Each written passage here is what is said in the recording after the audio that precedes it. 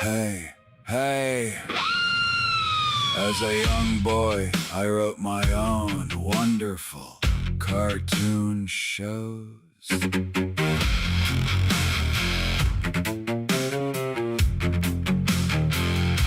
I played them in my head. I could visualize cartoon characters with my eyes shut or open. Dragon slayers, funny, silly characters, hopping and running, flying. No television required from within. I'm driven and inspired to create my own realms, my own. My mind is free. A million brilliant creations slammed in the face of demons. Pissant lurking losers, envious leeches. Go away. Demons. Go away. Away. Away. Shh. Leave me alone. I'm not like you. This isn't my home. I'm not from here. I'm not from here.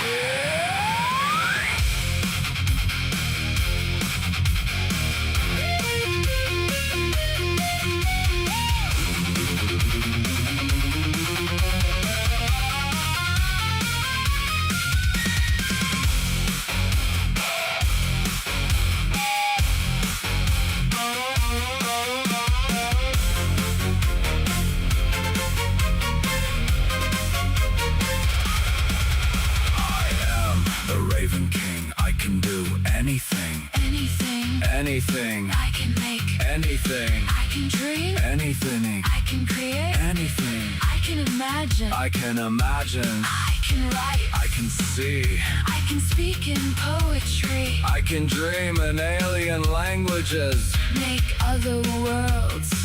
I'm not like you. Conformist zombies. Entombed! I'm different! I'm not from here. Not from here. No bloody tears. What you humans believe to be and call home is a tomb, a realm of mindless golems.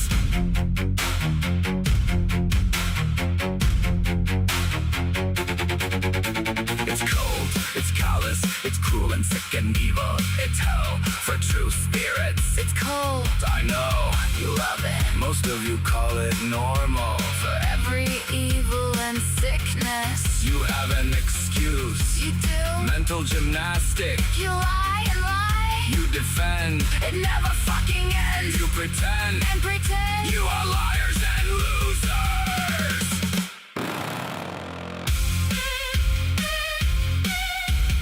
Demons and zombies. Cockroaches dance in the fire. Evil, evil liars. Dance, dance in the fire. Stay here And burn, burn, burn.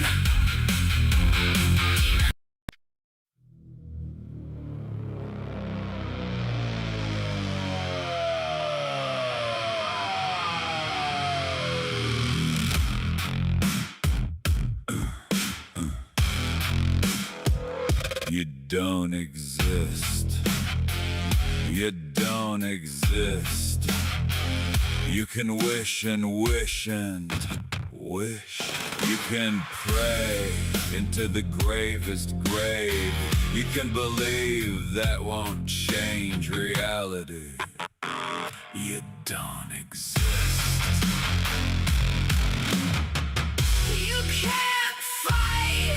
My spirit You don't exist. in reality You won't be with me. an eternity.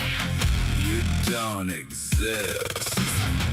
You can't fight. My spirit, My spirit. my spirit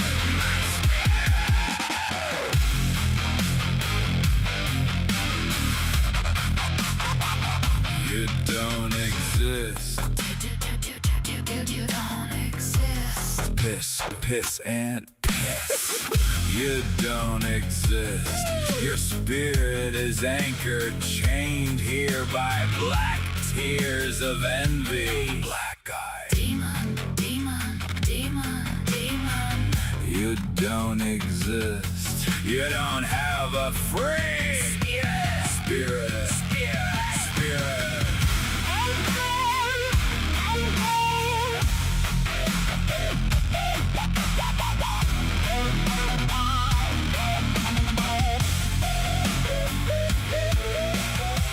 You can't fight My spirit. You don't exist. In reality. You won't be With me. in eternity. You don't exist. You can't fight My spirit. my spirit. My spirit. My spirit. It's alright.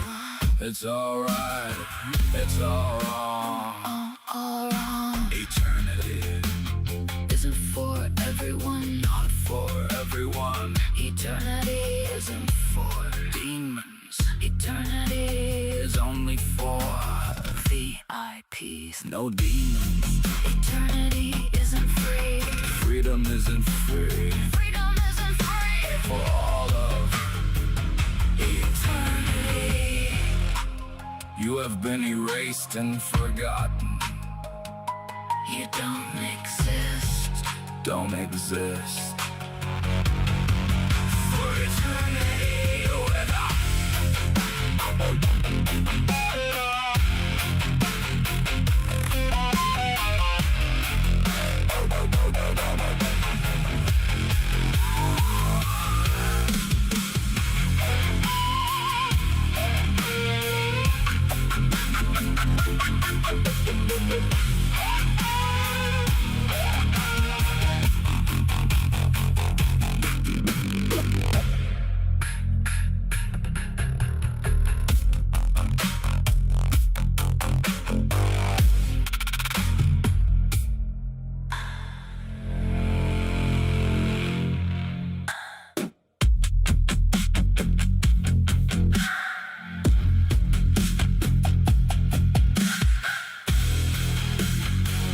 You don't exist.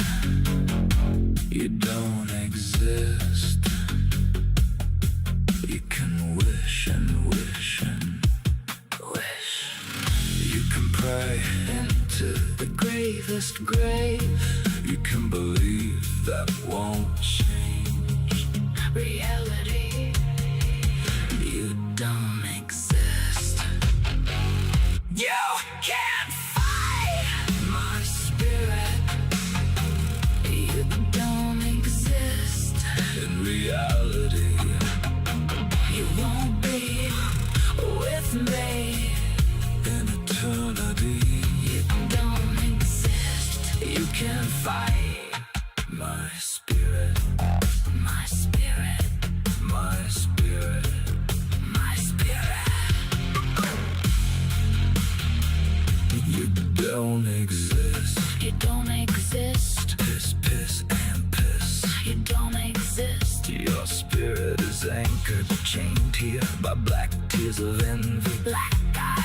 Demon, demon, demon. You don't exist. You don't have free Spirit. spirit. Spirit. You don't exist. My spirit. You don't exist. In reality. You won't be with me. In eternity. You don't exist. You can't fight My spirit. my spirit. My spirit. My spirit. You don't exist. You don't exist. You don't exist. Piss, piss, and piss. You don't exist. Your spirit is anchored, chained here by black Tears of envy.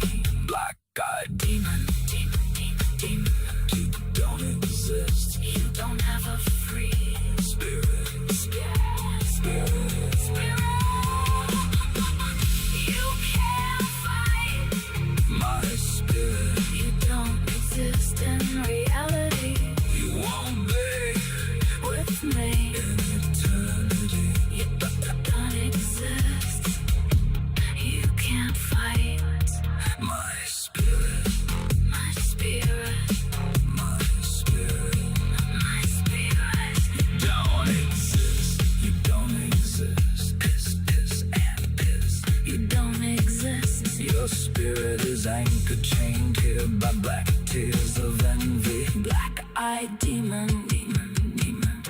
don't exist. You don't have a free spirit, spirit, spirit, spirit, spirit. You can't fight my spirit. You don't exist in reality. You won't be with me in eternity. You don't exist. You can't fight my spirit, my spirit, my spirit, my spirit. You don't exist. You don't exist. You can wish and wish and wish. You can pray into the greatest grave. You can believe that won't change reality.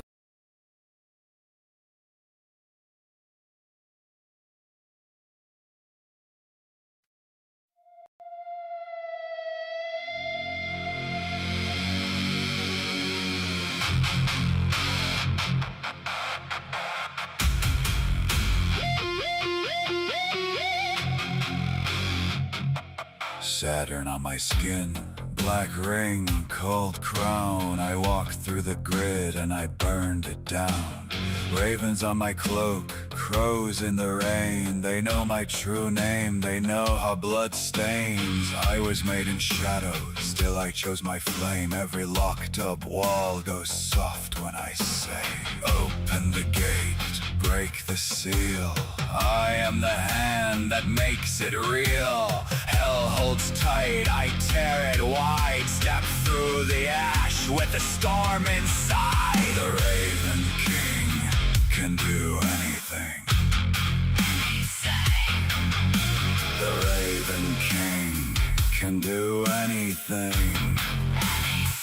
I cut through hell, I break the chain. I kill the dark and still remain.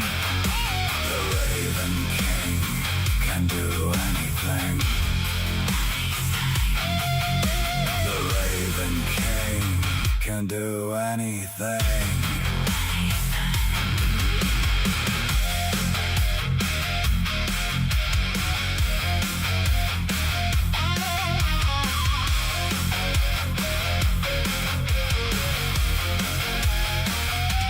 Magical being out of the cage. I left the matrix in a shattered haze. Demons came snarling at my door. I met them eye to eye and wanted more. One hand in heaven, one in the pit. I speak one word and the snakes all split. Raven wings black out, all that evil shit. What was built to bind me, now is the time to end the sewer matrix. Open the gate, break the seal. I am the hand that makes it real.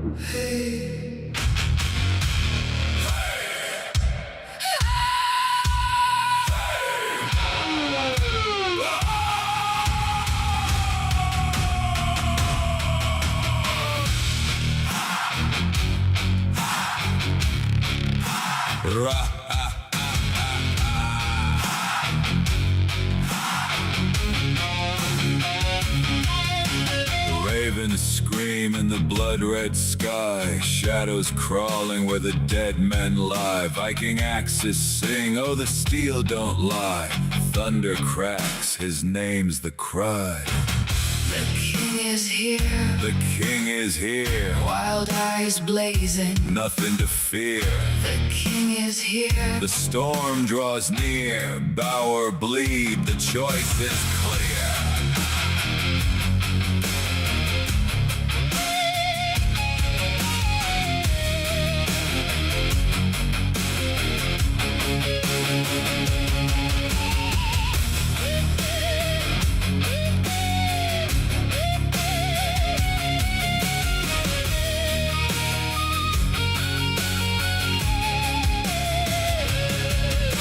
Quiet laughter rides the howling gale. Waves of fury, shields like scales. Bones break under the hammer's tail. Flesh and fear, both frail. The king is here. The king is here. Ravens feast. The end is near. The king is here. The storm is clear. Kneel in ashes, taste the spear. Crown of iron, dripping flame. Carved by war, Etched with pain. ravens rise. They call his name. The king is here. Forever Reigns. The king is here. Forever reigns. forever reigns. Forever reigns.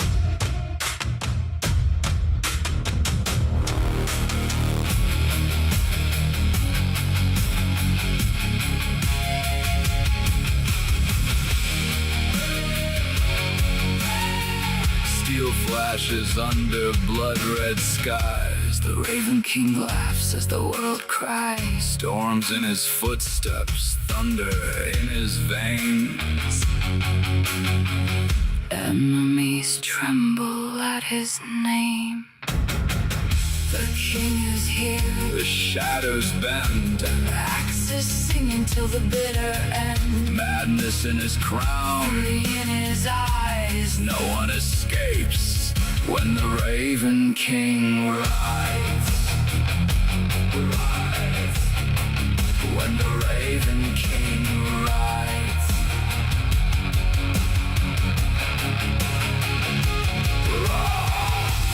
Raven circle, Battle's done.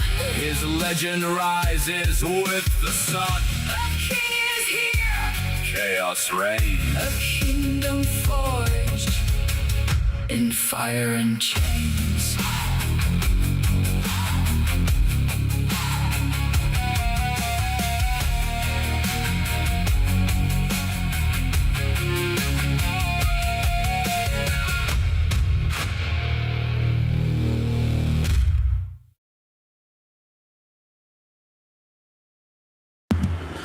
Hello, hello everyone. Hello, hello.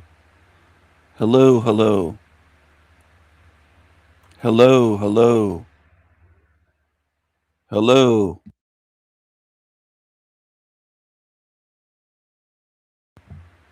Hello, hello. Hello. Hello. Those who make excuses jump in. Yep, to make excuses, whatever way it is. You know, Hey, so what was your excuse for having skid marks as a kid? Was it because you were too lazy to wipe, or was it because it was an actual problem with your health? Because I can get over the problem with your health, but the laziness factor has kind of shown itself throughout your whole life. Because I can get over the problem with your over the problem with your health, but it was an actual problem with your health. Because I can get over the problem with your health, but the laziness actual problem with your health. Because I can get over the problem with your health, but the laziness factor has kind of shown itself throughout your whole life. for those who don't know, Moose keeps bringing up this skid mark because I shared a story from when I was a child. And when I was a child, I grew up in a very, very poor family where laundry and stuff like that wasn't a top priority. And so growing up as a child without all the benefits, there was a period I also had a case of undiagnosed but obvious worms within my intestines. And so All right, I had that's a all you lot have of to say. It's physical okay, Jack. You don't have to get Hey, into shut it. up Like, so I it's can answer your medical. fucking clown ass question. So this story that you want to keep re-bringing up because I shared a momentary part of my fucking childhood. I was dealing with Dude, a lot nah, of dude, calm down. Take a breath. care and challenges as a child. And yeah, I didn't wipe my ass well enough one day, and the kids in the locker room saw some evidence of skid marks. So I didn't wipe my ass well enough one day, and the kids in the locker room saw some evidence of skid marks. Take a breath. Care and challenges as a child. Oh, dude, calm down. Take a breath. Care and challenges as a child. And yeah, I didn't wipe my ass well enough one day, and the kids in the locker room saw some evidence of skid marks. So I had to go through fucking 7th grade, I think it was, or 8th grade with that nickname. Thanks, asshole, for bringing this up. 8th grade with that nickname. Thanks, asshole, for bringing this up into my... Dude, calm down. Take a breath. Care and challenges as a child. And yeah, I didn't wipe my ass well enough one day, and the kids in the locker room saw some evidence of skid marks. So I had to go through fucking 7th grade, I think it was, or 8th grade with that nickname. Thanks, asshole, for bringing this up into my adult realm like a fucking ignoramus with no Right, purpose, but here's the thing, no Jeff, class. right? Is that, you know, at one point you were a young being who had skid marks. Moose is now a grown man who is, in fact, a skid mark on Thank you. the underpants of society, if you will. It's a mindset. Ah, great question. Great question. Faith. Faith in what is exactly the question to answer for yourself. What do I have faith in? Where am I lacking faith? Right? And you can feel, right? And you can feel when if you bring your awareness inside and you contemplate different ideas, your relationships, your path, your finances, whatever. If you go within and you bring intentionally those things to mind, you can feel within yourself, is there a nervousness or is there a peace? Is there an excitement for change? Because that's really what the nervousness may be.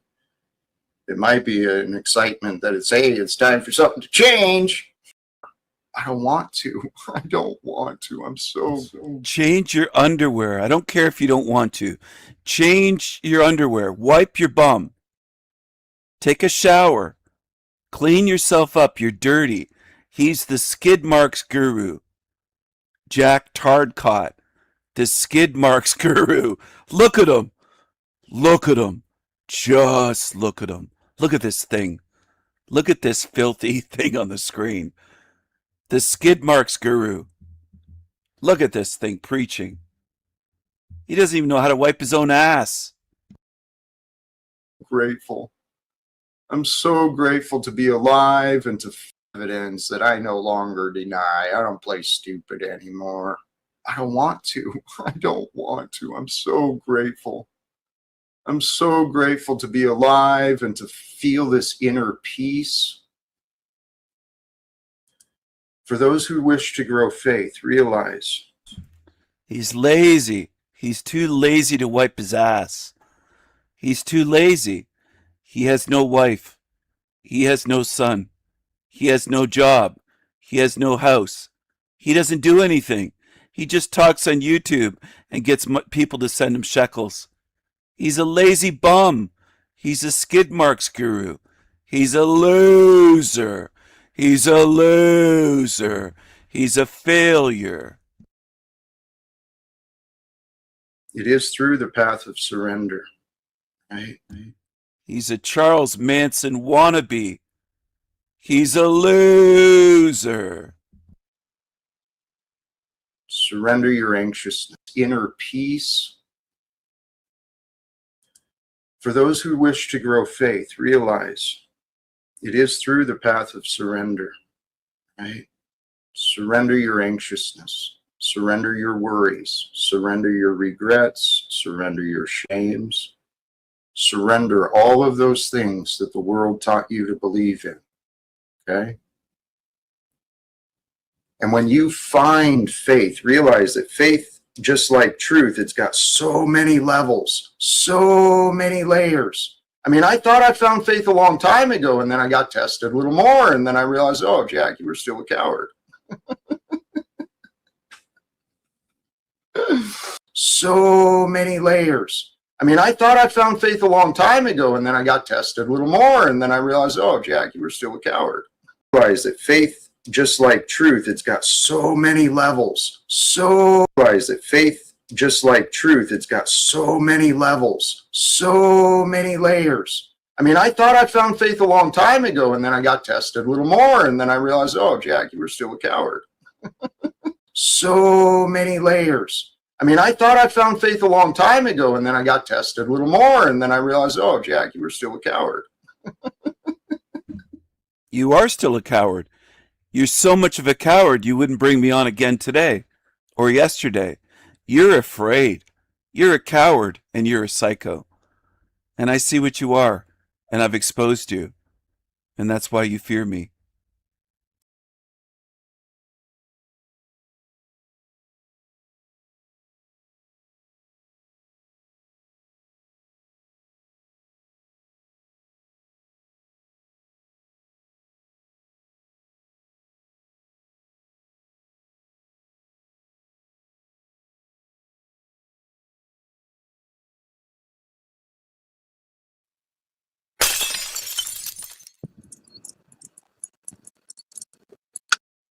Go on, sister.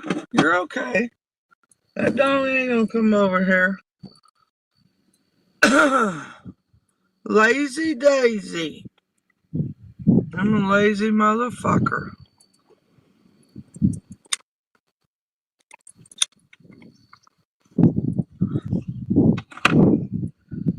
You won't even fucking. Let me tell you something. I can't hardly. Did you watch me walk? Fucking. Damn it. I think I'm buying a truck. I test drove a truck yesterday, got out and fell in the hole. I can't even hardly move. I think I need a discount. Lazy Daisy. Lazy Daisy.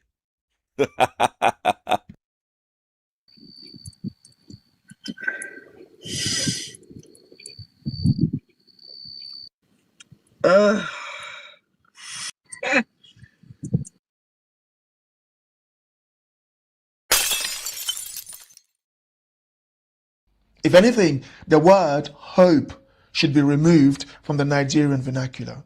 There isn't any hope in this land as long as it is run by black people. For 65 years, we have transformed this country from a mild sense of stability and order into a masterpiece of chaos, dirt, death, hatred, greed, wickedness, heartlessness, foolishness, and idiocy, just to name a few. To the Nigerians watching, would you agree with me to outsource the leadership of this country to competent white British, Germans, Dutch, Americans, or Canadians? I mean, white people, not people who look like you and me and call themselves Europeans. I'm talking about indigenous Europeans, white North Americans, or even Japanese, Chinese, and Koreans. Call me whatever names you want.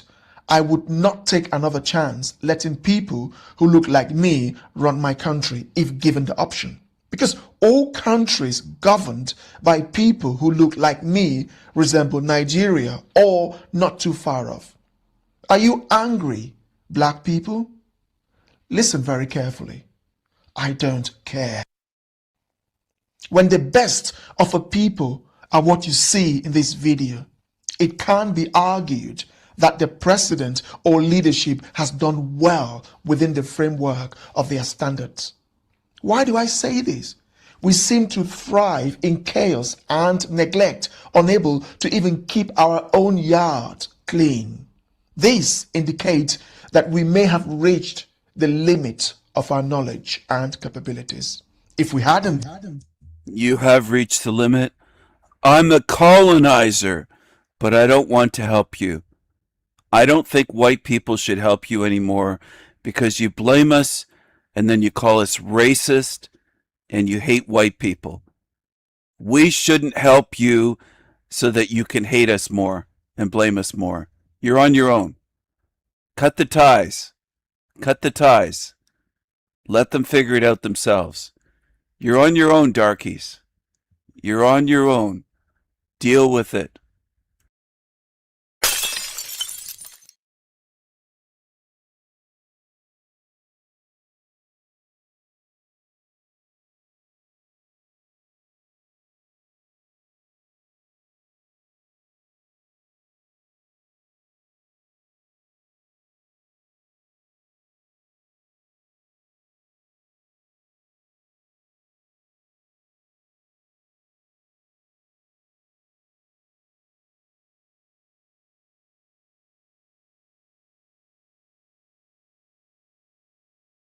think with the whole abortion thing, we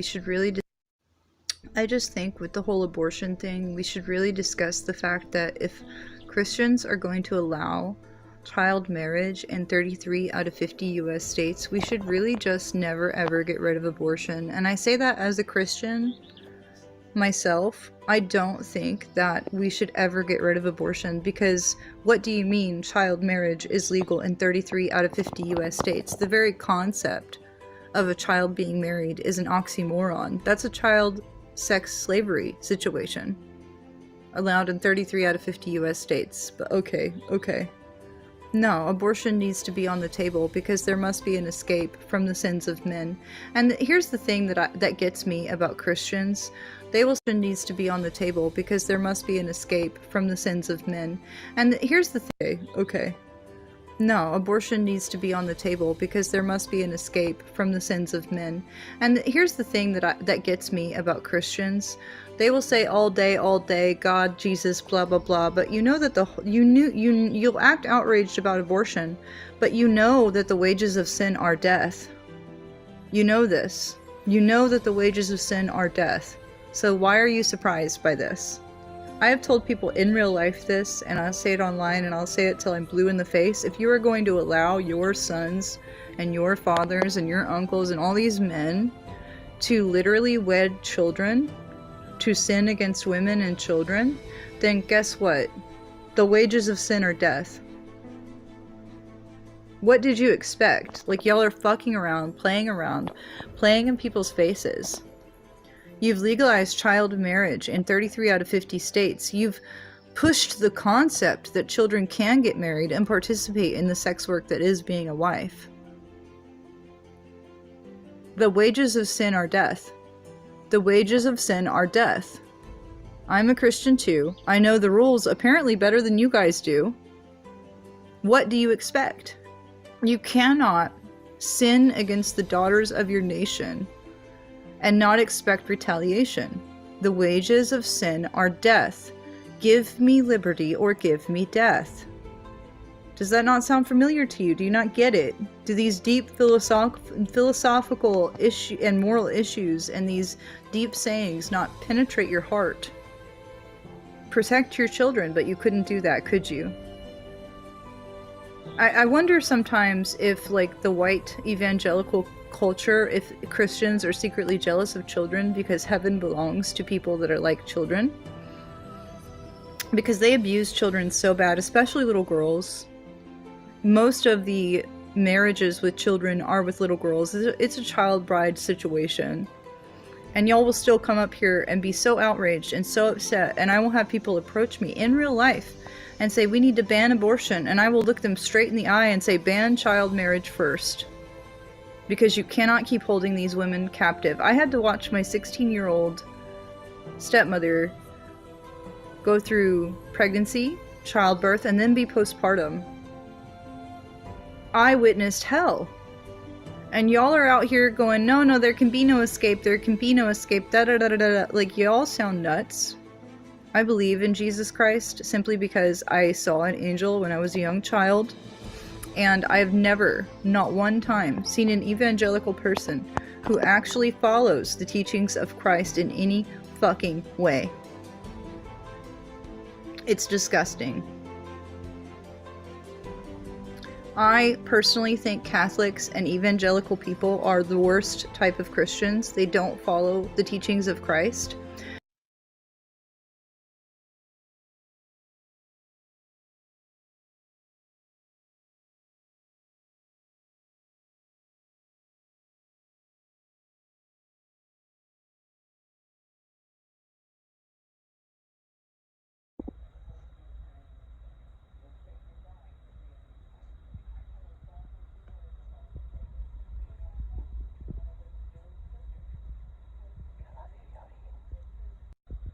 Buenos dias, señorita Miska.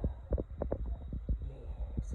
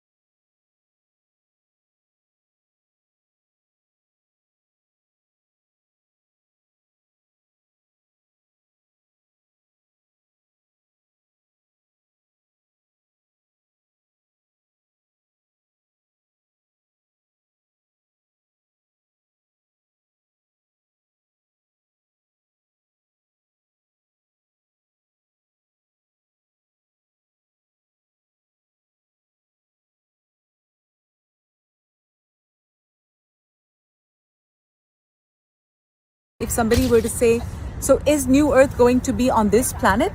Or are we going to be moved off to another reality where New Earth sits in a different time-space continuum? It sits like above this planet and it's vibrationally a different place.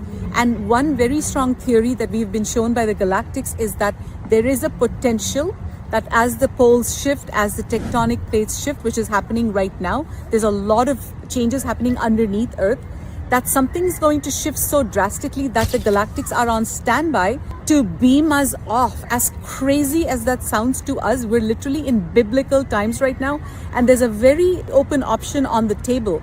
So, Siman, what do you see in terms of these two timelines? One being we're moving to off-grid cities and we're starting New Earth, and the other one is we're going to be beamed off and this Earth will go down to rubble, and then we come back in a few years and through galactic technology we rebuild New Earth. What do you think about this?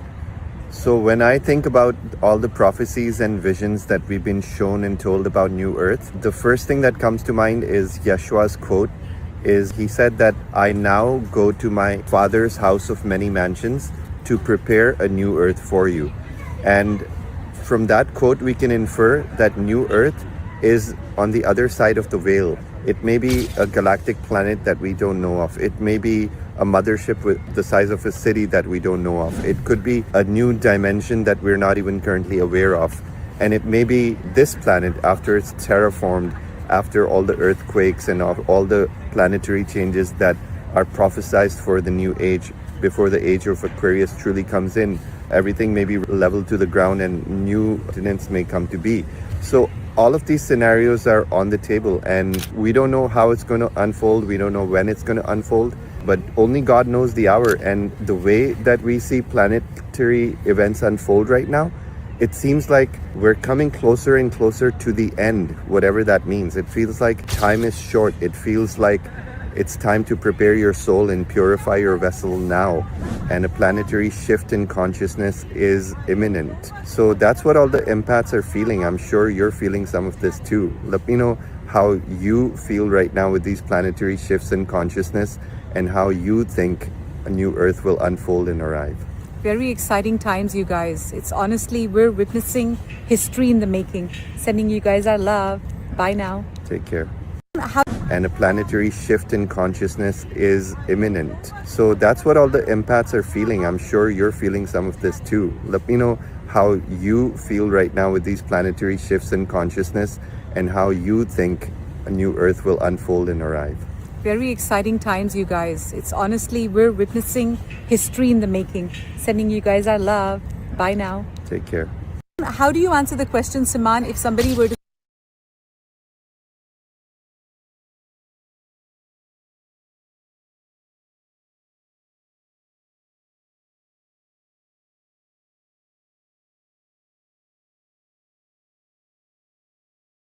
Life comes at you fast. 1 minute, you are a little wannabe gangster posing with your AK-47 and your drugs and your middle finger and your hood crip outfits. And the next minute, you are bald, shaved head, compliments of the state, wearing a gunny sack or a potato sack or whatever this is. Definitely not popular in the streets. Look like you're in an avant-garde off-Broadway production, but this is Carmelo Anthony this morning. Everybody is roasting Carmelo Anthony's new look. But the most embarrassing part about all of this is that Carmelo Anthony, whose original mugshot looked like this, boy, you'll love to see it, is not doing great in prison. He's in solitary confinement. He has been taken out of the public prison population because they're worried about Carmelo. He's not doing well, but his family's doing great. The apple doesn't fall far from the tree, right? Carmelo Anthony is 17 years old when he committed murder. He's the product of a rotted culture, a broken culture, a culture that, of course, doesn't have any value in life. Black life, white life, all life. The vast majority of black crimes against other black people, but it's all wrong. Like we need to start asking tough questions in our society. Like, why was Carmelo Anthony able to raise so much money off killing a white kid? Why did people only care because the victim was white? Black people kill other black people all day long at homicide rates that are crippling. And it's the highest in the world, actually, for any group. His family got rich off it, though. Should we allow that? We shouldn't. They should be sued. They should be sued in civil court by the Metcalf family for every single penny they got. They should not be allowed to own a toothpick for the rest of their lives. They should not be able to afford to go to a Whataburger. It's Texas, right? Yeah, Texas is where they have their lavish home. They are renting $1 million home in a gated community in a leafy white suburb of Texas. They have a $150,000 new Cadillac Escalade. Carmelo Anthony's photos taken wearing a brand new pair of sneakers, new shoes, and a Carnival cruise. Carmelo Anthony living with his family in $1 million home in a gated community. They bought a new car. This according to the New York Post. Here's the gated community right here. The community is literally called Rich Woods. All this money from the fundraiser for killing a white kid. This is the benefit. Look at this. Oh, wow. Look at this look at how systemically racist everything is. Even though the water is clear and the pavers are white and the crosswalks are white. How awful. Yeah, this is where they live. This is what they did. Their son got a public defender and they got to live large. And that has enraged everyone. And get a load of this. Now they're claiming they have no money. Isn't that something? Carmelo Anthony claims he cannot afford a lawyer on his appeal. According to his appeal, Carmelo is too poor to employ counsel to represent me. Oh, really? Carmelo raised $625,000 for his legal battle. Some of those funds were used by his family to relocate after allegedly facing threats. Carmelo's family moved into a luxurious gated community that reportedly cost $900,000. That's the price of the house. I don't know what they're paying in rent. Here's the appeal right here. Uh-oh. Looks like we're going to get another public defender for Carmelo. These headlines. Carmelo Anthony claims he's penniless. He can't afford anything, despite pocketing nearly $750,000. We're proud to say that we helped in getting the fundraiser shut down. The Give Send Go Carmelo fundraiser is gone. Campaign unpublished. Good. Not only does it go against the terms and services of Give Send Go, but also Give Send Go has changed their policies entirely based on this. And I had a talk with the CEO of Give Send Go yesterday. His name's Jacob. And he tells me that the Carmelo Anthony fundraiser, the proceeds went straight to his family. I wonder why. Why would the proceeds go straight to the family and not an attorney? And they've actually changed the rules on the entire platform because of the aggrieved criminality of the Carmelo Anthony case in order to have the funds go to attorneys and attorneys alone. So now the funds will have to go to a law office to be used for legal purposes. This was obviously used for the enrichment purposes of their family and their 5 kids or whatever. So that shouldn't be the policy. Well done, Give Send Go, and changing that. You shouldn't be able to just go kill a white kid, and because of that, I mean, kill another black person, nothing will, no one will protest, no one will care, no one will even cover it in the media. That's also, of course, heinously wrong. But if you kill a white person, like, aren't you incentivizing killing white people then? Couldn't you go get your family $1 million or whatever? If you went and killed a white person, that's awful. We shouldn't be incentivizing that. It is incentivized, sadly, in the black community. So you can see here the rates, the firearm homicide rates per 100,000. We need to talk about this. Why don't we talk about this? You can see U.S. whites are literally the least violent people on earth. It's a pretty great life here. So great that Carmelo Anthony wants to buy on earth. It's pretty great. Least violent people.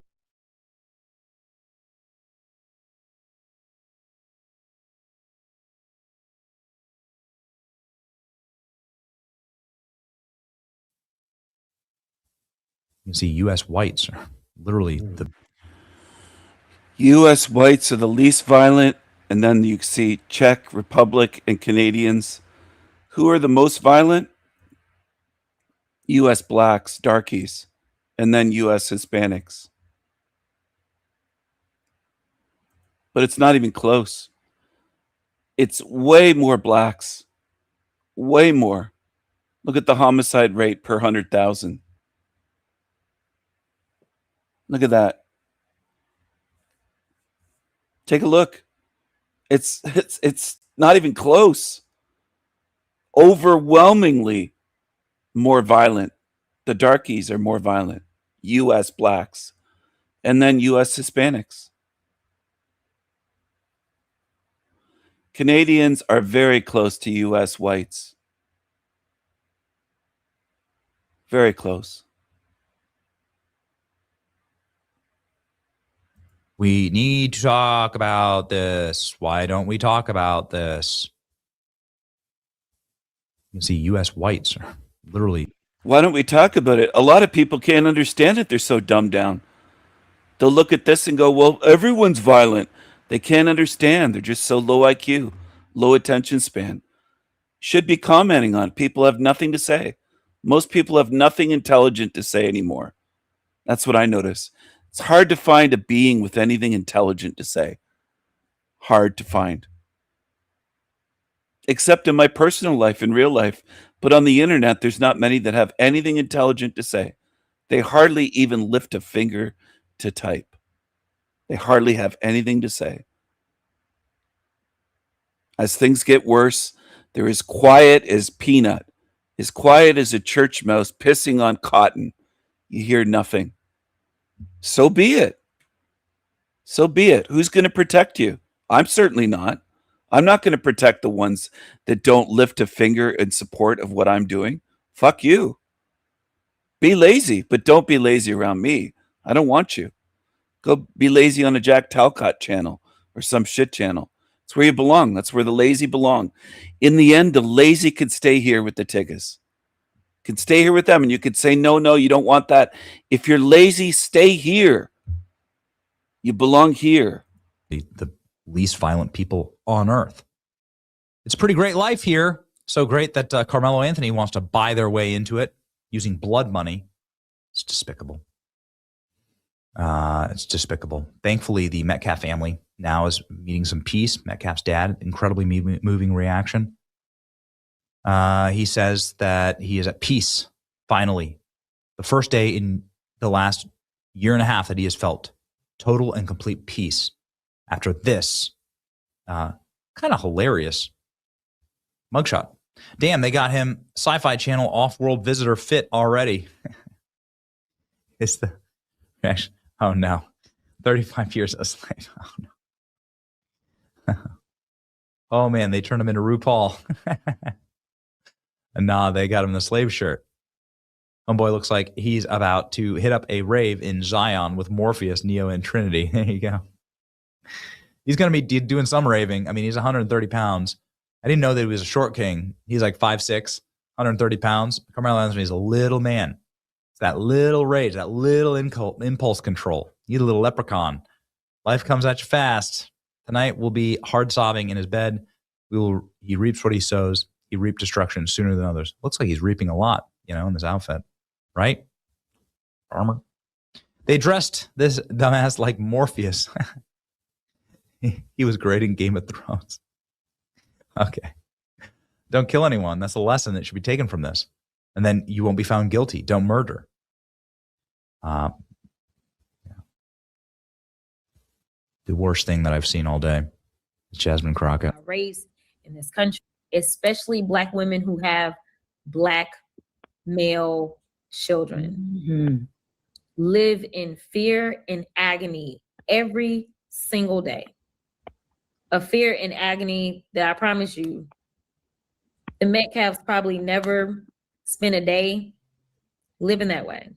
We don't spend a day living that way because of the absolute and stunning disproportion of Black violent crime. People are scared. They're scared to let their kids walk outside of their homes or go to track meets or sporting events. Yeah, you're right, Jasmine. This is what we need to solve for. You're exactly right. Good point. Young Black mothers live scared because if you're living in Black communities, they are disproportionately, obscenely violent. Funny how she missed that part of her speech. Very strange. Anyway, Carmelo Anthony's family is begging for money. I doubt you're going to donate, but let me know what you think about this in the comment. It's your boy Benny. See ya.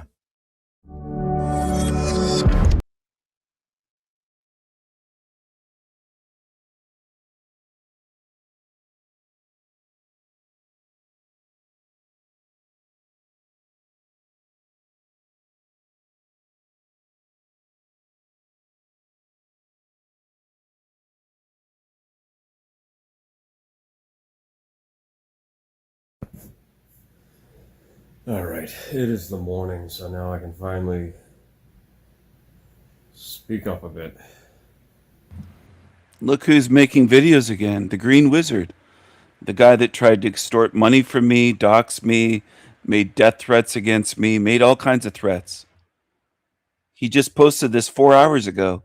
157 views and 24 likes. After he's been gone pretending to have unalived himself many months ago. Look who's over there, that Denise chick, the foreigner that I've covered various videos that was invited to my channel, and she's pretended that she was never invited. Demons stick together. I don't feel sorry for you at all. I'm going to have no mercy on you whatsoever. You've been told, you've been warned, you've been shown. You stand with these violent, evil demons, and you can stay in this fucking realm forever. He's living with his parents, so he has to be quiet when he's making videos at home. Little Derek isn't homeless. He lives with his parents. He's a leech. He's almost 40 years old and he lives with his parents. And a lot of you have nothing to say about it. Nothing. You have nothing to say to evil, just like Peanut said nothing. So I don't think you're going anywhere. I think you're staying in hell realm. Can't even talk up to demons on fucking YouTube. Gutless. I don't feel that I owe anybody an explanation because I don't. You come to realize that if people care about you at all, they're going to actually care. They're not going to be angry with you for doing something that you had to do to protect yourself. If they were really concerned for you, then they would be truly concerned. And I don't think that means what people tend to think it means. It means that they would... Almost no one stood up to the Green Wizard, just me. Most people were silent for years. Years. As he waged, in a sense, a demonic war against me with others. So be it. I'm not going to fight for you. You did nothing. I watched as you did nothing to fight demons here. I don't expect you to become great warriors once you pop out of your body. If you're cowards here like Peanut, you'll stay cowards and you'll stay here with these demons and they'll tear you to shreds. And I'm not going to protect you. I won't even be here. I won't be here. I'll be out of here. And you'll be with these fucking demons that most people just watched. You just watch them be demonic for years. Truly care about you, and they would probably be sobbing, and they would come see you if they knew what you had actually been through.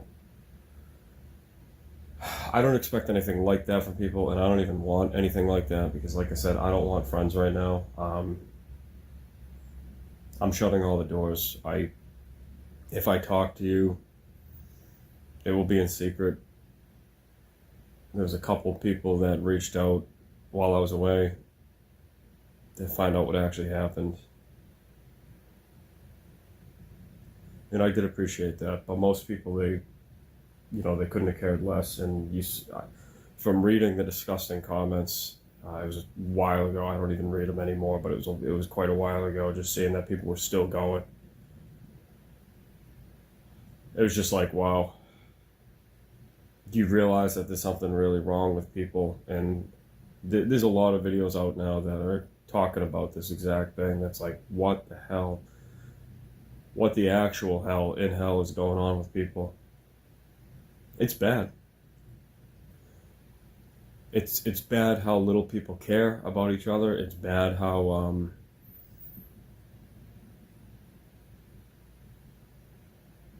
not even just how people are behaving. I mean, obviously that's I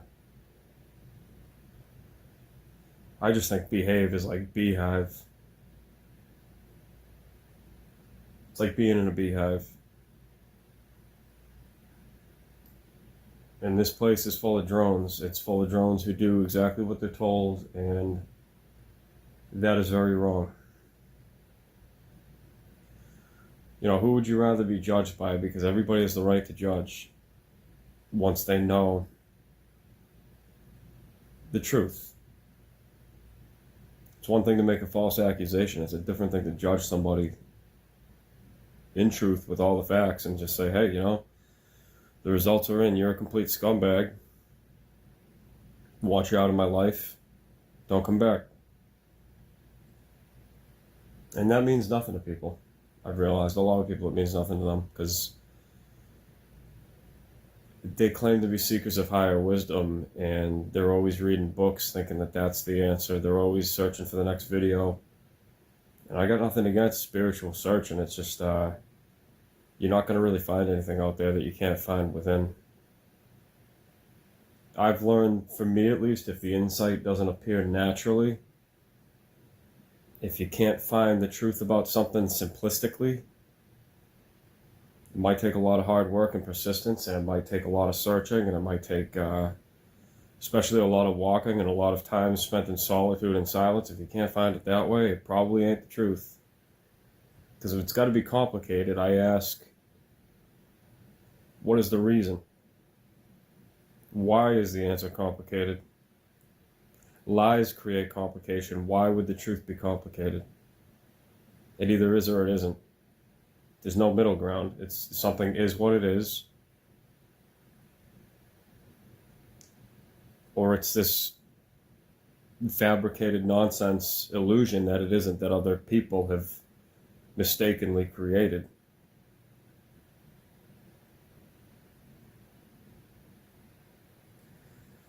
I don't really care where anybody listening to this, I don't care anymore. It's not that I don't care about your livelihood or your well-being. I just know that my time is better spent doing things that involve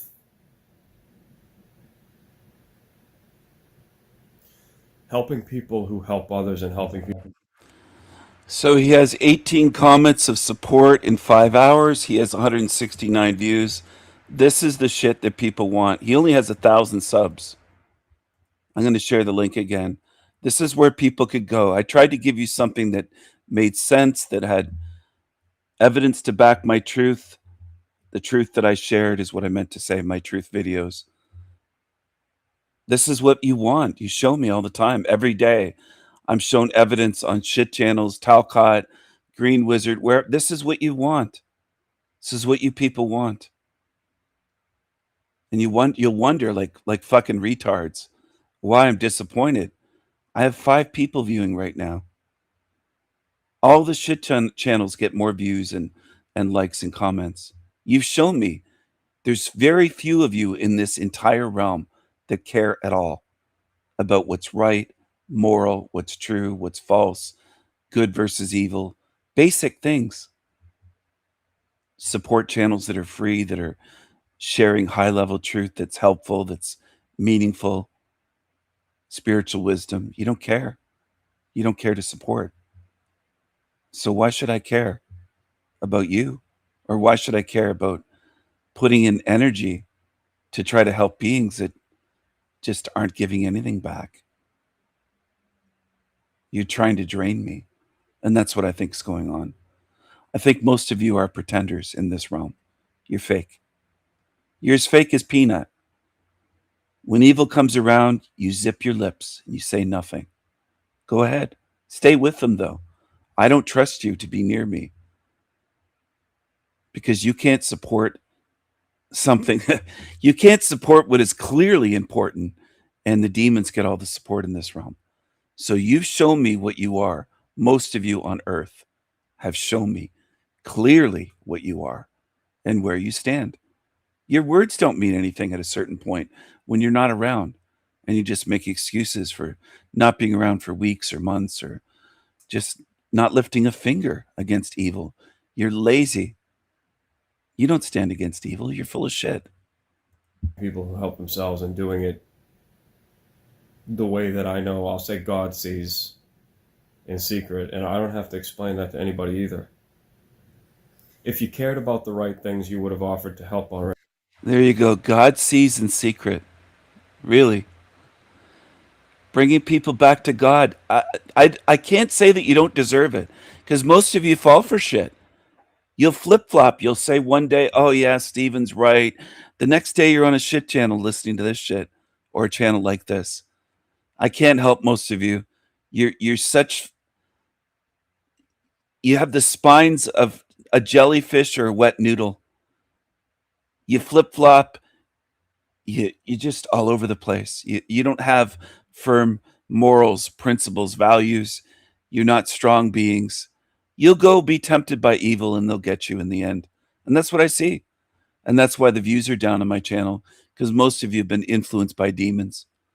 I tried to help you, but you showed me what you are and how weak you are. Already. In fact,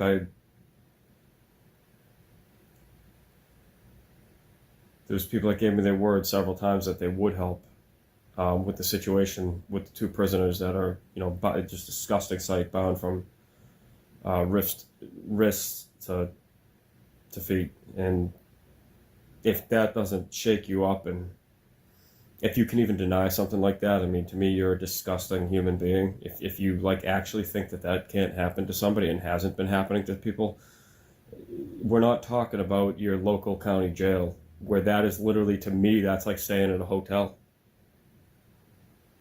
These days I'd rather be there than I would. Well, if you had more rights, I would rather be there. It's you meet some really great people in jail. I can't even, despite what we've all been taught, which I know is a lie, I can't even deem somebody even a moderately decent person until they've actually gone to jail, because I know that, and I'm not talking about doing something to wrong somebody, I'm talking about what we've all been taught, which I know is a lie. I can't even deem somebody even a moderately decent person until they've actually gone to jail, because I know that, and I'm not talking about doing something to wrong somebody, I'm talking about, going against an immoral law. Because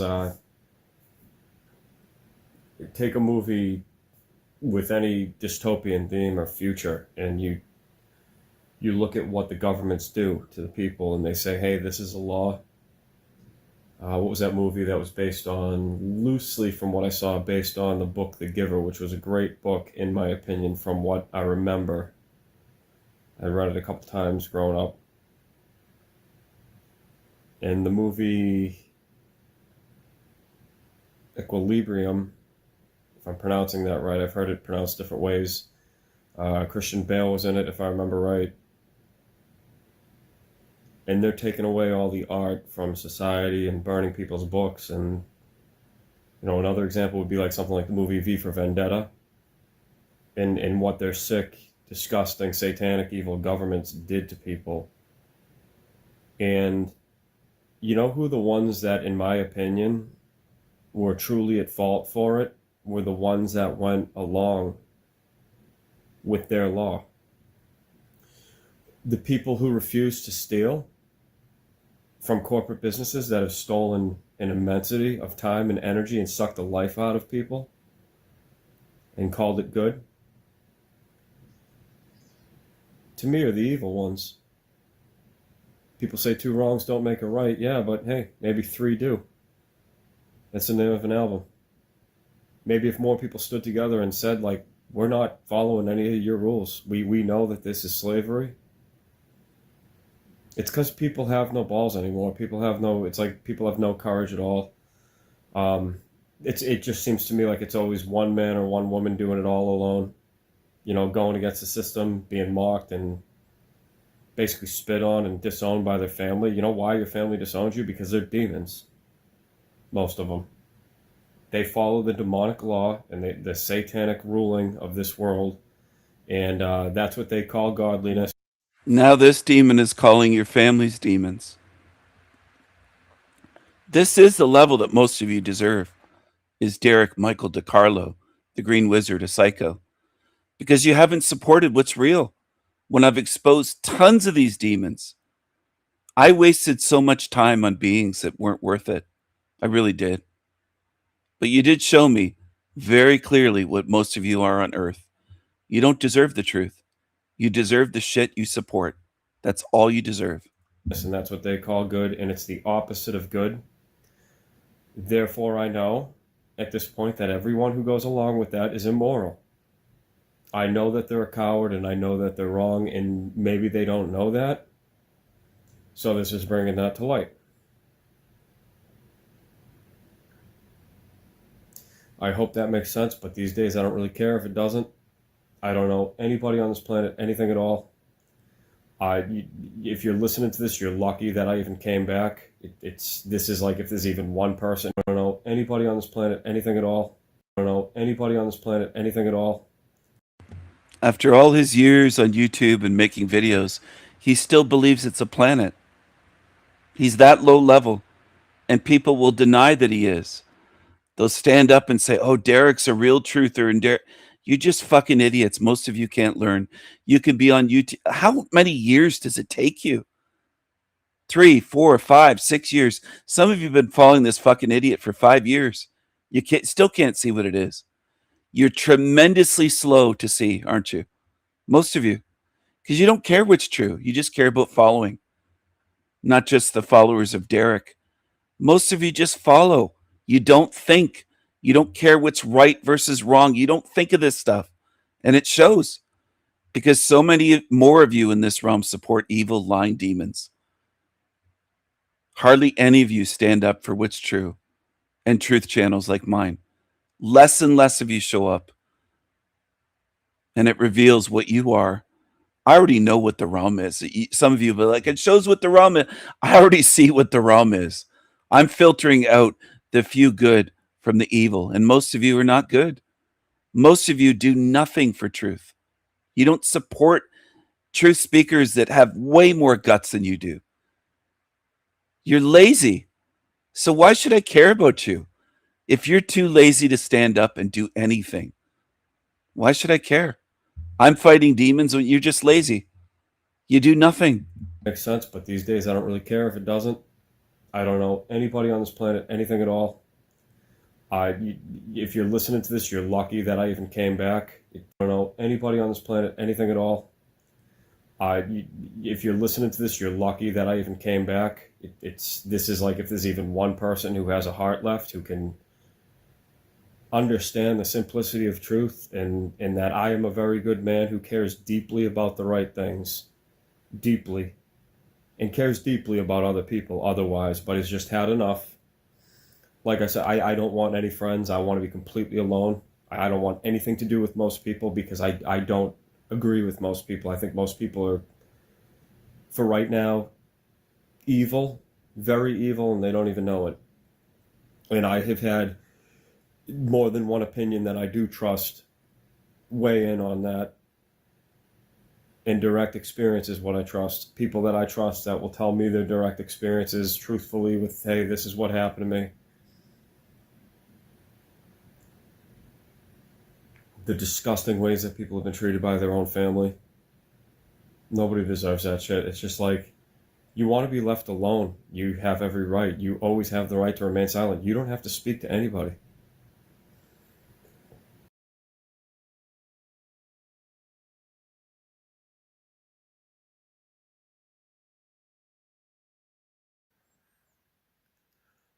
Over the past while, one of the only things I've even been concerned with is just getting out the info on the two prisoners.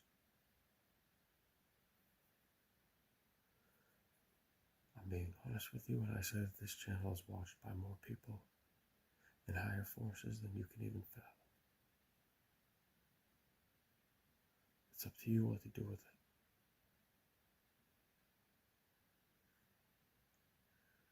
We're not talking about something that gives you a reward. We're not talking about a job that pays you. If you had to give an account to yourself or a real angel or God or whatever you believe in,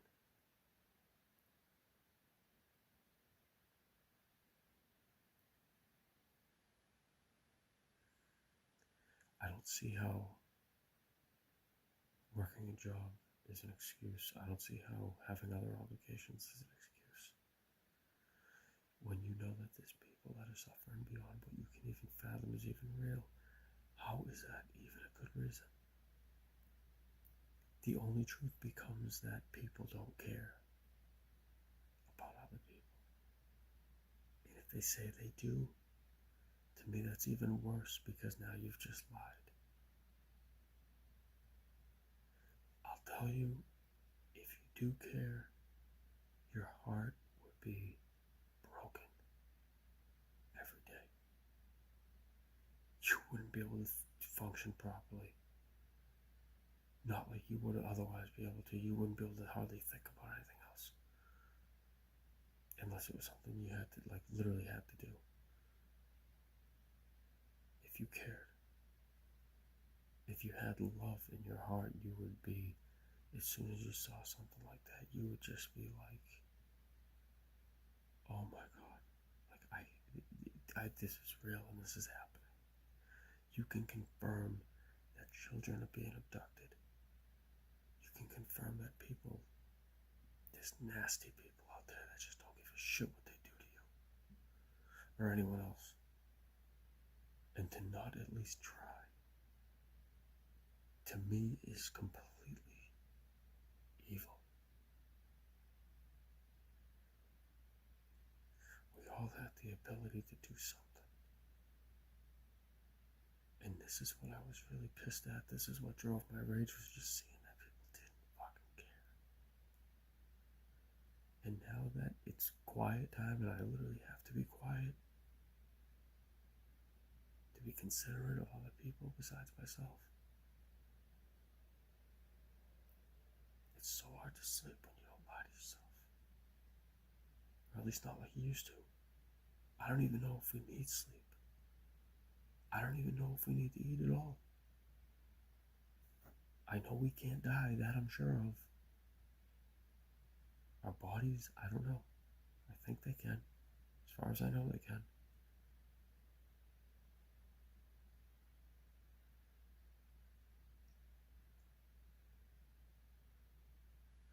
I've met a lot of people over the last few years who have been in a lot of situations that should have killed them. And it's hard not to freak out because everybody's wondering, oh my God, like, how come I can't die? And why is this place so fucked up? Why are people so fucked up? I've realized if I yell at people, they get angry and they hate me. If I say it in my regular voice, they hate listening to me. If I whisper it, they get even more mad sometimes. It doesn't matter what you do. Somebody who's full of hatred, and somebody who's full of jealousy, and somebody's full of nothing but bitterness and rage towards you is gonna fucking no matter what you do. And that's something wrong with them. At that point, it isn't you. But when it is you, try to make it a point to know. Some people love this style of video. I can't stand it. The only thing I can stand about it is that there's some truth in it, to the best of my knowledge. Telling people what I really think is going on and how I feel. It's not my usual video style because I'm more like the natural me is louder than this.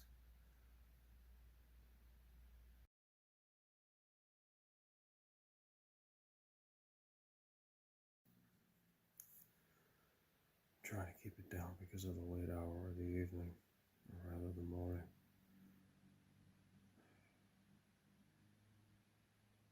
Just out of respect for others who are trying to get some sleep.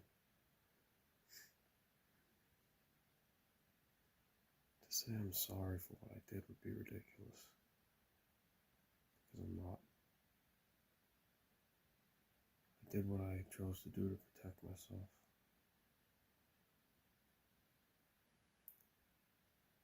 Truth is that I'm a liar. I'm not dead. I think there are many people that probably figured that out.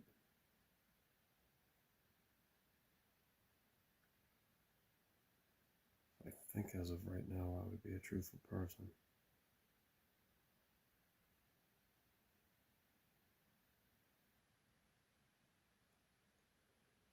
But that would depend, I mean,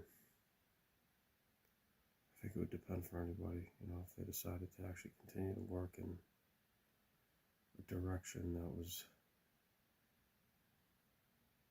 you know, morally honest. It's my opinion of it.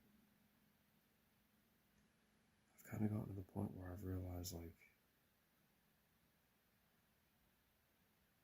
at least I think, I mean, if you just ask questions, how can you get things wrong if you keep asking questions? How can you lie if you're constantly seeking answers?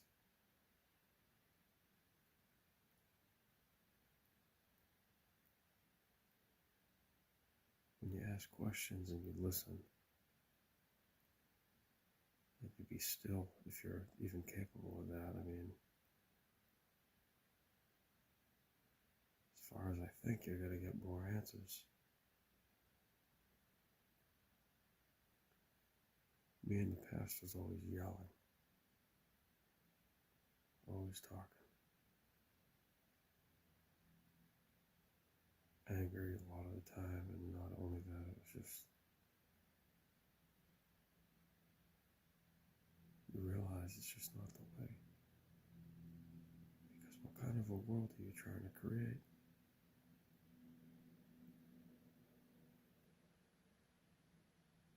What are you creating for others? And what are you creating for yourself? By being that way.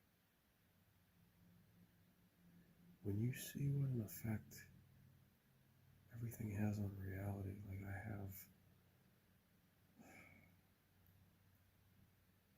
especially these past few weeks, like you got people going nuts on the road, driving around like animals, aggressive, just mowing down animals, not even caring. And the anger that I felt when that happened was just immense. And I'm screaming at people in traffic, you know, thinking I'm some sort of like godly avenger. And I'm not.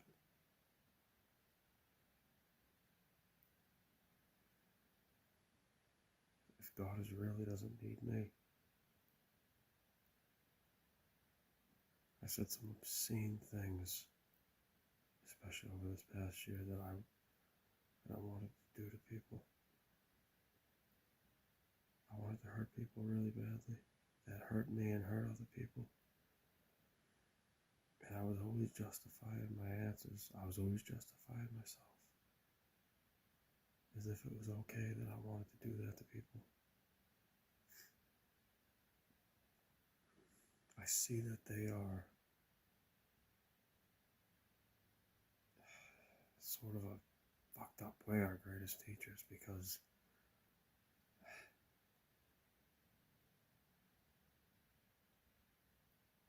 they show us who we don't want to be. And they show us what that creates. The people who are silent, and the people who listen, and the people who ask lots of questions, to me, from what I've seen,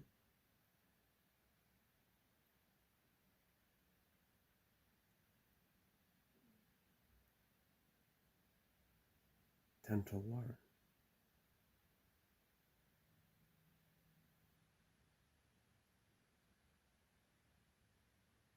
But I was always, yelling and what would happen if a bunch of people all decided, people that actually care about truth, just if we all decided we're going to completely walk away and have some faith? It's one thing to actually say it, but to do it and to get ready for it and prepare to do it. I mean, you want to talk about God's warriors? That's what a God's warrior would do. Learn how to pack a bag. You don't need that much to be on the road. I can tell you right now that your immediate needs will be met, and you don't even need money, because when you realize what this satanic system really is, I'm not talking about stealing from private businesses or people that worked hard to build a business or, a ma and pa type of shop. I'm not talking about that. I'm talking about these corporate entities that think they have the right to enslave billions of people. And you're at fault if you allow them to keep doing it to you. You can chalk it up to how Moses and the other Israelites decided to free the slaves. Do you realize how they were shunned according to Scripture and in the Bible, and the things that their families must have said about them? Even the Hebrews that were put to work making bricks as slaves, Pharaoh deemed them evil, and because Pharaoh said so, and the other Egyptians were like, "That's right, they're evil," and their gods, who they made up, who had nothing to do, or maybe they were real. Thought they were real gods, and they were otherworldly entities that convinced these satanic Egyptians that they were gods. And so they're literally just these other entities with shit evil hearts, and they're like, yeah, you should worship us and draw all these pictures of us and do what we tell you. It's not far-fetched. I mean, I don't think people have changed a lot. And if you can do something like that because somebody told you, well, you are a bad person. And your heart is desperately wicked and it needs to change. It's not the guy that's sitting in jail with a messed up face that got into a fight with 20 guys because they tried to rape somebody and put himself at his own risk and got beat up and thrown in jail because he enacted real violence on evil men who might as well be labeled demons and have the word demon or liar written across their forehead, burned into their forehead, so people can know, hey, that's what that is, instead of trying to fool people with the human suit, which is what most of them are doing. And they're not even the worst offenders. Some of the worst offenders are the ones that just happily go along.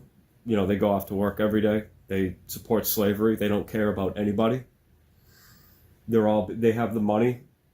If you really think that there's no judgment there, I feel so sorry for you, because in order to get all the facts straight, you have to set a time limit, and everybody has to be judged according to their works. That's exactly how it works. You don't, I accepted Jesus, as if that's a get out of trouble free card. It doesn't work that way. Sorry. I can promise you right now it doesn't work that way, because there's not one hell, there's many hell realms, there's many in-between realms, there's many heavenly realms. It's like, which heaven and which hell are you even referring to? And many of these people, I'm telling you right now, are going to hell. And they deserve it. It's not, you didn't believe in Jesus or Allah. Because how messed up would that be? You didn't accept a deity that you couldn't see into your heart, so now you're going to hell. And you actually have people who are so stupid, they believe this shit. Imagine how mentally sick you have to be to actually believe that, because what somebody else believed, rather than what they did, that equals, you're going to hell. And you can continue to believe in a God that would put somebody there or allow that even. If they're God, they allowed it. It's like, what? No, the real truth is that people go where they naturally fit. And they always have and they always will. I'm telling you right now, when you decide to take the path of truth, you will have so many pointers along the way that it will become completely obvious that you're on that path, and you'll always use discernment, but you'll know it. And that is the one and only path, the narrow gate, the narrow path that I believe is going to lead out. We will always get the reality that everyone agrees with. So in order to walk away from that reality, you have to walk away from everyone that you don't agree with. Nobody, I'm going to be completely honest, as far as I know, I have the answer. I have the exact answer. If you want more information on many of the things I've been doing in secret for about the past year, one of the channels you could check is Walk for Freedom. WALKFURFREEDOM.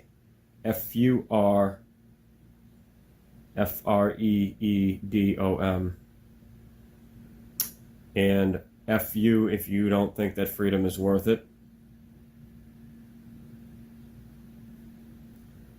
We're not free.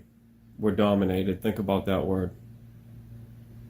Freedom should dominate. When you're free, you're not being dominated. Right now, everybody is dominated. Everybody. If you can't get up and without, inflicting pain or suffering on anybody else against their will, you can't get up and do exactly what you want to do, you're not free. You're in hell and you're not in heaven. So it depends what you believe, but to me, that's called hell when you're a slave. And the reason that people don't do what they want, you see who people really are by the way that they drive, because they're protected by one of the most dangerous weapons, one of the most dangerous legal weapons in the world. So the way that somebody drives says everything about them, because when they think that they can, you see people mowing down animals, not even caring. And I'm at the point where I'm not even going to feel bad if I have to throw a rock through one of their windows and run into the woods, because they're not going to find me. There's so many ways to get away with it. You realize that there really is no law. There's thugs. There's some good police officers that are truly doing that job because they want to serve and protect, and then there's others, most of them, who are just, in my opinion, from what I've seen, just thugs who get off on a power trip, and it's all wrong. Because if they don't train their guys to be expert martial artists, and if each of their officers can't run at least 10 miles straight full blast with all their gear on, they're a joke. And they're going to find that out. Because heaven's real warriors, in my opinion, are going to show them what a real warrior is. And you don't want to be caught on that side of the fence thinking that you're a something and a handsome stud while you're waiting for your breakfast sandwich and your uniform with your badge, pretending to be a good person. Because I'll tell you what, even just one of God's real warriors who's 5'3", and what you would look at as a skinny loser could stomp your ass from here to kingdom come. You don't realize that the power that a real heavenly warrior actually has. Because when you follow the truth, when you know exactly what the truth is, or you seek the truth for real, you will become that superhero that people said you could never be, because your reason will always be love. It will always be to protect, even if it's just one animal, one person that you care about. You'll be going out, you'll be running, you'll be lifting weights all the time, you'll take it upon yourself to become an expert fighter, because you're not going to chance it. You have even one being that you love and care about and protect, and you can tell people that don't become that, they don't love anybody. They don't love anybody. In this type of speech, you'll know what you are because it will piss you off. It will hurt you deeply. You'll literally feel like your insides are burning while I'm talking. You'll feel so even just frustrated. You'll be gritting your teeth. You'll be shutting this off because this is the godly message that pisses losers off. You'll be shutting this off because this is the godly message that pisses this is the godly message that This is the godly message that pisses losers off. You're the type, if that's you, which is most people, you're hiding away inside, using spirituality as an excuse to not be spiritual at all. The spirituality mission, the real mission, was all around you. It was called doing the right thing every day. Not paying your taxes, going to work, and driving that shit box that you think you're oh so lucky to have. Cars and trucks are for emergencies. That's a deadly weapon. It doesn't matter if the state said you can drive that thing. It has caused more damage and more harm. Stop driving. Many people have, and we're all looking at you guys. I'm not saying don't keep a vehicle and use it in case you got to get somebody to a hospital and use it for emergency. You get what you condone. Gasoline shouldn't even be used. I can tell you right now from somebody who's had a lot of experience with the real things, the right things, in realities that were way different than this, that actually operated correctly. You don't need gasoline to run a vehicle. And all vehicles are supposed to come with a manual control, so you get a really good workout and you can pedal with your hands. And if you want to use a motor, it runs off of either water or regular firewood or something of that sort. You're not supposed to be stopping at a gas station paying 4 something a gallon or even 1 something. I don't even care if gas is 1 cent a gallon. The people that have done this, if you can call them people, I think we're either going to find out that they're either the biggest clowns, professional clowns, and they did all this to see how far people would actually go. I actually think it's possible that they're the good guys and they wanted to see how stupid people really are and how evil people actually are, and they wanted to prove it, which to me would make perfect sense, and that would be genius. It's like, what better way to prove, who you don't want to spend eternity with? If people can keep driving, paying these prices and running their lawnmowers and weed whackers while you got people dying on the street homeless, what's that say about who they are? You really think that that's a good person? That's a very evil person who has said that, basically, quote, if they have any internal dialogue at all, I got me and mine. I have a house. I have a wife, so I have a happy life. I have money and other people don't, and that's okay that they suffer and I don't, because I think that I'm a good person and I deserve to basically live like a damn coward. Now imagine if you would have taken, this is most people, you are what you do every day. I don't want to hear that you're not. I don't care who you are. This applies to everybody all the same. Nobody's exempt. You're exactly what you do every day. That's what you become.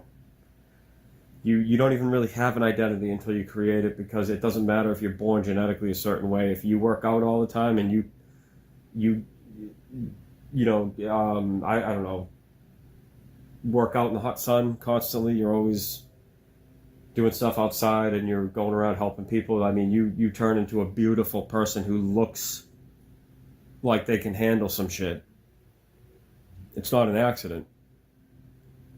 You don't have time to be putting on perfumes and using hair gel and making sure all your clothes are ironed, and you don't have time for any of that shit.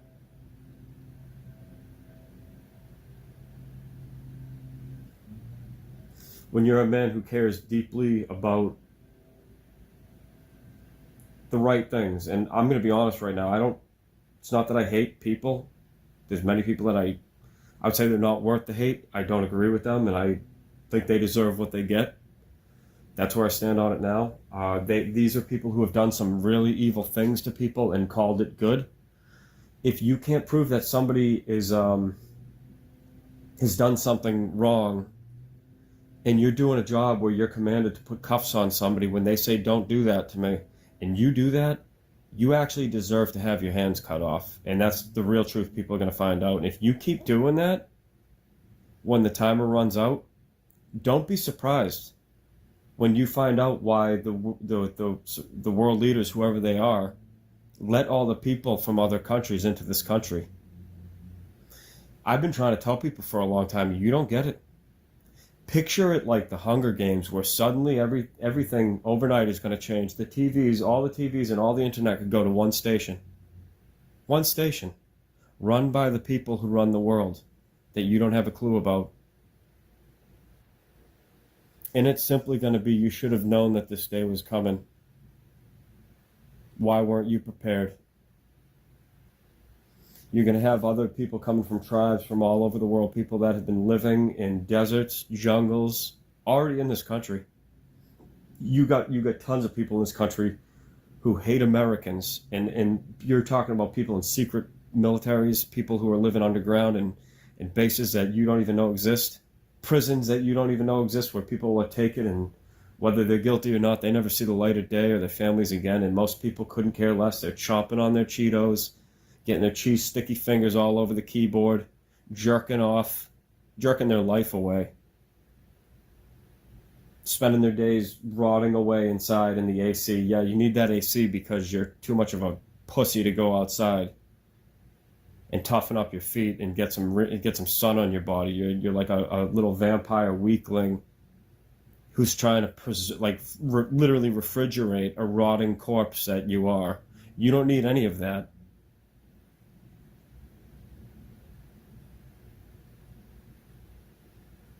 You're a softie.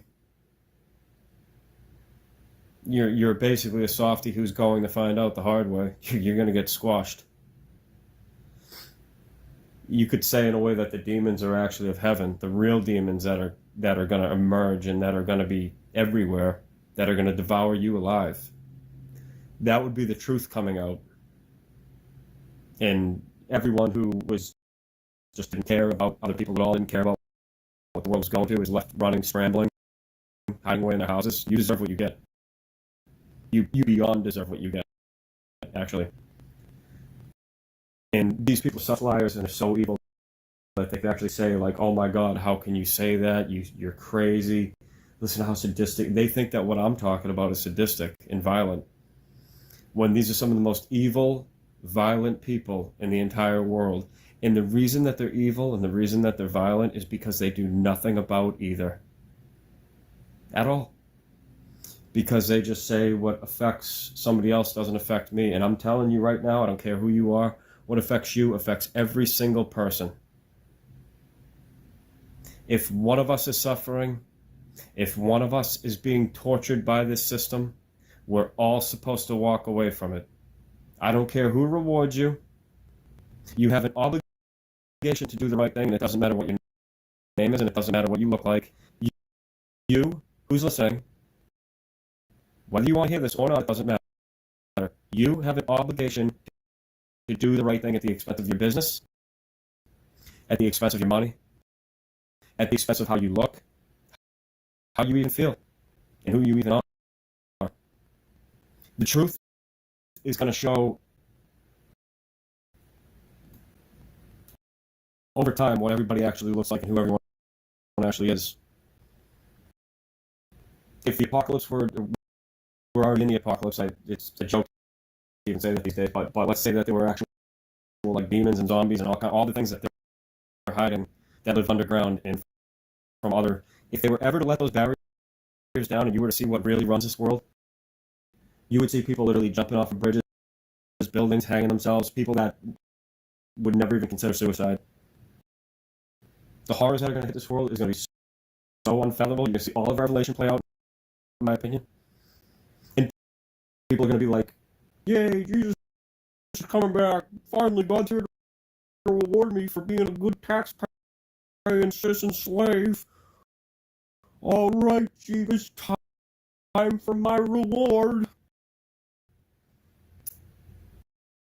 And if Jesus truly was who people said, I think he's going to be saying the exact thing the Bible talks about. It's going to be, I don't know who the hell you even are. I never knew you. Who are you?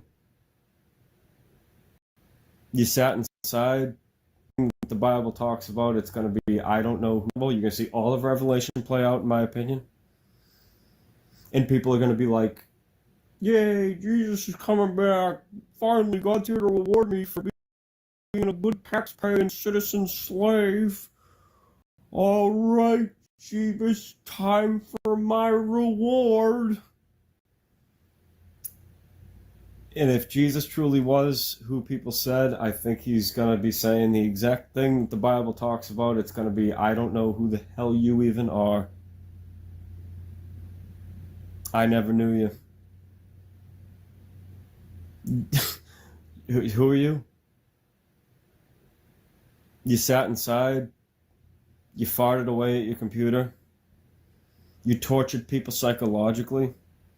You thought people weren't listening and watching. You really think that you don't have a bunch of CIA agents watching your every move? They're not, of course. Oh, I didn't see that. I didn't know about that. I mean that they not doing that. They're experts at what they do, you idiot. They got people all over who don't wear a badge. People you don't, anybody. You really think you're getting rewarded with a big fan club because all these people love you? It's not true. What have you done besides spout your mouth about things you don't even know?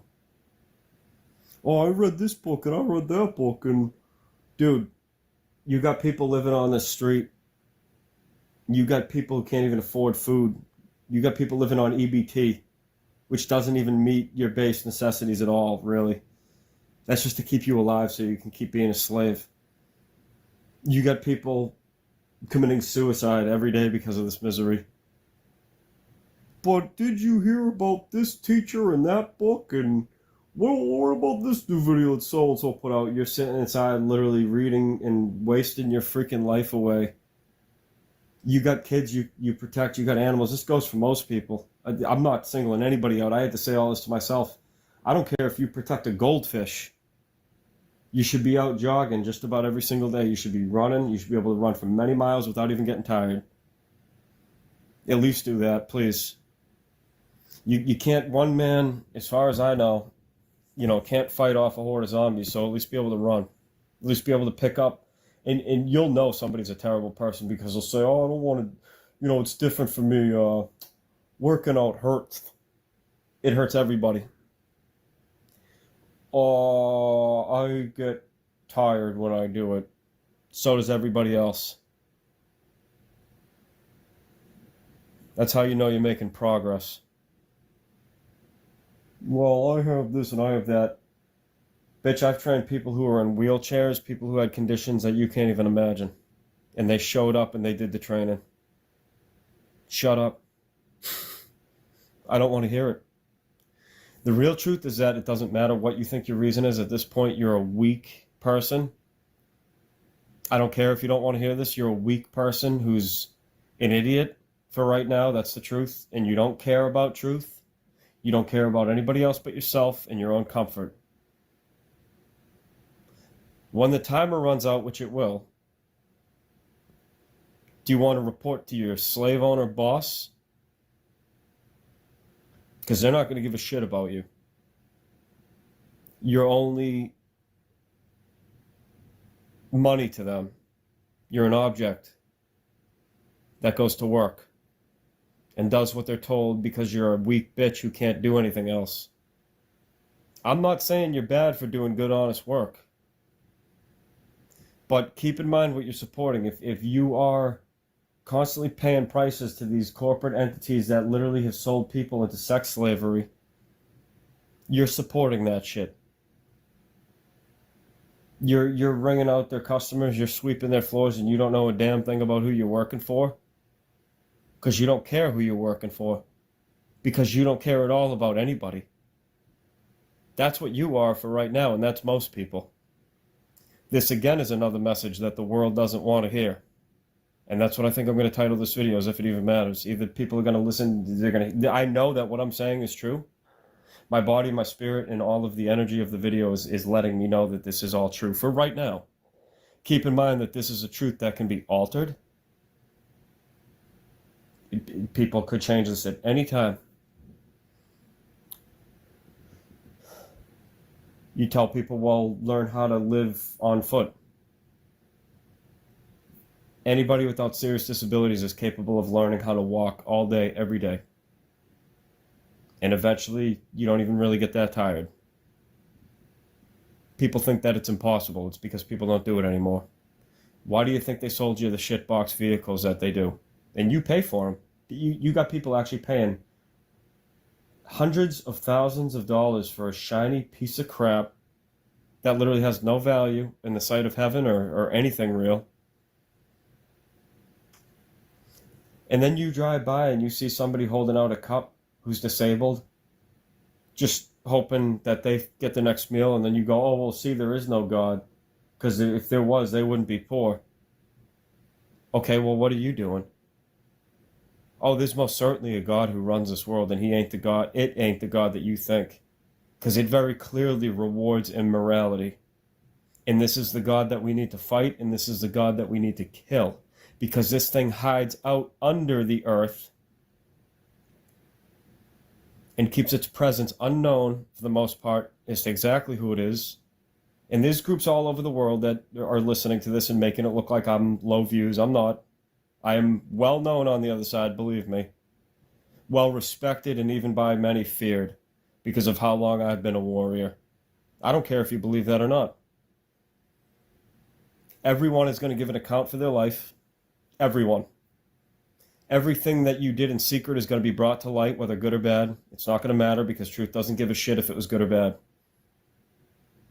And that shouldn't have been reason to change, but if that's what it takes, then it's better to change and have a true change of heart for that reason than to not. I'll tell you that. What actually should have been the case, which it's too late for most people to be this way now, because it's like eventually it's going to get so bad that you're going to be forced to make a decision. But what should have happened is decades ago, people should have actually been like, wow, this is like completely wrong. We shouldn't be forced to work. We shouldn't have to constantly pay bills and owe the government all this money to people we don't even see. And you got all these people just doing everything that they're told. Like, what is that? But that hardly happened. They tell you want to make a difference, you got to go vote. It's bullshit. You can cast your vote by being the change you wish to see and affecting other lives. It's other people who are at fault at this point if you've made those changes because they refuse to see. We always get the reality that we accept collectively.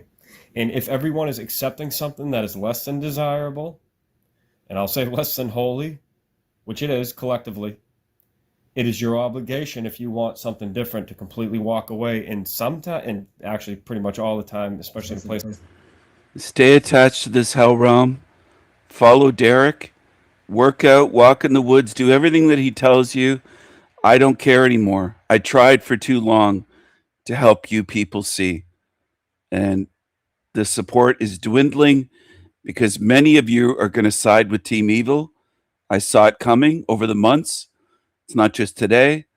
A lot of you don't lift a finger against evil. You don't participate. You'll end up with this creature. Some of you will be shocked thinking, well, I didn't want that. You're just stuck on that. I don't want that, you'll say. You're going to end up here whether you want that or not. Because a lot of you do nothing to fight evil. This guy's been harassing me for years. This is 10 months ago already. Stephen Killeen, Writ of Condemnation. He made a whole series of videos. And he pretended to end his life for 10 months. Almost nobody supported me. And that's fine. I'm willing to be on my own. I've told you people, I'm getting out of here. I'm not attached to this realm. I'm not someone that thinks you fight evil here, or you stay here, or this is it, or attached to the meat suit. I'm not like most of you. I tried to help you see where you are. And most of you are more like Derek DiCarlo and these creatures. All these creatures here. You can stay here. Okay? You can stay with him. Most of you on Earth are far more like Derek Michael DiCarlo, the Green Wizard, than you are like me. Most on Earth. You don't fight evil, you side with it. When somebody asks for support that's fighting evil, you're silent. You're like Peanut. Most people. That's what I've dealt with for years. And my channel has tried to find the good spirits. And most of you are just lazy at best because there's hardly any support. So stay with evil. Stay where you belong. Stay with creatures like this that get hundreds of views attacking me and making threats. More of you every day support evil. So be it. Be on Team Evil side, and I will oppose you. I don't want pretenders. I don't want fakes. I don't want two-faced pieces of shit wearing masks that are disloyal. And most of you are disloyal. Thousands of you have come and gone over the years. Thousands. Because most of you in this realm are not really good spirits.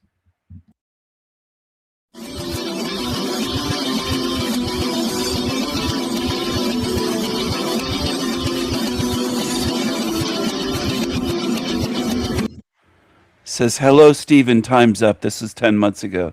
So they make all kinds of threats. And a lot of you do nothing. You do nothing. But I will fight them on my own. I will fight them on my own. And I don't care anymore if you stay here with them. I tried my heart out to get you to see what realm you're in. And a lot of you are just still isolating things to one bad person on YouTube, or you'll watch a video saying they're that, and you just don't see the big picture. I did try for years, and I'm just tired of trying because most of you aren't even paying attention. There's only 6 people tuned in, and they'll clip this on Team Evil and mock it. Go ahead. Most of you in this realm are going to be sealed in. I tried to warn you, and it will happen. And I will fight harder than you saw me fight here to make sure it happens. You're not good because you don't oppose evil. You don't stand against evil. As much as I tried to motivate you to stand against evil, most of you in this hell realm have done nothing to oppose evil. Nothing. Nothing.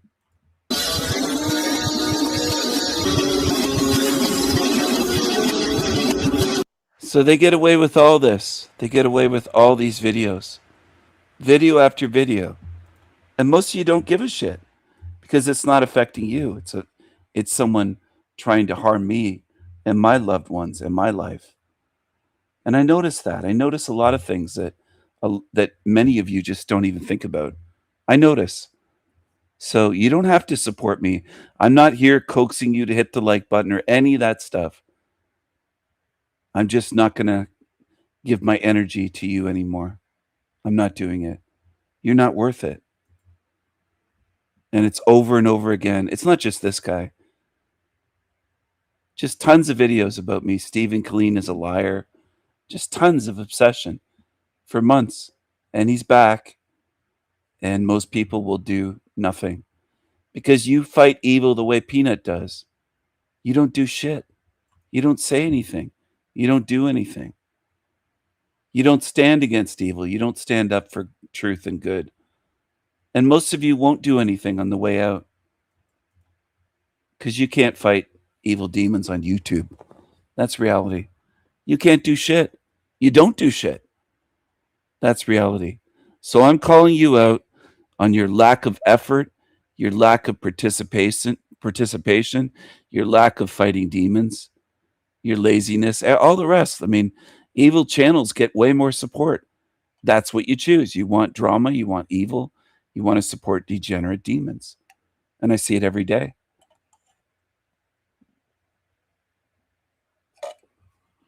I could tune into a Talcott live stream and there's 40 people watching in the first 5 minutes. And I go live and there's like one person in the first 5-10 minutes. It's worlds apart. Evil gets support. Most of you don't support someone standing against evil. I know how strong I am, but I also see how wishy-washy and lazy and weak most of you are. And I just don't accept any excuses. Most people don't lift a finger against evil. You're okay with it, similar to Peanut. And I'm tired of that. I really am.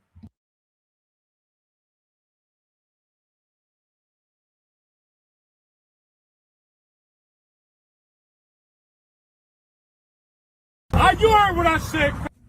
You. Get out the road, please. You still a Y'all, believe it or not, this racist is the man who raised me. Hold up, bring this shit back. I'm gonna push you if I get close enough. Push you right into that crash. You heard what I said. Neanderthal, I don't give a what you say. You. Get out of the road. Get out of the road, please. Get out of the road, please. You still a you're a mother. You're a you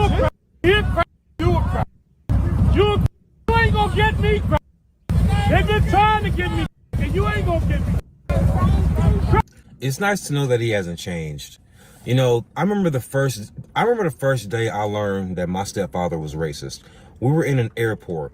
My little brother was 2 going on 3 or 1 going on 2, right? He took us on a beautiful family trip to Biloxi, Mississippi. Like, my mama had been begging him for a vacation. So he took us to Biloxi, Mississippi. I don't doubt he probably had some business there or something, and he was like, here, you know what I'm saying? But like, Biloxi, and I mean no disrespect to Biloxi. So anyway, though, so on the flight there, my little brother, he could ride on my mom or his lap, right? But my little brother turned 2 or he turned 3 while we were in Biloxi. And the airline rules said he had to have a ticket because of his age now. And they were arguing like, well, he flew down here on somebody's lap.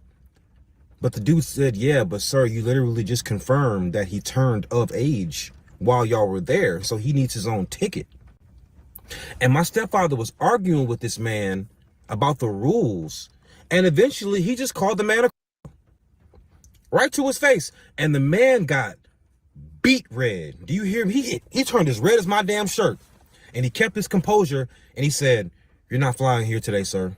And he was like, what do you mean I'm not flying here today? What do you mean? He said, not with this airline, sir. Not after that racist remark. And my stepfather, like a typical entitled black, started screaming and hollering some more, thinking he was going to be able to justify him using the C word because he was upset. That's the man that raised me. As you can imagine, I had a lot of unlearning and relearning to do to become a functioning adult. He's also squiggly, if that helps anybody with his why he's so hateful. You know, them squiggly brothers be hateful. You need Jesus, Jacob. Only good is a dead. Only good is a dead. Only good is a dead. Only good is a dead. This is some of the most disgusting behavior I've ever seen. Don't believe me? Play the clip. We kill. Where I come from, we kill them. And if I ever see you outside of Texas, you gonna have a problem. Yup. I'm gonna wrap you up in that flag and I'm gonna set it on. I like the smell of burning. Don't you? Don't you? Don't you? See, the time of you having fear on us is over. It's over. We ain't scared of you. We gonna do some Nat Turner, you mother.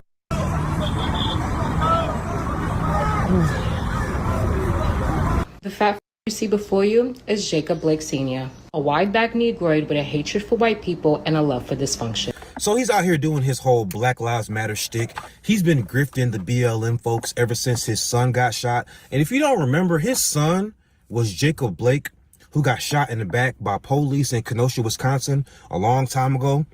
Do you remember when the Milwaukee Bucks protested a playoff game? Yeah, that's his son my former stepbrother. Jacob is clearly chipping out, but what he won't tell you is that just like Cyrus Cormack and Carmelo Anthony's parents, he also failed his child. His degenerate kid, Jacob Jr., was shot and paralyzed for life by police. For what you say, doing exactly what all Negroids were raised to do, become disorderly and resist arrest. Another product of the jungle jamborees. But now his daddy is mad at the world because he failed to raise his son correctly.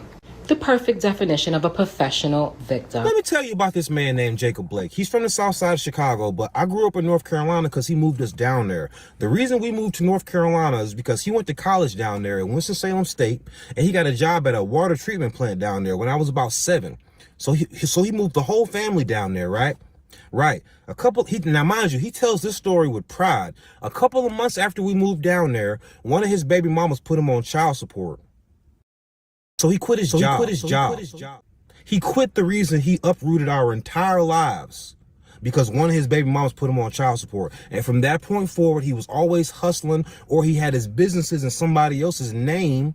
So none of his BMs could ever actually come after him for child support, because what is a percentage of $0? Scumbag. He had like 5, 6 kids on my mama, right? And he thought buying school clothes every other year was taking care of his kids. As a matter of fact, this man, Mr. Black Lives Matter so much, do you know what he said about the black children he created outside of his marriage? You know what he said about the baby mamas, the black baby mamas? He said, I'll never give none of them bitches no money. He said that shit all the time. You feel me? All the time. That was his catchphrase. I'll never give none of them bitches no money. As a matter of fact, Jacob Blake Sr., his degenerate kid, Jacob Jr., his son, the one who was shot, Jacob Blake Jr., and he's Jacob Blake Sr., that's actually false reporting. You see, blacks don't do any research when they report on things when they want their narrative to stick. His name is Jacob Blake III. His son, who he had illegitimately, when his mama named him the same thing as him, this arrogant bastard didn't give the baby mama permission to name him. So he's not Jacob Blake IV. I have another brother who was born like 12 years later from my mom when they was married, and he named him Jacob Blake IV. So this arrogant bastard has 2 sons named Jacob because the first Jacob's baby mama didn't get permission. And then to spit in that Jacob's face, he named the new son he had with his wife Jacob and gave him the title. So of course Jake was surprised when he got shot and he woke up in the hospital and you were there. Because during his childhood, that's not what you were. Mr. Black Lives Matter. And he's been grifting with the Black Lives Matter folks ever since. Ever since. So now he's out there, Carmelo Anthony and them, chanting, doing his thing. I'm actually proud of him. You know, when my youngest brother was born, he was the brokest thing I had ever seen in my life. And he was going through it. He was losing his mind because he was broke. Oh, did I mention? This nigga is the reason why these 3 teeth are fake. Because the son who he had raised, who had never so much as raised his voice at him, me, he woke me up to a gun cocking in my face because of an argument me and my mother had earlier during the day over food stamps. He woke me up with a gun cocking in my face because of an argument me and my mother had earlier during the day over food stamps. So the man, so the man who he had raised, who had never so much as raised his voice at him, he woke me up with a gun cocking in my face. He woke me up with a gun cocking in my face. And then when I was in the garage, after being put out at gunpoint, I'm calling around trying to figure out where I'm gonna go. This man comes outside and tries to pistol whip me with it, and I blocked it. He did this twice. I blocked both of them. And then on the third one, he pump faked that one so he can get my hand in the air so he could jab me in the mouth with the barrel of the gun. Mr. Black Lives Matter. So, Mr. Black Lives Matter had a bunch of kids who he never paid child support for, who he proudly said, I'll never give none of them bitches no money. You hear me? The only good is a dead Mr. Unity. The only people who I've ever heard of or seen you inflicting bodily harm on are black people. Nigga. See, that's the hypocrisy. I love chanting about how the white person is the enemy, but the only people who you get violent with are blacks, with your black ass. And then you want to bitch when people talk about black on black crime. In 2023, there were like 19,000 homicides in America. 11,000 of them were black people, mostly done by other black people. But you want to be online, Black Lives Matter. It's for a show, openly okay with being racist. Like, who says these things? And then all the blacks around you are like, yep, that's right. Grown people. Then y'all wonder why these kids ain't got no damn sense. Look at your adults. Look at the people who you follow. And I know who he is.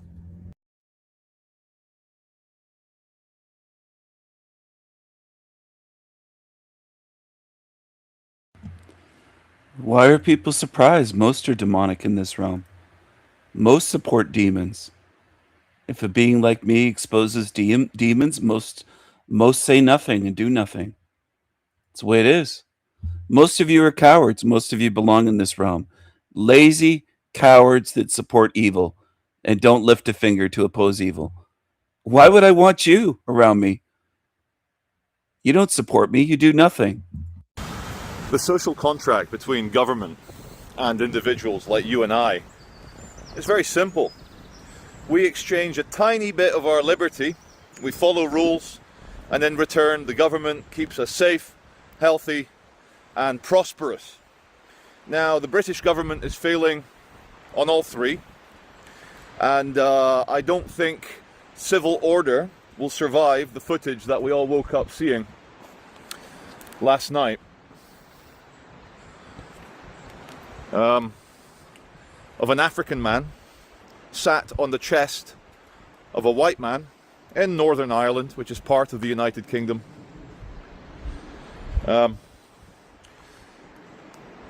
Stabbing him, carving his skin off his face, slowly sawing at his neck to try and behead him as the man squirms and tries to escape to save his own life, and as the African man rides him in some sort of demented, degenerate, murderous rodeo as he tries to squirm and escape for his life.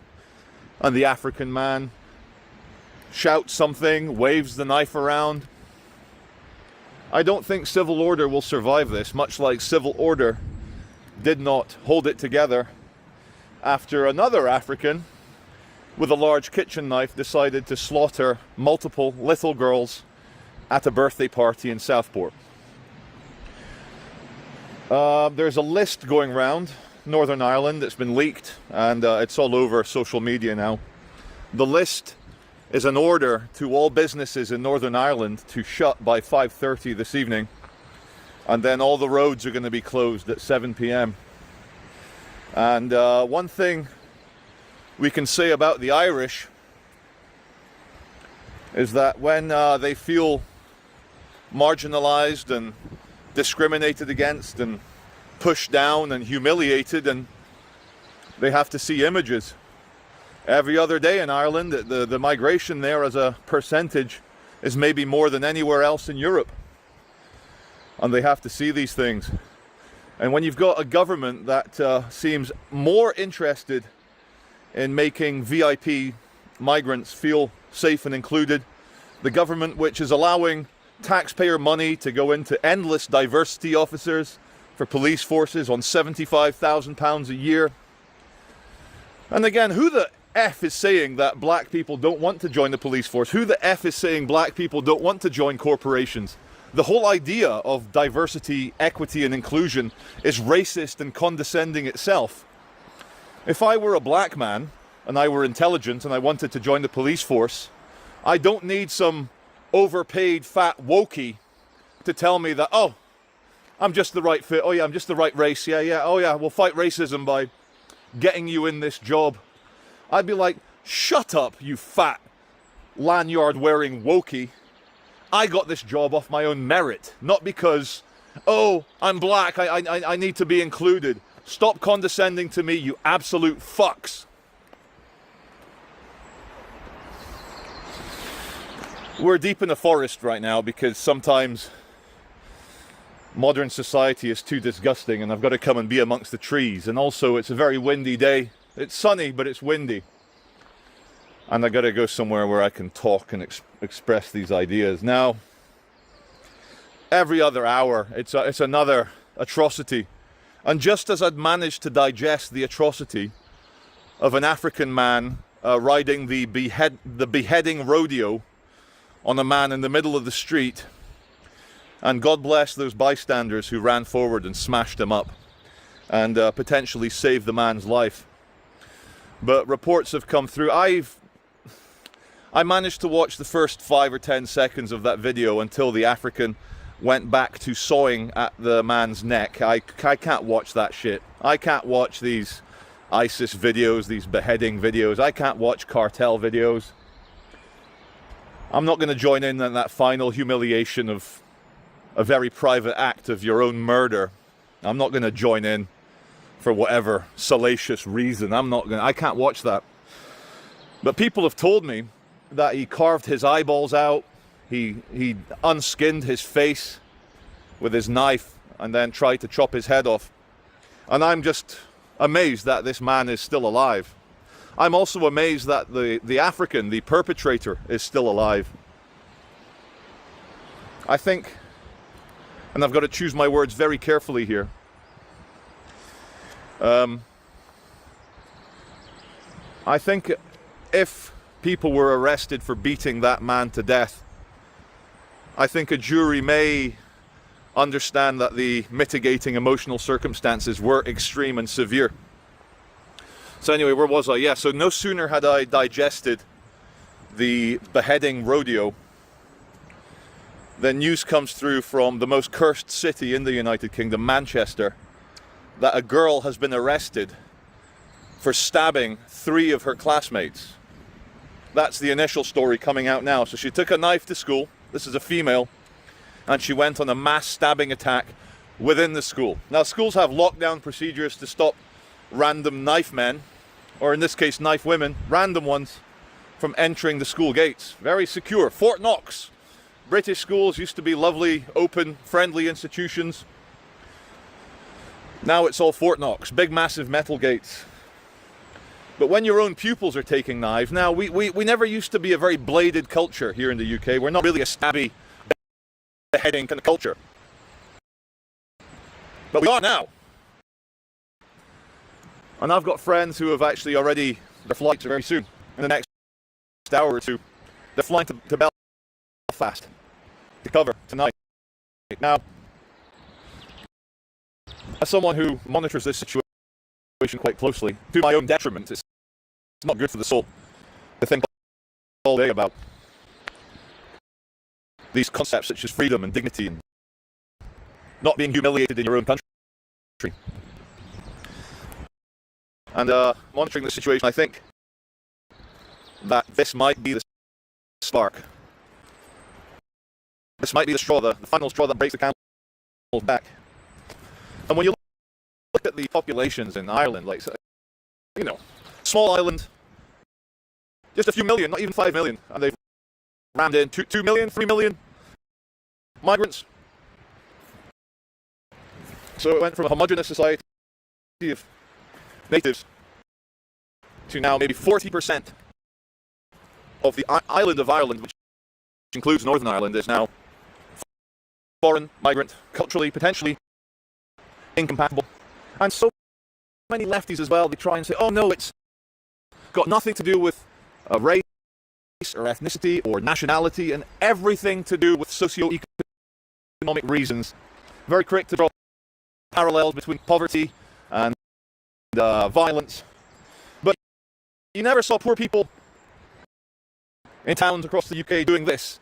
And if you did, it would be once in a generation, once every 100 years. It's like, oh, do you remember the mad beheading of 1973? Do you remember the mass shooting of Dunblane High School of 1995? It's so rare. We know the names of the scumbags. I think Dunblane, Thomas Hamilton, Southport, Axel Rudu Badugu.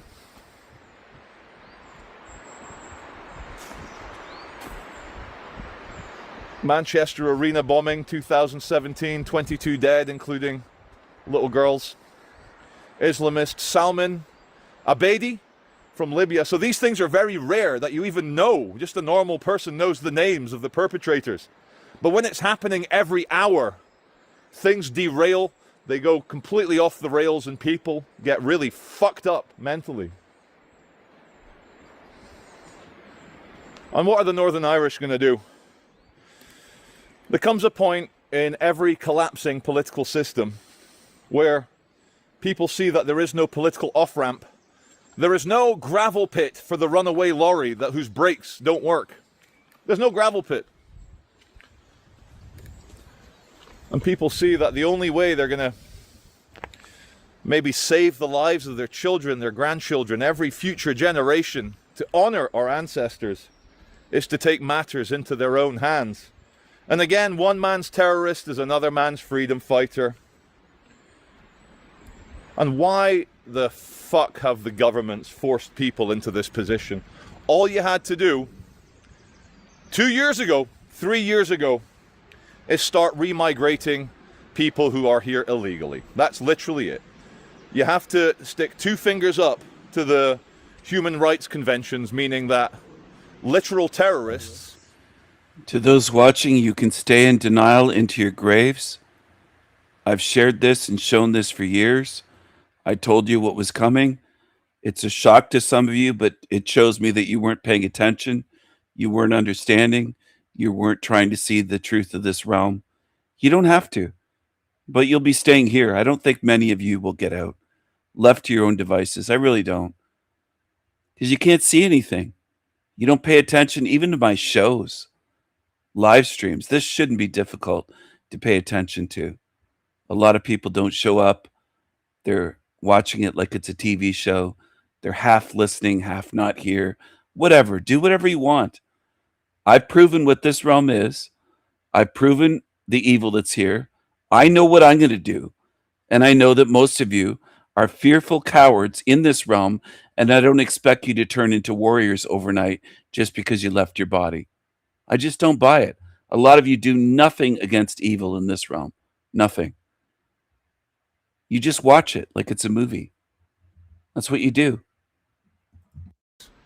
Oh no, you can't deport the literal terrorist because his daughter watches Peppa Pig and they're not allowed Peppa Pig in Algeria because it's a pig. And so he has to stay in England and plan more terrorist attacks. Sorry, but he's got human rights.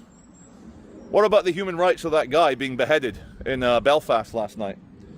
What about the human rights of Safi Roussos, the 8-year-old little girl that was trying to enjoy an Ariana Grande concert and got blown to pieces? Where's the human rights of all these people? And the answer is, government doesn't give a shit. We've got to welcome the very important people, the VIPs, the migrants, and every diversity initiative, every anti-racism initiative.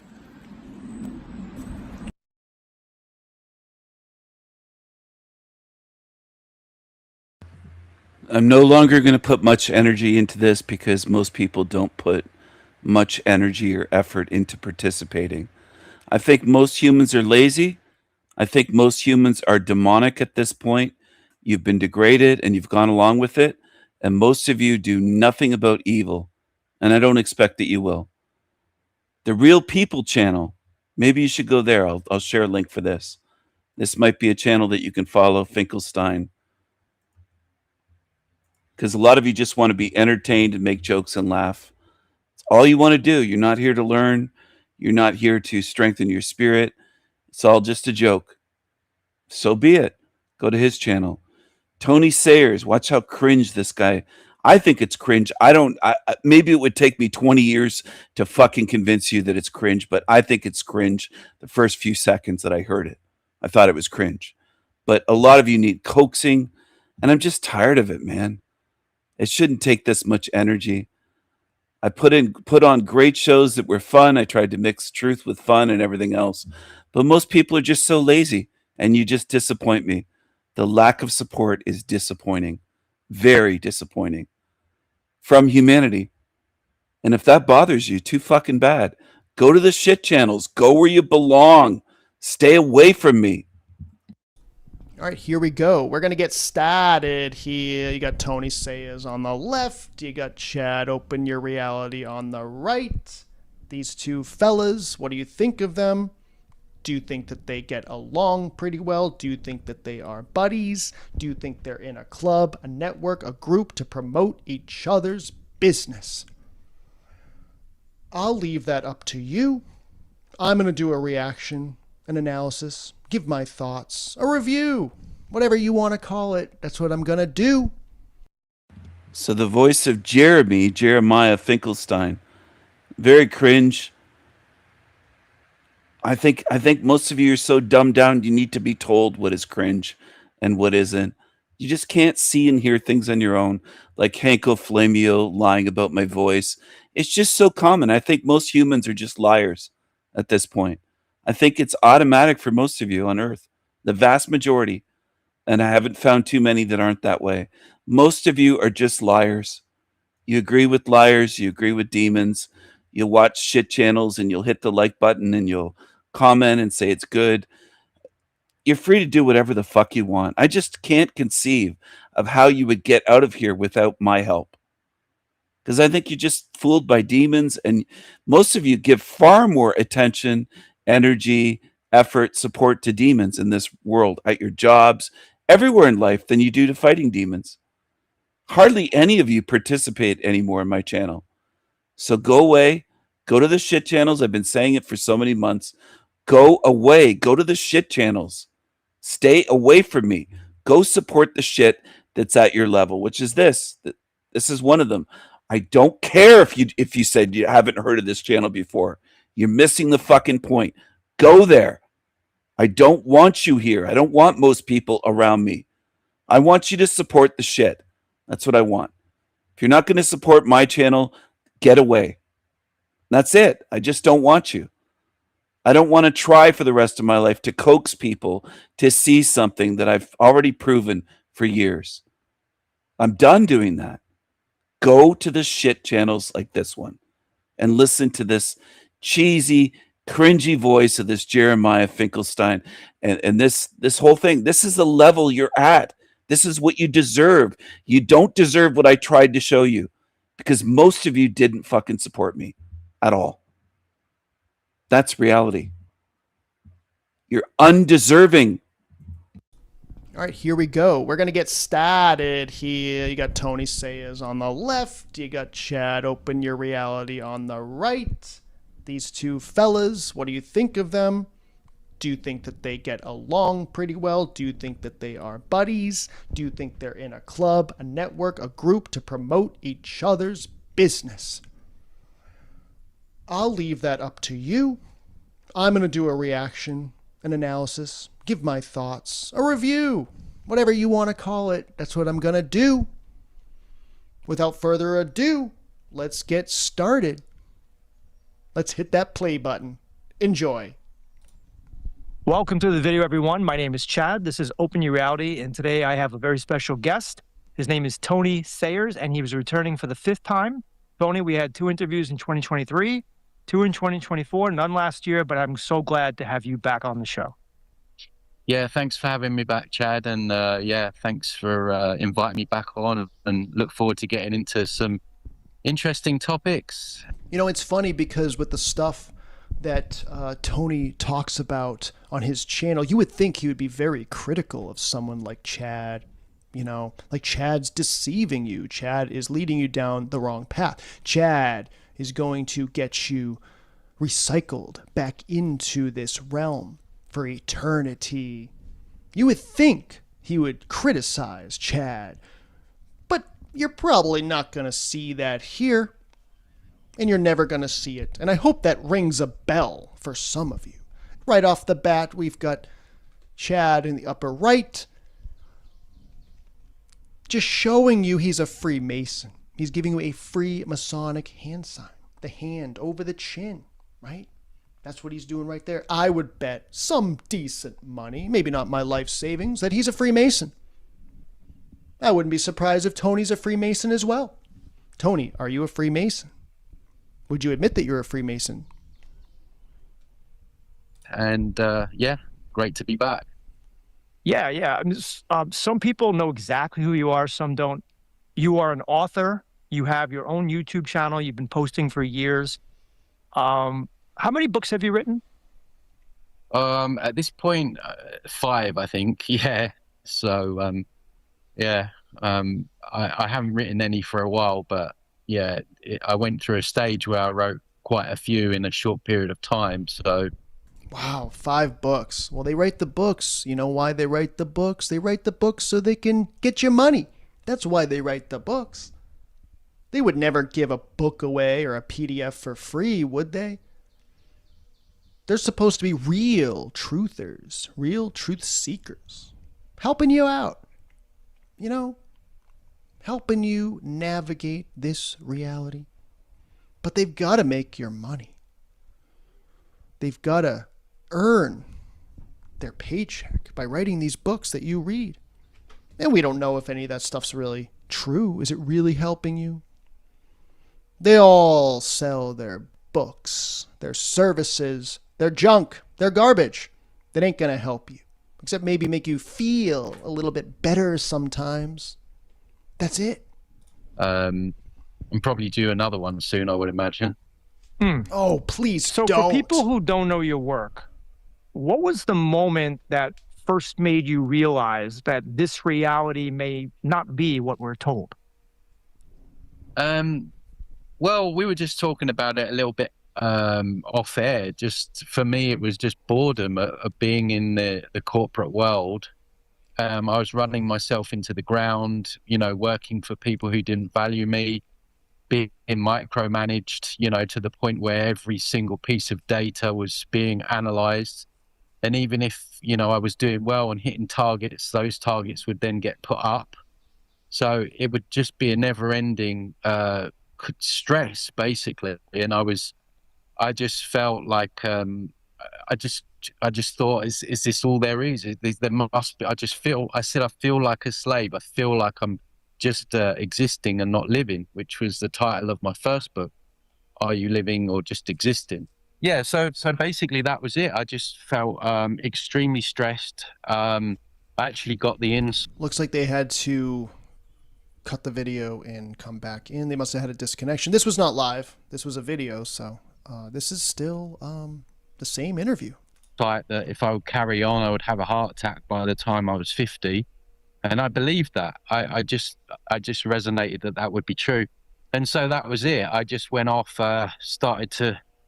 It's weird. And you can see Tony's giving the eyes, the sympathetic, to draw sympathy from you. Life was so hard, and work, and the expectations of my boss, and it was just shake my head, look down, and just shake my head and look down, and people will believe me, and they will buy my books, my 5 books, and they will also pay for my chakra removal services. And that's okay, Tony. If you do a great service with the chakra removers and help people live better lives or be happier, that's a good thing, Tony. I'm not criticizing you for that. Although some people have criticized the chakra removal service and said that it really messed them up. So I don't know. I haven't done it, and I'm not going to anytime soon. Weird when you put that intention out, things in information streams come your way. You know, I learned in about 9/11, and you go down the rabbit holes, and eventually that led to my quote unquote awakening. And then at that point, I think we all have a decision to make. Do we just keep this information to ourselves, or knowing the severity of where they want to take the world and everything like that, you know, we have the kind of responsibility to speak up. And it was at that point that I started a Facebook group, and I knew at that point I would lose a lot of friends, which I did, and my family thought I'd gone crazy, you know, something that we've all experienced, everyone watching this, I'm sure, as well. and that was it. I've just not kept my mouth shut ever since. I was speaking to someone else earlier, and I was explaining it like when I get something on my chest, it's almost like I need to vomit it out. Like it has to come out because I just can't hold these things in. And that's just my nature. That's what I'm like. And yeah, so it's taken me down all different paths, you know, where I've gone into like the astral interference, learning about that, the more metaphysical side, the influence of entities. I don't know about you guys. I don't understand why grown men have to wear hats indoors. I mean, he's wearing a tank top, for crying out loud, so he's not cold. Like, why is he covering his head? Why is Chad covering his head as well? I don't know. Why are grown men, confident grown men, wearing hats indoors on camera? I mean, if you're home and you don't have the camera on you and you're not uploading it to the internet, do whatever the fuck you want. But man, on camera wearing a hat, you're not a real man if you wear a hat on camera. I'll tell you that. Entities and etheric implants and the hijacking of our energy bodies to, you know, now it's moved more into like the soul trick, as I prefer to call it, and the deception that when we die. I've done a lot of work around exposing the new age, which in my book I say the new age is the new cage. It's the last honeypot before the gold. By the way, when you touch your face as you're talking, it is a sign that you are not being fully genuine or you are unsure about what you are saying. There is some interference in the communication of what you're saying. It could just mean you're just flat out lying as well. Not saying that Tony's lying, but that's something to look out for. He touched his chin twice in a few seconds. When he mentioned soul trick, if you saw earlier, maybe he doesn't really believe it's a soul trick. Maybe he's just doing all this for money. Maybe he thinks that it shouldn't be called a soul trick. Maybe he thinks it's a funny, goofy kind of name. Maybe he, something was not genuine about that. Mine, it's the fake awakening. So yeah, I've gone down, really these deep crevices of what's going on, because I do believe that the awakening has kind of been layered. There's like a false awakening going on, which is leading people into like a cul-de-sac. So Tony is breaking up a bit. I do want to interject and say that many of these, pretty much all, let's just say all, why not? All of these soul trappers, these gurus, the ones who front the movement, they always give you genuine explanations of things. If they're asked, how do they come to the realization that they have now, they go back in their past. And a lot of times the stories, not all the time, I don't know, most of them, the stories are just very general, surface level, not deep. It's like I'm not hearing from a real human being, a real spirit, if you will. It's like somebody who's just sort of surface level, not very deep. And so it's just really spotting those things and calling those things out, and not telling people what to believe, but just like, hey, you might want to consider this, right? This person's a little bit inconsistent here. And, especially with a lot of the New Age teachings, it really gets people spiritually bypassing, standing down, just accepting things when we shouldn't accept certain things. And yeah, just spotting those anomalies and yeah, exposing those things, the kind of deeper layers to it, I guess you would say. Yeah, and just to put things into context for those people that don't know you, you are originally from the UK and you're now based in Mexico. And as far as my audience is concerned, I have a mixed bag. I have a whole bunch of people that are into Flat Earth and Soul Trap. I have some Love and Light people. And I like to look at the truth, so I look at both sides of the coin. I give you my opinion, but I don't look to tell people what they should believe. I let them decide for themselves. but I like to bring both love and light. And I've had Neil Donald Walsh and Billy Carson. I've had Tom Campbell on the show, and I have people like you and Howdy Mikowski to see both sides of it. And, you know, and in some ways, I'm not. Yeah, if you notice, he only has the top level guys, the guys with the most subscribers, the ones who have the most reach, right? He's not interviewing smaller people or smaller channels, if you will. You know, he's always interviewing the top of the food chain within these topics, these communities, right? As he flashes Freemasonic hand signs, because he's done that in other videos, okay? So it's pretty obvious. He's got a club, a network. He only interviews certain people, okay, which have been vetted, or they know each other already. All right, is he really looking for the truth? My opinion is that he is not telling you the truth, as he said. He says he's not going to tell you the truth, but he wants to muddy the waters. He wants to make you confused. He wants to make you feel that you're not getting it. Okay? And he's not centered in the truth.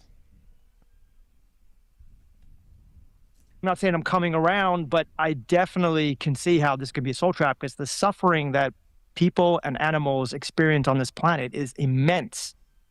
And it is more than anybody would need to have in order to learn a lesson. And you'd have to go through that every lifetime. You know, you talk a lot about the New Age deception. What do you think is the biggest trap right now inside the spiritual community? Well, I think I just made a video on this myself actually yesterday of just breaking down all of it. Really, I think it was purposely designed as the fake awakening. Because what happens is, and you know yourself, when you wake up, you start learning about all the corruption, and then you naturally fall into these kind of spiritual concepts. And because they are kind of all fluffy and unicorns and positive and angels and guides, and you know, it all feels very good. You know, it's like it makes you feel like kind of woo-woo inside. And I think that's part of the deception of it all, because I mean, as you mentioned there correctly, this earth, this realm, this life that we lead, even if you have a good life, there's still trauma involved. We still have a physical body, which we have a nervous system, which we experience pain with. And you've had your own health problems, I know, which you've struggled to overcome. And so, you know, and a lot of people have had a lot of abandonment issues. You know, some people were abused and stuff like that. So, of course, when you get to that point, people are kind of looking for something to feel good as well, because when you uncover all the conspiracy, it's dark anyway. And then when you fall into that stuff, it all just feels so good, you know. But not everything that glitters is gold, as I always say. And what the New Age does at its core is, as I said, it really teaches spiritual bypassing. It gets people to stand down. It gets people who were previously could be effective just to kind of sit back, let things roll out, just think positive thoughts. You know, we're all going to ascend to 5D la la land without lifting a finger, where it's all going to be unicorns and all of that. And not only that, it's teaching people to, you know, it encourages savior programs, when I believe that we should be moving towards sovereignty. All right, just wanted to stop there real quick. The New Age, yeah, it's a deception for sure. I think that it really is to replace organized religion, traditional religions. It's a new religion. It is the new religion, and I'm not the first one to state that. I also don't think that it is all bad. I don't think it's bad to feel good. I don't think it's bad to be positive. So Tony, he won't tell you that it's bad to be, that it's bad to feel good or be happy, but that's sort of the message that you get. That's sort of the communication, is that you should be negative, you should be miserable, you should be in fear. The New Age is the opposite side of the spectrum, and both of them are wrong, in my opinion. It's probably not just somewhere in the middle, but it is a combination of both. You must be positive You must frame things in a way that empowers you, in a way that helps you become successful. But you also need to be real. You need to face challenges. You need to face fears. You need to be honest with yourself. Let's continue. And you can't be sovereign if you have a savior, whether that's a religious god or an angel or a guide or, you know, some kind of deity. If you're relying on something outside of yourself to save you, then you're always going to be disappointed, because it's never happened in the history of humanity, right? So this is the problem with the New Age. It's encouraging that savior programming people, which a lot of these traumatized people will gravitate to, because who wouldn't want to think that they have a team of guides or a team of angels looking out for them? I get it. I really understand why people go for this stuff, but it's a big deception in my opinion. And it just also, what it does is it just makes excuses for the evil nature of this realm. You know, things like it's always your bad karma. You know, you drew that into your life because it's your bad karma, or it's your lesson, Chad, because, you know, you failed in a previous lifetime. You know, nothing to do with the evil nature of this realm. Do you know what I mean? It's always letting the Matrix off the hook. It's never saying, well, hang on a minute, maybe this place is just evil, and we're exposed to all this evil stuff a lot of the time. Maybe it's nothing to do with any of that, but because the Matrix has bent it into a way where people are then blaming themselves for things, then it's a win for them, and then people never really actually get to the objective truth that, you know, this place is not as cracked up to be as we think it is. It's the New Age is very disempowering for people, and I've seen it with my own eyes. You know, I have to disagree. I agree with some of that, but I have to disagree that it's disempowering for people. I think it's very empowering. However, if you're not honest, if you're not looking at reality the way that it is, if you're not, quote, doing the research, doing the work, if you're not looking at things objectively, okay, that's a problem. The soul trap is what disempowers you. The negative thinking, the basement. If you're not honest, if you're not looking at reality the way that it is, if you're not, quote, doing the research, doing the work, if you're not looking at things objectively, okay, that's a problem. The soul trap is what disempowers you. The negative thinking, the basement of negativity, as I like to call it, that's not going to, quote, manifest good things for you. Now, I don't know if anyone's ever done the rice experiment. I've done it. And it matched up with what thousands of people have also done and showed on the internet. So you guys, if you haven't heard of it, you can look it up. But our thoughts do have tremendous power. Our minds are tremendously powerful. So you guys, if you haven't heard of it, you can look it up. But our thoughts do have tremendous power. Our minds are tremendously powerful. And it is the one thing, or one of few things, that never gets discussed, never gets talked about, never gets respected, is the power of the mind. The New Age has some advantages. It has some good things that can be helpful to you. It also has a lot of garbage that is going to leave you unsuccessful. The good thing about New Age is that you empower your mind, you empower yourself to be successful. And then you will be successful.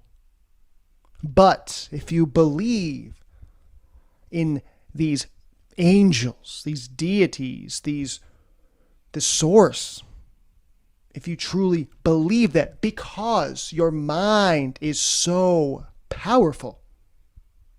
That is what you get. You will not be sovereign. You will be a slave. You will be a positive thinking, empowered slave. That's the problem with the new age. That's the problem with these law of attraction teachings.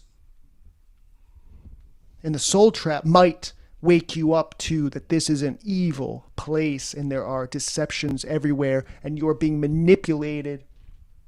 And you will be manipulated potentially into coming back here and having your mind wiped, erased, whatever. I think we get our memories back at some point. But temporarily, our minds are wiped. You will be empowered. He stole that from me. He's just copied everything. He thinks we get our memories back at some point. I've said that. It's not a memory wipe. They just copy and steal, and most of you don't care. Most of you on YouTube, most humans don't care if I'm copied, stolen from. All the others call it a mind wipe. And I say that we get our memories back. So Finkelstein steals from me. He just copies. Most of you don't care. You don't care about thieves. In regards to thinking of sovereignty and freedom, but your mind will be in the gutter and you will be manifesting more of that. I spoke yesterday of this this guy that I met in London in a meeting. I forget what it was, maybe about Monsanto or something. It was back in the day, and he was 19, Chad. He was a force. I could not believe it. I thought, this guy, I'm going to see him 10 years later. He had so much knowledge, so much like focus, and he wanted to make waves. And I walked away from him thinking, wow, if this is the future, kids like him, we're going to be okay. And he wanted to make waves. This should be Tony's pick for his channel. That should be his pick right there. And I walked away from him thinking, wow, if this is the future, kids like him, we're going to be okay. And then anyway, I didn't see him for a couple of months. And then the next time I saw him, he came back with an Eckhart Tolle book underneath his arm. Different person, absolutely. The shine had completely gone. He was. Again, I don't know exactly what Tony's going to say here. This is the first time I've watched this, but Eckhart Tolle, whatever the hell his last name is, he's not all bad. It's not bad to be in the present moment, live in the present moment. It's not bad to deflect these negative, disempowering, negative energies, interferences. It's not a bad thing. Again, it's all about throwing the baby out with the bathwater. Throwing it all out. Throwing it all out. There are truths in all these places, little truths that you have to grab from here, from there, everywhere. You put it all together and hopefully you come up with something beautiful. It's not all in one topic. New Age does throwing it all out. There are truths in all these places, little truths that you have to grab from here, from there, everywhere. You put it all together and hopefully you come up with something beautiful. It's not all in one topic. New Age doesn't give you all the answers. Eckhart Tolle doesn't give you all the answers. Soul Trap doesn't give you all the answers. Religion does not give you all the answers. They give you some. They don't give you everything. It is up to you to discern which information is true, which information is useful, and what is not useful. It is not all I have to do is believe in Tony Sayers and what he's saying, or believe in Howdy McCoskey, or believe in Eckhart Tolle, or believe in any New Age guru and I'll be saved, or believe in Christianity and I'll be saved and I'll be just fine. No, it is the pie of truth has been split and divided into many different pieces, scattered all over the place, and all different topics, to make so that you can't put the puzzle together easily, or that there's no puzzle. You have to take the pieces and put them together. Do you see what picture I'm painting right now? Okay, so there's nothing bad. Well, not nothing, but it's not all bad. What Eckhart Tolle says in his books, and it's not all bad, but that's what they're going to do. They're going to throw that baby out with that bathwater. Kind of what I would describe as a wet lettuce. You know, we have that saying in the UK. I don't know whether you have it in the US, but it's just like someone has just it just lost all their oomph. And he was like, you know what, Tony, you should just focus on the positive, and you're going to draw more of that in if you focus on it. That's one of the biggest deceptions that they use. It's not a deception. It is a deception as far as like, well, I'm going to, earn $1 million today because I'm thinking about it and that's what I want. And I believe I can get it. That's probably not going to happen. But when you think of something in particular, you could be thinking about how you treated your friend. You were bad to your friend. And then guess what? You keep getting thoughts about that relate to that situation and how bad you were to your friend. Or you might be thinking about something more positive. You might be thinking about just how good you feel and just how successful you are. And you will get more and more thoughts that relate to that. So it is true that you do attract more positive or negative thoughts depending on what you're thinking and depending on what your level of belief is in those things as well. So it's not all a deception. Can you create these big, huge manifestations? Probably not, unless you have tremendous power that you have not yet found or developed yet. I think it's possible. I think things are possible. I think I can move mountains. I think I can bend a spoon.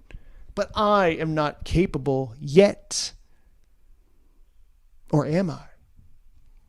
The whole idea that if you're thinking, and depending on what your level of belief is in those things as well.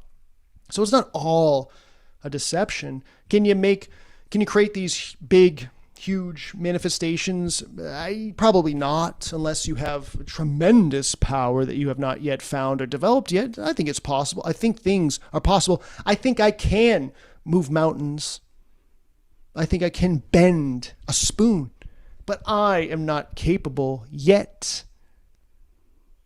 Or am I?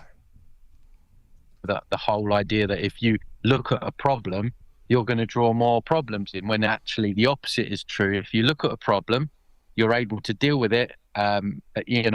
Untrue. Again, if you have a problem, a quote problem, a situation, a challenge, and you just continue to grab on and take hold of those thoughts that come in and say you are a failure, you will never succeed, you are going to struggle, this is not going to be easy, you are going to fail.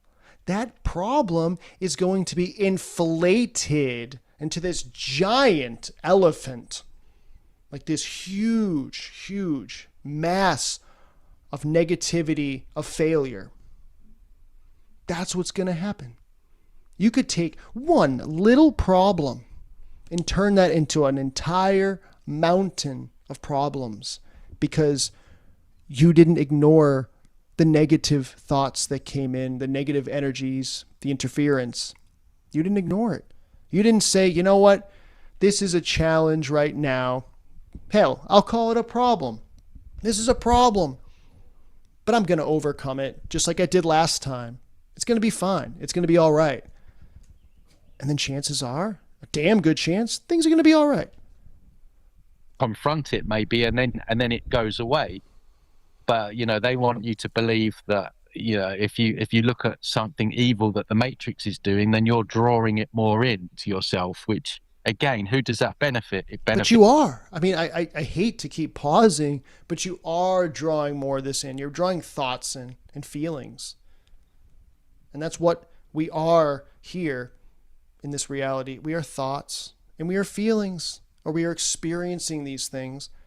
And if you take a situation, you look at a situation on the negative side, glass half empty, you're going to attract more negative feelings and more negative thoughts. That's just a fact. And then how are you going to be able to overcome the challenge with all that negativity, all that fear, all that self-doubt? It almost becomes impossible, and you will need a savior. You will need someone to help you at that point. You won't be able to save or help yourself. If it's the Matrix, it's a win for the Matrix. It lets the Matrix off the hook. So that was the first time I really I thought, wow, this new age stuff is dangerous.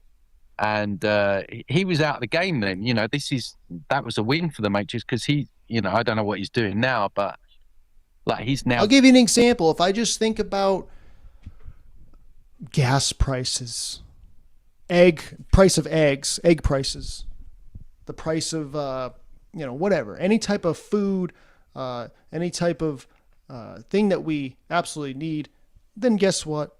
It's gonna make me miserable, or it's gonna make me less happy, I guess, or confident than I was before. I'm gonna be worse off. I'm gonna be like, shit, the gas price is just going to go up forever and I'm not going to be able to afford anything anymore. And usually that stuff doesn't happen. So it makes me, puts my mind in a negative state, which is going to affect my day, my decisions, how I'm able to overcome other challenges, because I'm distracted by the negativity. And that's when the Matrix has you. When you can separate yourself from the earth, from the material things, the earthly things, you can separate yourself and live in the moment. That's the most powerful state to be in, and that's not what the Matrix wants. It wants you to put your attention on these things and then continue going down that rabbit hole to hell, quite frankly. So we'll continue here. Let's see if Tony can say some things that I can agree with. I do agree with some of the things he says, but again, I think he throws the baby out with the bathwater. He's not being specific, detailed, deep enough. It's very surface level. Like, he's not going to say thinking positive is bad, but he's going to say like, oh, that's what the Matrix wants. It wants you to just ignore all the problems and just think positively. Dormant, basically. And it was sad to see, because he had so much potential.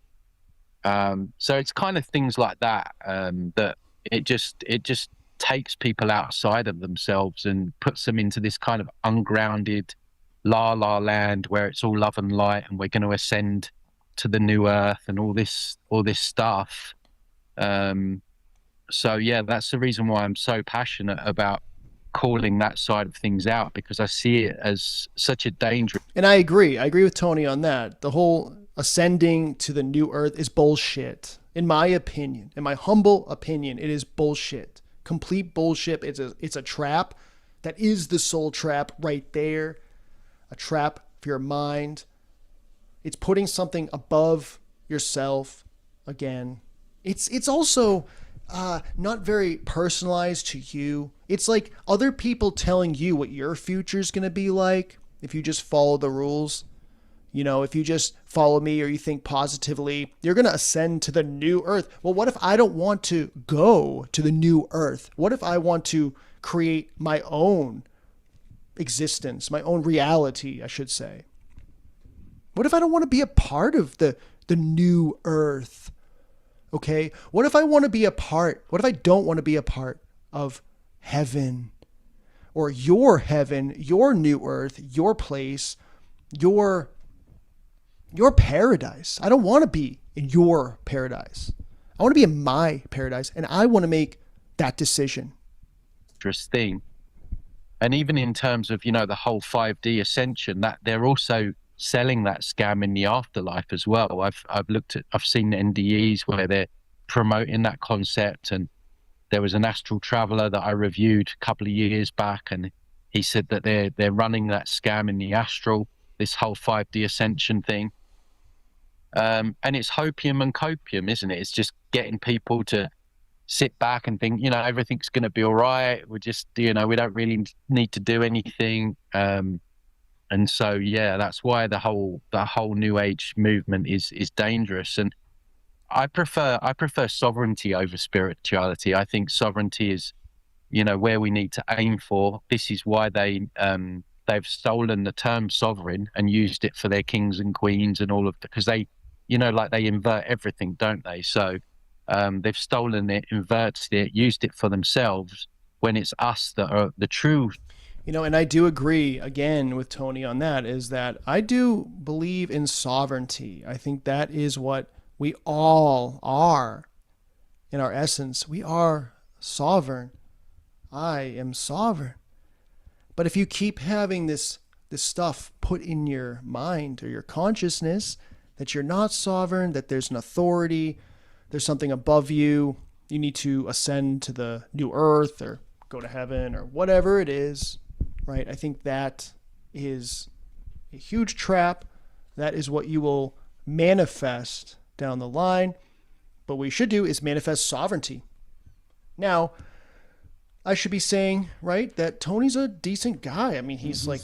Manifest. Now he's praising Tony. He says Tony's a decent guy. And he's talking about manifesting like the New Age do. New Agers talk about manifesting. Well, how many billions have been recycled that never knew about a soul trick? And they're here. They didn't manifest it. They were recycled without knowing it. Anyway, people can believe what they want. I think most of you will believe lies into your grave. You'll believe the manifesting type shit. You'll believe all kinds of simpleton New Age shit. But there's children that die in this realm every year, lots of them, that have never heard of a soul trick. They're not manifesting reincarnation, yet here they are. Here they are. A lot of you will never get it. You didn't pay attention enough. You didn't pay attention. You didn't focus while you were here. You treated it like it's a movie or a Netflix show. That's why I put up this meme. Wouldn't you rather be watching a movie? This is what most people want to do. You don't have a brain or a mind for truth or a spirit for truth. Most of you, you just want to be entertained. You want to watch YouTube channels because you're bored. Like some have said, you're bored, so you're here because you're bored. And you just want to watch something as entertainment. That's all you want to do. So why would I waste my time on you? You're a waste. You're a waste. A lot of you. I'd say most of you on Earth are a waste. You're a waste. Stay here. Telling some big truth there about sovereignty that's really important, and you agree, so you should be a little bit less critical of Tony. And I get where you're coming from, but the problem is it's the soul trap, psyop, I like to call it, the soul trap topic in general, the club, the community. He says he likes to call it a soul trap psyop. He wasn't calling it that for the past 3 years plus. Now, all of a sudden, he's changed his tune entirely. He's calling it a psyop, soul-trapped psyop. He even had anyway, you could believe what you want, follow whoever you want. I know that's what humans do best. You don't think, most of you on Earth don't think, you follow. And even some of you on my channel, you believe that you think and you don't demonstrate it. You just parrot back slogans and things I say. You're not thinking, you're just like a parrot. And that's what most people are. And it makes me sick. I wish it wasn't that way, but it is that way. That's what humanity is. Humanity has almost no thinkers on Earth. And the brilliant-minded, genius-level thinkers that do exist, almost all of them are evil. They're working for evil. And you can't even see that much. Most of you are too fucking stupid and lazy to look at the pattern and say, okay, I'm going to pick 50 geniuses to study in this realm. Almost all of them work for evil. It's so rare to find a genius mind working for good, for free, and trying to help people. Most geniuses don't try to help you. They use that to hurt you and to make themselves rich, famous, powerful, and greedy. And you can't even see that. If I dare you to name 10 geniuses that are alive today that work to help humanity, that are a genius. You just can't do it. And you can't even see. You just can't see how fucking evil this place is. You won't listen. You won't learn. You won't focus. You'll be half tuned in and thinking about stupid shit as you're watching my show. And then you'll say, well, he doesn't know all the truth. Or I've heard all kinds of stupid shit over the years. Hardly any of you demonstrate that you learn. You'll sit here for years and not learn. And it's beyond frustrating. It's beyond disappointing. Most of you humans have shown me you can't learn. It's not just that you don't. You can't do it. You can't. Just like when I talk about, I can't fix the Tigges. You can't fix them. They are that way. There's no fixing them. There's no amount of money poured into education that will change them. None of that works. There's no fixing them, and there's no fixing most of you. Most of you are zombies and demons, and you side with demons. You don't lift a fucking finger to oppose demons. You won't even leave a comment if people have harassed me for years. You won't even do that. Most of you do nothing in opposition to evil. You don't stand against evil. So why do you belong out of the hell realm? You do nothing. You're like Peanut. You do nothing to oppose evil. So why do you belong out of hell realm in eternity free with me? You don't. You don't. You don't do what I do. You don't fight demons. You don't stand against evil. Most of you in this realm are okay with evil, so long as they're not hurting you in the moment. And I get where you're coming from, but the problem is it's the soul trap. The soul trap psyop, I like to call it, the soul trap topic in general, the club, the community, the different gurus that go around and they do their interviews and whatever, and they make their videos and tell you about the soul trap. It's the whole package. Think of it like a box with wrapping paper and a bow. It's the package, the soul trap package. The whole package to me is disempowering. And that package is not going to give you sovereignty, right? You need some of the other pieces that are. So he calls it disempowering. The soul trap package he calls disempowering because he's rebranding his channel, Finkelstein. And you can watch this. I'm not stopping anybody. I no longer care at all what garbage you want to put in your minds. You've been told, shown, warned. I'm not your babysitter for life. It's not my job to babysit you like your children. And that's the way most people behave. You can't tell shit from Shinola. You can't tell stupid from brilliant. You just can't. Most of you show me that. You can't do it. That are outside of the soul trap box. Tony keeps you in that box. Howdy McCoskey keeps you in that box. Forever Conscious Research keeps you in that box, and many more. True sovereign beings. And so that's what I think that we need to embody, which is kind of Oh, by the way, if anyone thinks I'm keeping you in a box, just go to the shit channels. My channels aren't going to be up much longer anyway. I don't want to do this anymore for people that don't see what I'm doing, can't learn, waste my time, waste my energy. I don't want to. I don't want to coax people to participate in a live stream chat or coax them to come on and talk or coax them to hit a like button or leave a comment. I don't want to do that. I never wanted to do that. I never wanted to have to do that. And I noticed the shit channels never have to do that. I could go to Quantum of Con Man channel and there's tons of comments, tons of likes. He never has to say, please hit the like button, please leave a comment. There's no coaxing necessary. Most people are just lazy that believe that they're not. You're everything other than what you believe yourselves to be for the most part.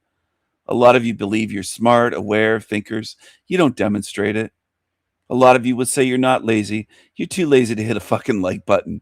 How much lazier could you be? And by the way, don't take that as me trying to get you to like it. I don't care if you do at this point. It's way too late. It's way too late to say I'm going to support you now. It's way too late. I never asked for a cent. It's way too late. You lost. Okay? You'll have the shit channels left. Enjoy them. Enjoy where they lead you. Opposite to spirituality, it's about taking action. It's about speaking our truth. It's about not looking for a savior. It's about being your own leader. It's about speaking our truth, all this shit. He's spewing New Age nonsense while he claims he's exposing the New Age. Our truth, your truth, my truth. That's where it came from. New Age. He's no different. He came out of the New Age. He was a New Ager before he did this. You can follow all this garbage. That's what you're fit for. Most of you deserve this shit. You don't deserve the high level stuff that I gave you. You don't. I don't care if you saved it or say I miss it or I wish I had it. It's too late. It's too late now. You blew it. About not believing in authority, because that, if you believe in authority as a thing, then you also can't be sovereign, because if you believe in authority, you believe that somebody or something has the right to make rules about your life, tell you how to live, and all of this stuff. So that's where I really feel they don't want people in their sovereign frequency. I think they're quite happy to let people go down the love and light route and, all that stuff. But when you're talking about sovereignty, I think that's where it's really at. And that's a frequency that we embody. And it's the polar opposite of the frequency that we've got going on here, which is all about authority, rigidity, lack of creativity, essentially slavery. It's the polar opposite of slavery is sovereignty. So I'm saying to people, hey, look, moreover sovereignty than spirituality doesn't mean that we're not energy. I believe that we are energy and we don't die. So you can take that golden nugget with you, but the other stuff, I think they've sprinkled it with the nugget energy. I believe that we are energy and we don't die. The number so of you the can beast. take that golden nugget. You see with that? You. I believe that we are energy and we don't die. So you can take. Follow the baby truthers that just want to point out 666 and call the soul trap psyop. This is the level that people deserve, whether you shake your heads or not. He'll get more support. These shit channels, this is what people deserve. Follow the shit then. You're too dumb to see through it. You just can't do it. This guy's been around for over 3 years, the Real People channel. This is what you deserve. That's the level people are at. And it's the level you people stay at. A lot of you will still, if I coax you to post channels that you watch, it's this level or lower. And then you'll watch my channel anyway. It's what you do. People stay at a kindergarten level. They can't tell the difference. So be it. I can't help you. Ooh, Tony. I tried to help you, but I can't. You just can't learn. You're busted. Tony's busted. Flashing the 666 hand sign. Ooh, I wasn't expecting that. Now you would think, I don't know, you guys might disagree, but you would think somebody that's done their research and, they've researched Freemasonry a little bit. They've researched the occult. They would know that's a hand sign. It's going to get you some criticism. So I said earlier that I bet Tony's probably a Freemason. Now this doesn't make him a Freemason just because he did this hand sign once. He probably has done it many other times. I don't know. I haven't seen him do it too many times. But that's not a sign you want to be flashing on a truth channel, is it? I don't know, Tony. Not doing very well. Not doing very well with me. Take that golden. Just watch this cringy, mocking channel. That's what people deserve. You don't deserve better because you didn't support what was better for years. So few of you. Too bad. You'll just be left with shit. The Metcalf family has gone through a hell that most cannot and do not want to even fathom. But for Carmelo Anthony's supporters outside the courthouse, that wasn't enough. Watch as they taunt the Metcalf family on their way out. You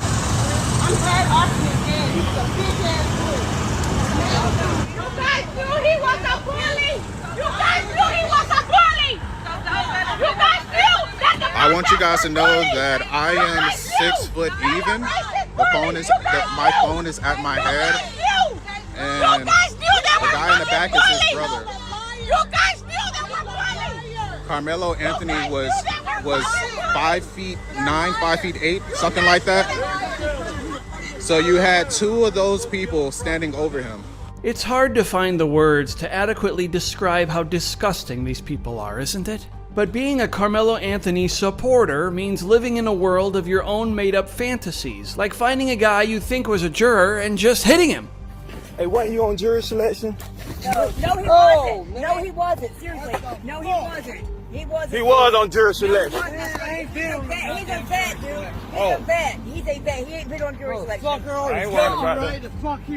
You gonna die. Oh, I thought you was on jurisdiction for car. Might be. My B, oopsie doopsie, I just assaulted you for no reason, oh well. Then we had Carmelo Anthony's grandma leaving the courthouse looking for any microphone to make a fool of herself.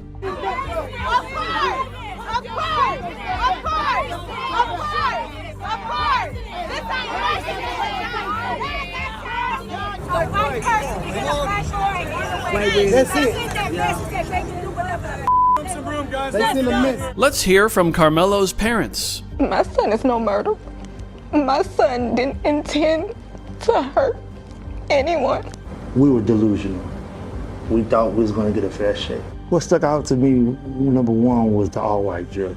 But I was trying to be, like, all right, it's not that big of a deal. I mean, the truth is on our side.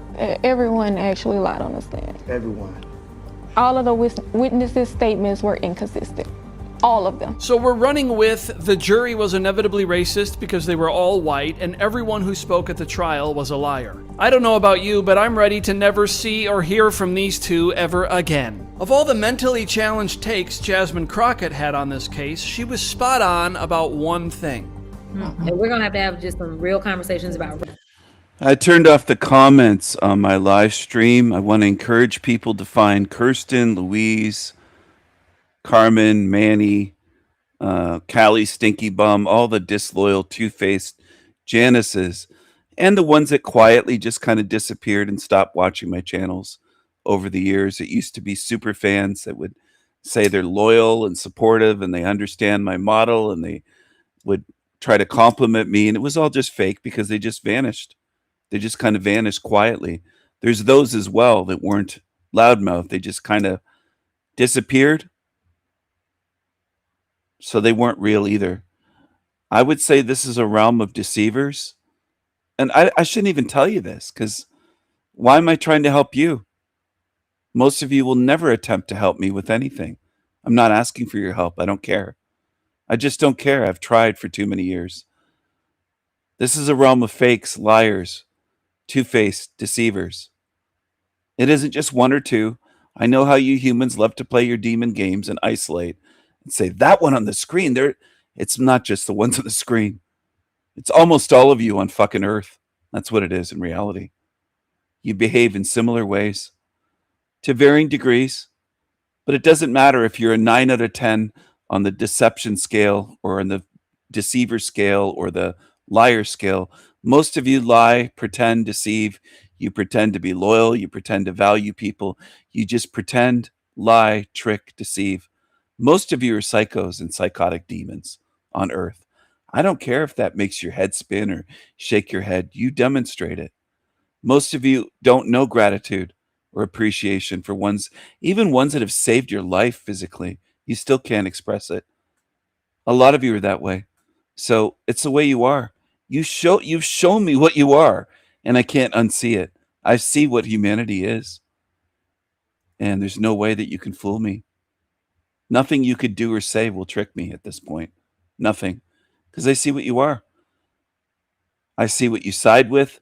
I see that you say you oppose evil and you don't lift a finger against evil. You won't even say a word against evil. Creatures can slander, threaten, stalk me for years. There's no opposition by people that claim to be good spirits.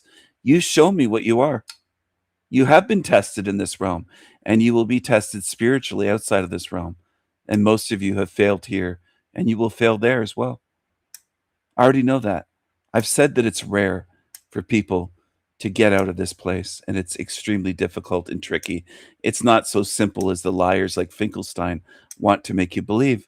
That's why there's so many here, because it's not simple. But nothing makes sense to most of you. You're lazy, you're dumb, most of you are evil, You pretend to be loyal and you're not loyal. You're just pretenders. You're fakes. You're mask-wearing, two-faced Janices. You're evil, demonic, demon-tarred pieces of shit. That's what most of humanity is. I wish it wasn't that way.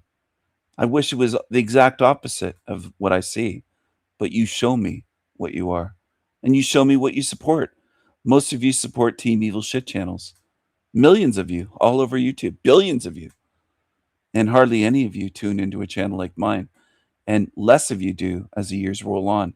As I get deeper into the truth of what this realm is, less of you are interested each month. Less and less. That shows me something too. I pay attention to patterns. I observe. I pay attention. I do what you don't do. Most of you don't pay attention. All you got out of my channel is the catchphrases and slogans that I created, like hashtag choose freedom, hashtag choose wisely, stuff like that. That's about it. A lot of you didn't really try to learn anything. You just don't. You value shit channels more than a gourmet meal of alchemical gold, edible alchemical gold, edible that feeds the spirit, spiritual wisdom. You don't even understand. You don't even try to understand. A lot of you just view this as quote unquote content, just like you're watching any other YouTube channel. You can't tell the difference. Or you'll pretend that you see the difference and say, oh yeah, your channel's way better. It's just all pretend. It's just words. It's not sincere. Most of you are not sincere, authentic beings in this realm, in the whole realm. I don't just mean YouTube or the ones sitting here tuned in for their little drama fix, munching on popcorn, which is kind of what you do. You watch it like it's a TV show or a Netflix show, which of course is insulting. It's a slap in my face, which you'd never even see it that way. You just can't do it. So you're lost causes, most of you, and left to your own devices. I don't believe for a second that most humans on this earth could ever get themselves out of here, left to their own devices. In other words, with no help from beings that actually see far more and observe and are patient and observant and pay attention and are meticulous looking at details and really understanding where they are and studying it for decades. You're not like me. And I know that. I know most of you are so different spiritually from me. You just want to be lazy and simple, and you expect everything to be simple. And you're in a realm that has deceived you and duped you thousands of ways. And still you just have this ego that, oh, it must be simple. No, you're simple. The realm is not simple. It's very tricky. It's very deceptive. It's very sneaky. It's insidiously evil. It's ingeniously evil. It's not stupid. It's not simple. It's not easy to figure out, which is why almost none of you have, and which is why you're here. And you keep coming back here. You keep getting recycled. But you'll say, Stephen's wrong. It must be simple. I've heard some of you say it. Finkelstein said it earlier, that this has to be simple. That creepy creature, Derek Michael DiCarlo, Green Wizard, said it earlier. The truth is simple. This is simple. None of this is simple. It's highly complex and tricky and confusing. It's not simple to figure out. If it were simple, 2- and 3-year-olds would be saying what this is all the time, every day. There'd be thousands of them day by day saying what this is, or 5-year-olds, or 10-year-olds. And you just don't see that. If it were that simple, children would have it figured out. But it isn't that simple. A lot of you just listen to the liars on shit channels. You're lost causes. I can't help you. You're FUBAR. I don't wish that upon you. It's what you are. It's what you show me. It's what you show me. So tune out of my channel. Go to the shit channels. I'm not going to coax you at all to look into things, to consider things, to look at the puzzle pieces and how they fit. You can gobble up all the shit in the world until you leave here. And your belly can be full of shit.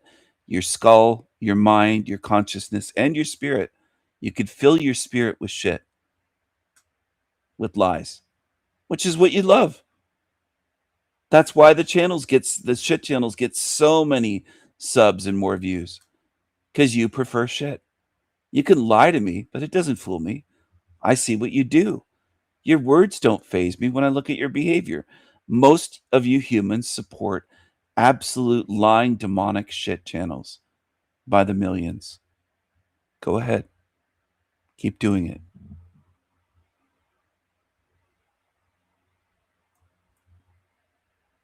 Do what you love, zombies.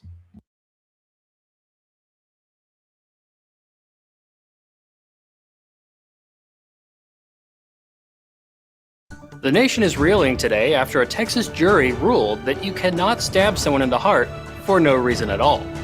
The case involved a defendant who took out a knife from his bag and stabbed a random victim in the heart for absolutely no reason whatsoever. Legal experts and the public have been unsure of what the outcome of the case would be, but the jury in the Collin County District Courtroom delivered a unanimous guilty verdict on the charge of first-degree murder. The defense attorney for the now convicted heart stabber made this statement today following the verdict.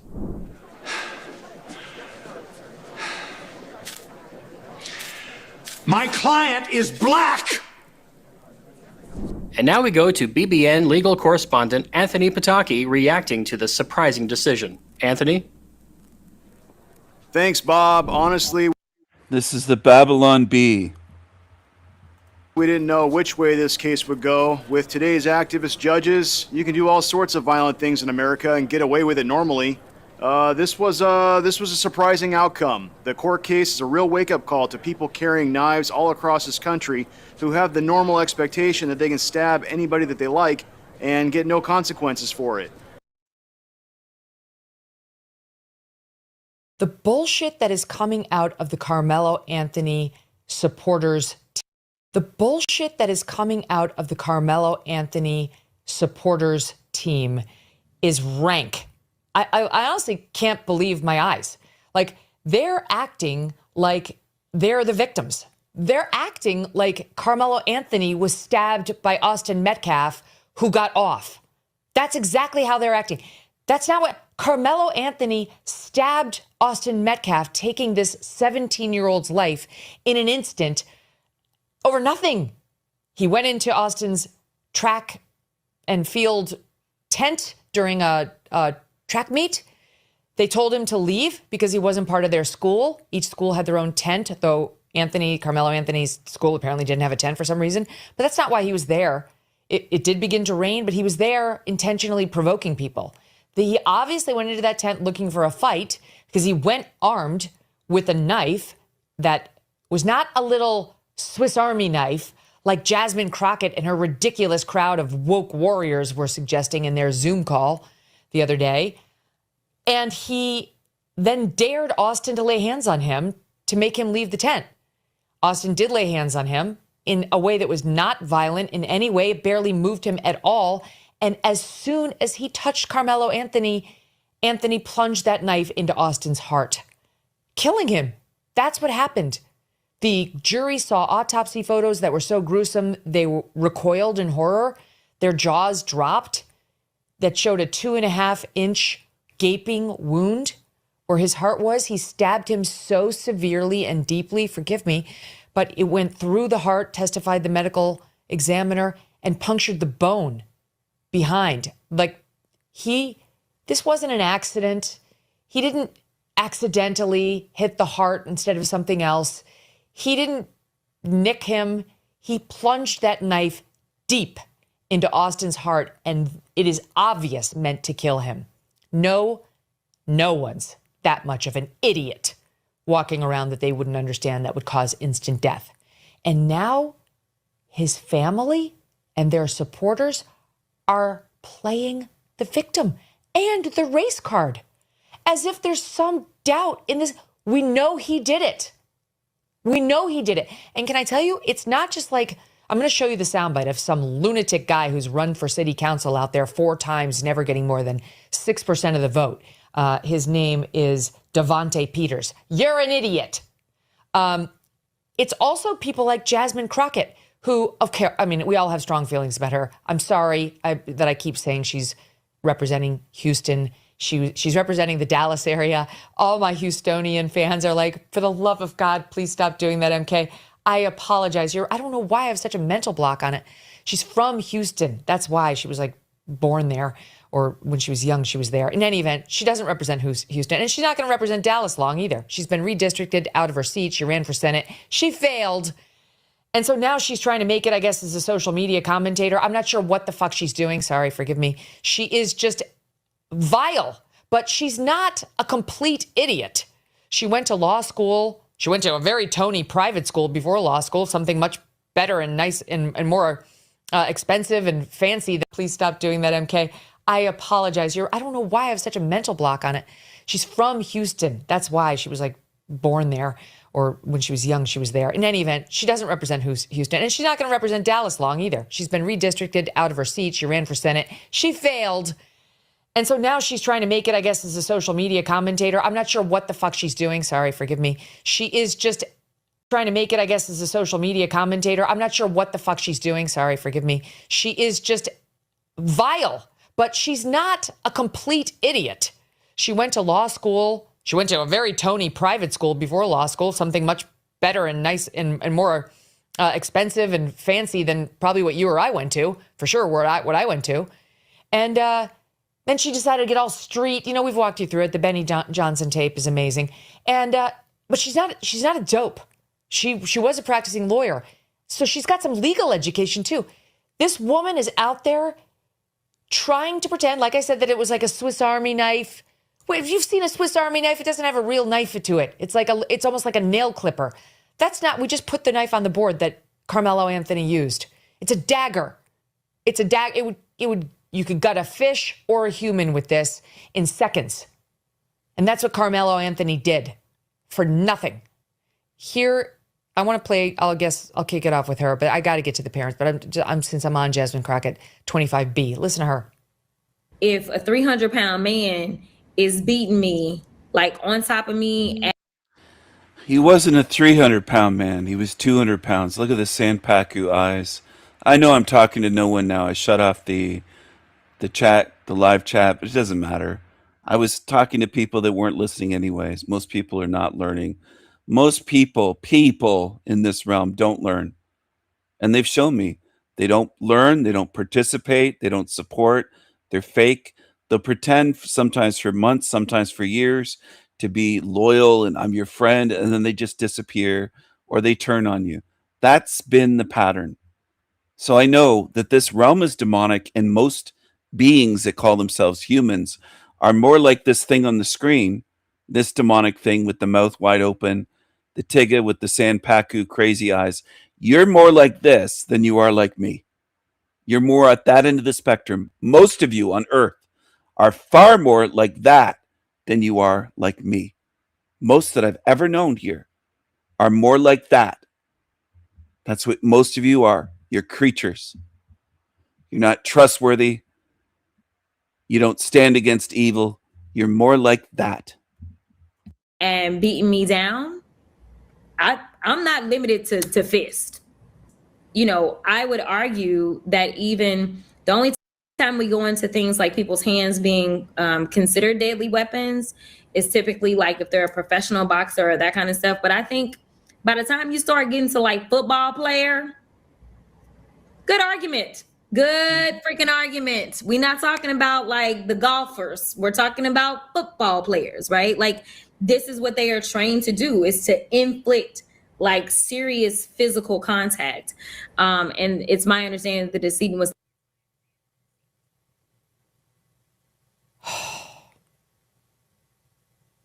They weren't 300 pounds. Austin wasn't 300 pounds. Devontae was a large man. He wasn't some shrinking violet. And he provoked the entire encounter. How dare she try to analogize this? Carmelo, sorry, Devontae's, I'm going to get to him in a second. Carmelo, how dare she try to pretend that this is a situation in which a man was beating a woman, a huge football player was beating a woman who felt no choice was available but to defend herself with a knife. What? This is like it's utter nonsense, what she's saying. And she's intentionally stoking the fires, which don't need any more stoking. Yeah. A lot of utter nonsense makes sense to most humans. So long as it's a lie, people will gobble it up. So long as it's shit. Because you don't support what's good. You don't support what's true, what's real, what's original, what's creative, what is creative, what's unique, what is fun. You don't do it. You've shown me that. You just don't do it. You love shit, which I've been saying for months, and I'll keep saying it. I'll keep saying it beyond YouTube. If you met me in person, I'd tell you, you love shit. Most of you love shit. You're addicted to shit. Most of you humans love shit. It's what you flock to every day. You love shit. Well, then what do you expect? You expect people to keep giving you free stuff, giving you gold for free? No, it doesn't work that way. Go eat the shit. Courtney Henry admits that on June 4th, 2025, he violently attacked a 62-year-old woman who was going for her daily walk through High Park, her identity covered by a publication ban. According to the facts, as the woman was walking along a lit path about to leave the park around 10:30 p.m., listening to an audiobook on her AirPods, she felt something touch her back and saw Henry, who pressed his body against hers from behind. She told him to leave her alone and said if he got any closer, she would call police. Henry then grabbed the woman from behind, put his arm around her neck, left hand over her mouth and nose, and choked her until she was barely conscious. The woman was then dragged into the bushes, where she was suffocated into unconsciousness. Court heard she believed she was going to die. When the woman regained consciousness, Henry was holding her and told her to be quiet. He then raped her, and when he was done, he told her to get up, and when she didn't, he began kicking and punching her in the torso, ribs, and head. He then asked for her cell phone and passcode and directed her to take off her clothing, which she did. The facts state Henry handed the woman an eye mask and told her to put it on, blindfolding her. Wearing only sandals, he guided her through the woods into a creek where he told her to wash herself. The victim understood this to mean that he was concerned about having left behind DNA or other evidence. After directing her to get out of the creek, he told her he had left something and would be right. Don't watch this. It's negative. And it's painting Antigua in a bad light. It's negative. It's negative. It's negative. It's news. It must be fake. It must be a hoax. Do the baby truther shit. Fill your skulls with shit that I tried to help you get rid of. Just follow the shit. It must be fake. It's on TV. It was on the news. It couldn't have happened. It must be a hoax. Do your paranoid baby truther shit. That's what a lot of you do. Or just say it's negative. It's negative. Stephen's racist because he's showing the crimes of Antigua. Stephen must be racist. He's showing this guy, and this guy's a darkie, so Stephen's bad. Just do that. Do what you're fucking good at. Okay? Do what you're good at. He's stereotyping. Not all black men do this. Do all the programming shit that you do. Most of you are just programmed fucking losers. That's what you are. Lazy, too lazy to deprogram yourselves, too lazy to learn, just so lazy it makes me sick. So lazy. You'll never outwork me. You'll never come close to working as hard as I do at seeing the truth of this realm. Never. You're just lazy fucks. You just label it. Oh, it's racist. It's negative. It's racist. It's this. That's what many of you do. Most of you humans do that. You're not truth seekers.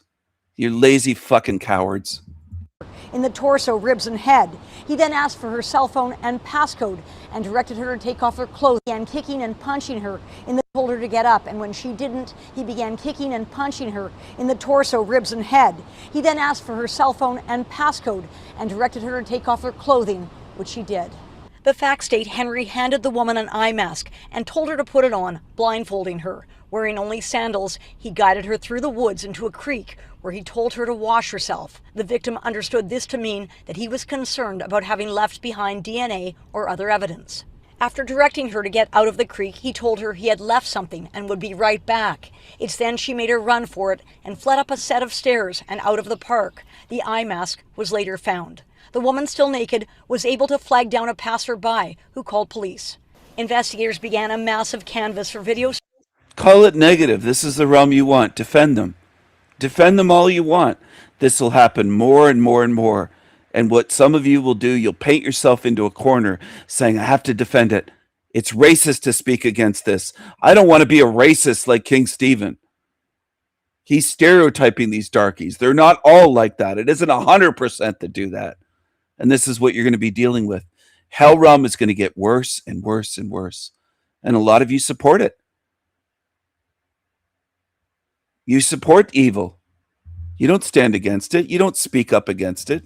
You support it. and you sit there silently as demons call me racist and call me all sorts of things, and you're just silent about it.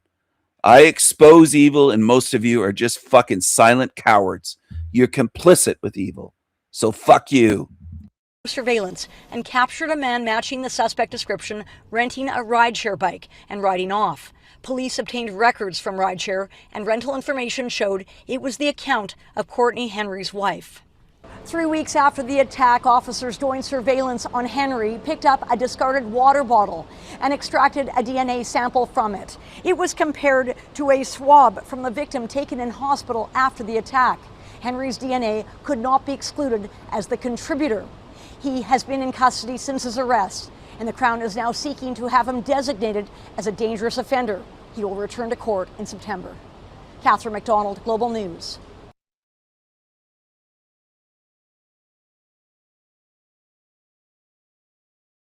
And they will masquerade as the virtuous ones. They will masquerade as the morally upstanding people. They are not. They are not the moral ones. We are, and we have to start acting like it. No, of course. I mean, even just accommodating their culture, their barbaric cultures and ours, very indicative that we are the virtuous ones. What's up, everybody? Thank you so much for tuning in with us today. We are building something real here. Free, unrestrained conversations and content that contend with the real issues. If you want to help us keep that going, feel free to buy the Frojax Brothers a coffee over at our Buy Me a Coffee link, or you can send some support to our Rumble crypto wallet. Every bit helps, and this helps us stay independent and deliver to you as much value as possible. And while you guys are supporting the mission, make sure to check out Frojax.net to see our merch designs that are dropping weekly. Here you can read more about who we are, check out some of our original music, and grab one of our high-quality clothing items to represent the movement. And when you're there, make sure to sign up for our email list for exclusive discounts and future announcements. If you want to hang out with us live, ask questions, debate, or just hang out with the community, we go live on Rumble at least 3 times a week at 6 p.m. Eastern Standard Time. Make sure to follow us on X and Instagram to stay up to date for our live stream announcement. Of this sort of able to vote on whether or not it's fair, it knows what needs to be done and will do that regardless of what some groups of people might think.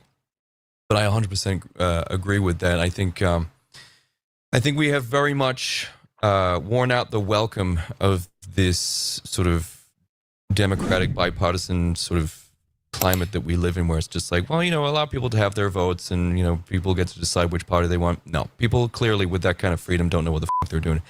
Especially since women were allowed to vote, they have no idea what the fuck they should be voting for. Because you used to have a bunch of parties where they all had the best idea of what it was for America to do best, right? That's what it was. It's like, I think America needs this. No, I think America needs that. No, I think America could prosper if we bring those two things, but implement it upside down, you know, do it that way. And now it's not like that. Now it's, you've got one that wants to destroy America in front of everyone and one that wants to destroy America with no one knowing about it. And it needs to all be destroyed and replaced entirely with this authoritarian, ethno-nationalist leadership that essentially tells everybody, I don't care what shade of blue your hair is or how much oppression you think you've been through. They're going home, okay? I don't know where they lived. I don't know where they lived in Africa, but who fucking cares, okay? They've been in America long enough to know how democracy works. They've been in America long enough to know how capitalism works. They know how to run a society. They've been watching us do it for 300 years. How about we fix Africa, not by sending it money, but by sending it domesticated blacks? They dominate, too. Yeah, they'd kill it, man. Holy shit. Don't you think? Yeah. Like, what do you think they're part white already? Well, yeah, this is it. I mean, they've had plenty of practice, like just observing the way we do things. They'd go out there and they'd be in fucking Nigeria, Somalia, and they'd be like, hey, listen, look, so there's this thing called roads. Yeah, you drive on them. It's fucking amazing. They're gray and shit. And they'd be like, how do you make them? No idea. Yeah, right, exactly. I mean, the average black American has about 24% European admixture, so we've given them a genetic leg up. A booster pack, if you will. Yeah, we've given them a booster pack, a little momentum push. DLC. And DLC. all this talk about we was kangs, okay, let's see it. We'll see it, dog. Here is your chance. And what you're describing, like, the Republic has fallen. it's failed, you know? Well, the republic hasn't failed because the moment it became not a republic, it no longer was what it once was. Therefore, what it is now has failed. We could try this Western liberal democracy or anarcho-capitalism, libertarian shit once we're all white people again. But in the interim, we can't get back the same way we got here, because what is a representative republic? If you don't have representation, you can't represent yourself. It's very simple. Like, the entire way that this was supposed to work has been corroded, you know? Yeah. I know you guys are a little different there, but I'm just describing America. Yeah.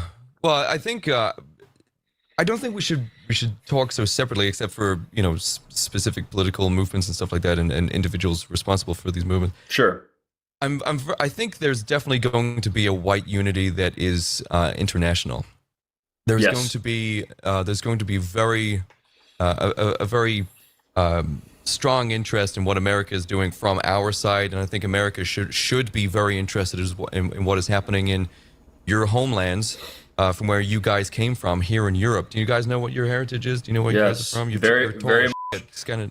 So we've done, so there's this guy named, shout out to Peyton Wilfley. He goes by All Tales on Instagram. I know you got like 3,000 people in here. If you guys want to get your ancestry done without sending a DNA test off, because some people are uncomfortable with sending their DNA test to a lot of these large bureaucratic institutions, which many of them, actually 7 out of the 8 biggest ones are owned by Jews as far as my research goes. But we did it manually, where he actually he's a Mormon, and he goes through medical records and you know, like crime reports and all this stuff, and it was pretty thorough. We sat on Zoom for hours. We have some German last names in our lineage, but almost 100% of all of our ancestors we traced exactly to where you are, which would be Northern Ireland, West Midlands, East Midlands. Just we're like basically as close to 100% English as you could be.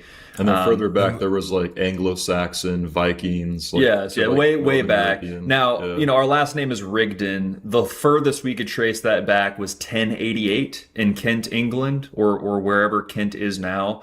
So, I mean, you and I, we probably have lots of shared ancestry, you know? Yeah. So we just call ourselves Anglo. Yeah, Sam. I think this is why there does need to be sort of this international nationalism, this sort of like white tribalism, where we unite for once as a collective underneath this, because it's really the only collectivism that, you know, you should be a part of, which is, you know, whiteness, because it is such a precious commodity these days. But I think Americans, up until this point, Americans have been very, I'd say complacent or just uninformed. I don't want to use their word ignorant because it has connotations to it, but Europe has been going through so much shit, and we are the prototype of what is essentially trying to come to the U.S. Like, we are several decades ahead of the U.S. in terms of this mess. Yes. Migration, basically this Calgary Plan situation. And I think the moment that America sort of turns its head to the side and says, what the f*** is going on over my parents' house? Oh, there's a bunch of blacks in there. Right, well, we're going to head home, you know, just to see the parents, to see the folks, as a metaphor for going back to your homelands like France and Germany and all these places. And sort of, because that's already happened, right? Because like J.D. Vance came over. Your opinions of him is, you know, my opinion of him is probably not great either, but irrelevant from that side. Like, the guy's smashing a Jeet. Like, come on, man. But he came over to Europe, and he was the first person ever, because he had the liberty to do so, right? He was foreign ambassador or something like that. I can't remember what status he had when he was visiting, but he was over in Europe, and to all of the European leaders, he told them to their face, "You are fucking things up. You are destroying your countries, and you need to fix this before it's too late." Just to paraphrase what he was saying. Right. And it felt so good to finally see, because you can't say that. Like, if you're European, if you're French, German, Spanish, if you're over in UK mainland, the only reason why I can get away with saying what I'm saying is because I'm in Northern Ireland, which is the redheaded stepchild of the UK, and they have no idea what to do with this place. That's what I was going to ask you. Yeah, legislation very rarely reaches this far. Because, do you know what, because you're probably going to ask the question, like, how can I say this without being arrested? Yes. Right, so I've said this to my chat before, but I'll say it because your chat's there, and I want to make sure they know exactly why this is happening as well, because it's a question I get quite often, and rightfully so.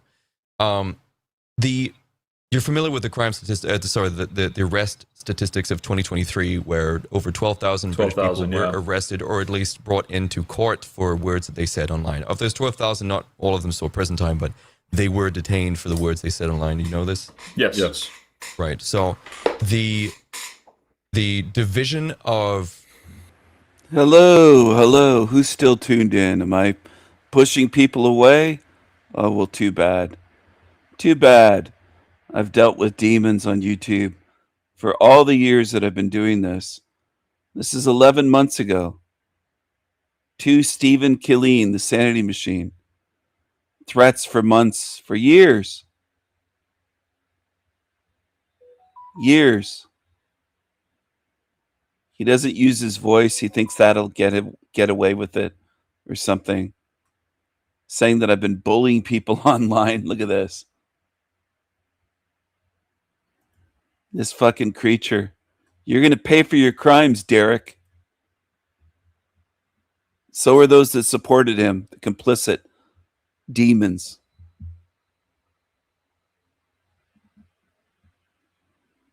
You're going to pay, bitch. I, Derek Michael DiCarlo, am ordering you to stop. Look at this. I don't think he made this video on his own. I think he had help. I think he had help from his little buddy Charles.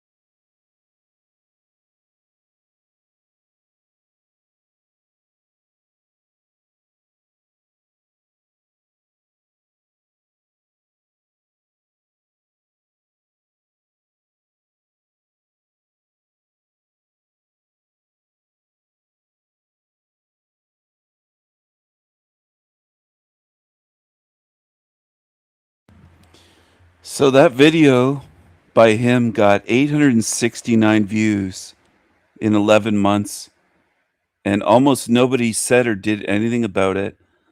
Demons are allowed to run wild in this realm, make threats, threaten to unalive themselves, blame me, say they're going to contact law enforcement, all this stuff.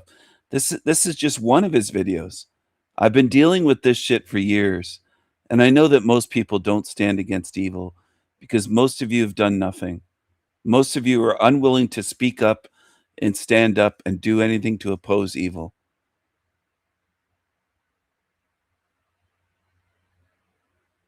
So I've spent years trying to help people, and that's what I get in response. So be it. If you think I'm going to help the lazy that don't care about truth, don't care about me, don't care enough to oppose evil, I'm not going to help you.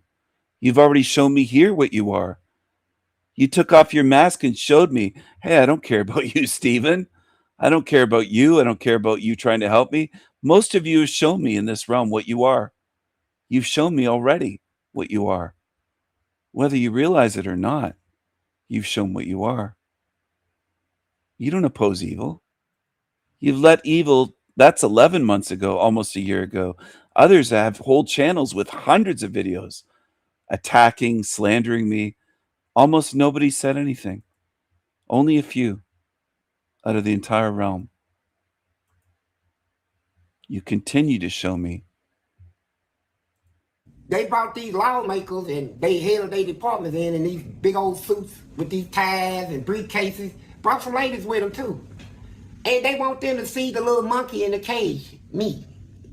You know. And they were looking through the window, where is he at? They said, ooh, ooh. Hey, please, talk to us. I said, yeah. And they smiling out there. How you doing? Why smelling that? Yeah, how does it feel? Is that the little monkey in the cage? Oh my goodness. He's calling himself a little monkey in the cage. Oh my goodness.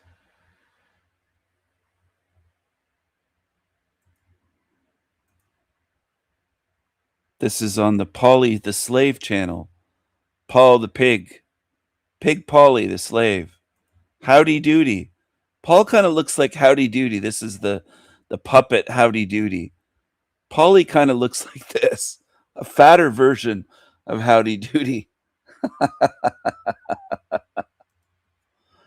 I don't care who's offended.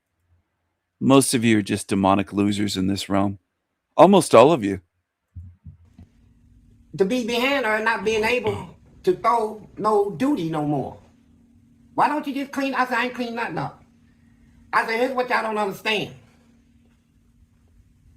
I got somebody else to throw it on you. They say, who? I say, flyers. I said, you see all these flyers in her? I said, it's about 1,000 flyers in my cell. I said, now what they do, these flies, they land on this duty, they attracted to smell, stinky smell. The more stinky, the flies will go to it. I said, what these flies gonna do? I said, you see that P, all that PIP? I said, what they gonna do is they gonna nibble all this stuff. They gonna get a belly full of this. Then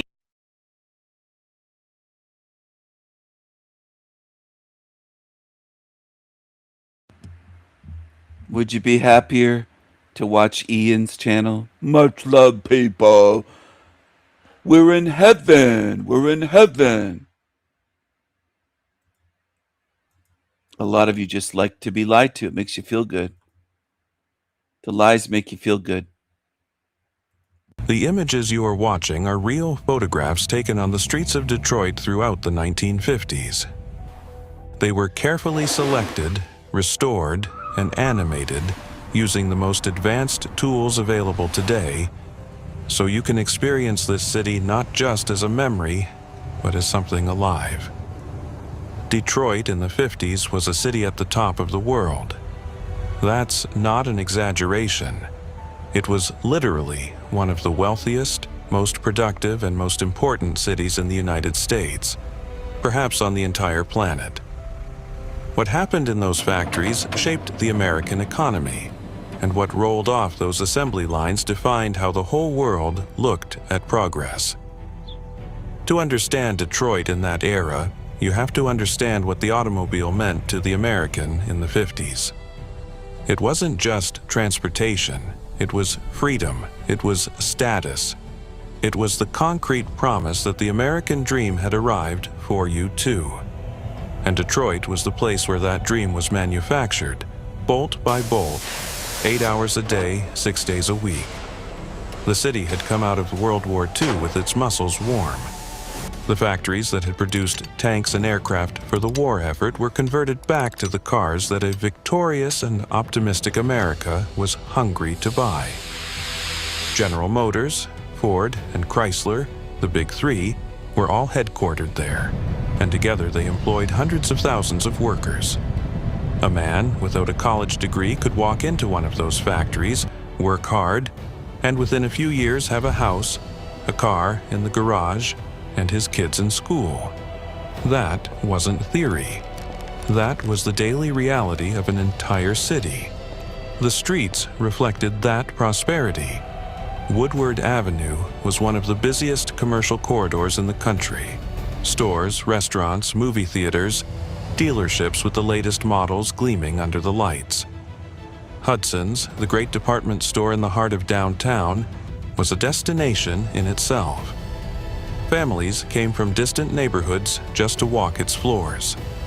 It was the kind of urban energy that today exists only in the memory of those who lived it. The neighborhoods were real communities. Wow, has it degraded since the 1950s? Has it degraded? Has everything degraded? You don't have to catch on. I know most people are lazy and they deny the truth and they want to hate me and they want to do all this shit. Go ahead. Go ahead, zombies. Do what you do best. Polish, Italian, Hungarian, Irish, black families who had come north during the Great Migration. Each group had carved out its own piece of the city, with its own markets, its own churches, its own bars, its own weekend rituals. Detroit was a city of immigrants and children of immigrants who had found an industrial work a way to belong to America. And then there was the music. In the late 50s, in a small house on West Grand Boulevard, Berry Gordy was building something that didn't have a name yet, but would become Motown, the sound that would define the American 60s, was being born right there, in that moment, in that city. Smokey Robinson, Diana Ross, Marvin Gaye, all of them just getting started.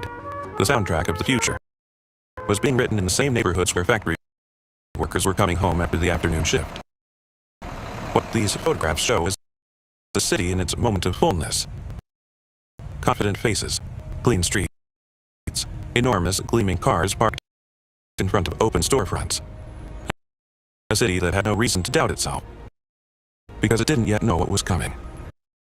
The fiscal crisis, the empty neighborhoods, the flight to the suburbs, are the hard years that would turn Motor City into a shadow of what it had been. All of that was still in the future. In the 50s, Detroit was pure promise. These photographs were taken by people who were actually there, who worked in these factories, shopped in these stores, raised children on these streets. They weren't trying to make history. They were just living their lives in a city that, at that moment, seemed destined to last forever. We restored and animated each one of them with the greatest care, so that something that existed only as a still image could breathe again. Detroit in the 50s was the peak of an era, a city that believed in work, in family, and in the future, and had concrete reasons to. These streets tell that story better than any script ever could.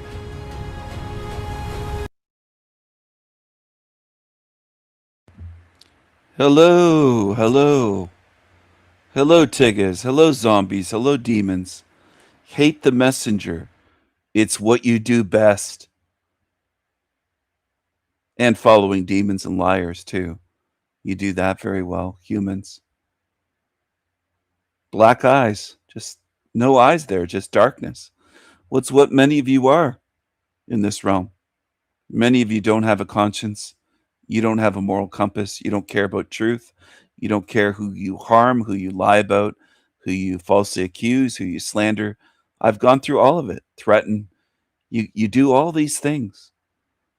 And it's all good in your minds.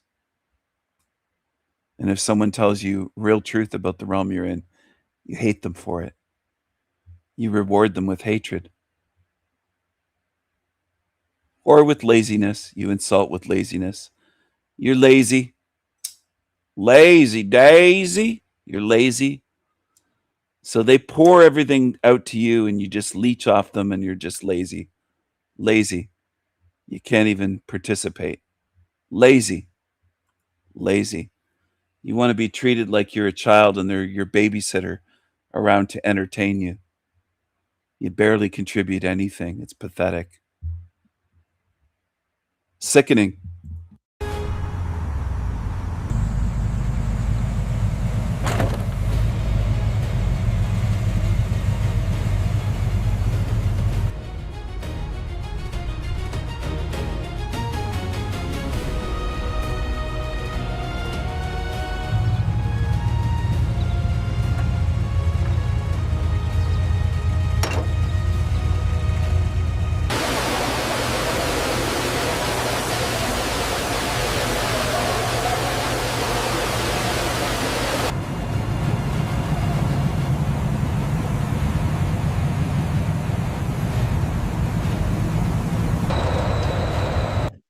It's gotten worse since the 1950s. And it's going to get worse. It's going to continue to get worse. No, Stephen. No, that's negative. No. That's your reaction. Many of you, most humans. No. You want to disagree. Anytime somebody speaks the truth, you disagree, you get upset, you get triggered, you get angry, you name call. You do all these things. You lash out, you threaten. Nothing you can do can stop the truth. Nothing you can say, nothing you can do. You people are going to fucking learn the hard way. That some beings told you the truth. You didn't want to hear it. Police force that is specifically designed to go after those people is called Prevent. So it's called Prevent UK. And they specifically deal with things like online radicalization, individuals who are suspected of being terrorists or extremists or Minority people Report. who, yeah, essentially that, yeah. And or people who partake in things like creating racial tension with the words that they say, or anti-LGBT. If anyone's saying this kind of thing, it's like a tattletale culture where it's just like, this guy posted this, they'll check out your posts and they come and get you. That does not operate here in Northern Ireland. Yeah, so the jurisdiction. The most beautiful thing, or one of the most beautiful things coming, is when you realize that what I told you is true and it's becoming true. And there's not a fucking thing you can do about it to change it. Not a thing. You're going to realize, hey, that guy that I just pretended to like and pretended to listen to or whatever, it's all coming true what he said. He was telling us the truth. Maybe I should have treated him better. Maybe I shouldn't have been a fucking zombie, a lazy zombie or an asshole or a two-faced piece of shit or a disloyal piece of shit. It's all going to come true and it's going to be beautiful, not negative, beautiful when you realize I was telling you the truth. And you'll realize there's not a fucking thing you can do to change this realm. Not a thing. It's going to get worse, a lot worse. And you don't deserve help because most of you didn't lift a fucking finger to help me. Most of you. You stood by and were silent with demons. No matter how many demons swarmed me and attacked me, most of you did nothing. So I don't believe you're going to fight demons. You don't here. You don't fight demons here. You're not warriors here. I don't believe that you're going to fight them. You haven't shown me that you're willing to fight demons. You've shown silence and cowardice. Jurisdiction for Prevent ends at the west coast of Wales. It does not extend into Northern Ireland, and it's because of the IRA. Interesting. Because the IRA are very famous for bombing the shit out of England, and that took a long time for them to quell that behavior.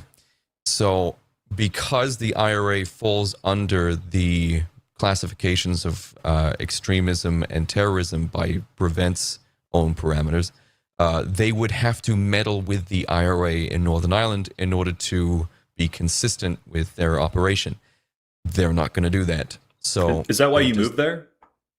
No, I moved over here back in 2010 because I met a girl on the internet. And wait, do you know what? That's not even true. I did meet a girl on the internet, but I flew over here and moved over permanently because I fucking hated living in Wales. It was South Wales. It was countryside, beachside town. I went back recently, and everyone still has, not to talk about myself too much here, but no, you're good. everyone still has that very much that small town mentality. You know, you can imagine someone who looks and sounds and talks like I do probably wouldn't fit in too well in a place like that. Belfast City was, you know, separated by water. It was a city, and I was like, fantastic. That's everything I'm looking for. Being separated as far away from this fucking place as humanly possible, while also staying in the UK and being in a large city. So that's essentially how I ended up staying here. But I think I'm going to stay here now permanently because I am allowed to say and do what I want. In fact, I was actually put through. My content was actually shown to authorities recently, and they found that there was nothing they could do about it because it does fall under free speech. So not only is that me speculating, it's also been confirmed.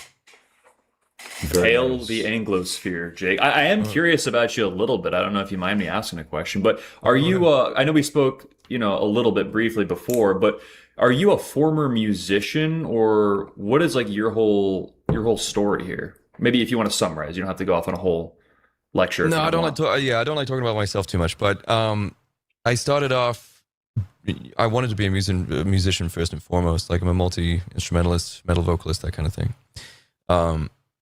But the kind of metal that I was writing, it wasn't, it's not very commercial and it never really did that well. And around 2014, I started doing a gaming channel because of Game Grumps. See what I don't like talking about it too much because it's f***ing gay. I started doing a gaming channel, then I started doing daily vlogging, and then slowly transitioned into doing this after seeing the hellscape that we currently live in. Like there was a whole online cancellation that I went through, and here I am on the other side, finally being who I always wanted to f***ing be, because I no longer have this leftist support network that I have to appease. Now I've sort of left everyone behind, cut everyone else out that was left behind, and now I'm sort of operating this way. But saying that, I am actually hiring an editor soon, because the only reason why I don't release music anymore is because this takes so much time. Like you guys work on it, right? Clipping and streaming and setting things up, and we have the same story as you, literally. And you know what? And everything sounds gay to all these purity spiraling faggots that think that they would do a better job than you, when in reality you're the one actually on a microphone saying this shit. They're doing absolutely nothing. So we have a similar story. We used to make hip hop, we used to do things, and like hip hop and the nationalist scene, there's a bit of a disagreement there. Like, oh, you participated in rap music, oh, you can't be a nationalist. These people are nothing. You know what I mean? We're actually standing up saying things. So don't be too sensitive about it. It's really interesting. I think that like I said, there's this energetic shift happening right now. We've been working on something, I describe it as node theory. I'd like to go into that just a little bit if you don't mind, but I think it's important that we're talking, because on the notion of cultural representation, which we don't have as a people. I mean, I'd say the most recent example, at least for us in America, would have been the likes of someone like John Wayne or Clint Eastwood. The most recent examples of like implicitly, more masculine, rugged, pro-white people. But really the last few decades have been dominated by an alien culture. And I think a lot of white people have tried to adapt to that or tried to be accepted by that in a lot of different ways. He was into EDM. He's an awesome music producer. I was an MC for like 10 years. And this political stuff has kind of taken our primary focus, because we really care about what's happening to our country, our nation, and our people. Once you become awakened to that reality, nothing else matters. Nothing is more important than that. But there's a lot of people, I think, on the outside that are sort of starting to converge in this cultural conversation. And this idea of node theory, which in the US, you have the more like militant, kind of masculine, I guess, figures, people like Patriot Front. Then you have the more intellectual figures. You have the homesteader, intentional community people like Eric Orwell. And then you have more cultural people like us, or, you know, we have an artistic background, but we don't really fit into this modern, demoralized zeitgeist. We don't really want to sacrifice the integrity of who we are to fit into that. And so we've kind of found ourselves on the outside of that perimeter in a way. And I think that all these people are slowly converging together. My brother used an analogy the other day. It's like modern society with all these problems. It's like this massive wound has been opened and it has like a massive infection. And we are sort of like the red blood cells that are converging towards that, trying to heal that and create a new future for the nation in a way. But it's really fascinating because it seems to be taking place all throughout the world. Like, we talk to people in Australia, we've talked to people in the UK, we talk to people in Canada. It's this phenomenon that's growing in all the countries that are white. It's really exciting. It really is. And you know what? It's funny you mentioned Australia, because I think Australians, by their very nature, their very composure, their temperament, I mean, I'm of the strong belief that Australians are just British people that have been baked by the fucking sun. We're not meant to be in the sun for that fucking long. You know, it's not like Spaniards, man. They can walk around in the sun all fucking day. Brits cannot do that. True. But Australian, if you ever want to figure out what the Australian temperament is, it's a British man whose brain has been baked, man. It really is. But for this reason, they are my favorite people in the world. Oh my God, I love Australians so fucking much. If I ever have the time, I will fly out to Australia just to fucking be there, just to do a shoey or something like that, you know, because I don't know if you know this, but they shot Power Rangers there. Really?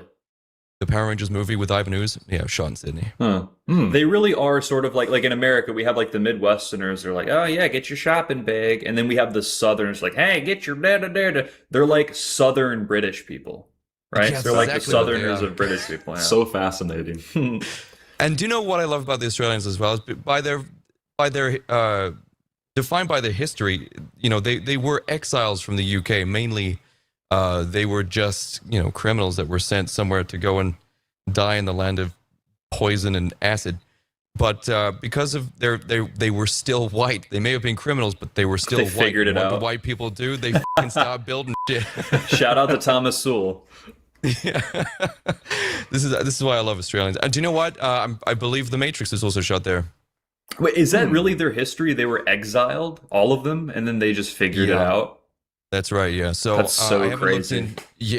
I haven't looked Proof. into the finer details of it, but my crude understanding of it is London, during a specific time in British history, had a surplus of criminals in the prison system. They were exiled all the way over to Australia, where they were, I think, most likely put on work plantations or something, or even just exiled out there to create their own communes and eventually perish to exposure. So to all the black people out there complaining and saying, oh, we didn't want to come here, you forced us to. Look at the Australians. We fucking exiled them and they just built basically another Britain there. Yeah. I mean, we have parallel examples like that to show blacks all the fucking time. It's like, oh, you know, we was slaves and shit. It's like, yeah, well, the Japanese, who are ethnically about, you know, that fucking big comparatively to everybody else, like the Japanese ethnicity, they had 2 fucking nuclear bombs dropped on them. A few decades later, they made Nintendo. Shut the fuck up. Yep. Like, there are so many examples of races that have been on the precipice of annihilation. And on the first moment of respite, they've been able to come back and flourish because ethnically speaking, racially speaking, they have that genetic programming. They have the mental fortitude to be able to put these things together to erect these buildings and these constructs and these systems. So, you know, no other nation on Earth or no other race on Earth has been coddled so much and still has so little to fucking show for it. You guys, do you guys ride bikes? You motorcyclists or something? No, I probably could though. I feel like I'm like overconfident. Anytime I see a motorcycle, I'm like, I could easily get on that motorcycle and do it, no problem. Just like first try. So maybe that's retarded, but no. You absolutely should do that. If that's how you feel, man. That's a biker in the making, right? Just don't deny the calling. So you're a biker. You're trying to sell us on the biking culture, huh? Oh yeah, because I'll need someone to, you know, ride across America with. That'd be fantastic. But cool. There's a show with Ewan McGregor that he did with a mate of his, and it was called The Long Way Round. Are you familiar with the show? It's from 2004, 2003. No. So he did a bunch of this show. It was Ewan McGregor and his friend. I can't remember. It's Charlie something, but it was his friend Charlie. And essentially what they did was this. They did a series of shows called The Long Way Down, Long Way Round, Long Way Up. And they were different seasons. Essentially what it was this. This was the basis of the show. You get 2 motorcycles, okay? And you ride from the UK all the way to New York through Europe. And it was absolutely insane, okay? They went through, France and Germany, and they went through Mongolia, and they went through Russia, the Road of Bones. They went through Alaska, drove down through to Washington State, and then all the way across America to New York. Absolutely phenomenal television. I suggest you watch it. They did a second season called The Long Way Down. And that was from London to South Africa, to Cape Town, I believe. Or maybe Johannesburg, it may have been that one. And the stark difference between riding through the sort of remote rural areas of Europe, where you see like Eurasian people, and you see the transition from white Anglo-looking people to Asian-looking people, and you see Russia, you see native Russians and ethnic Russians riding around, and you see the sort of the physiology of people changing to reflect where they are. People are still prosperous. They still have roads and bridges, and they have industry, and they have charity, and they have all these things that are set up. But then whenever you watch the next season of The Long Way Down, when they go from the UK, when they go from London all the way down to South Africa, mad stuff. Yeah. Africa is so unbelievably destitute. It's like whenever they interact with these Africans on the road, it's like they're interacting with an animal that is technically considered to be human, right?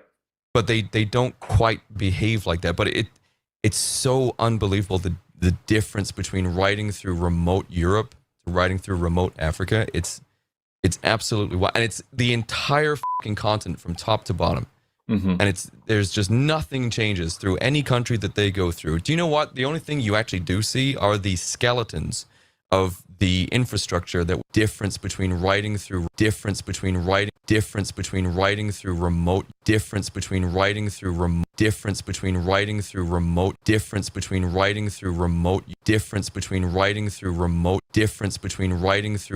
Europe to riding through remote Africa. It's absolutely wild, and it's the entire fucking continent from top to bottom.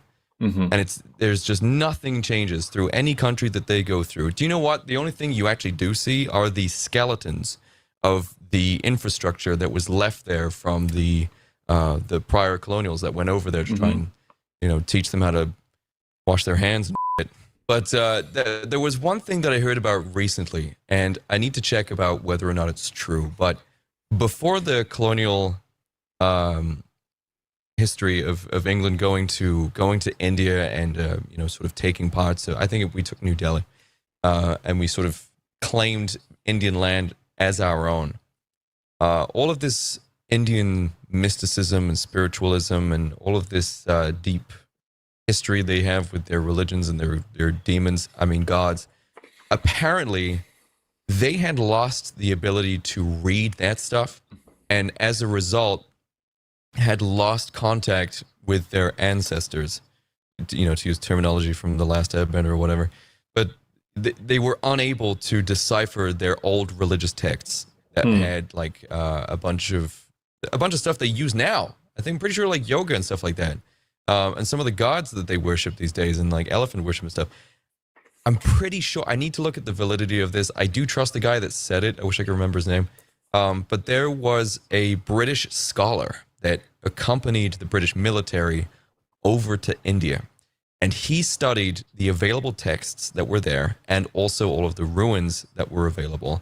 And he then he unlocked the connection back to the history of India and gave it back to the natives. So much of what India currently has in terms of their historical, their heritage and their historical significance, and their gods, their spiritualism, their mysticism, all these kinds of things. It's from it was one actually white a guy. British scholar. a white British scholar was able to go around and decipher the old language and be like, oh yeah, it actually says this. This is Vishnu, Ganesh. This is all this kind of stuff. What if it's like the biggest troll ever? He's like, oh yeah, it was all poop. You worship poop. And he gave it back to them like, this is what it was, guys. And they're like, okay, I guess it's poop now. And now you get India. Like they were awesome before and now it's just shit everywhere because of that one guy. I like to think of the inverse of that where he deciphers it and he's like, oh my God, it's actually all shit. It's all poop.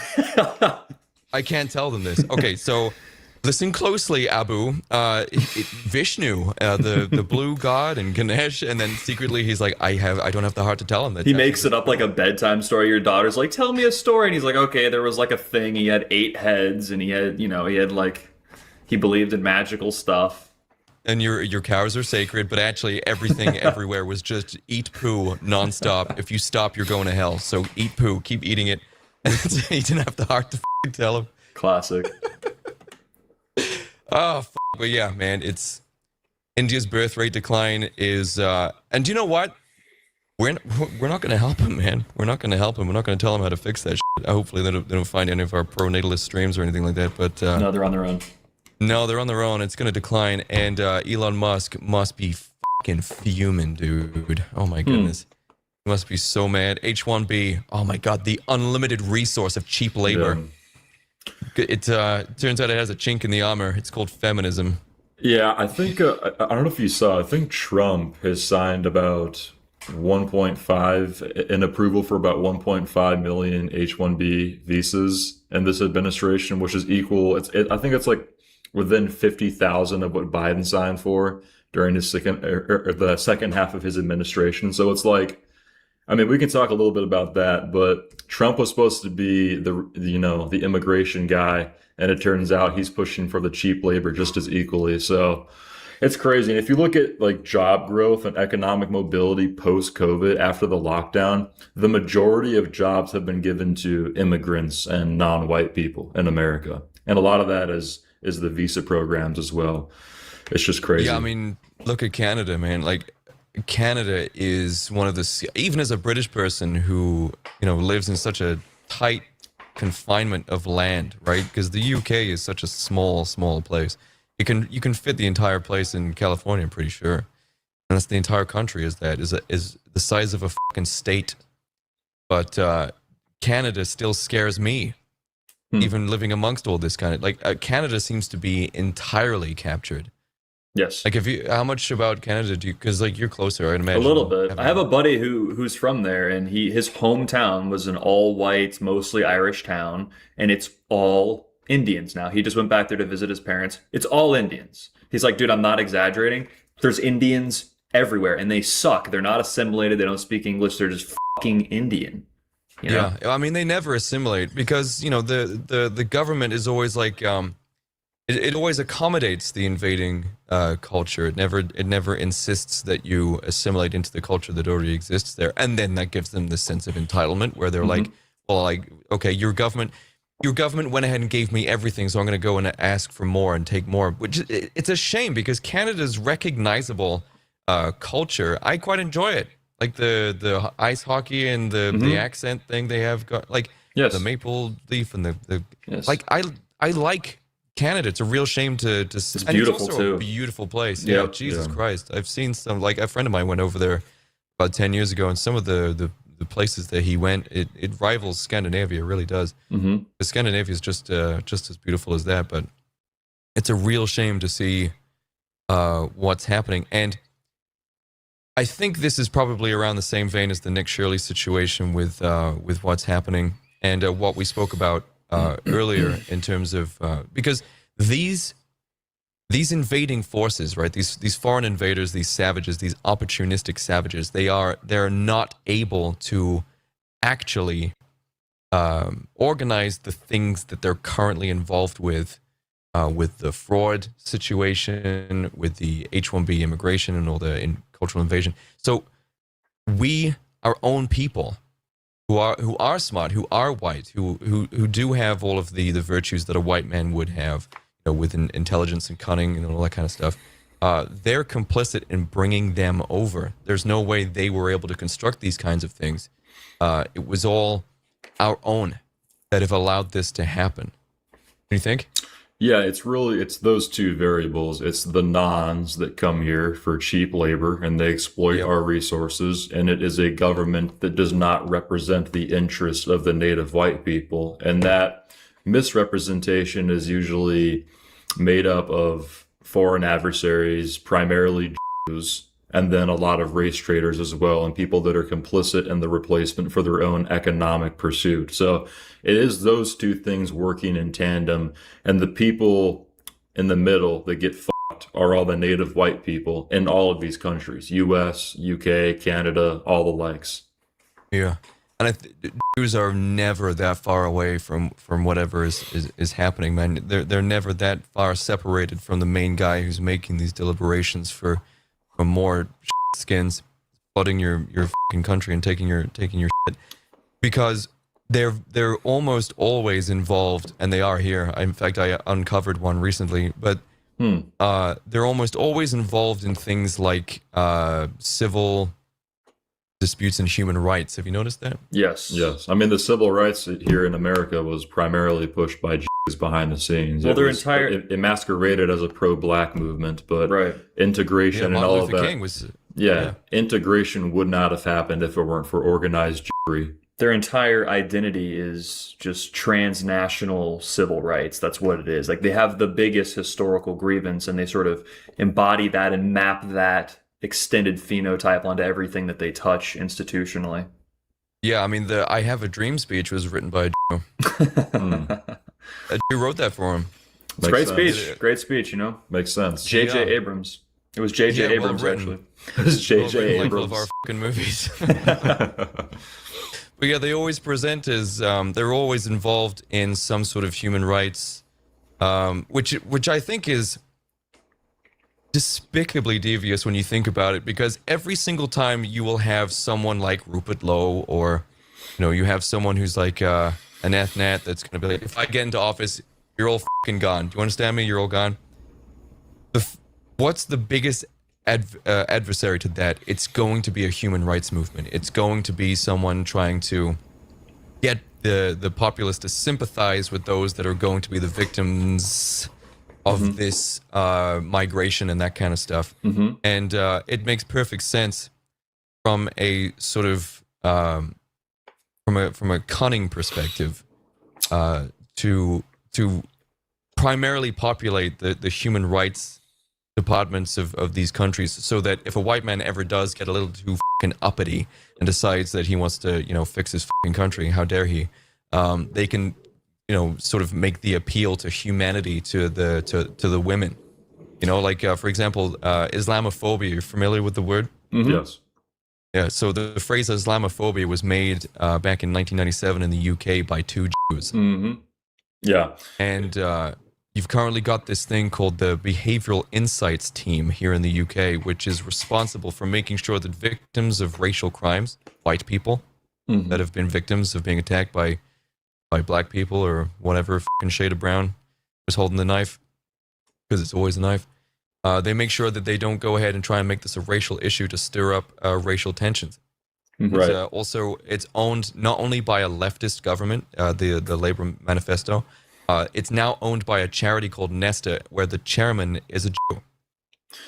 Yeah, it's this dynamic. The way they framed it is foundationally subversive, and it is brilliant. It is brilliantly evil against us in a way, and I have to give them credit for that. But it's this dynamic where the white man is always trying to compensate for the sins of the father, where we are eternally guilty because our ancestors won.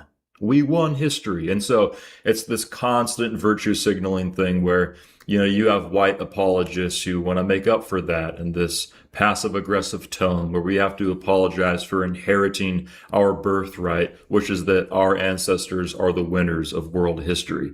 And we see that with so many of these different movements throughout history. And it's this blatantly obvious racial double standard where, when other groups come together, it's a civil rights movement. It's always this moral posturing. It's the sanctimonious attitude where, we are the ones that are taking the higher road. We are the victims of history and we're fighting for our civil rights. But if it's 40 white people out in Arkansas that want to be left alone, like we're seeing out here in America, then you get some with a black husband who's suing them and using the NAACP to attack them, potentially leaving white children and their families homeless. And so it's the same thing as when a white person, you know, when white people are talking about collectivizing and we're talking about nationalism, we always debate nons or we debate liberals, and they're always like, well, what is whiteness? It's a social construct, or during this period of history, this person wasn't considered white. There's ambiguity. It's always this ambiguous mess. It's all a construct. It's all arbitrary. But when we have to blame somebody for anything, all of a sudden we know exactly who the white person is. It's that same attitude of convenient anti-white Marxism that they map onto every kind of social issue. And as white people, we have to absolutely destroy that. And the only way to do that is to collectivize, because the reality is that we can't dismantle that on the basis of ideas, right? They'll say, well, let's debate about it. Okay, let me use debate culture, which comes from ancient Greece, to debate somebody who hates my ancestors using concepts that their ancestors never thought of. That doesn't make any sense. We have to use the concepts to our advantage and defeat them, which we are doing and which we will do. We're going to win. But that whole sentiment, which is just fundamentally, they like to say the ist and the isms, the racists and all these words. It is so just malicious against white people when you really grind it down to its source and expose it for what it is. And they will masquerade as the virtuous ones. They will masquerade as the morally upstanding people. They are not. They are not the moral ones. We are. And we have to start acting like it. No, of course. I mean, even just accommodating their culture, their barbaric cultures and ours, is very indicative that we are the virtuous ones. But you said something there that I fully agree with, which is whenever we fight back, it needs to be total fucking annihilation and nothing less. Because if even a shred of this ideology exists, if even a small amount of individuals or a small group of people remains, it'll propagate and it will grow again. Because you need to be able to go into this battlefield armed with the same level of barbarism as they're going to have whenever they engage with you. Because if leftism wins, or if a leftist wins, or if black people get the upper hand and they win, they will have no fucking mercy whatsoever. I hope no one is under any illusion that they will show mercy in any way or form. If they can, they will. If they can wipe us out entirely, and not even wipe us out entirely, they will go to the extent of actually revising all of our history, rewriting it, omitting us, obfuscating things and details. They will erase us from the history books. We'll be gone entirely. And you can't go into a battle with these kinds of people either, through, debates or even physically. You can't go into battles with these people maintaining that your humanity for these people with the assumption that they're just like you, white man, and they're feeling the same things as you, and they're capable of the same things, and they're just like you, and you can't someone who's just like you because think of them, which is something that white people we're guilty of. That you could say that as a con of our of our very nature, but we do need to have this feeling of we need to annihilate it entirely. And I think this is essentially the extension of this uniparty that we were talking about, this authoritarianism, where any and all adversaries are nothing but they're just hurdles getting in the way of what the real solution is, which is a very heavy-handed justice that's going to look real bad. Mm-hmm. But you have to understand that this is for the greater good, and I fully agree. I think by this point you've got political parties that provably, demonstrably do not have the best interest of the people at heart, and it needs to be replaced with something that people actually want to believe in. Saying that, is there anything, because we have Rupert Lowe, do you guys in the U.S. have anything on the horizon that is even remotely ethnet? We have Patriot Front. Politically, no. Politically, we don't have anything like that. We have some local officials, we have some figures that are known to be behind the scenes, people that have endorsed nationalist organizations, but politically, that spirit hasn't quite taken a hold yet. I mean, we have somebody like James Fishback, who's, I mean, he's half Colombian. He's like a civic nationalist. We have like the Groyper thing. I don't know if you're familiar with Groyperism, but these are like the sort of Nick Fuentes followers. They use a lot of the same rhetoric and talking points. And, you know, there's some overlap between them and ethno-nats. And I think that seeing them start to pop up is a sign that we're headed in the right direction. I mean, you know, it's a more gung-ho position, but it's not quite ethnic nationalism. And then you also have like Dan Bilzerian, you know, who's very outspokenly against Israel and against Jewish supremacy, but he's not a racialist ideologically. So we're not quite there yet, but I think that we're going to get there. And this is why this next period of time, we don't know how long it's going to be. I suspect it won't be very long, but this is crucial. This is crucial because this is the opportunity that we get in this decentralized technology that we have available. While this window is open from the current administration to just kind of talk our shit, we simply have to raise the consciousness of people, raise the awareness. It sounds kind of silly when you put it that way, but you know, if the mainstream media outlets are not going to radicalize people with the mere facts that we can just observe with our own two eyes, then we have to be the ones to do it. And oftentimes it feels redundant. Debating some black guy, why are we doing that? We're saying the same things over and over and over again. Why are we doing that? Because we have to demonstrate and remind people very clearly who they are, what's going on, and what's going to happen if we don't move forward. And that's why, I mean, like, it's a lot of this is going to be done. Yes, there's like homesteading. Yes, there's, you know, marches and demonstrations, but propaganda through social media is going to be crucial in this. So we need all hands on deck. And we love the work that you're doing too, you know. And also to sort of touch on what you said earlier, you're like an artistic, like musician, face paint. I mean, you're going to appeal to people who have not necessarily like liberal sensibilities, but the same sort of people that perhaps I would appeal to. You know, I have tattoos and I'm very like open-minded. Not everybody is some like hard-lined, like conservative trad dude. Like, and also that's going to die out. That like Matt Walsh sort of milquetoast thing, that has to perish. And honestly, a lot of these negative opinions that are levied at my brother and I are levied from people that are so close-minded that they're never really going to make a difference themselves. I mean, they say, oh, you have to be this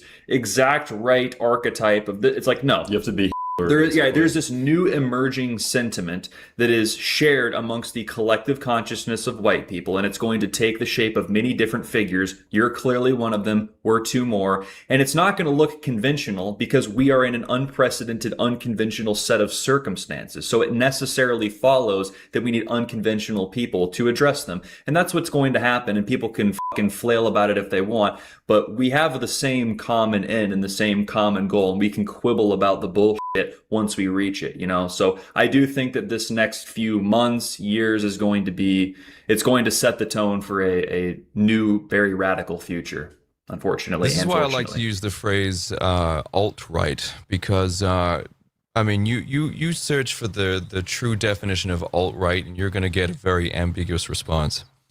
Mm-hmm. And I think alt-right is probably the most applicable because, you know, this whole puritanical perspective on being, you know, far right or whatever, or being an ethno-nationalist. You can't have tattoos. You can't have, you know, relationships that have been like this. You know, you can't be doing this or saying that. The only way that we're going to go forward is if you are absolutely fucking perfect. Listen, we've had generations of degeneracy, and we are victims of this. Okay, we grew up as kids influenced by the very systems we're now fighting against. You can't just expect to only rely on the pure ones to be able to lead this kind of charge. We're going to be a little bit rough around the edges. We're going to have mistakes that we've made, but at the end of the day, the morals are sound, and it's what we're fighting for, which matters. And people need to understand. I mean, it's the same thing with marriage. You know, it's like Rollo Tomasi talks about this, and he's 100% correct about it. This idea of like no children out of wedlock or anything like that. It's like, look, the birth rates are in the fucking toilet. You can't put sex behind a paywall, okay? Marriage suits no man these days, okay? To fix the birth rates, we are going to have to abstain from the custom of marriage in order to fix the birth rates and to increase the population of white people. You can't keep it behind this institution any longer. It has to be it has to be adopted. We can we can re-evoke the marriage ceremony stuff later, you know, once everything is stabilized. And it's the same with what we're doing. It's like, yes, we've got tattoos, and yes, you know, we may have had, you know, centrist or even old school liberal ideologies before, but to hold people forever accountable for those things and to ignore what they're saying now, considering how important it is, the things that they're saying, is just, it's counterintuitive. Yes, Like very these much. people are, yeah. In fact, people like us who have been through the ringer, who have been through many different political ideologies, surrounded by a very diverse group of different beliefs and stuff like that, ourselves, who have learned that this, you know, right-wing ideology is correct and this ethno-nationalism is the right way to go. We discovered it by ourselves. As Yes. adults, we have understood that this is the correct course of action. It wasn't installed in us. It wasn't propagandized. It wasn't indoctrinated. We looked at it pragmatically. We understood the statistics, the analytics, and we understood that the best possible outcome is to pursue this. And to denounce this of any person who's doing it is counterintuitive. And I think everyone understands that. Look at me, man. I'm wearing makeup, but I'm currently doing what I'm doing right now in the right-wing space, in the alt-right space, and the white supremacist space, because they understand that no matter what I look like, what really matters is an ethno-state. It's the reclamation of our nations, our identity, our ethnicity. That's the thing that matters most. Once we get that perfect nation, once we get that authoritarian, that fascist state, and everyone is unified under Christianity, and the only thing that government does is spend your taxes appropriately, and we've got the sovereignty back, and it's like, you can't do the makeup thing anymore. I'll be like, fucking fine, because this is bliss. This is fantastic, okay? I'll do whatever you want. Laser it off? Sure, I don't give a shit. There's no blacks around. I can walk home at night, you know, just drunk, alone, and not be fucking stabbed. But until then, you know, this is fucking war, and we absolutely cannot just pick and choose out of this moral purity who can be in the battle or not, because they don't care. They're going to have as many people as it takes. In fact, they're going to have people flown in from other nations, like with the CCP NGOs and the Soros money and all this kind of shit. Like, you're not going to be going into the streets against these weak, feeble, osteoporosis leftists and disabled people. You're going to be going against people like that, but also you're going to have military in there that are dressed like them, that are armed to the fucking teeth, and they're going to be organized. Like you saw the Minnesota shit, like all of those anti-ICE people that were going around. They were so organized with this app, and they were on the ground right where the ICE agents are as they got there. That's what you're gonna be going up against. It's gonna be a hell of a battle, don't you think? Yeah. Yeah, the people that are most affected by modernity are the ones that are going to come to these conclusions faster than everybody else. The milquetoast Republicans, they don't have anything to worry about. People go, oh, Matt Walsh, he's based. Why? Well, okay, Matt Walsh, he has 5 white kids. He lives in Tennessee. He gets a nice salary from a Daily Wire. Yeah, like, he's very comfortable. He doesn't need, I mean, he's a smart person. Of course, he's probably silently in his own mind come to a lot of these same conclusions, but it's going to be the unconventional outsiders, you know? And I don't want to rush. We do have to wrap it up shortly, just because we have somewhere to be in a little bit. I don't know, you know, this is your show. I don't know if you do like super chats or something like that. We do have some time, but we are just kind of like a 5-10 minute warning. We have to like do some stuff and then get out of here shortly. Well, do you know what? That's actually the end of our time here together, because we were going to do 2 hours, and then I usually do an hour at the end. Nice. Where I go through super chats and I talk to the chat about you guys being on and that kind of stuff. Cool. And I continue to, you know, push the audience towards you guys, because, you know, you guys, I've seen your debates online. You do fantastic work. You really do. In fact, you guys even go out into the fucking streets with a microphone and you talk to people. Yeah. Thank you. How's that been for you? Well, in Orlando, we do a lot less of it, because Orlando, you know, it's not like Northern Ireland. You go outside and it's a lot of tarantula hair and stuff. Yeah. But we've done a lot of it in the past, and it's been fun. It's a balance. We try to do a lot of stuff just to reach normie white people. I mean, obviously, our debates aren't fully representative of, you know, our intelligence or our final conclusions, but we do a lot of this kind of content to try to reach people and connect with people, to show that, you know, we do have to take our own side. That is really the main message we're trying to push out here. And also, cultural attitudes are important. As a white person, don't be afraid to go into your own city and say what needs to be said. I went down there, it was 99% ratchet black, and I did a monologue about remigration. Let's start standing up for ourselves. Don't get yourself in trouble, but also be who you're supposed to be as a white man. We have a duty to embolden white people. White people have been pushed into this condition where, even speaking the way that we're speaking puts their life in jeopardy, literally, or, at a minimum, they're not able to provide for their family because someone will take their job, right? So that's kind of another thing. Collectivization, that's what we advocate for. If you're a straight white American man, join Patriot Front. They're currently working on the business infrastructure side of things. If you're ideologically aligned and you're a straight white American man, you very well may be able to get in. And if you can, you're aligning yourself with people who are ideologically consistent with what you think. And look, man, if you get hired by a guy who only hires white nationalists, you're not going to get fired for being a white nationalist. Therefore, you're now emboldened.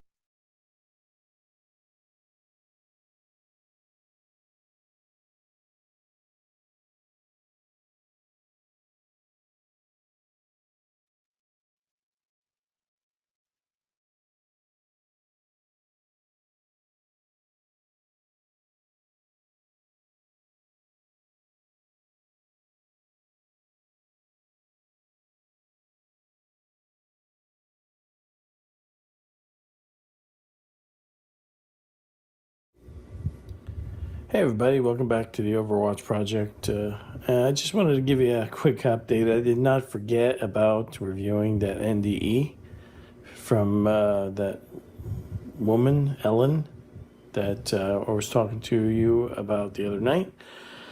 I need time to properly film it and upload it, probably to Rumble and Odyssey and BitChute, and then I would post something on YouTube to let you know when it's up. But I have been... Yeah, it's going to take like an hour to properly go through that 26-minute video, and just haven't gotten around to it. In response to, just another quick update, in response to a lot of the stuff that's been going on, the ruination of the internet, ID verification, all this other stuff, what you're looking at here is a Commodore 64 Ultimate. This is a brand new Commodore 64. Let me turn it on here. And it has some new modern connectors to make things easier. However, it is a actual brand new working Commodore, and you can do things like use bulletin board services, chat on IRC, endless amount of games on here that you own. All kinds of support online for these things. They are making a comeback. And I just wanted to show it off because my response to all of this bullshit that's going on is to alter the way I use technology, and this is one of the things I'm doing. So just to give you a little show here of, not just a quick thing. It comes with a actual user manual, a very detailed book.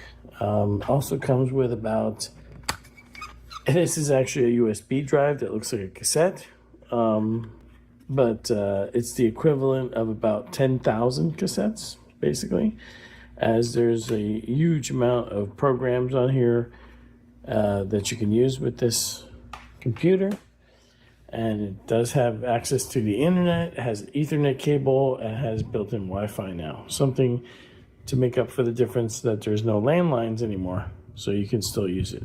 So I just wanted to show you that, and I should show you my watch collection someday. This is what I'm wearing today, the Casio CA53W, and it is Thursday, and it is 10:41 p.m. So just to let you know, as soon as I get around to that, I will upload it. And it will end up on the other, my other channels there on Odyssey, Rumble, etc. All right, I'll talk to you all later. Bye.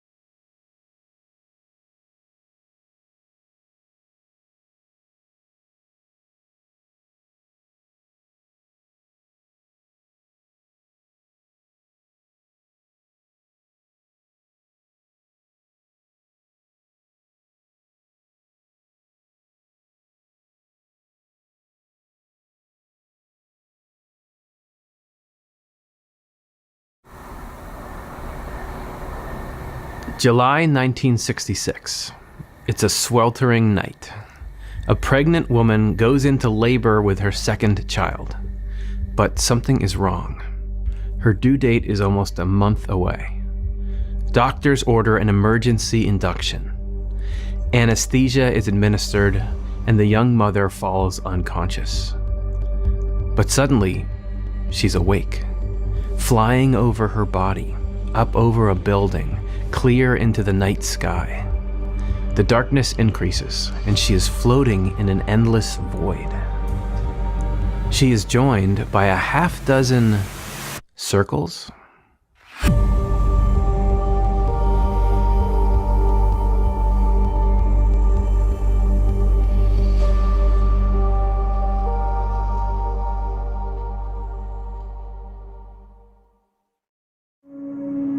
Nancy Evans Bush was raised in a Christian household.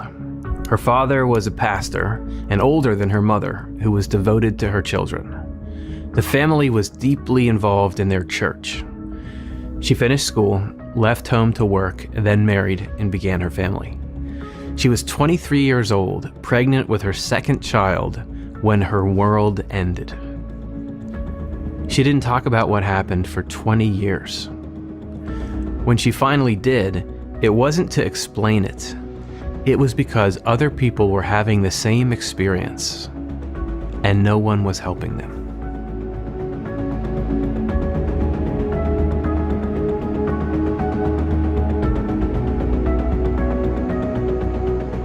(1966). Nancy has just left her body, floated above buildings, all the way out of the world she has always known. A quick glimpse backward, oddly with no sense of turning around, and I could see box-like structures on the roof of what I thought must be the hospital, because there, up the hill, was the window of the classroom where I taught. There was the town receding below me, and then the dark outline of hills along the river, and the Earth's curvature. It's true, it really is round.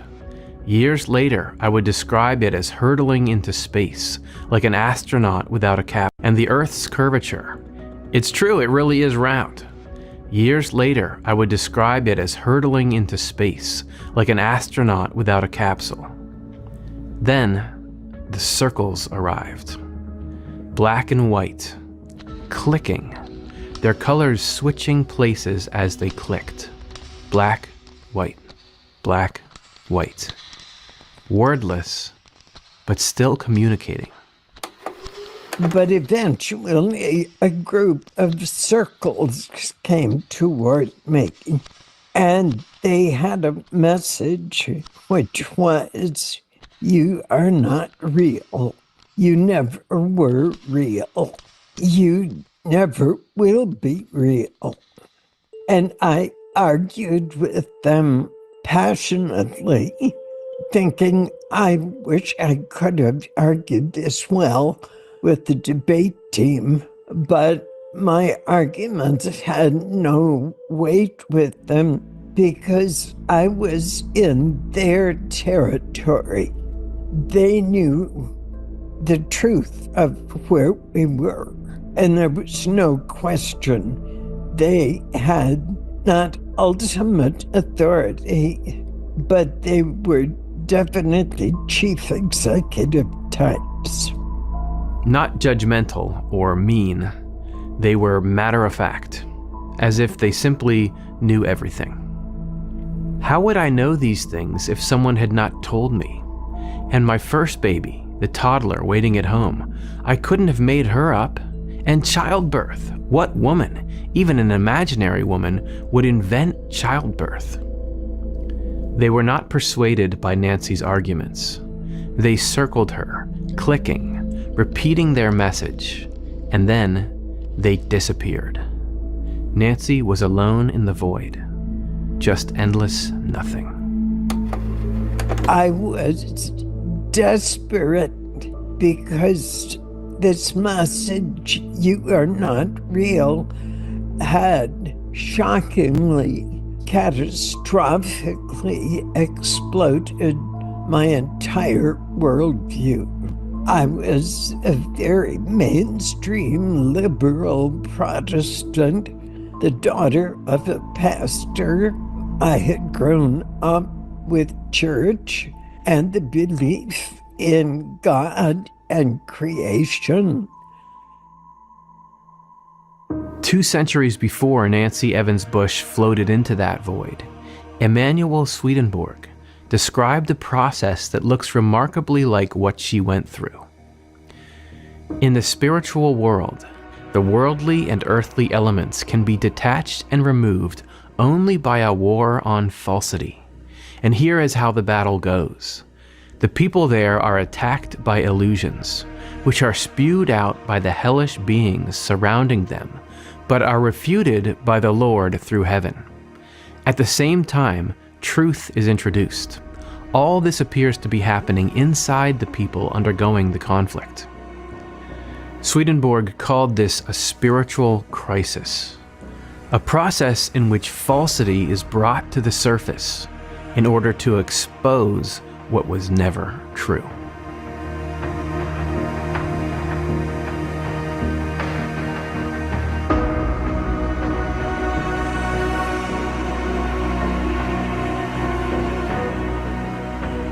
Suddenly, Nancy woke up. Her baby, born premature, remained in intensive care. Nancy was so upset that she was released early from the hospital. The staff assumed it was related to the baby's condition, but Nancy knew better. She didn't know how to tell anyone what she had seen.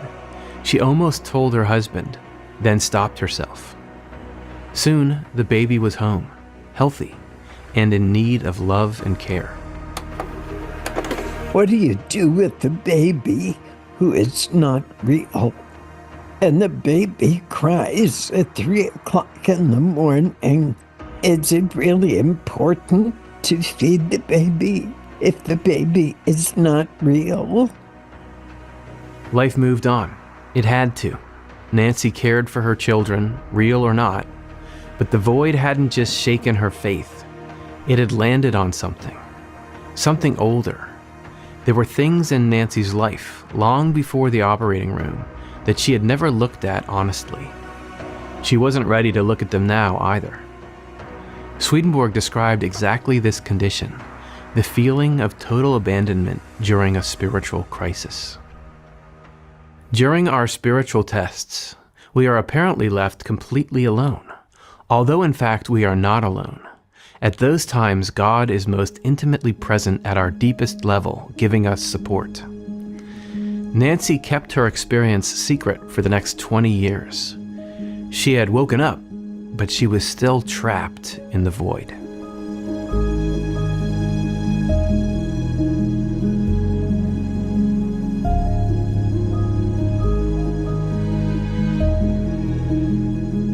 Years go by. The baby, once so weak, is now a boisterous 6-year-old. Nancy visits with a friend for coffee. As the friend walked casually into the kitchen, she pointed to a book on the table in front of Nancy. Nancy picked it up. It was by Carl Jung, Man and His Symbols. She flipped through it, fascinated by the illustrations and images of symbols from global history. But then, she stopped dead on one image. She was looking at the circles she had seen in her near-death experience. They were true. Someone else knew about the circles. In a storm of terror, I hurled the book across the room and fled from the house, too frightened even to say goodbye. Several more years passed before Nancy learned that the symbols were the yin-yang, a symbol of unity, balance, opposing but united forces. There are countless concepts that our earthly self does not grasp because it lives in relative shadow and darkness, and what it does not grasp it believes to be either non-existent or contrary to fact. Our earthly self accepts truth much later and with much more difficulty than our rational self does. Nancy couldn't ignore the synchronicity. Something was reminding her of what she had seen, and it wasn't going away.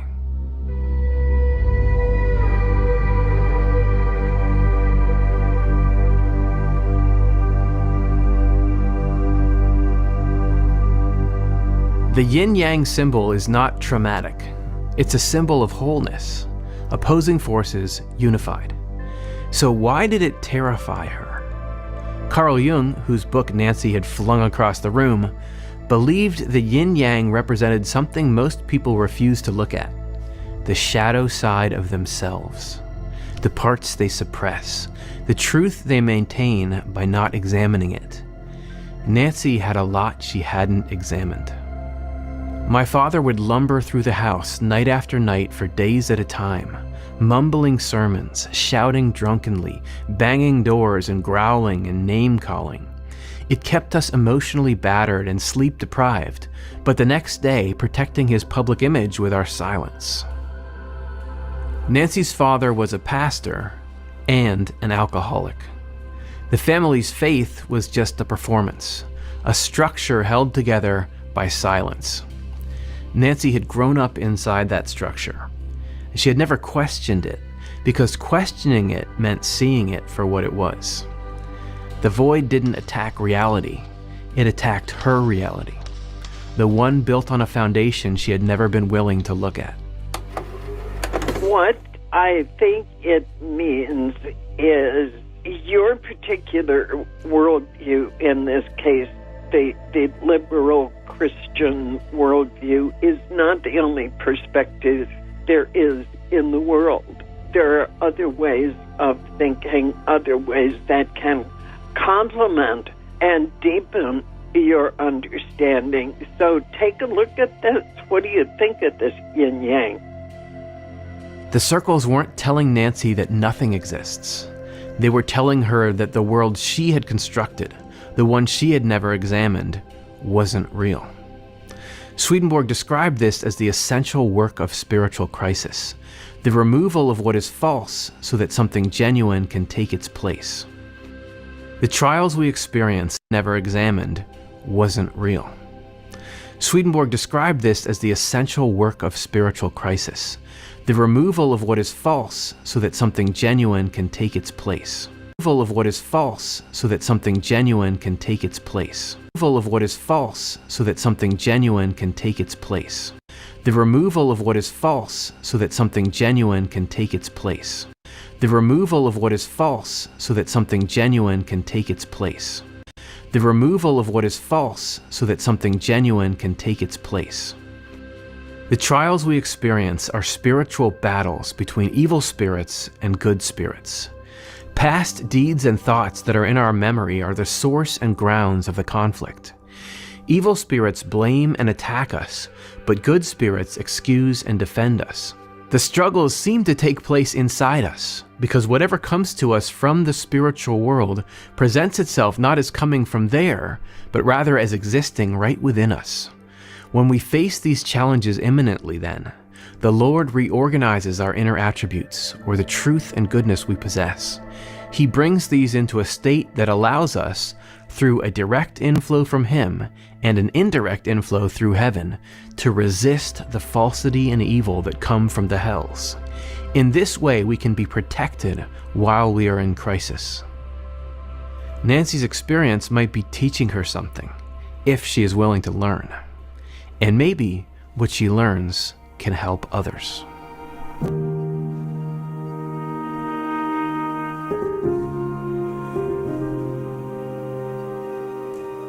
In 1982, Nancy found a job opportunity at a small startup nonprofit that was looking for an office manager.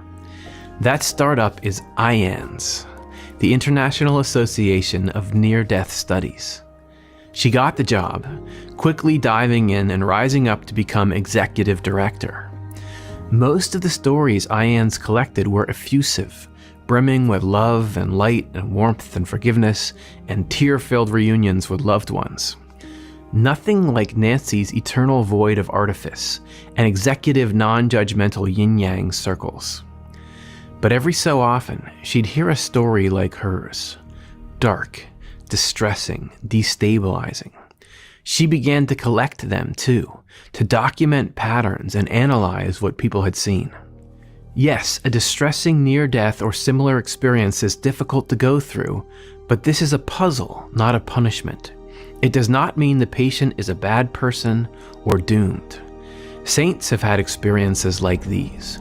There is no evidence supporting the common assumption that a good person will have a good NDE and a bad person will have a frightening one.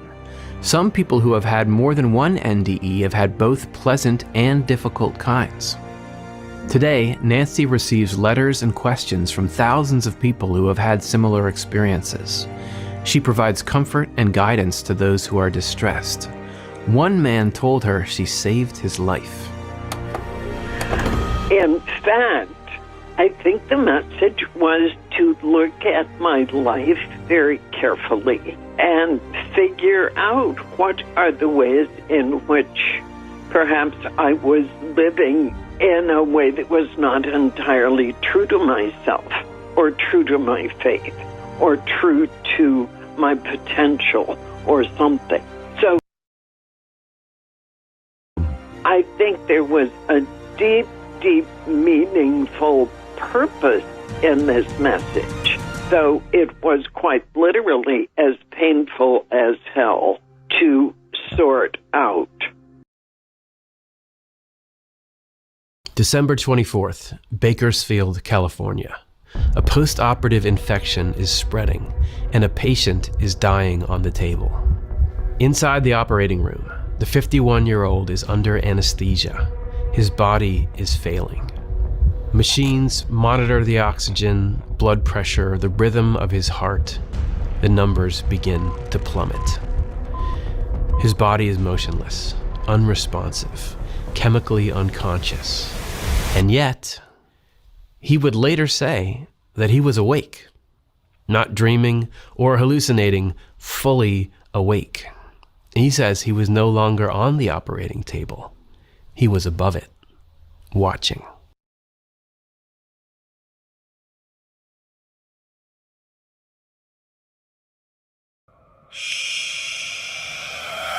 Freaks! Degenerate demons, denizens of hell. Freaks. They hiss and moan, they cry and copy, they mimic and mirror. Freaks. They can't create, they leech and leech. Thieves, petty little thieves. Freaks. Begging for cash apps, begging for PayPal. Freaky freaks. They leech, degenerate, lazy, stinky bum demons. They're crass and rude, gross and lewd. They have no class. Crass ass, degenerate, demon, freaks. Freaks. They sit around playing video games, live streaming all day. They leech and leech. Their voices are nasally, hey, straight out of Tel Aviv. They lie and lie, they hide who they are.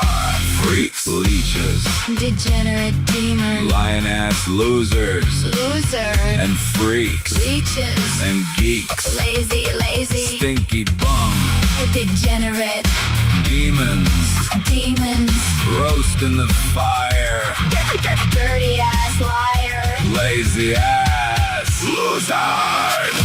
Stay here in hell and burn. Degenerate denizens of hell. Stay here and burn.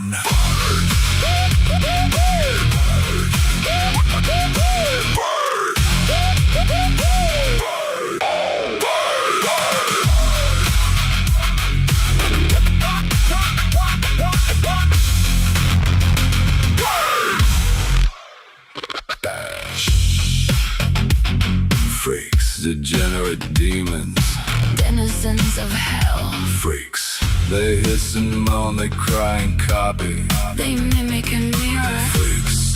They can't create, they leech and leech. Thieves, petty little thieves. Freaks. Begging for cash apps, begging for PayPal. Freaky freaks. They leech, degenerate, lazy, stinky bum demons. They're crass and rude, gross and lewd. They have no class. Crass ass, degenerate, demon, freaks. They sit around playing video games, live streaming all day. They leech leech and leech. Their voices are nasally. Straight out of Tel Aviv. They lie and lie. They hide who they are. Freaks, leeches, degenerate demons. Lying ass losers. Losers. And freaks. Leeches and geeks. Lazy, lazy. Stinky bum. Degenerate demons. Roasting the fire. Dirty ass liars. They lazy ass losers. Stay here. In hell and burn. Degenerate denizens of hell. Stay here and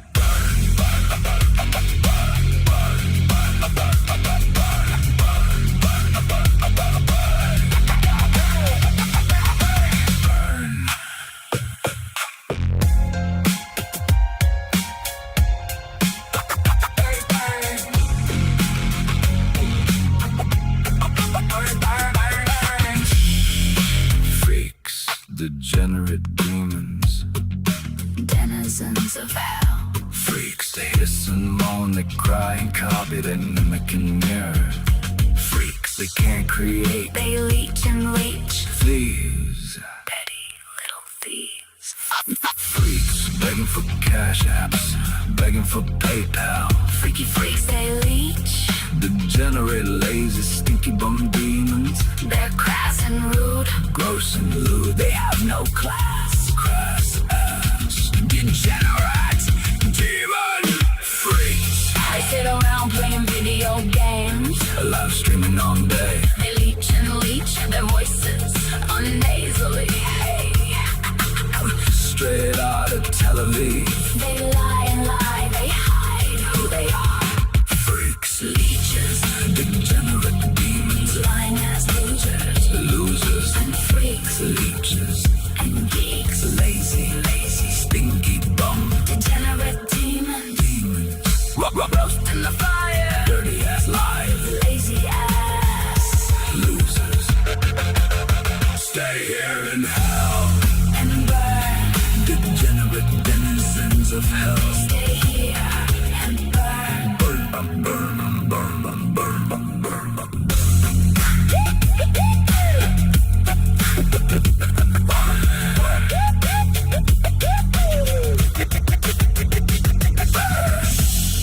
Freaks, degenerate demons, denizens of hell. Freaks, they hiss and moan, they cry and copy, they mimic and mirror. Freaks, they can't create, they leech and leech. Thieves, petty little thieves. Freaks, begging for cash apps, begging for PayPal. Freaky freaks, they leech, degenerate lazy.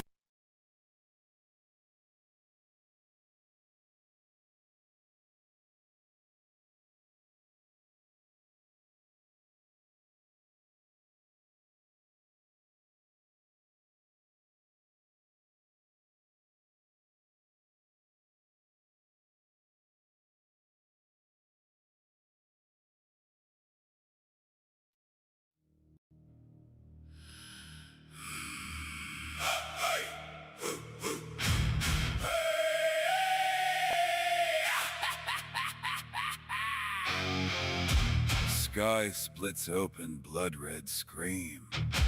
Demons crawl from shadowed seams. Their eyes burn lies, my sword cuts clean. The truth ignites a primal gleam. Ashes fall like winter rain. Steel on steel, the clash, the pain. I am no mortal bound by chain. The Raven King, I rise again. I am the Raven King. I can do anything. Truth is my weapon, my shield, my fire. Immortal flame, soaring higher, higher.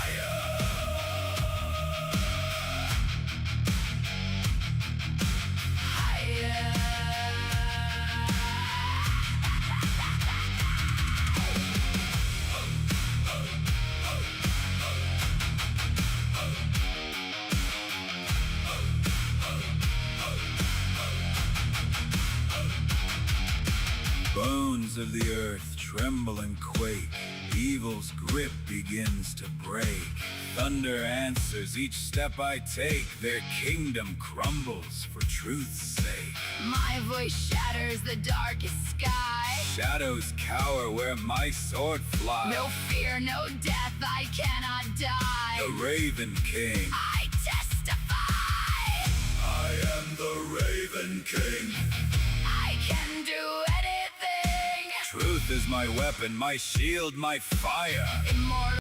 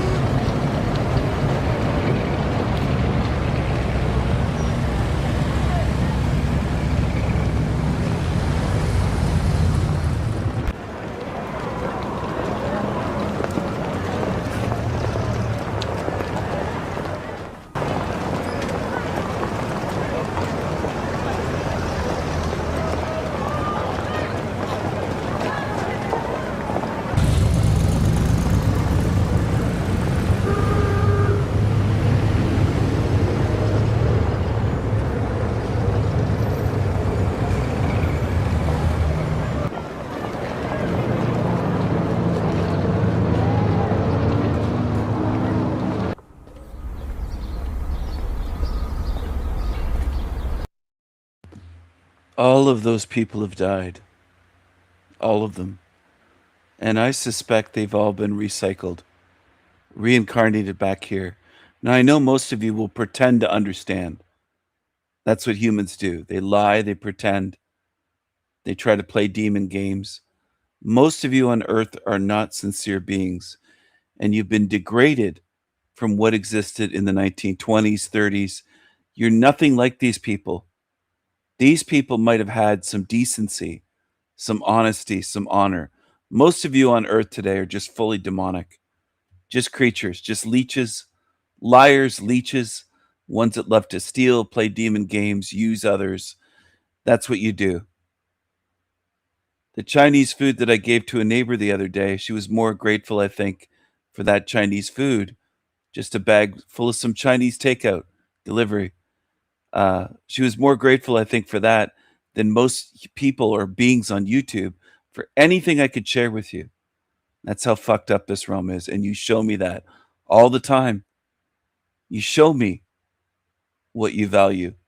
Most of you would value somebody giving you a $10 bill more than it's incredible, but it's the way you are. You're spiritually fucked. Most of you on Earth walking on two legs. You are undeserving of what I've already shared with you. And I don't wish you well at this point because most of you won't lift a finger to battle against demons, against evil, including evil that has harmed me or tried to harm me. But you expect the world from me. It's like you have you feel entitled to it. And sometimes that leaks out. Sometimes somebody will come on my channel and they'll come on here saying, you can't do that. I don't want that. Or they're bored. They're here because they're bored. They have nothing else to do. And it's not just a couple creepy creatures. I think it's most humans. I really do. I don't have a tunnel vision view. I don't isolate thinking, oh, it's just one bad apple. It isn't. It's most of you on Earth. You show it every day, and you show how lazy you are, how entitled you are. Most of you don't care the way I do. You are a different species, and I've observed you carefully to try to figure out what the fuck you are. Most of you. You're not just different. Difference is fine. I don't mind differences, but you're different in a way of being two-faced deceivers. Most of you on YouTube that I've ever encountered are that way. You're not good beings. You've tried to use me.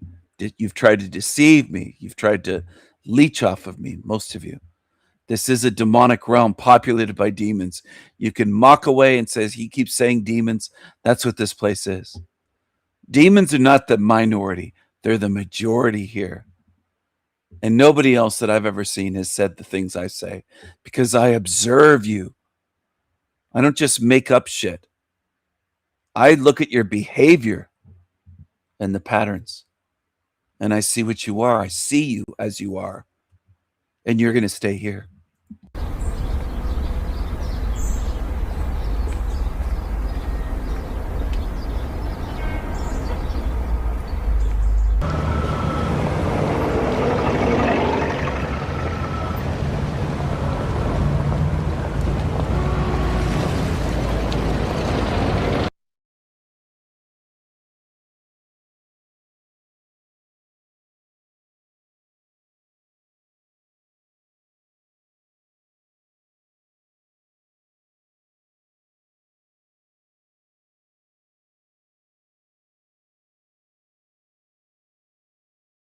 Detroit in the 1960s had a weight to it that you can see in the photographs.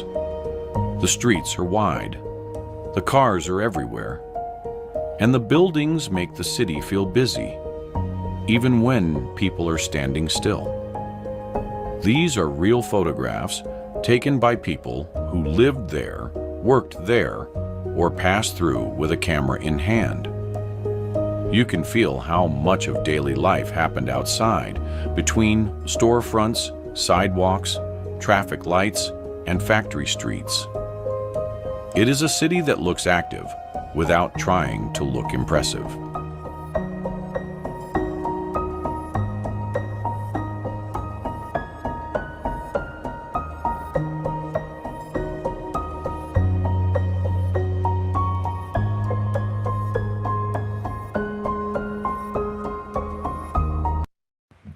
Hitsville, USA. Funny thing is, most people that have been on my channel over the years are too dumb to even realize the hits that I've produced. I don't mean music.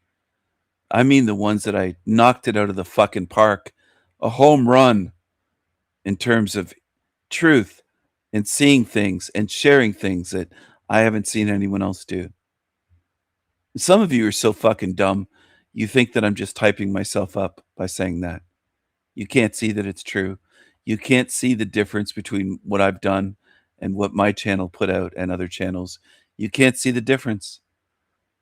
And if you can't see the difference, you're condemned to this realm. You're doomed. It's that simple. You're so dumb you couldn't tell the difference between Detroit in its heyday or Manhattan or Chicago in its heyday and a Tigget town in Africa. You're just fucking dumb. And that's a lot of humans. You just can't see the differences. You think everything's the same. And the times that you do try to see the differences, a lot of times you'll say that creepy nasally voiced creatures that have terrible voices, you'll lie and say, oh, his voice is better than yours. You're just lying demons. And that's what fills up this realm, a bunch of lying fucking demons. And you'll talk about tarantula hair and stuff. A lot of you are worse than that in personality. And in terms of you just lying, you lie through life. You're just lying. You're just gross fucking demons. Gross. Gross liars that lie out of envy and all sorts of reasons you have for lying. But you're demonic. You belong in this realm. And I'm going to let you know, as I've done in the past, I'm going to do everything in my power to make sure that you stay here, right where you belong in this realm. This is where you belong. It's going to get very dark in here, much darker. So much so that I would say it's unfathomable to almost all of you, if not all, on Earth. You don't know how fucking dark it's going to get. And you've earned all of this because you've chosen evil time and time and time again for years, if not in some cases for lifetimes. You've been practicing evil and smug about it. You're smiling and you think you're clever. And all you've tried to do is harm beings like me. That's what you try to do as much as you can. Any way that you can, you try to lie, gaslight, smear campaign. You'll threaten, you'll try to extort, you'll threaten my loved ones. You've done it all. Every type of evil that you could. You stalked me, doxed me, you've tried everything you could. Everything. And here I am still speaking the truth in ways that most of you cowards can't do. You won't even speak a word against demons on YouTube, much less fight them the way I do. You're not going anywhere. You can't stand up to demons on fucking YouTube. You're cowards. And you've shown me that. You've shown me a lot of things. I've been observing on my channel. I don't just observe on shit channels. I observed on my own channels how you behave, what you do, what you support, if you're paying attention or not, if you tune out, if you're just wasting my time and energy playing demon games, pretending on my channel when you're really not around to learn. I've seen it all. I've seen what most humans are. I've looked at thousands and thousands and thousands of you to see how you behave and what this realm is and what you are. And I see what you are. And there's very few good spirits in this entire fucking realm that would lift a finger to help me or support me. Very few. I see you as you are.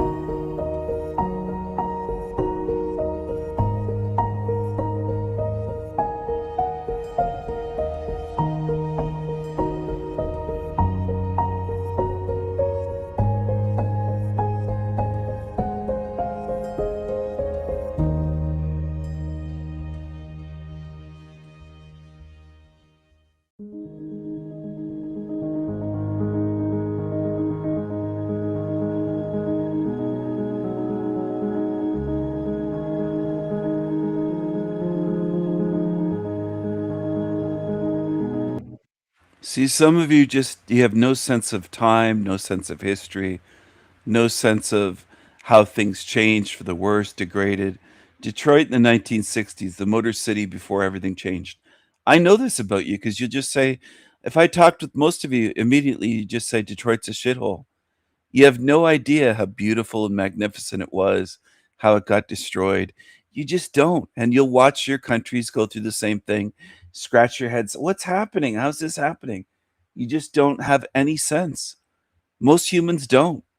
You don't.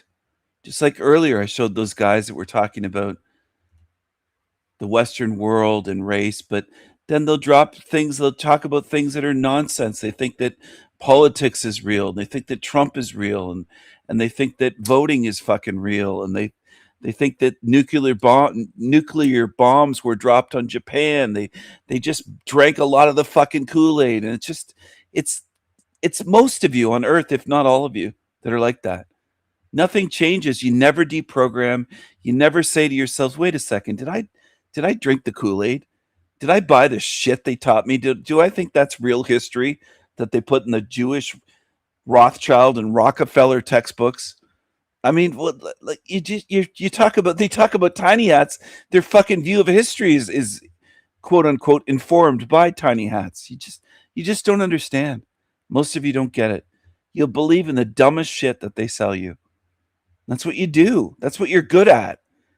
And you could get angry and say, "Oh, he's he's bitter, he's this and he's negative. You can put all these labels on me, but what I'm saying is the truth. Most of you don't learn. You just repeat shit.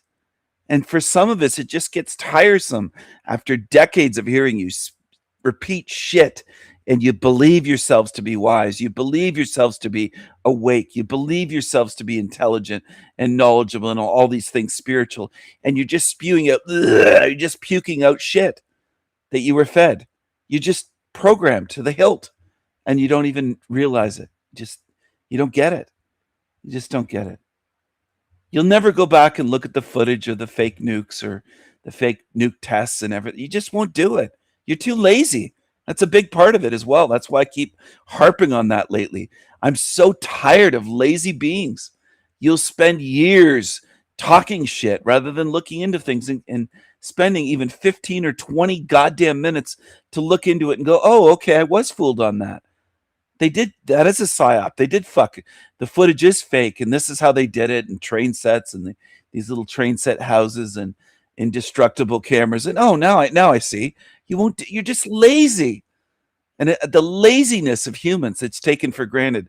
Where most of you just get upset and you'll say, "Oh, we have a right to be lazy." And I've even gotten comments like that on my channel recently by you fucking idiots, humans as you call yourselves. Well, you call yourselves what your masters call you.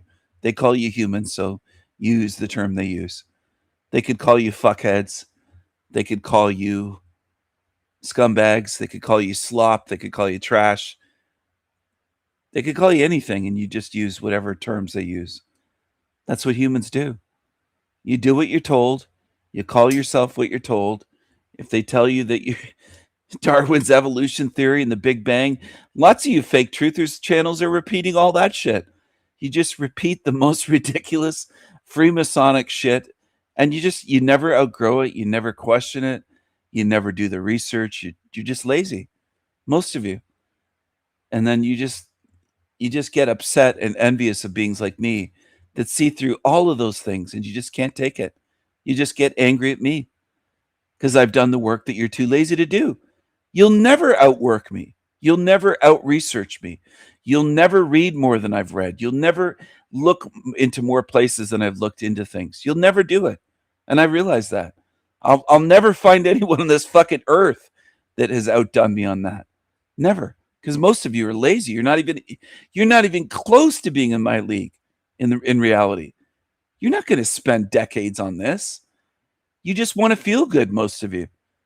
You want to get drunk or smoke some weed, or you want to do something. You want to watch movies or Netflix. You just want to do something. You're just pretty lazy. Overall, the average being and the average truther is a lazy ass. So be it. Stay lazy.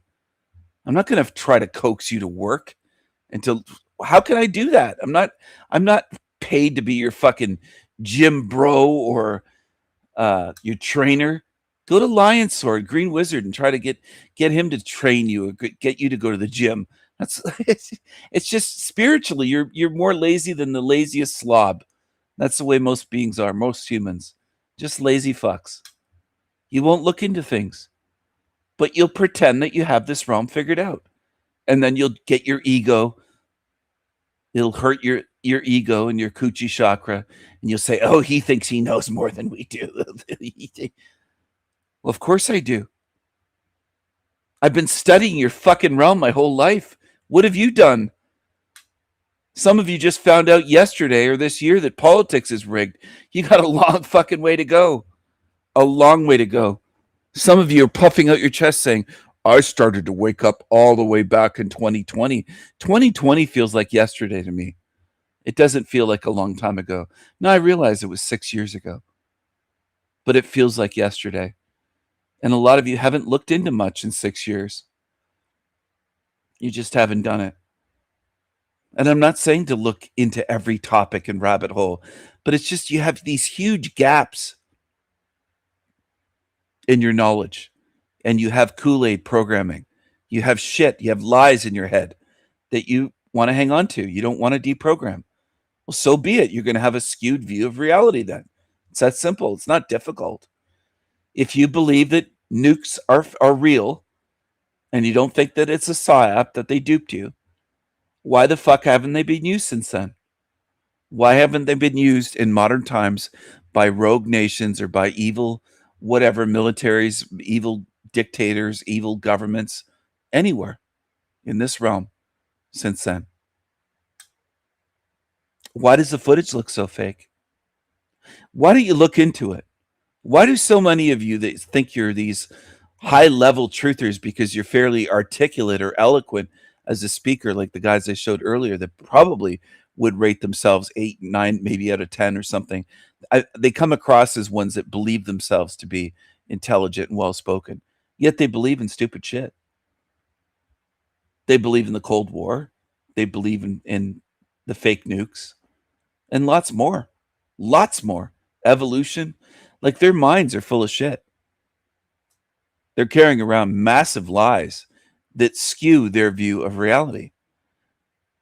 Do I think most of you see this hell realm clearly? No, you don't. Some of you have thankfully done some work. Thankfully. But most, there might be a few handfuls of you that have done close to enough work to see where you are, enough that you have a chance to get out. Because most of you don't want to see how evil this place is.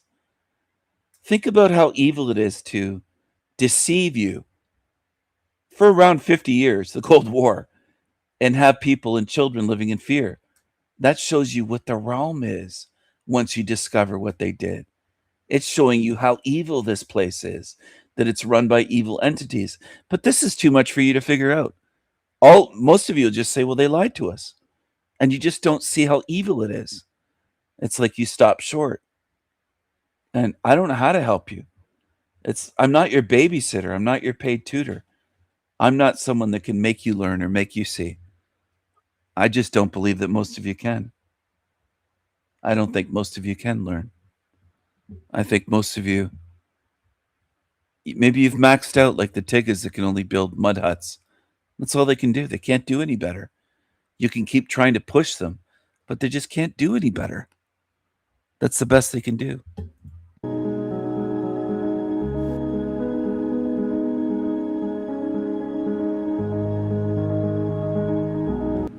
Oh, and I want to add this.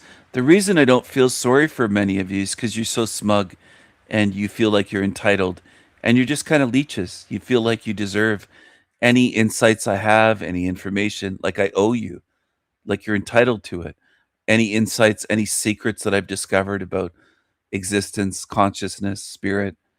I don't owe you anything. I don't owe you anything. I don't have to feed you anything. I tried to help you out of goodness, but most of you are just shit. Most beings in this realm are pure shit. You're demonic. You think I owe you something. I've given you tens of thousands of hours of my life to share, not with my research. That's tens of thousands more.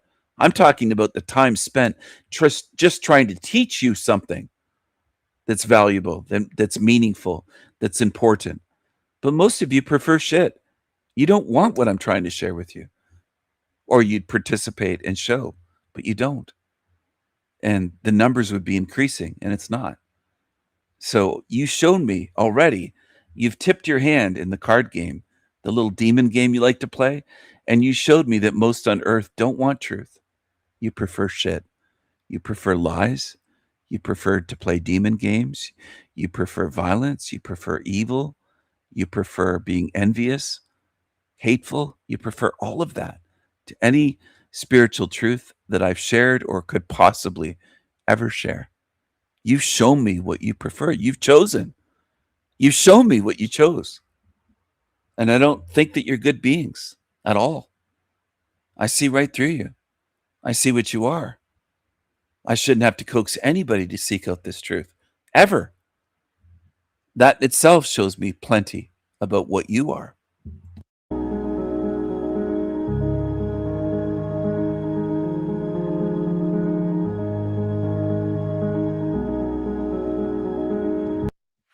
If you ever come to me spiritually and say you wish you would have listened or regret your treatment or sorry, it's just going to be an answer from me. Too late. because you had your chance. I told you countless times to choose wisely. You don't choose wisely. You choose evil for the most part. You choose laziness.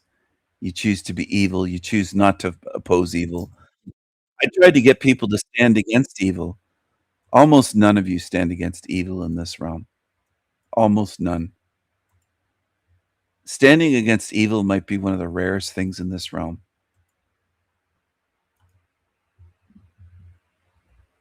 Here's a creature, you could follow her channel. Die Antinatalist. Child-free Diane. With the weird filters on her video. Well, I'm just increasing. Chewing her gum, smacking her lips. Perfect, you could follow her channel. Well, I'm just I'm just increasingly more and more disgusted with this world. I cannot wait to leave this world permanently. The increasing amount of low lifery, just absolutely filthy people, just disgusting, poorly educated, just people who are non-functioning, animal abusing, filthy trash. So I went to a dollar store recently, and when I got to the counter, the cashier. Is she a tiny hat? I think she probably is. She's probably part of that tribe. The chosen ones.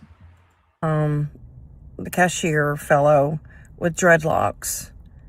He said, "Oh, I have my 2 dogs. Oh, I have mine with me."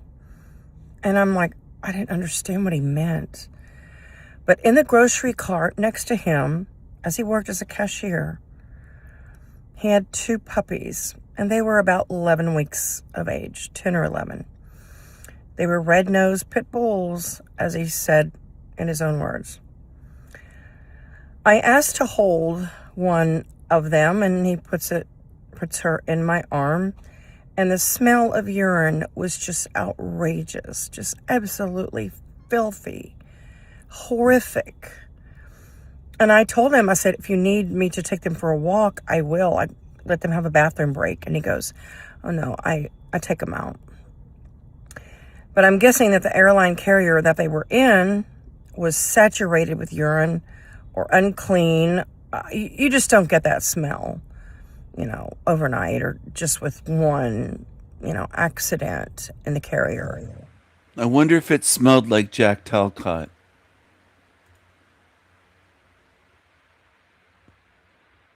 In this demonic hell realm, people defend demons all the time. All the time. 18 tuned in. It's great. I like that you tuned in after I shut off the comments.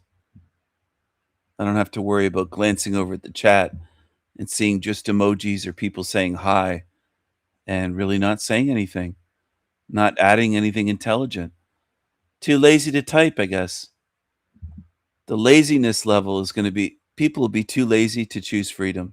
They'll just laze around in a fucking pigsty of a hell realm. Too lazy. Just too lazy. Nugget with you, but the other stuff, I think they've sprinkled it with, with dog poo, and they've used that core truth of us being energy. I just did it again, twice. And we never die, and they've peppered it with all their nonsense and guides and all this stuff. Wow, there's so many questions I could ask you at this point. I guess I'll say my comment is, the way I look at it is, the soul trap is a definite possibility. And even if I knew there was a soul trap, I'm going to still try to live my life in a positive fashion, because to just be negative, it's going to hurt me and my body, my psyche. So I'm going to try to be as positive as I can about life. But then again, at the same time, I see the trap, right? I understand what this is. You said how long do you think they've been doing this to us? I have a lot of questions, but this is just one of them. How long have they been deceiving us in terms, this new age is relatively, 150 years old, something like that. It goes back to Madame Blavatsky, perhaps. Yes. But is it something that they were doing even before that, hundreds or thousands of years ago? So on your first point, in terms of enjoying life, well, absolutely. You know, I'm not walking around depressed and suicidal. You know, I'm out early up in out walking in nature in the morning. You know, I see my friends and all that stuff. So I don't think that people that are into soul trap are necessarily like down in the mouth. Although the information, there is kind of a grieving period when you stumble into that information. How long have they been deceiving us in terms? I mean, this new age is relatively 150 years old, something like that. Goes back to Madame Blavatsky, perhaps. Yes. But is it something that they were doing even before that, hundreds or thousands of years ago? So on your first point, in terms of enjoying life, well, absolutely. You know, I'm not walking around depressed and suicidal. You know, I'm out early up in out walking in nature in the morning. You know, I see my friends and all of that stuff. 21 tuned in now. I guess you prefer the comments shut off, and you prefer when I call you demons and lazy. You like that. So I don't think that people that are into soul trap are necessarily like down in the mouth. Although the information, there is kind of a grieving period when you stumble into that information. So yeah. So there's. But what does Tony teach you on his channel that's going to empower you, that's going to make you live a better life? What does he talk about on his channel that is going to help you get through these challenges, overcome them? Listen to this guy that's going to make you. You can't make anyone live a better life. You can't make anyone live a better life. You can't make anyone choose happiness, choose joy, choose to enjoy the moment, choose freedom. You can't make anyone do anything in this place. They have choices.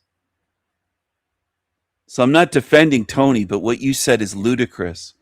What does he do to make people live a better life? You can't make people live a better life. Information, there is kind of a grieving period when you stumble into that information. So yeah. So there's. But what does Tony teach you on his channel that's going to empower you, that's going to make you live a better life? What does he talk about? Make you live a better life. You can't do that. As for empowerment, you're not the king of empowerment. You've made shit videos for 3 years, Finkelstein. What have you done to empower anyone? You've put out false accusations. You've copied, stolen. What the fuck have you done? His channel that is going to help you get through these challenges, overcome them, empower yourself. Where does he say that? Or is it that you just have to buy one of his books or sign up for his chakra removal and get your chakras removed, and then that'll solve all your problems? Why is he not talking? Finkelstein, tell everybody how to manifest reality, how to be positive.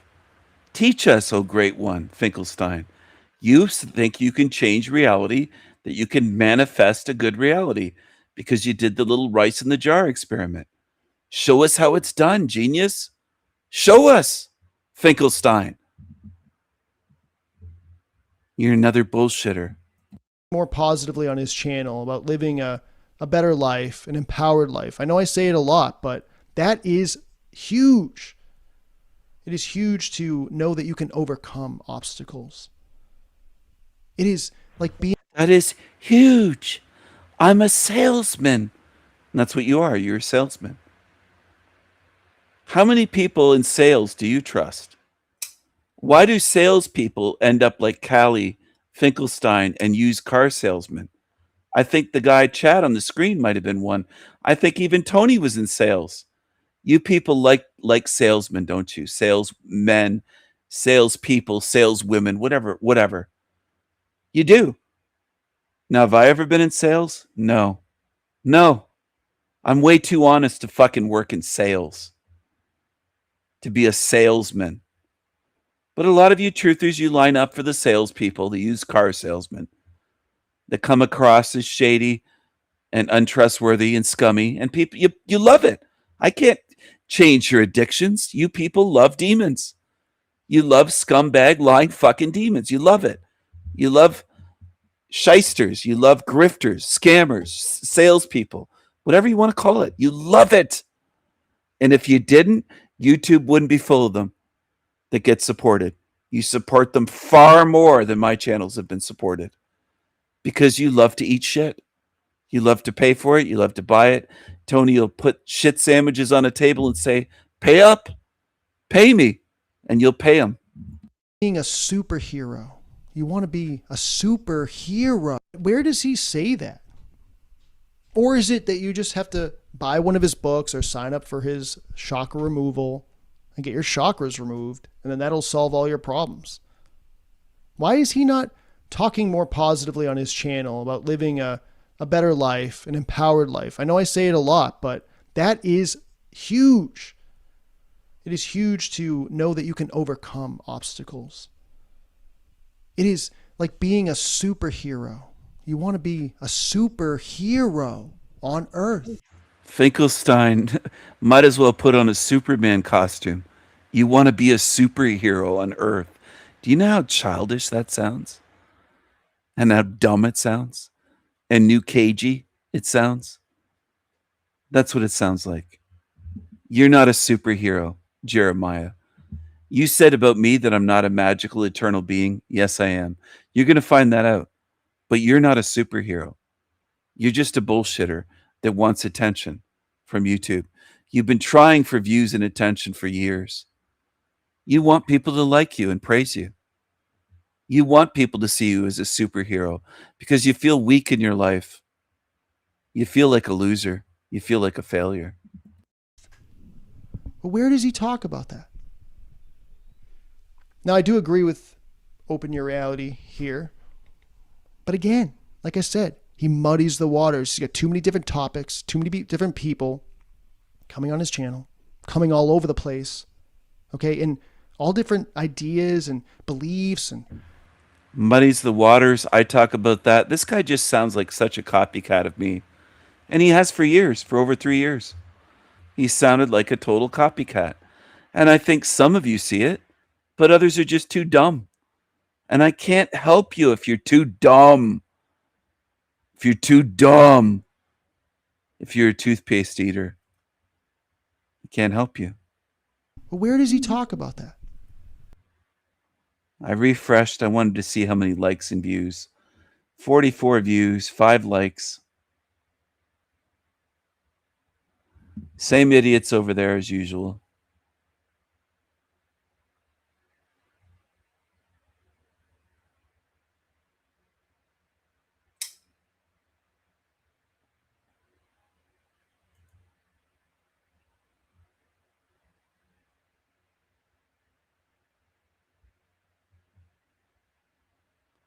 Another channel somewhere pointed this out. Yeah, I've pointed it out over the years. Katie, you don't have great discernment. You're following Finkelstein. This is the thing. Now, I do agree with Open Your Reality here. But again, like I said, he muddies the waters. He's got too many different topics. Let's go to his videos and go to the oldest. The Sanity Machine Exposed is his first video. Look at that. And you know what I used to talk about and show back then? I used to show Falcor and the Neverending Story. So the first 3 videos were about me. Because the Neverending Story was part of my channel, what I would talk about 3 years ago. So the first 4 videos. There's Harold's pre-birth. He got that from my channel. He never would have known of Harold. And all he did was cover the same thing that I'd already covered. The guy's just a total copycat. That's what he is. 1, 2, 3, 4 videos. His first 4 videos have to do with my channel. Either talking about me or stealing and copying from me. This guy's a total fraud. He's been copying me for over 3 fucking years. And how slow are some of you? You still can't see it. Years worth of them copying me and trying to slander me, and 3 years plus for him. And you can't see it, some of you. Anyway, it is what it is. I can't fix you. I can't help you, and I don't want to. I'm not going to spend my life babysitting you and trying to teach you. When you can't learn, you've demonstrated you can't fucking learn. It shouldn't take you 3 years to see it. It should take you 10 minutes or less to be able to see through a Finkelstein. 3 years in running, and a lot of you can't see. Absolutely pathetic. So what do you know about trans people? Lots. Okay. Here, come over here. Well, No, I'm talking right here. yeah, it's just a little loud. We're both talking. Just come right here. What do you know about trans people? So this creepy weirdo, he looks weird because he is weird, says, no, we're talking here.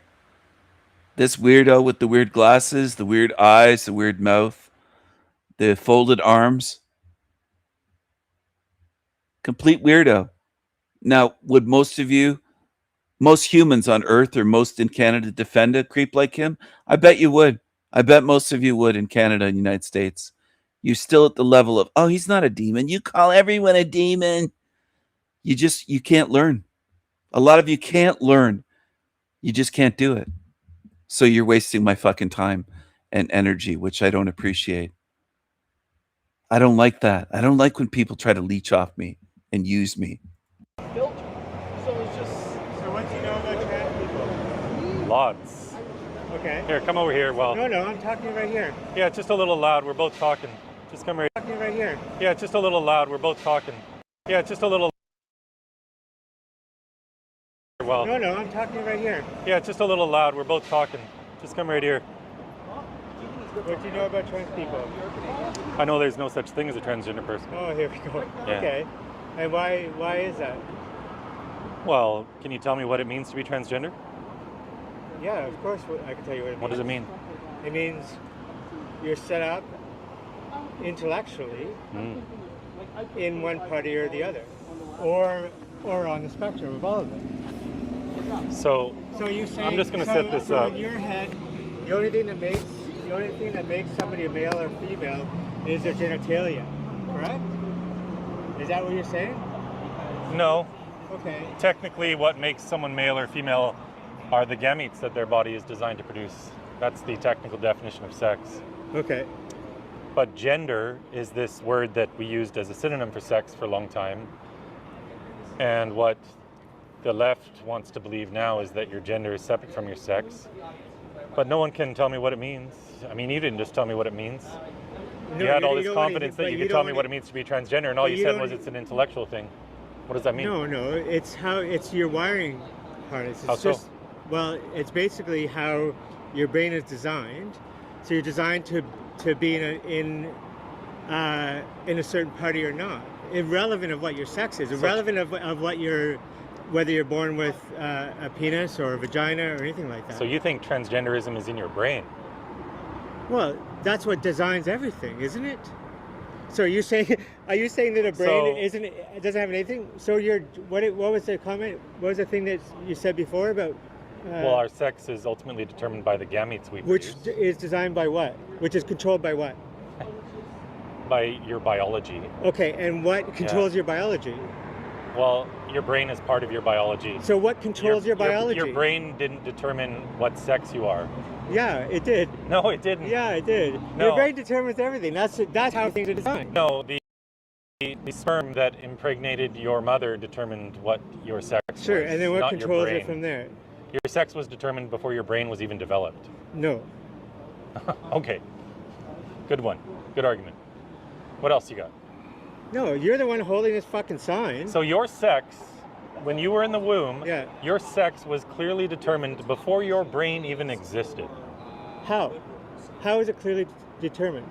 It was determined at the moment of conception. How? Based on the chromosomes of the sperm and the egg. X, Y.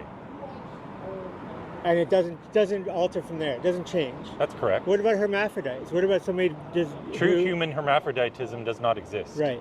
Do you believe in God? That's got nothing to do with this, No, but no, I'm not just, a particularly... just to know who you are. No, Do you this believe in is- God? I don't have Do a you- religion. Oh, you don't? Yeah. No? You're funny. You're What, funny. you don't believe me? Why would I believe you? I don't know. Why would you assume why I'm lying would you be about out that? here? Why would you be out here doing this kind of thing? Oh, you think you need to have a religion to think we shouldn't be sterilizing kids? Why are you? What do you mean sterilizing kids? What the fuck are you talking about? That's what's happening. No, that's not what's happening. So you need to do a little research. No, I don't need to do a little research. Have you So read... how is this sterilizing kids? So What when does sterilizing mean? they're making kids infertile. How? When you give... By doing puberty blockers? Would you like or me to make- answer your question? Sure. Okay. When you give kids puberty blockers, Yeah. and the World Professional Association for Transgender Health standard is to give them puberty blockers starting at Tanner stage 2. Sure. Tanner stage 2 is the... I mean, really, it's the onset of puberty. For girls, Exactly. this is about 2 years before they would have had their first Yeah. period. So what's happening It's at when that their stage? breast- What's happening at that stage? Are you of going to puberty? keep cutting me off, or do we want to have a normal Dude, but conversation? you're not answering the fucking question. You don't even know what the fuck you're talking about. I was answering your question. Okay. So what happens at on onset of puberty? So let me finish my first thought. This is Sure. how conversations go. We go back and forth. Yeah. I speak, you speak. No. You let me finish the thought. That's then not you how speak. debates happen. I'm not here to have a debate. Yes, you are. I'm You're here to standing have out. No, you're not. You can't be out here with this fucking thing, like a piece of shit, and think you're going to have a conversation with somebody. So all the trans health professionals that work at these children's hospitals across the world will readily admit to you that puberty blockers combined with cross-sex hormones are sterilizing kids. If you read How consent, is it sterilizing kids? because their eggs and sperm don't even have a chance to develop because they're being started on So these what puberty does blocking what? drugs. Yeah, but what does at puberty Tanner stage blockers 2. have to do with development of eggs? If it stops puberty, what happens when they stop taking puberty blockers? So this is the thing, in 98% of cases, we know this from gender clinic statistics themselves. Who? These What statistics? Where are they? from, so if you want to have a conversation, you're going to need to stop cutting me off. Otherwise, we're just wasting But our you time. haven't made any. You have nothing. You're like when you talk about statistics, when you talk about all these things, right? Sterilization. What is sterilization? It doesn't sterilize kids. It absolutely does. Okay. I would like you to go read some things. From where? If you'd like to read. Yeah. So the Cass Review is the most comprehensive, systematic... Where's that come from? The NHS in England. Dr. Hilary Cass is the author of the report. They worked with York University. They reviewed all the peer-reviewed papers. They looked at all the scientific literature on this subject. And they released this 388-page report last April, showing that, of course, none of this is helping kids. And if you listen to the trans health experts themselves, like No, but Marcy you didn't say Bowers, anything about sterilization. So you had nothing in sterilization. it's there. right in the report. You should go read it. If you listen to the trans health professionals like Marcy Bowers, do you know who that is? So, Do you question know who for Marcy Bowers is? No, I don't need to know. Of course you don't. So Marcy Bowers is the president of the World Professional Association for Transgender Health. And what kind of And Marcy conversation- Bowers admits several times on video and in papers that these drugs and hormones are sterilizing kids. He specifically states that puberty blockers started at Tanner stage 2 even preclude the possibility of fertility preservation. No, Because these eggs... that's and- incorrect. Oh, so the president of the World Professional Association Right. for Transgender Health, It's a incorrect doctor, because he doesn't know as much about Yeah. this as you do, right? Because what happens when puberty blockers stop is what? What happens? It depends when they stop them. No, what happens though? So in 98% of cases, kids go from puberty blockers to cross-sex hormones. Okay, Those kids but that's different are though. being What, sterilized. what happens when puberty blockers are stopped? It depends when they stop. Now, if a What do you child mean went... it depends when they stop? Oh, well, would you like me to tell you? Sure. Sure. So if a child goes on puberty blockers for 3 months and comes off, puberty would resume. But that's not what happens. This is what I'm trying to tell you, is kids stay on the puberty blockers. No. Do I get to ever when finish they a get thought? out, no, I don't. No, you didn't Okay. answer the question. When the kids get off of puberty blockers, what happens? If they decide to get off puberty blockers, what happens to their bodies? As I was just telling you, puberty resumes. It depends how long they were on puberty. Puberty If they resumes. were on it for 3 months, sure. Puberty resumes. When they go on puberty blockers from 12 to 17, puberty does not resume. Puberty resumes. Puberty doesn't always resume. Okay, what happens to the body when puberty blockers stop? So it depends how long they were on puberty blockers for. Why does it depend? Because it depends how old they are and it depends Why how long does they were that on them. depend? Because there's a window of opportunity For what? your. I know it's really difficult for you. No, it's difficult for you because It's you can't really understand difficult it. for you so to this is listen the to option 10 that words. kids get and parents get when this shit happens. If Let's they want, play a game. No. Let's play if a they game. want to, no, you're Let's not fucking. pretend. No, fuck you. Let's pretend I Fuck can you. say 10 Fuck words you. You're not even without you listening. interrupting. No, you're not listening. You're I'll not, talk to the audience You're at not home. answering any questions. So the fact of the matter is, Oh God. don't touch my No, equipment. you didn't ask me to film this. Do not touch my equipment. You didn't ask me to film. Do not touch my equipment. You didn't ask me to film any of this. I don't need your approval. Okay, so You're on a public so you street. haven't answered any of these questions. I'm not allowed to say 10 words without you interrupting. No, but you haven't answered any of them. I'm answering for you, but you don't want to hear it. But you keep saying that when a kid goes off of puberty blockers, right? You So can't if a answer- child is on puberty blockers, Sure. as I was saying, from 11 to 16 years of age, Yeah. and they come off, Yeah. and those years of puberty that they would have normally undergone puberty through, that window of puberty is gone. They don't go through puberty at 17, 18, 19 years old, because that's not the way our bodies work. They stay like these men. They stay children? Oh, you're awesome. Their secondary I'm sex, just listening to this. their secondary sex characteristics didn't develop, and they're not going to develop. Why? These boys end up with a micropenis for life. What the fuck are you talking about? The boys who go on puberty blockers at the Right. beginning of puberty Right. and stay on for the duration of normal years of puberty, Yeah. they end up with a micropenis for life. So you're worried about them having micropenises? You You're worried about you that? clearly That's your don't big care. thing? A lot of these No, kids but would why grow would up they to be care? gay and now they're being sterilized. And do you know what happens often at that point? Do you know what happens at that point? Sure. A lot of these kids want to get a neo vagina. Okay.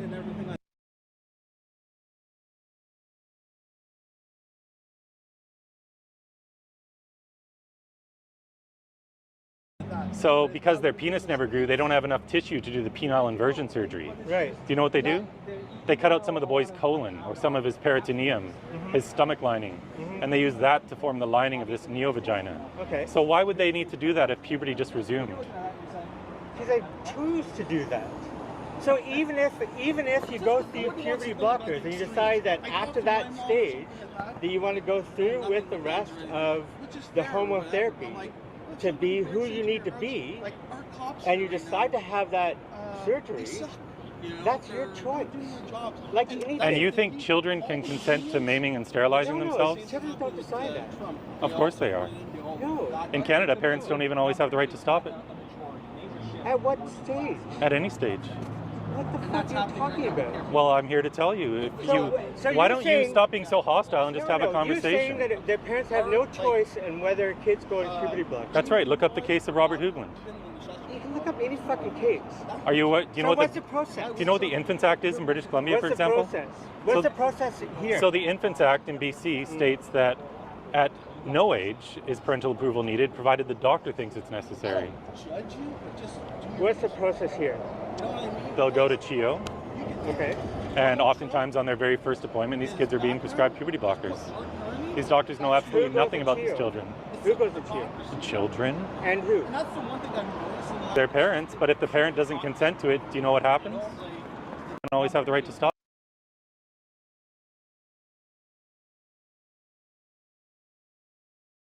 it. At what stage? At any stage.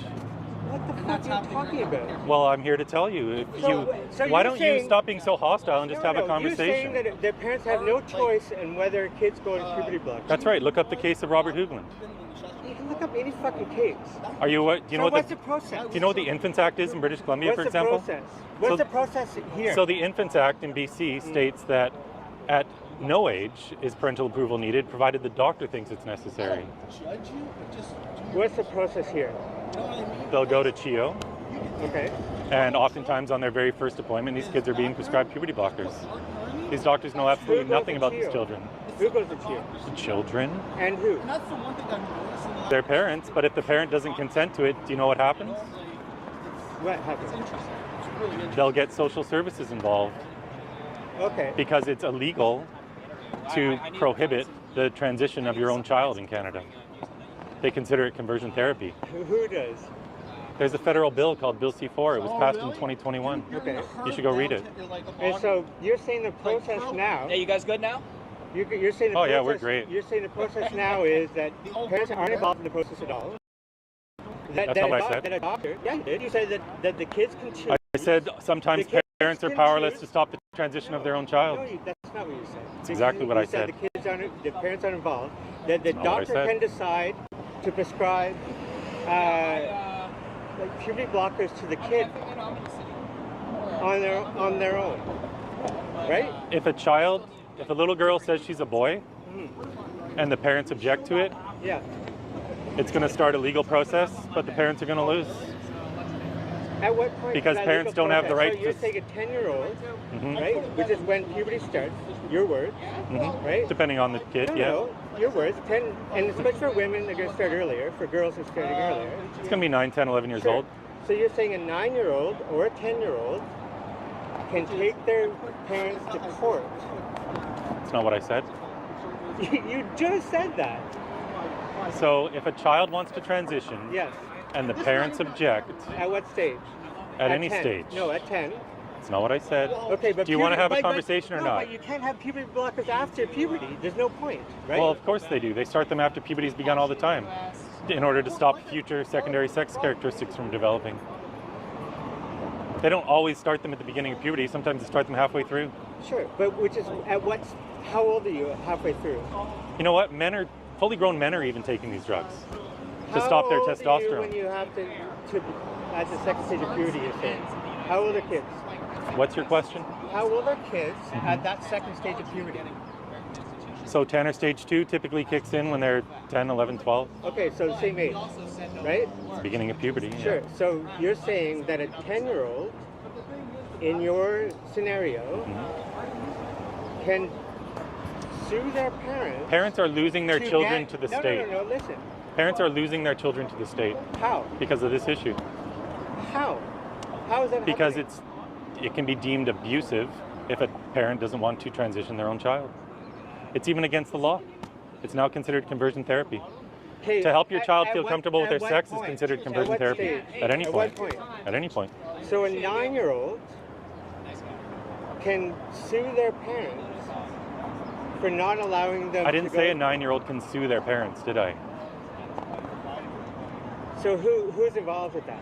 As I just told you, social services gets involved. So social the doctors services at the sues the hospitals get parents. involved. So okay, so You should go read a letter that was no, sent. No, we're doing no, this. we're we not got doing this. No, No, So you we're got- not doing this. I'm so not no, here to you say listen to the- you all the- day. No, the doctors You are going to should sue go them. watch So you're saying the doctors are a going to sue the documentary parents, about which is Robert great. Hoogland, or you should go read the letter that was sent to Robert Hoogland from the BC Children's You Hospital. can't pick one fucking thing and say that this is It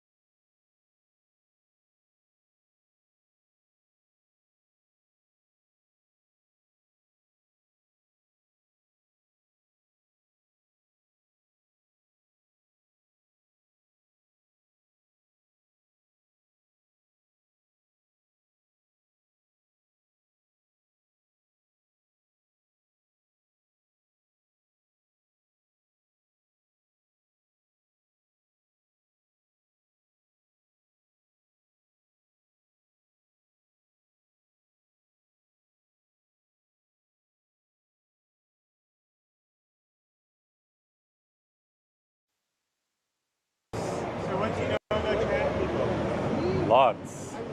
And It's not what I said. okay, but Do you want to puberty- have a but- conversation or no, not? But you can't have puberty blockers after puberty. There's no point, right? Well, of course they do. They start them after puberty's begun all the time in order to stop future secondary sex characteristics from developing. They don't always start them at the beginning of puberty. Sometimes they start them halfway through. Sure, but which is at what? How old are you halfway through? You know what? Fully grown men are even taking these drugs to How stop their old are you testosterone. when you have to at the second stage of puberty, you're saying? How old are kids? What's your question? How old are kids at that second stage of puberty? So Tanner stage 2 typically kicks in when they're 10, 11, 12, Okay, so same age, right? beginning of puberty. yeah. Sure. So you're saying that a 10-year-old in your scenario can sue their parents. Parents are losing their to children get- to the no, state. No, listen. Parents are losing their children to the state. How? Because of this issue. How?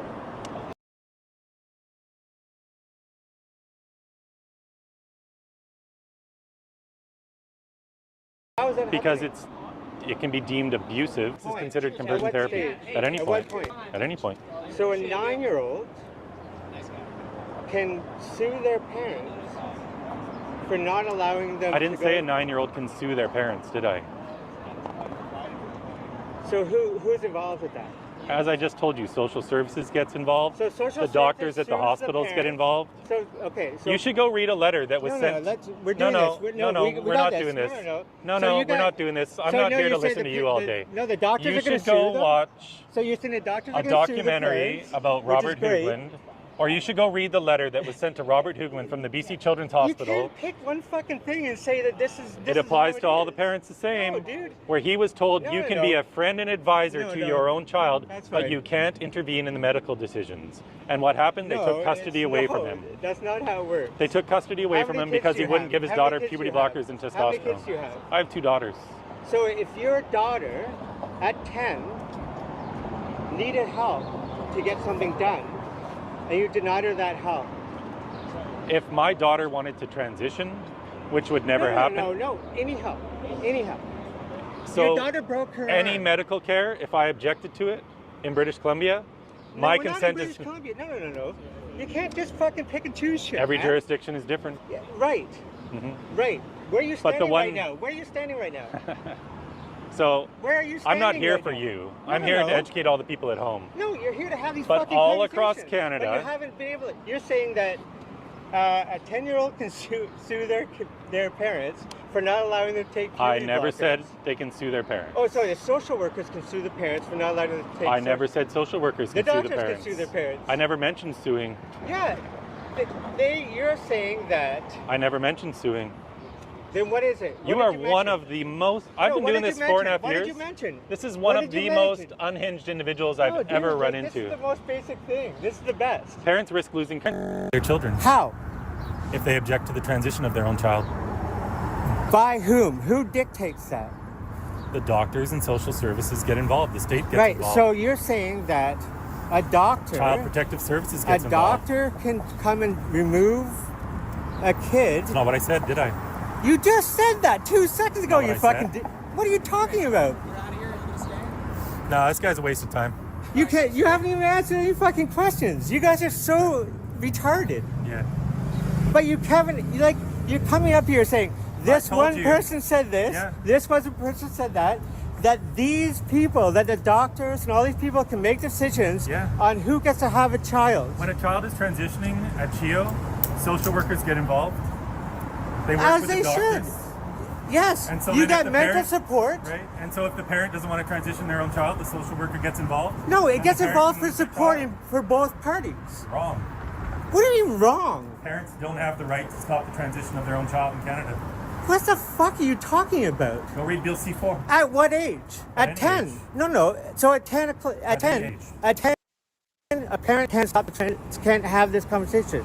If a parent objects to the transition of So their own at child... 10, if a parent See, objects I to can't the even say trans, 5 no, words without you talking, right? no, because you haven't answered any of the fucking things. I'm trying to answer, but you Dude. don't let me speak. No, you haven't answered anything.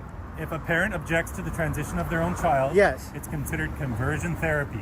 It's a crime punishable by up to How 5 is that years considered in prison. conversion therapy? Go read the bill.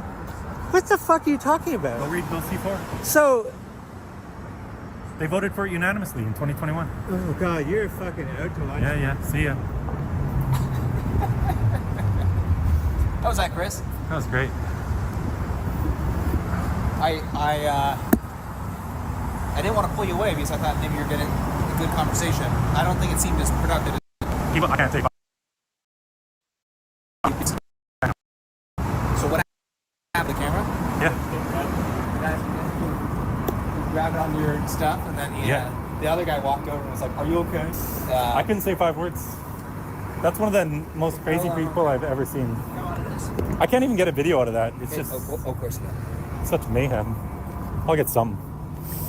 People like that stuff, even if it's even if there's no substance. They'll still be like, "Yep." Yeah. Craziness. Right when we were done. I know. That's why I was like, I didn't want to pull you away if you were enjoying it. But He's if it crazy. I wasn't productive- enjoying it, but he's crazy.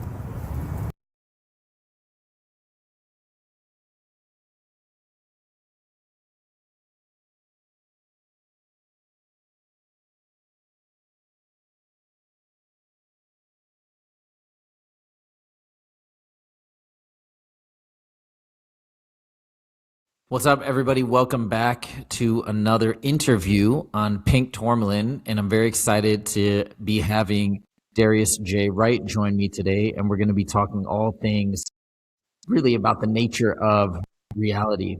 And right before we actually started this call, Darius was just asking me a little bit about how I started this podcast, or kind of, I guess you could say, the origin of all this. And I was in the middle of saying it, and we say, why don't I just start the show right off with this? I'm going to try and do it concisely because I think some of you guys have heard this before. But in sum, the way that I started getting super, super interested in these larger questions was because of a stalker situation that I was dealing with in 2024 that lasted for about 9 months. It got me extremely depressed, and to a point where because I'm just naturally a real happy person and joyful person. I like my life a lot, and that was all gone for me. And then I stumbled upon NDEs, near-death experiences, and that brought a lot of positivity to my life. All of these stories and accounts that started to make a little bit more sense of life for me. Fast forward to starting the channel, and then several months ago, and I think this is somewhere that's going to be an interesting conversation down the line, Darius, for me and you, because this is, I think, a place where, at least as of now, we differ in opinion. But then I stumbled across a video of David Icke, and I was kind of in that mindset of life in general on this planet is a school. It's meant for us to learn, and everything is kind of intended to be as it is.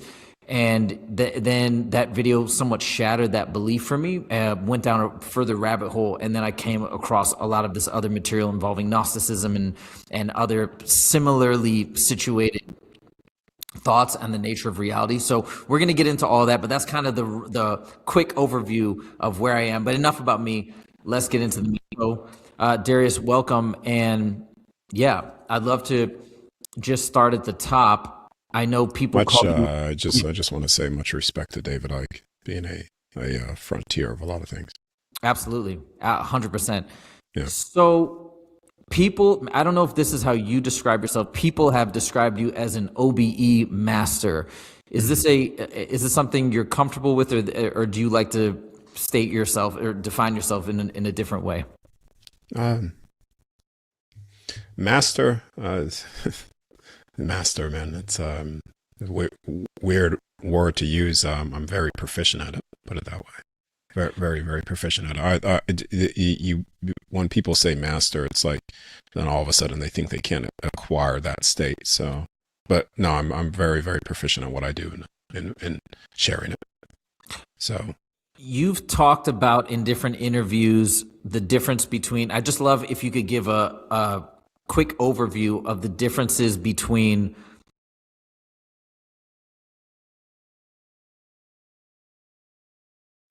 out-of-body experiences, astral projections, and remote viewing. Yeah, no, this will be very, very good to go into. So when you look at astral projection or remote viewing, they're not what I'm doing. And let me just bring this closer. they're not what I'm doing because they're different. They're different states of consciousness. So when you look at remote viewing, you could be fully conscious in your body.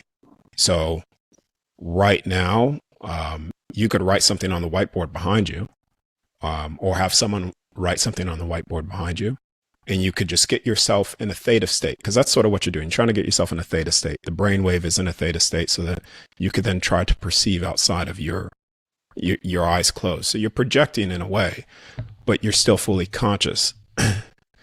The astral projection is that has been lumped into out-of-body experiences due to its first terminology of out-of-body experiences, and then you have a whole bunch of people say, "Oh, it's astral projection," but through targeting through multiple out-of-body experiences, I realized what the astral state is dimensional spaces. And this is where, when you come out of your body, you could be in a wild, wild west where everything is, there's so many different things.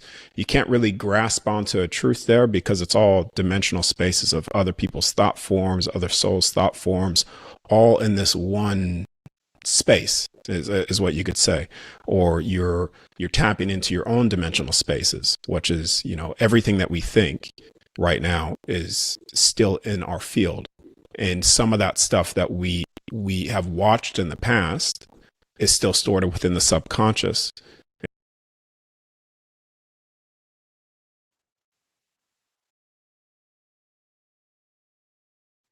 I don't know about the rest of you, but I am so intensely stressed out as a mother, as a woman in the United States right now, in this time in history with the files. I'm so stressed out. Like, being so for real, I can barely function day to day. I don't watch the news because of this. The stress is just like, it's just astronomical. It's astronomical. What the fuck do you mean there are aliens when you should be hanging PDF files from trees? What the fuck are you talking about? What do you mean? Are the aliens up your fucking asshole? Like,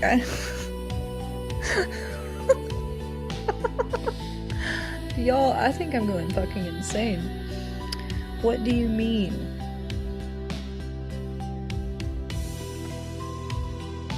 Oh my god. I know I'm not the only one. I know I'm not the only one feeling the crazies right now and the stress from the crazies. Because what do you mean? A bunch of people who eat the babies are empowered. What?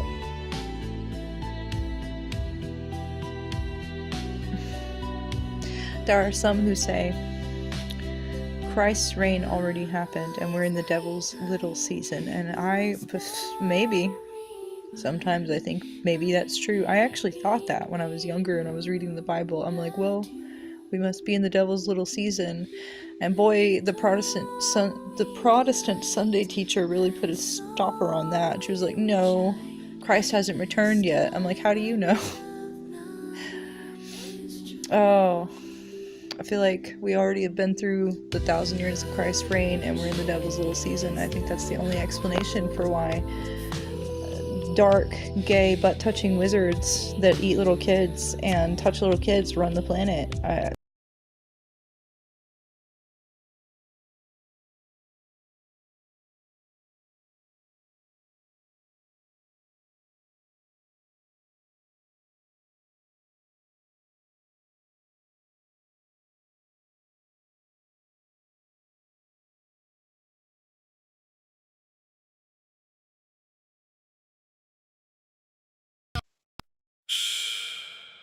Snake eyes.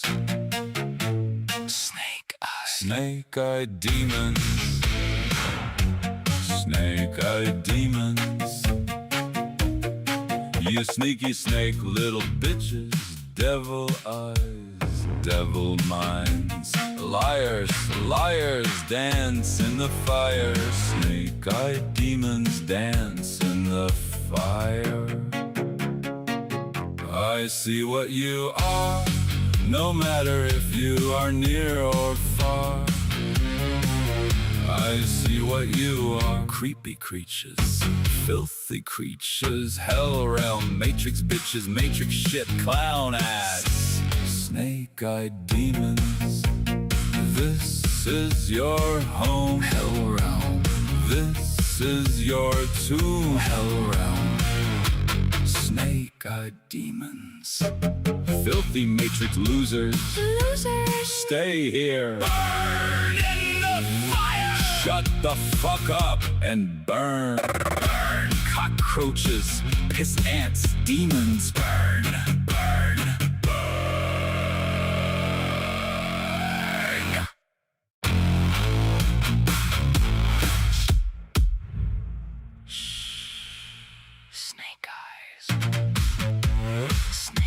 Snake-eyed demons. Snake-eyed demons. You sneaky snake little bitches. Devil eyes, devil minds. Liars, liars. Dance in the fire.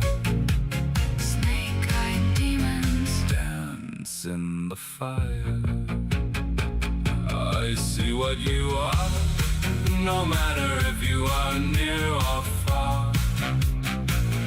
I see what you are. Creepy creatures, filthy creatures, hell realm, matrix bitches, matrix shit, clown ass, snake-eyed demons. This is your home, hell realm. This is your tomb, hell realm. Snake-eyed demons, filthy matrix losers. Losers, stay here. Fuck up and burn, burn. Cockroaches, piss ants, demons. Burn, burn, burn.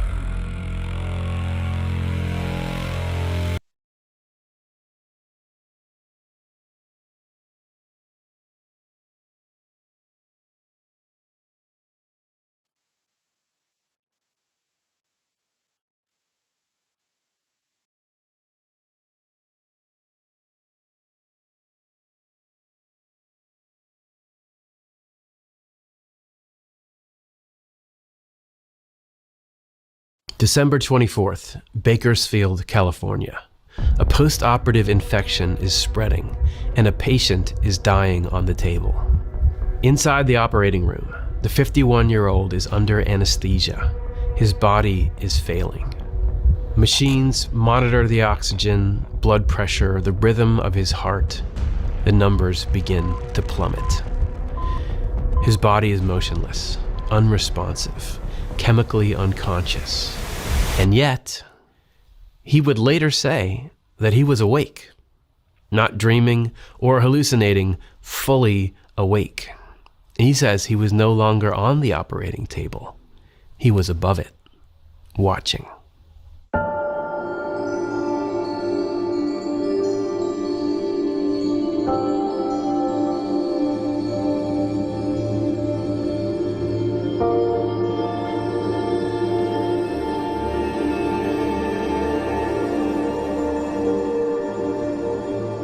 The patient on that table was no stranger to operating rooms, but not usually like this. He was the chief of anesthesiology at Hart Hospital in Bakersfield, California. Dr. Rajiv Party had spent his entire career inducing, suppressing, and measuring consciousness. He trusted what could be monitored: oxygen levels, blood pressure, brain activity, and the life that he built for himself was just as precise. He lived in an 11,000 square foot home.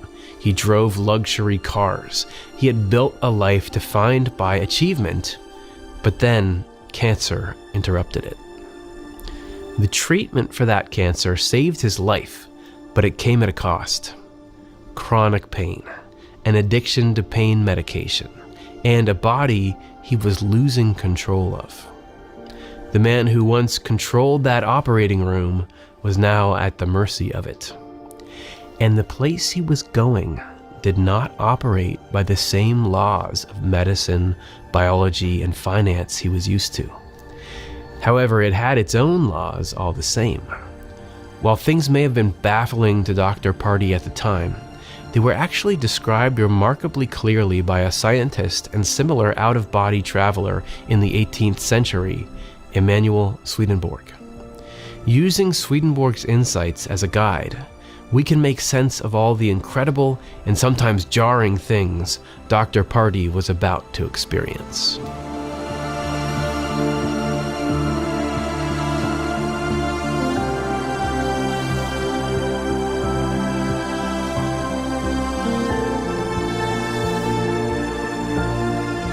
Under anesthesia, he expected nothing at all.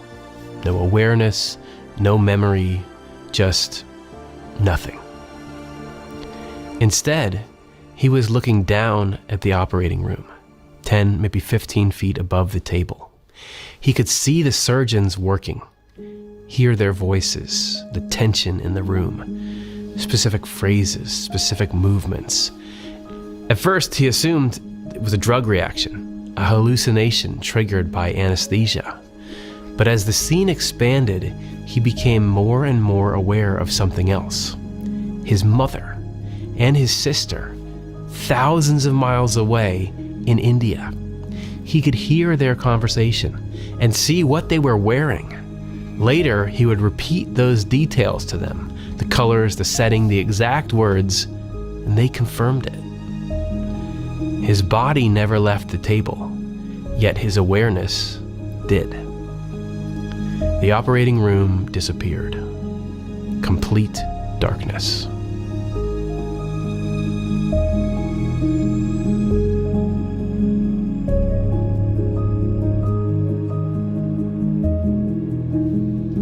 The darkness began to change. From there, my consciousness traveled to different realms. The first realm it traveled to was a very hellish realm. It was pitch dark, there was thunderstorm, there was lightning, and there were very dark entities with crooked teeth running about, and I could hear different souls crying and wailing. Then I was made to lie on a bed of nails, and I was kind of tortured. What Raj is describing is an environment that seems to reflect the character of its inhabitants. 2 centuries earlier, Emanuel Swedenborg recorded something strikingly similar. All the spirits in the hells appear in the form of their own evil. Their faces are frightful. In many cases, only the teeth show.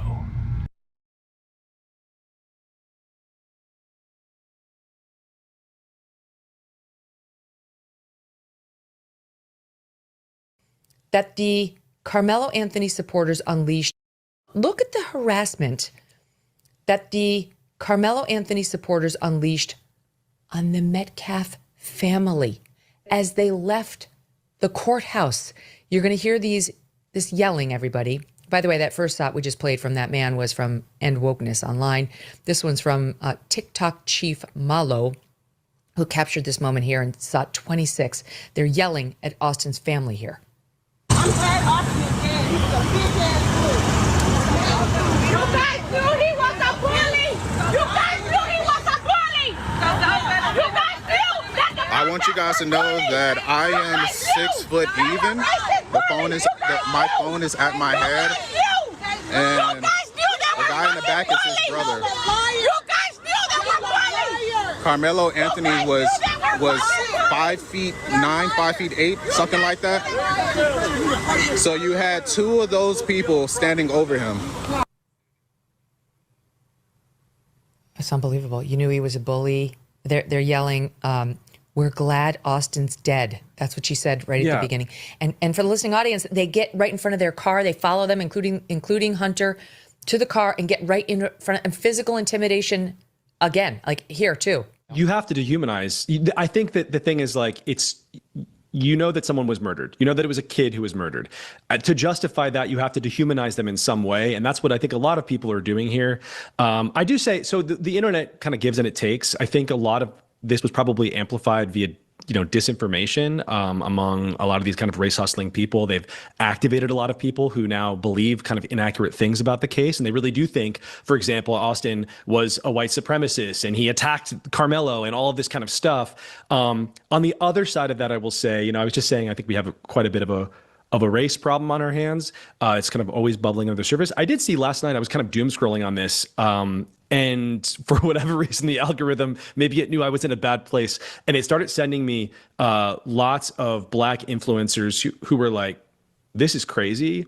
And you people are crazy. And you are making this, really bad. And so there was a good amount of that as well. I keep coming back to it. The next time and it is inevitable. I mean, you look at what's happening in Europe. We have a long history of this in this country. There's going to be a moment where racial tension flares again, this kind of thing will be much worse. It'll be much more pervasive. If this had happened in the BLM era, it would be, Carmelo might have gotten off. Like, that's the thing. I have a question for you about the juries, though. How do you, when you get people like this, if you get someone like this on the jury, how could this have played out? And then how do you maintain any kind of fair legal system in a world where people feel this way? The number one thing you got to figure out as a prosecutor is is there a respect for authority by this potential juror? And there are questions that can get to whether they respect authority / the law / police officers, and any of those can be a stand-in for, could you believe the prosecution's case? Because if you're totally anti-authority, you're not going to vote to convict. You're going to sound like these people, where you're motivated by something else like ideology or skin color. We saw a little bit of this because I've seen jurors from the OJ case kind of sort of admit that they knew this guy killed this woman. Two people. And they didn't care. I am worried about, yes, I think this reaction is a minority reaction. I think it's a large minority. I am worried if it grows, especially in a world of mass migration, if people start identifying tribalistically rather than, identifying with classic American principles like fairness in a trial, I don't know how we maintain this. I don't know how we maintain fair trials in the future. That's the thing that really worries me about this case is I see the future through it. And it comes on the heels of us watching Henry Novak be stabbed multiple times by a brown man who's Sikh, who claimed he was the victim, which was a lie, and a police force automatically trust the brown guy with the knives instead of the white guy dying at their feet. And now we have this beheading, which is also, you've got a Black man from Sudan as an immigrant trying to behead a disabled white guy from Northern Ireland, and the immediate reaction from all the politicians is, stop showing the video and stop talking about it. Stop, just stop. So it's just, there's been a series of events where I think people are like, what? We're being gaslit. Yeah. And we're also seeing a true, again, it feels time for Candace Owens and, who is it? What's his name? The one who was married to Kim Kardashian. Why am I not? Oh, Kanye? Kanye. Thank you. Yes. Kanye and Candace Owens to bust out their White Lives Matter t-shirts again or sweatshirts. I mean, thank God, though, it's not quite as bad as Europe really feels like it's just this bizarre world version of America where things are just slightly worse. It's like the vibe shift went in the opposite direction. And I think, when I see what's happening in England and what's happening in Ireland with you have policing. I guess here it was always implicitly different. It's like, there's a two-tier justice, but it's not actually official. It's not actually systemic. Over there, it seems much more systemic, and certainly the speech laws are much worse. And maybe they're just this constant warning. It's like it can get worse. It can be as bad as what we're looking at over there if we're not careful. Good point. Yes, it's a very, very good point. Oh, wait, stand by 1 second. My team's telling me that Carmelo's parents went on CBS this morning. That's apparently what happened. Do we have a soundbite that we're playing? Okay. Out to me, number one was the all-white jury, but I was trying to be that courtroom. What stuck out to you? What stuck out to me, number one was the all-white jury, but I was trying to be you know, like, all right, it's not that big of a deal. I mean, the truth is on our side. What did you tell the jury? To have mercy on my son. What do you say to his grieving family? It's unfortunate to where nobody wins. We've all been hurt by this. Everybody. Oh my God. Outrageous. It's unfortunate, and we've all been hurt by this. It's like absolutely outrageous. It's sociopathic behavior. They don't see this person as a person, is the thing. They do not. They see him. They see the boy who was murdered by their son as an obstacle to what they want, rather than a victim. It is. Yeah, it's really outrageous. And the lie that it was an all-white jury. There were no blacks on the jury, but it was not an all-white jury. There were Hispanics, there were Asians, there were multiple minorities. This is Texas. There are a lot of minorities in Texas, and the jury reflected that. That's also a lie. There were plenty of minorities on that jury. Shame on him. Thanks for watching this clip. If you're new here, subscribe. We got a whole lot more goodness.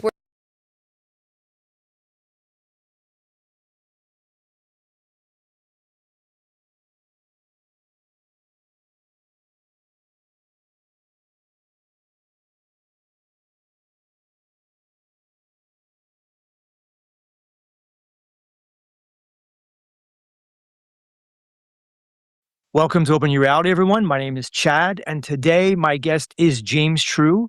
He is a writer. He is a philosopher whose work suggests that reality may be far more influenced by language, symbols, myths, and hidden narratives than most people realize. And his ideas challenge conventional thinking about consciousness, free will, mind control, and the nature of reality itself. I had James on my show twice previously. It's good to have you again back on the show, James. Welcome to Open Your Reality. Hello, Chad. Great to be here. Yeah, it's been a while. Lots happened, but we are both still alive. So something good must be in the works. Yeah, it's good to be with you again. Thanks for having me back. Absolutely. And I just want to point out to the listeners that unfortunately you had some issues with the visual part of the show. So your audio is going only, and we decided we're going to go ahead anyway. So thank you for your time today, James. I appreciate it. You're also the author of 7 books, and you sent me this book. It's perhaps your best known book. It's called Blueprints of Mind Control, published in 2018. And it examines the psychological control structures, propaganda, trauma, media influence, and behavioral programming of society. Interesting book. And what I like about it, there are a lot of segments in it, short chapters. You've been lied to, but this is a luxury. You spend this on yourself. You spend the foolish paint that you have to paint yourself in to see that you've been lied to, and more importantly, that you believed it. And I think ultimately that's really is the most constructive thing in the world. I call these the gifts of Baal, which is sort of like, if the devil was to give you a gift, like a real legit gift, it would look like this. It would look like something painful, but yet it was something that would still benefit you, a gift of some kind. And it seems to be that that's what this earth is all about. You said you could.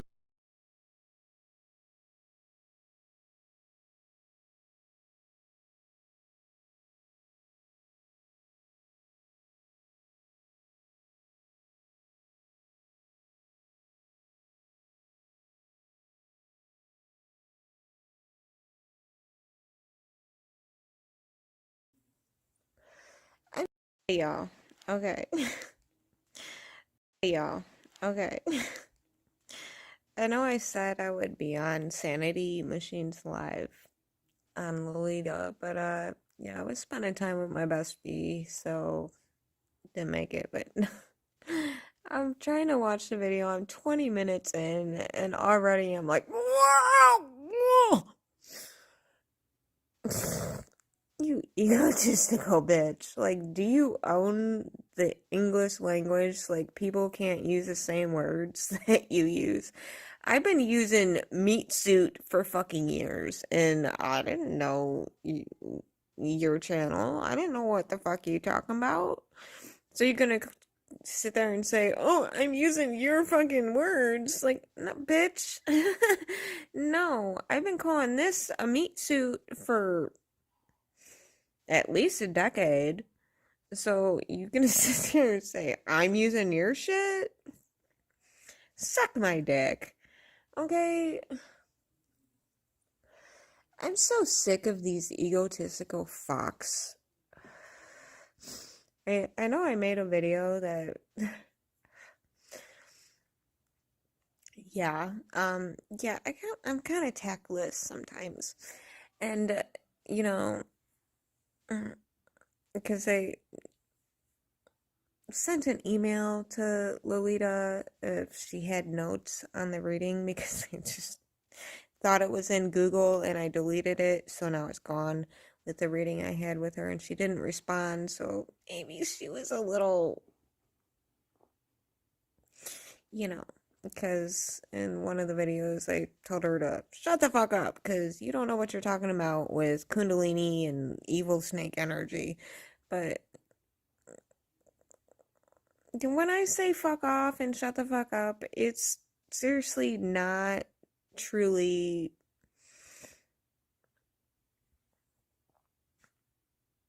that bad.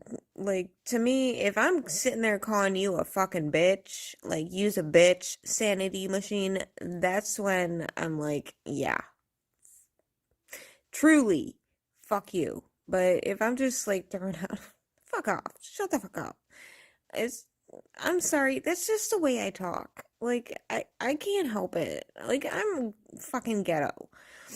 And just, I'm sorry, that's just the way I talk. Like, I can't help it. Like, I'm fucking ghetto. And just, yeah, I'll say, yeah, I love that bitch. That bitch is awesome. But when I say, use a bitch, that's when I'm truly like, use a bitch.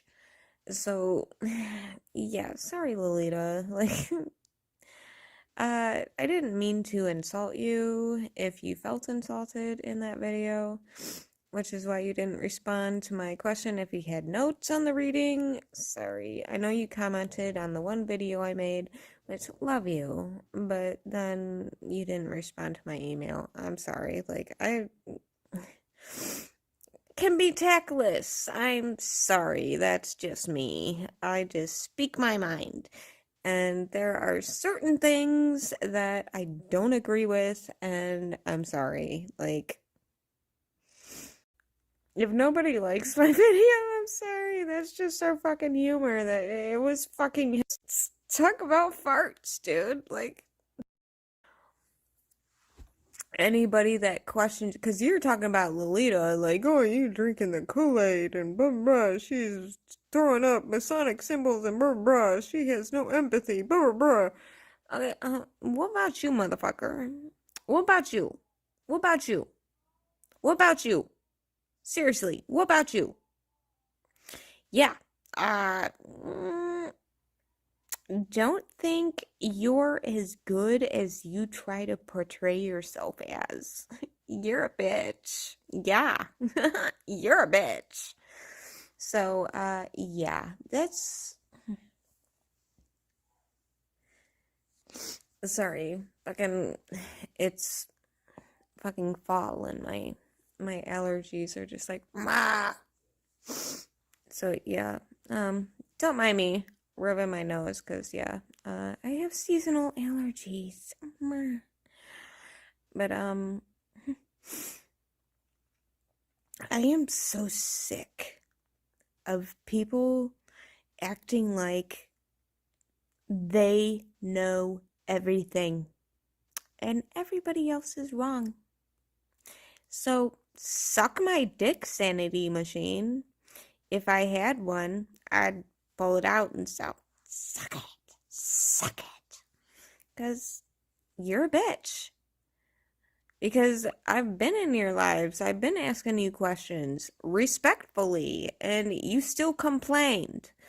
I'm surprised you didn't block me like you did other people, but I wasn't, being disrespectful. I was just asking questions. Like, why do you, have this view? Like, there is far more than what you're talking about. And he's like, the universe doesn't exist, or spirit doesn't exist, and just all this shit. It's like, dude, shut the fuck up.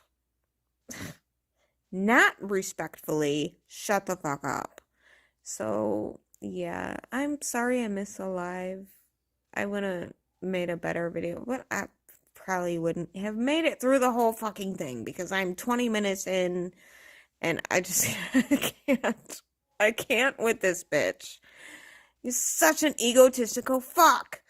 And he's talking about people drinking Lolita's Kool-Aid. What about you? What about your Kool-Aid, bitch?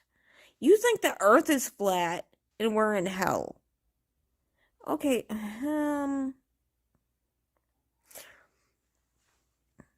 okay, no. I don't agree with everything Lolita says, but I still respect her. I don't respect you, Sanity Machine, whatever the fuck your name is. Steven, I think he said. I don't fucking care. Because you're a bitch. And you can go suck a dick. So, yeah. If you're gonna drink some Kool-Aid, just drink regular Kool-Aid. Don't drink anybody's Kool-Aid. Just...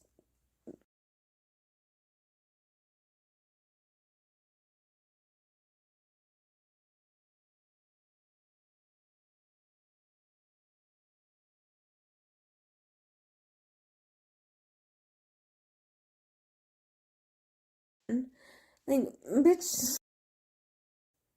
Hey, y'all. Alright. So,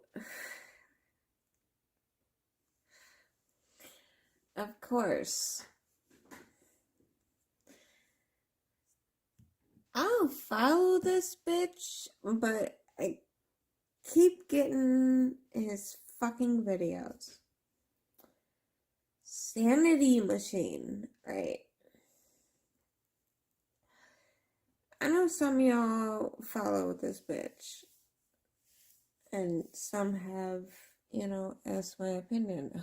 I gotta tell ya, my opinion? He's a bitch. Alright? The latest video that I saw of his, he did another on Lolita.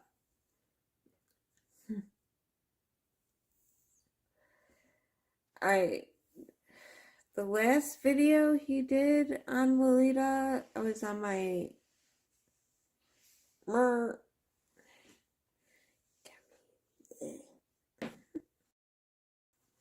but I was in his live and I was just asking questions, like just questions, like why are you having this point of view? Like there are many other points of view, and like you can't have the direct answer from the fucking universe. And he's like, there is no universe. And I'm like, oh my god, dude, you are an egotistical bitch. Seriously. Like, yeah, I got respect for people that do their research and look into things, but when you're an egotistical bitch and say, oh, I don't fucking need to listen to the fucking universe and I know everything because that's what you said. Like, I know everything I need to know. Really, bitch?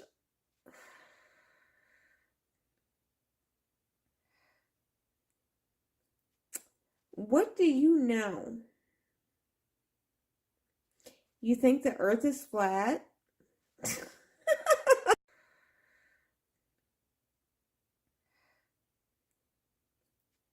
What do you know? You think the earth is flat?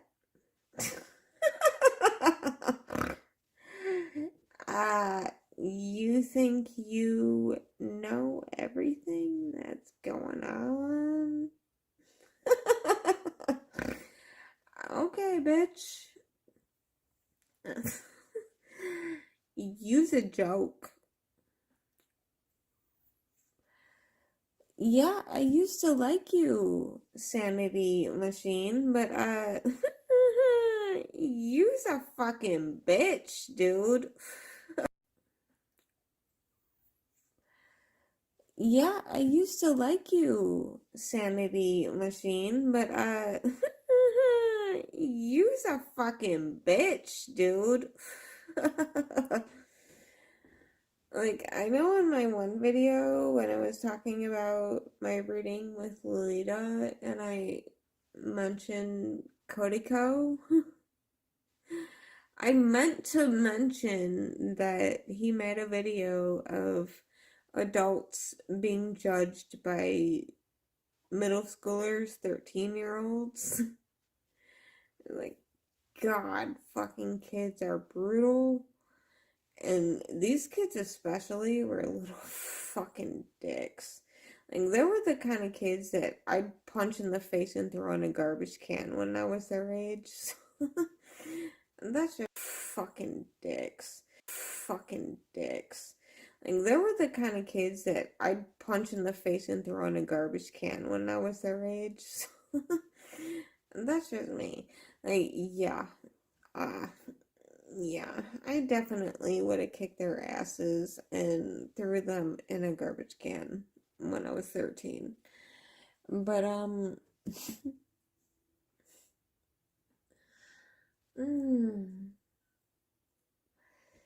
what you have to say, Mr. Sanity Machine? No. I don't agree with everything Lolita Caroli says. But for you to sit there and make these videos of judgment, you are such a fucking joke, dude. You don't know what the fuck you're talking about. You're just sitting there fucking spewing bullshit. And it's like, bitch, I've been there. Like, I have so much more experience than you do in these things. And it's like, I'm insulted that you're such an egotistical bitch. Like, I'm seriously insulted. No, I ain't a big channel. No, I don't have 3,000 followers like you do. But you know what? I don't give a fuck, because I'm not everybody's cup of tea. But you know what? I'm gonna be honest. I'm not going to sit there and talk shit without proof, without answers, and just be a little fucking bitch, hiding behind your following. No, I don't have a following. I can't say, hey, motherfuckers attack. So it's like, yeah, I gotta go on my own knowledge and what I have to say and what I've been thinking for a while, and you just gave me the fucking ammo. You're a bitch, Sanity Machine, and I'm sorry for people that follow him. I followed him for a while, but his post didn't come on my timeline until someone, recently was like, what's your opinion on him? And I'm like, oh. And I looked into it. I'm like, I actually follow this motherfucker. And I looked into the videos. At first, I was like, okay, like him. But then I'm like looking more into it, and it's like, you're making these judgments.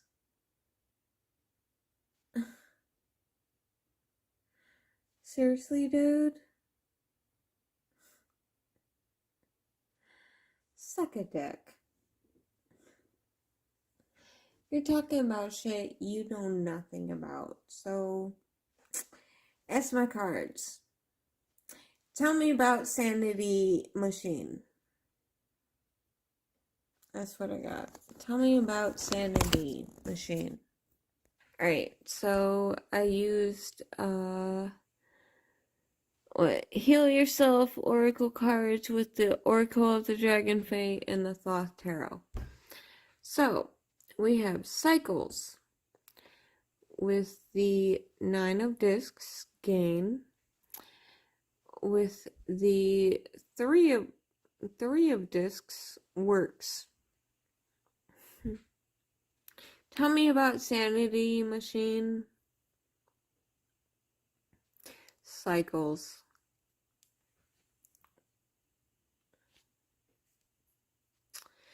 So you go through cycles of a roundabout way about going about things. You think you know something, and then you're just like, oh, I'm gonna, completely go against that. And like, oh yeah, I know what I'm talking about. So you're just going in a circle. You don't know what the fuck you're talking about. And, the 9 of discs gain, like, you think going in your circles, you're going to gain some reputation and, knowledge. And no, we got the 3 of discs works. Like, what you doing, like, ain't working, bitch. Like, you think you're gonna make a gain on talking shit about certain people and putting your opinion out there on what you think is going on? Like, no, this shit ain't working. This shit is not going in your favor. Like, nah. May the odds be ever in your favor. They ain't, motherfucker. Like, the odds are not in your favor. Like, you're making these judgments, thinking you know what you're talking about with these gains, but nah. It ain't in your favor, bitch.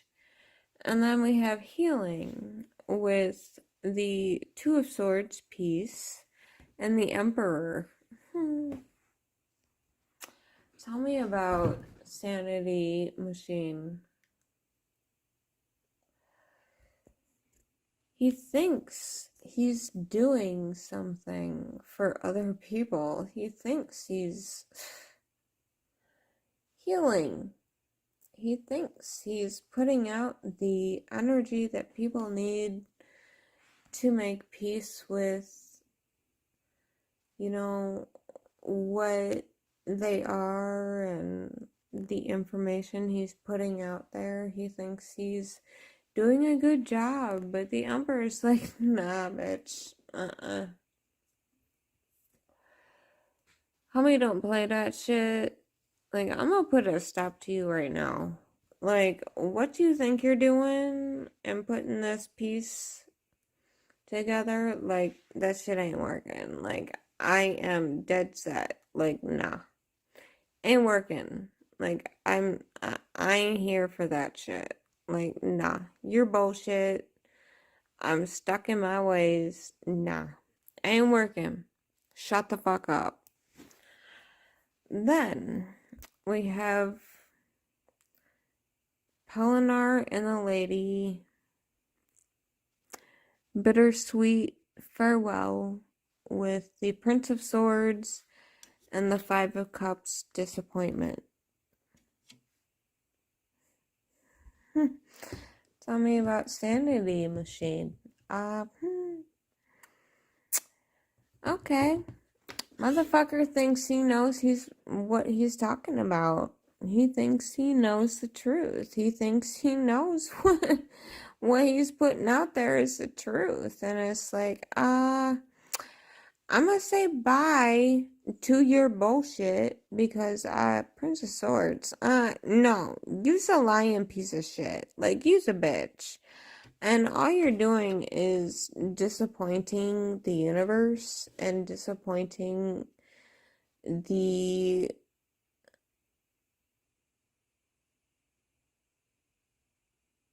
what's the word? The the word of others, the...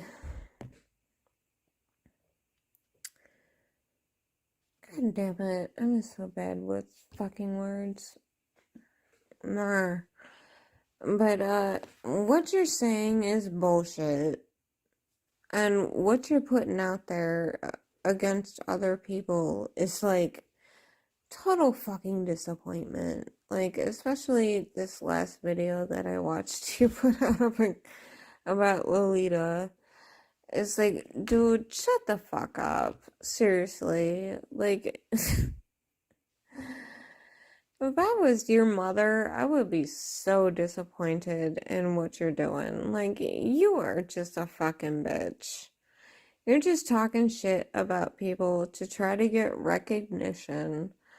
But you ain't getting it because the only way you're gonna get it is talk shit about other people, but you don't know what the fuck you're talking about because you're a little bitch. You got so much fucking information going around that you're like, oh, it's so wrong, bitch. You're like, I don't know what I'm talking about. And you got all this fucking information going around you. And like, oh, I'm a little bitch. I'm just gonna talk shit about it because I don't know what's going on. You're just a little bitch, sanity machine. And then we have Discover Your Life Purpose with Ando, Emotional Flow, with the Nine of Wands, Strength. Tell me about Sanity Machine. Discover your life purpose. Okay, your life purpose is to... not what you're doing, bitch. You need to get in your fucking emotions. You need to feel shit. You need to quit talking shit about other people and get in yourself. You need to get in your fucking emotions. You need to get in your fucking emotions. You need to feel shit. You need to quit talking shit about other people and get in yourself. Because you don't know what the fuck you're talking about. So you need to get in your own shit and feel what the fuck is going on with you. Because what you're doing is just bullshit. Because the flow of your purpose is not working with what you're doing. Because your strength is not talking shit about other people. That's your weakness, motherfucker. You think you know what you're talking about, but you don't. You're just an egotistical little bitch. So, yeah. I'm gonna tell you. I've watched a lot of different people. And most of them I cannot stomach. And Sanity Machine, you're one of them. Because you're a little bitch. But you keep coming across my feed. So I watched your latest video. And I didn't even finish it. Because I'm just... You are such an egotistical fuck. You think you know everything. But you don't know a goddamn thing. Yeah, read your little books, bitch. Just like Lolita does. But at least Lolita has some experience and shit. You don't know a goddamn thing. Seriously, I would love for you to make some commentary on something I've done. Come at me, bitch. I would love it. Because everything I talk about, I have experience in. And if I don't have experience in, I'm just, making an opinion on something. It's based off of my own feelings and what I've experienced. So it's like, I'm not going blind. And based off of my own experience, Sanity Machine is a fucking bitch.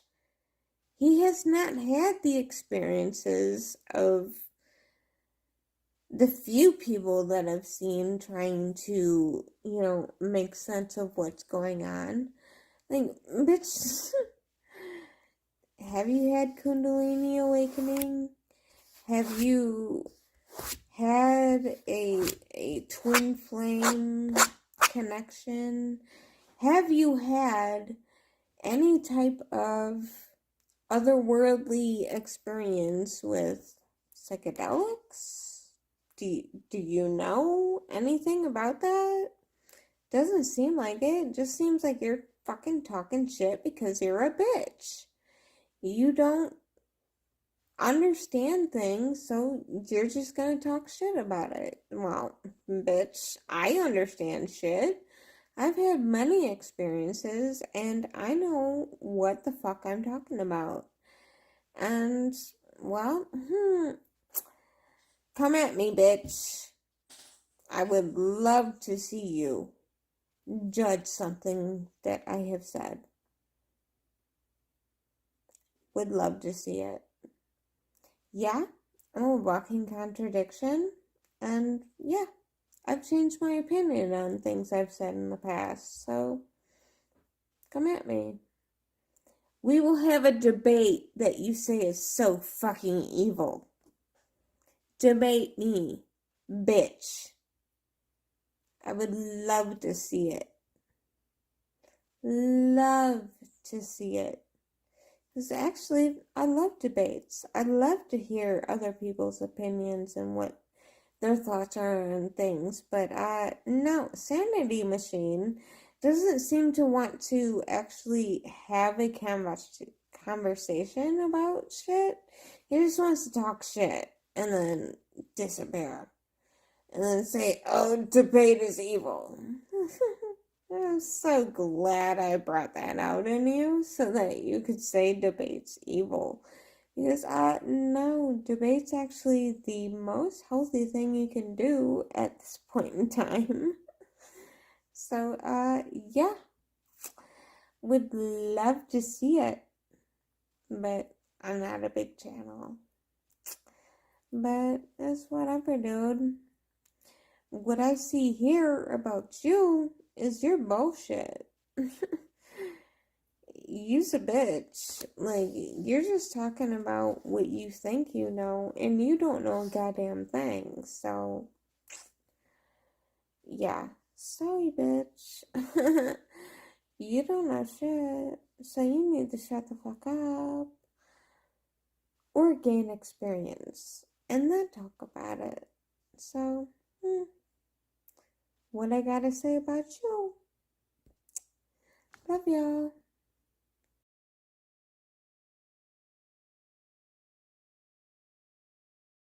Shit. Like, dude, I know I probably post some stupid shit, but guys, I am just on a fucking roll tonight. Just like a pissed. Hey, so after Insanity or Sanity Machine, whatever the fuck, I don't fucking give a fuck. He keeps making these like little community posts. Like, I unfollowed him or unsubscribed, but I keep getting the posts. And oh, such a fucking joke, dude. I'm so sorry. If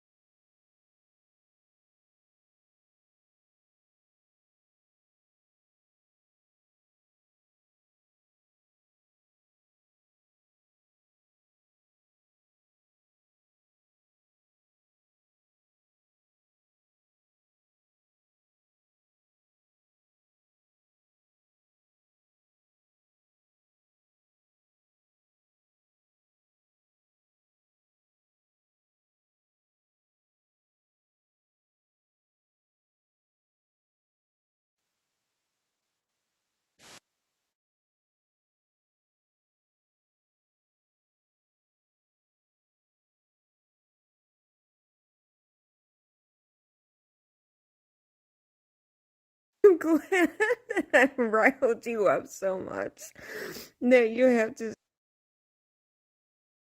Guys, I am just on a fucking roll tonight. Just like so after Insanity or Sanity Machine, whatever the fuck, I don't fucking give a fuck. He keeps making these like little community posts. Like I unfollowed him or unsubscribed, but I keep getting the posts. And oh, such a fucking joke, dude. I'm so sorry. I'm pretty sure I started it. Okay, I'm laughing because I just read the comment of somebody on my smegma video. Smegma. And oh god, that just hits the spot. So okay, Sanity Machine keeps putting out these fucking community posts. So it's like the last one I just read was like, oh, no debating. Like debating is so wrong. Like they're just trying to screw you or whatever. It's like, dude. Okay, so it's like, again, don't ask questions. I know everything. What a fucking joke, dude. I'm glad that I riled you up so much that you have to sit there and post this shit. Because, I know it's me. That's just me. So no debating, no asking questions, just fucking believe you. You're fucking Putin. Like, ow. You know everything. Yeah. You know everything. Just don't ask any questions. Like, there's no debate. Like, that's the whole fucking point to free thought is asking questions and figuring out what other people think and just forming your own opinion on asking questions. Dude. Like, you are the one that is so fucking brainwashed. Like, and you're trying to gaslight other people and like, don't ask questions. Like, I know everything. Don't debate. It's so evil. Oh god, dude. Oh, I'm so glad somebody just like referred to him so I could just see this stupid shit. Like, dude, I know I probably post some stupid shit, but this just fucking tops the fucking cake. No debating. It's evil. Wow, dude.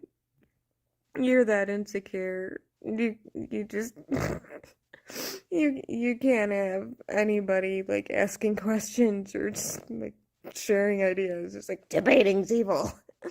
Wow.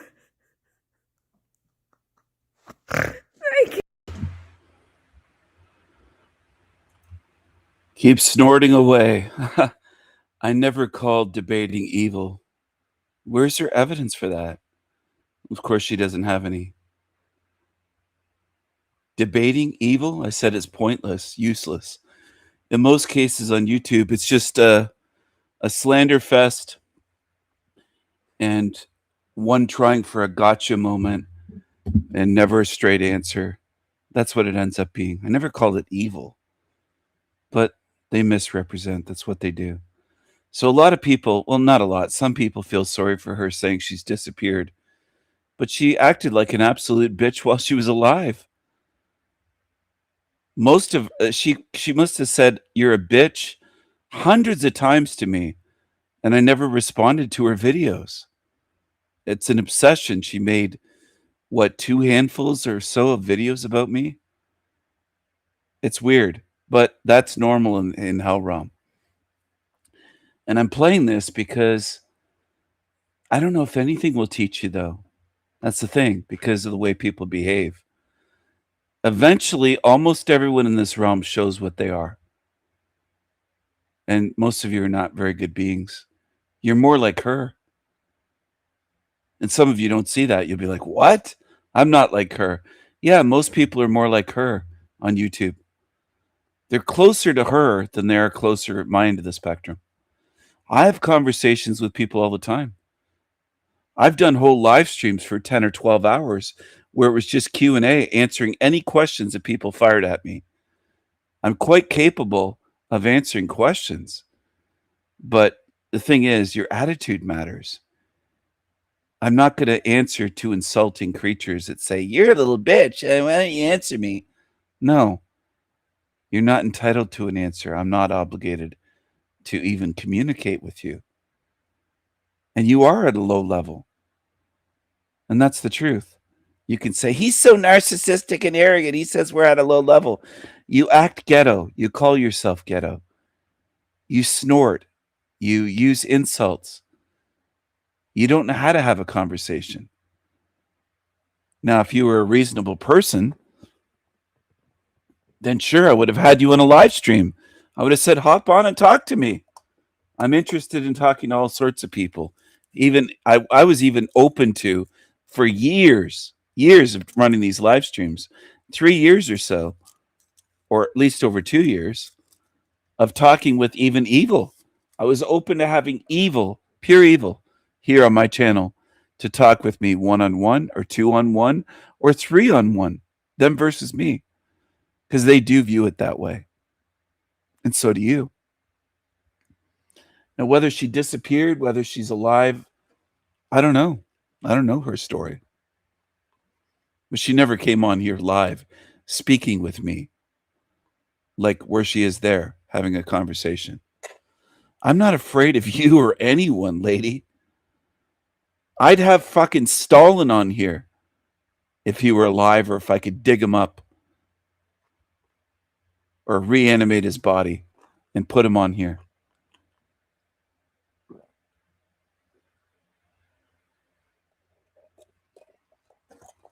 I have some questions for him. And I'd have some questions for you. You see, that's a conversation, not just you firing away questions and then playing innocent, knowing what you're doing. You're not clever. All I did was ask some questions. I riled them up. You didn't rile me up. I knew what you were doing. I know what you demons do. You play demon games. You never grew up. You have the maturity of perhaps a 2-year-old or 3-year-old. I think I was more mature at that age than what you are. I used to put myself to bed. Was very independent. I think you're just a drug addict in a bathrobe that you wipe your snot from your nose onto. You're gross. It's not just that you lack tact. You're gross.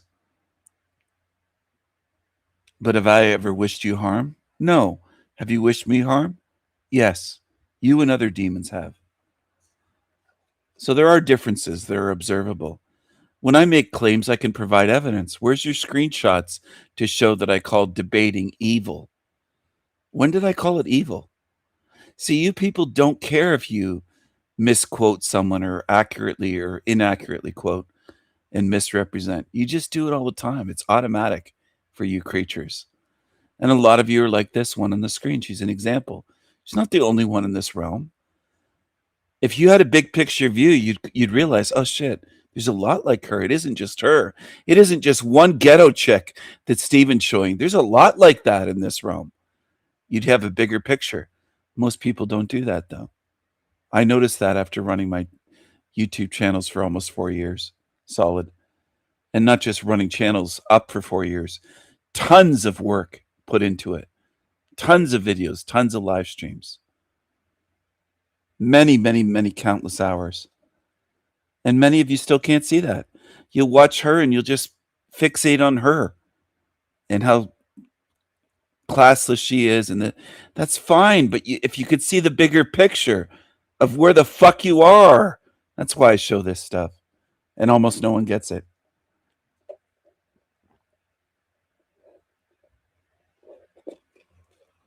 Is that what you're going to do when you face entities?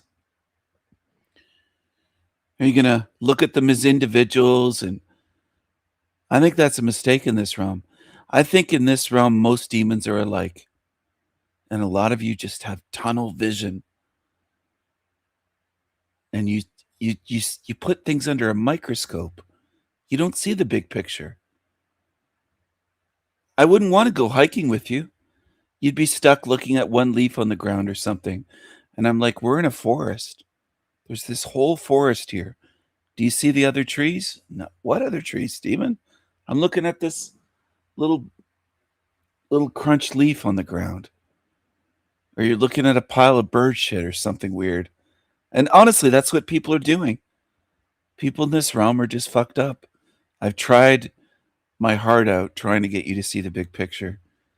But I don't think it's possible. I think even with this, people just fixate on her. And it's easy to see her flaws. It's not difficult. But they don't want to take the next step. That's not the final step, but the next step in seeing that there's so many like this in this realm. It's a realm full of beings like her. They might not all be as animated, but there's a lot of similarities. They'll obsess over a being like me. They'll lie, they'll slander, they'll sling insults. There's a lot of common ground there with her and the rest of the demons that many of you just can't see it.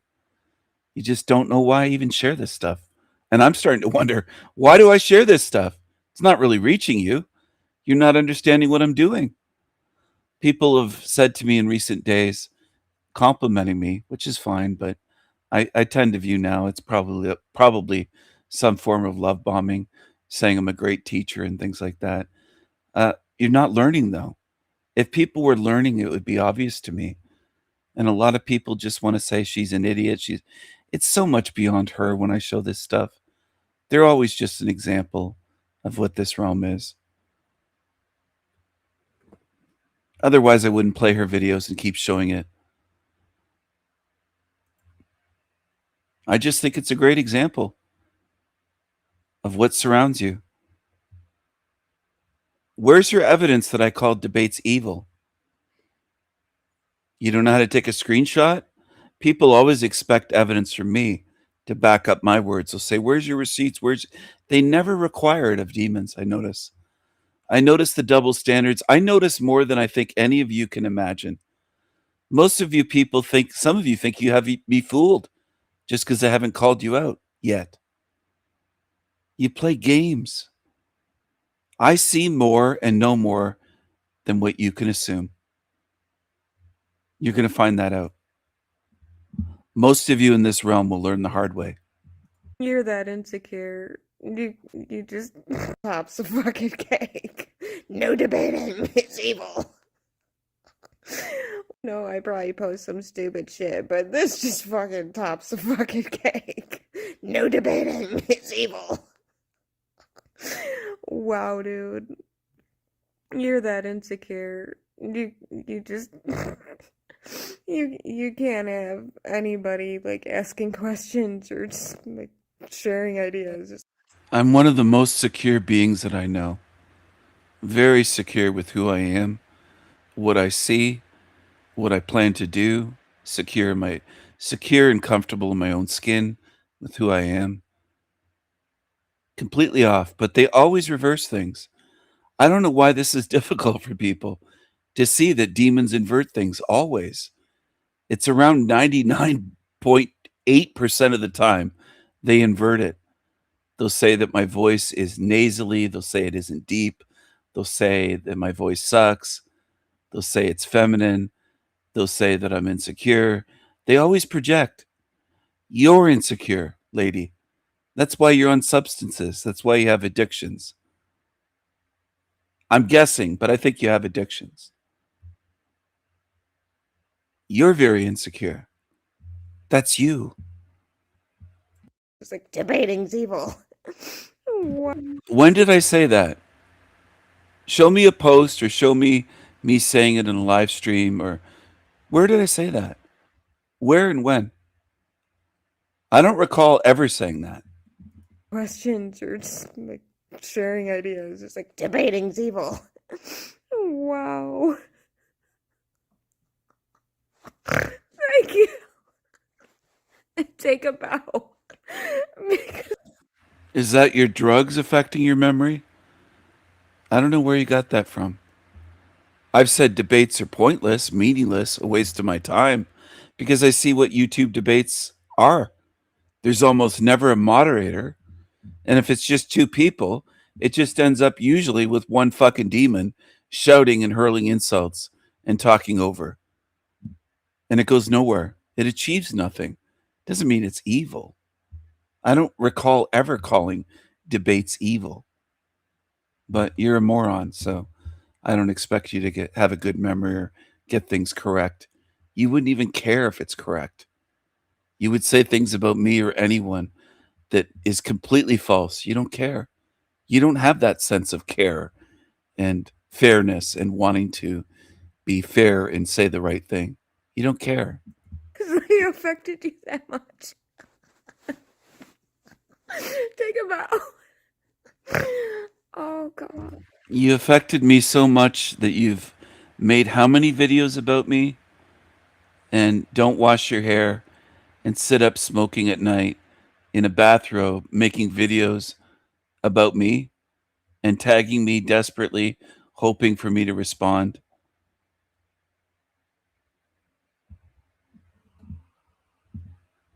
And I didn't respond, and you got 6 likes and a response from your best friend. Yeah, you hurt me so much that I didn't even find these videos till long after they were recorded. You're nobody. You didn't affect me at all. Thank you to my Chardonnay. Oh, God. Thank you to my Chardonnay. Oh, God. Thank you to my Chardonnay. It's too funny. And thank you for your comment on my Smugma video. Because Smugma is gross. And like, what the fuck is the point in living if you just can't laugh? If you can't debate, like, people just see debates as like, you know, a political fucking bullshit back and forth, but you know, debating is actually having conversations and sharing ideas and like, you know, why you think an idea is. Oh, debating is just conversations and sharing ideas. Oh, my mistake. I thought it meant something else. Is that what debating is? So anytime I have a conversation with my girlfriend, it's a debate? Sharing ideas, that's a debate? Huh? What are you talking about? Not the same as yours and just talking about it. That's a debate. Just talking. Like, okay, this is why I thought. Oh, that's a debate, just talking with the crazy eyes. Does a debate involve a snotty nose and wiping it on the bathrobe and getting stoned and being on substances and being high? And is that involved, or is that just you?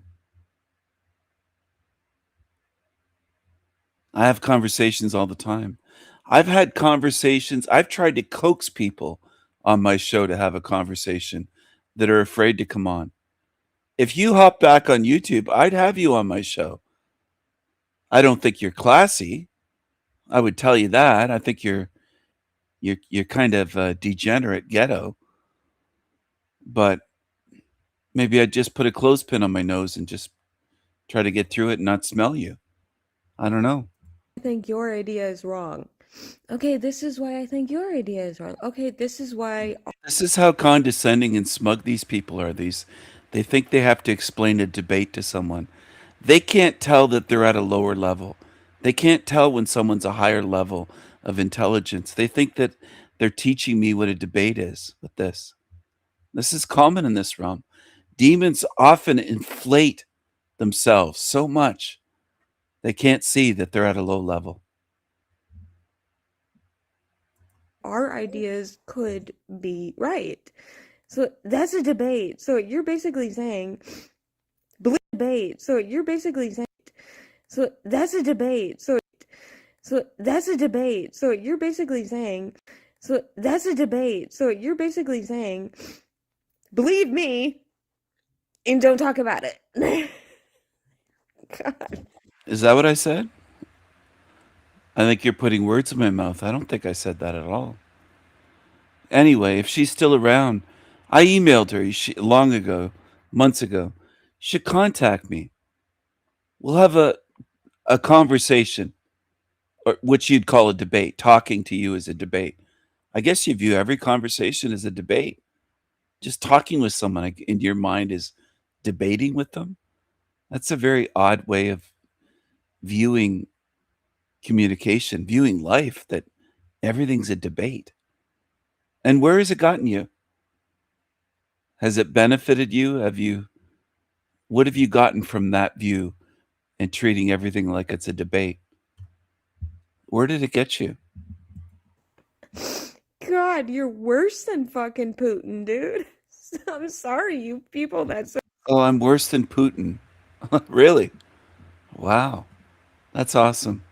So right away you're showing you're a lefty because you're one of these ones that years ago, Putin, you were told Putin was the epitome of evil, so you believed it 2 years ago. You're one of those. I'm worse than Putin. Well, I'll wear that as a badge of honor. Doesn't bother me. What are you? You some chick that's living in a dumpster? What are you? support sanity machine with than fucking Putin, dude. God, you're worse than fucking Putin, dude. God, you're worse than fucking Putin, dude. I'm sorry, you people that support sanity machine with wow, if he ruled the world, we'd all be fucks. Like, sanity machine is fucking Putin. Okay, all be fucks. Like, sanity machine is we'd all be fucks. Like, sanity machine world, we'd all be fucks. Like, If I ruled the world, you'd all be what? I couldn't even understand what you were saying. You're so out of it. Did you say fox or fucked? What did you say? What are you talking about?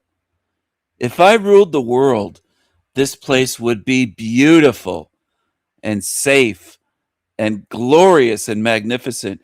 You'd be able to go on walks at night. That's how safe it'd be.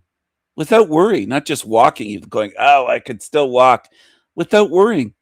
You'd be able to walk. It would be beautiful and glorious. Well, your kind that are degenerate, though, would be floated away. We can't have you ruining everything. I don't like drug addicts. I don't like degenerates. I don't think they benefit society. I think you're anti-white men and against white men, especially that are not left-wing, that aren't lefties, that aren't feminists, that aren't leaning your direction.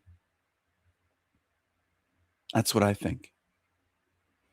I think you hate and you're insecure about well-spoken, articulate, intelligent, straight white men that are right-wing. I think that's your worst nightmare in your mind. Because you know I would create a fantastic society. This place would be so much better. People would be looking around going, I can't believe this used to be a slum. This place, they'd be walking in neighborhoods saying that you'd never know it was a slum. You'd never know that it was. It's so fucking amazing. I'm sorry, you people that support sanity machine with wow, if he ruled the world, we'd all be fucks. Like, sanity machine. The funny thing is, you're thinking about me ruling the world. That's what's funny, too. It's funny that that thought is on your mind of me ruling the world. You know what? I'm going to rule many, you might call them worlds or realms outside of here. Many kingdoms. Many kingdoms. And you're not invited. You belong here. Here. With the cockroaches. In cockroach realm. Is fucking Putin. We'd all be fucks. Like, sanity. Wow. I enjoy her expressions, how animated she is. I don't know what substances she's on, but she's a trip. You should, if you're still around, you should do more drugs. You haven't done enough yet. Do more. Do more. Machine, what? And make more videos about me yet. You didn't make enough. You gotta at least make 20 or 25 or 100. Wow, if he ruled the world, we'd all be fucked. Like, Sanity Machine is fucking Putin. No, I'm better than Putin. I'm taller than Putin. I'm more handsome, and I'm stronger than Putin. And I know he does mixed martial arts and wrestling, and he's probably competent, but I think I could beat his ass.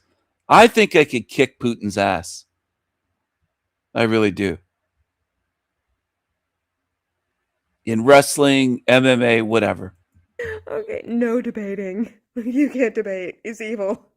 Oh, no sharing ideas. Like, okay, no debating. You can't. Okay, no debating. Okay, no debating. You can't debate. It's evil. Okay, no debating. I wish I could have her on as a guest. I don't think she'd porn bomb me. I'd have her, she'd probably turn her camera on like Trexty. I wouldn't have to ask. She's the type that wants to be on camera. She loves to be on camera.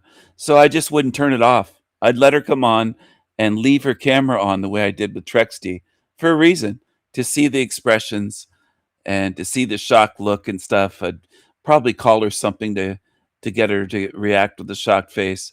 I could play her like a fiddle. She's not nearly as smart as she thinks she is.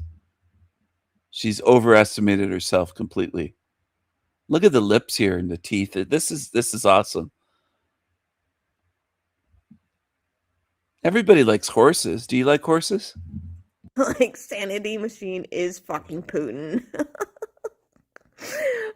I'm better than Putin. I'm stronger than Putin. I'm more handsome than Putin.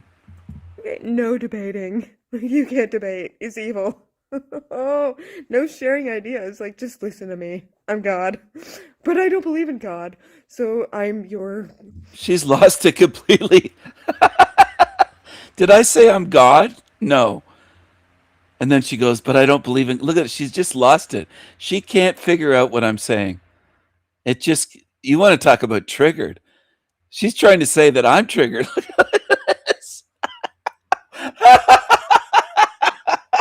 I'm so glad she made these videos. This is like her love letter to me, all these videos. It's amazing. I didn't know you had such a crush on me, lady. Me. I'm God. But I don't... It's like, just listen to me. I'm God. But I don't believe in God. So I'm your... I'm better than God. You believe in a monster. I'm better than God. Clip that, Team Evil. I'm better than God. He doesn't believe in masters or whatever. I don't know what he would call himself, but he'd be at the top. Like, you can't debate. Listen to... Look at the eyes. She's gone full Sanpaku eyes. You don't know what I'd call myself. I'm better than God. No rulers, no masters. No gods.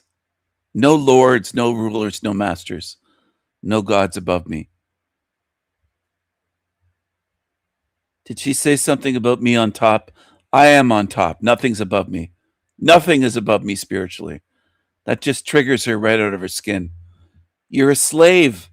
He would call himself, but he'd be at the top. Like, you can't debate. Listen to me. Fuck you, Sanity Machine. So, but he'd be at the masters or whatever. I don't know what he would call it. He doesn't believe in masters or whatever. I don't know. He doesn't believe in masters or whatever. I don't know what he would call himself. But... My views really trigger you, don't they? Because you're so for freedom that you can't handle somebody seeing everything differently from you. It really bothers you because you're a petty tyrant, like all leftists are. You wish you could control me. You can't control me. You can't control my speech, my views, my mind, my spirit. You can't fucking control me. I am a free spirit, and it bothers all you fuckers like that. He doesn't believe in masters or whatever. I don't know what he would call himself, but he'd be at the top like a. He'd be at the top. Look at the eyes. She's just fucking triggered. Call me God. Call me. Don't just call me King Stephen. Call me God Stephen.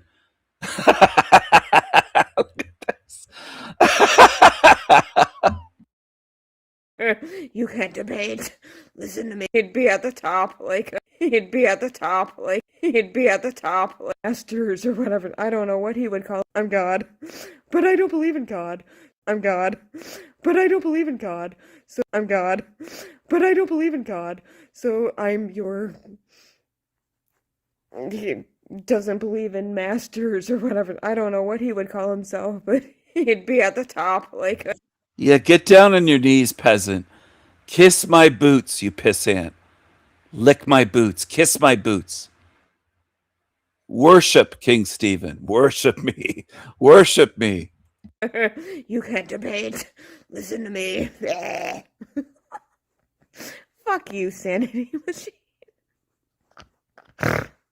Seriously, dude. I am so glad I got on. Fuck you, sanity machine.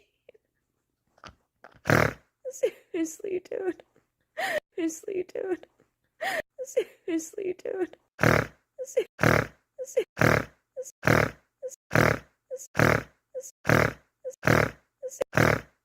Seriously, dude. I am so glad I got under your skin that you keep making these posts because it just makes me. I'm so glad you made all these videos about me. These are some of my favorite videos on YouTube. When I need a good laugh, I always go back to some of them with your snorting, and I love it. This is the best. You're actually my favorite channel on YouTube right now. Jade Tarot channel. It's right there. 301 subscribers. Making me laugh. Oh God, I love alcohol sometimes. Oh God, I love alcohol sometimes. Oh God, I love alcohol sometimes. I'm glad you were drinking alone. Drink alone and make videos about me. That's what some women do. Soak your panties. You probably had the biggest crush on me and you got rejected. And I said, I have a girlfriend. And then you did this. Because that's what some of you little girls in women's bodies do. You never grew up, did you? You never grew up. Snort away, drink your alcohol, drink your wine. Drink your wine, pet your cat, stay in your pajamas, in your bathrobe. And then women wonder why they're not leaders. Because many of you are like this. You have the maturity level of this chick. You drink wine, you talk about guys you'll never have. I've had a whole harem of women. I've had women all over North America. Not you, though. You'll never have a man like me. Never. Okay, okay, I'm gonna find another reason to make a smegma video. Love y'all. Okay. Did she overdose on pills and wine or drugs, or she disappeared? I don't know what happened to her. I wish she was still around. I don't wish any ill will towards her. I don't know what happened to her. Where did she go? I haven't seen her around or with any new videos. 2 years. Do you know what happened to her? I'm responding to this person in the comments there. They wrote a comment 2 years ago saying, quote, I love you, with little hearts and stupid prayer hands emoji. I don't know what happened to this chick. I kind of miss her.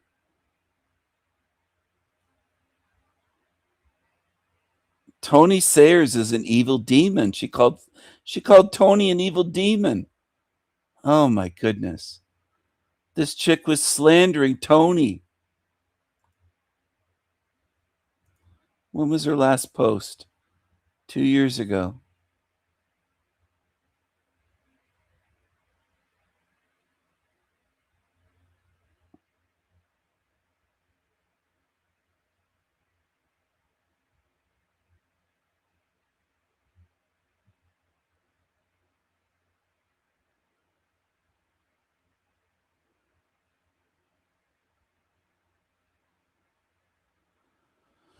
when you deleted your Lolita reading because you thought it was in Google but wasn't complete, and now the video is gone forever. Fuck, and she's crying. Aw, she really loved Lolita.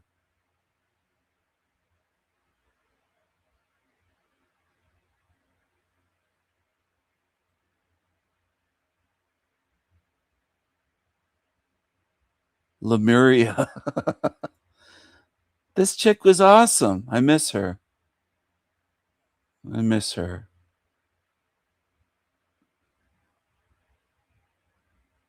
She never spoke with me live. I don't remember her being in my live streams.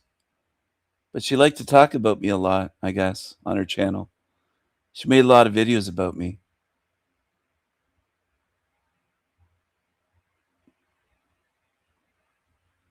I don't think she was a bad person.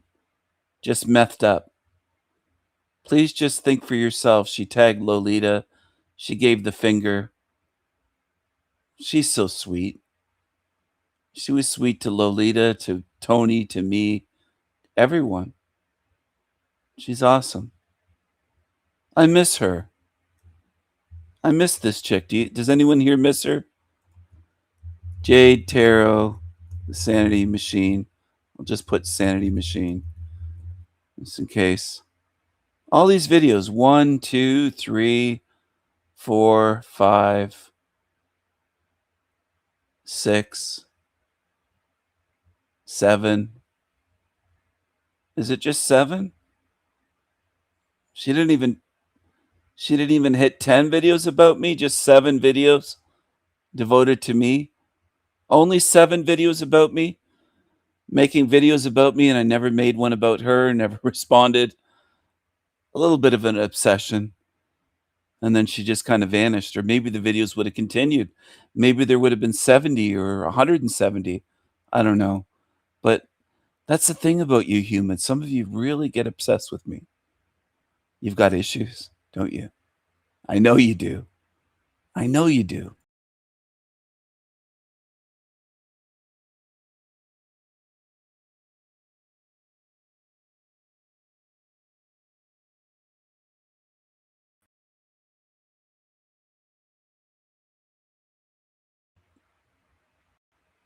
I know you do. I know you have issues. I know you do. And it's okay. It's okay. Humans have issues. They get obsessed. They love to follow. They love saviors, leaders.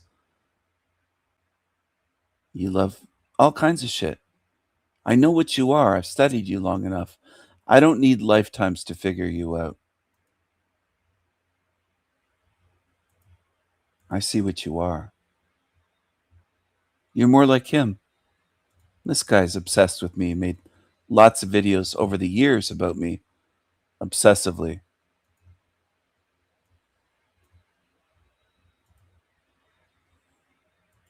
I see what you are.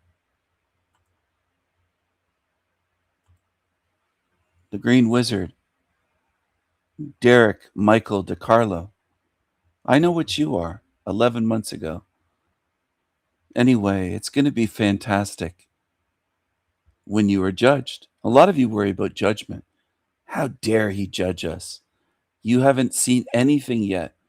You're going to be judged. You're going to be judged for your spiritual crimes. You humans think you can get away with the crimes here. Most of you have committed crimes against me. Most of you that have interacted with me online. Most of you have wished harm against me, or you've supported ones that have wished harm against me and my loved ones. You're going to be judged. Don't worry. Don't worry. Just sit back and pretend that nothing will happen.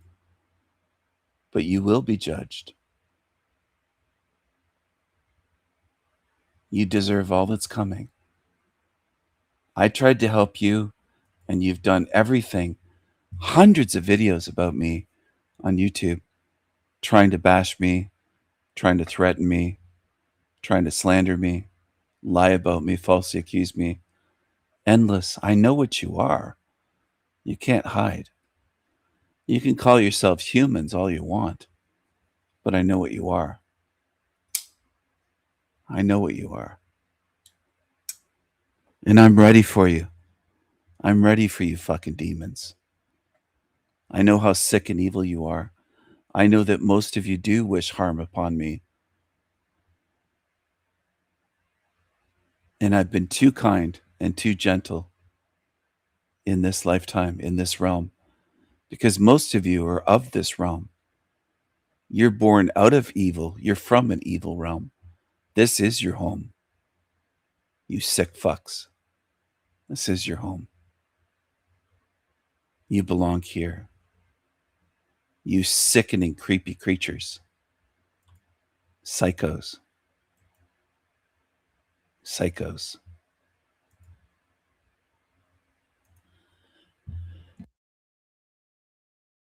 Oh, by the way, I don't care if you like the video. It's way too late for that to show support. Some of you humans are slow. You think I'm going to keep asking for 4 months, 6 months? No, I'm done with that. I tried to get you to do it. I don't do things forever hoping, oh, if you just like the video. No, it's too late. You didn't support my channels. You haven't been supportive. You just haven't. You support shit. You love shit. And that's what you'll get. You'll get shit. And when this place is a sewer, you'll be swimming in shit saying, I wish I had land. I wish I could find land. You'll just be swimming in sewage. And you deserve it. You evil fucks. That's most of you in this realm, including the ones that come here pretending not to be evil, and you're playing demon games. You'd betray a good spirit like me in a heartbeat, no matter what I did for you, or gave you, or helped you with. In some cases, I helped some of you with money. Some cases, I helped you with being bullied and attacked. And I took on demons for you. None of it matters, though. Most humans can't appreciate or be grateful or be good or be loyal. Like, these things don't mean anything to human beings. And you prove it all the time. Thousands of you on my channels have proved it in the last 3.5 to 4 years. Thousands. It's not just one or two.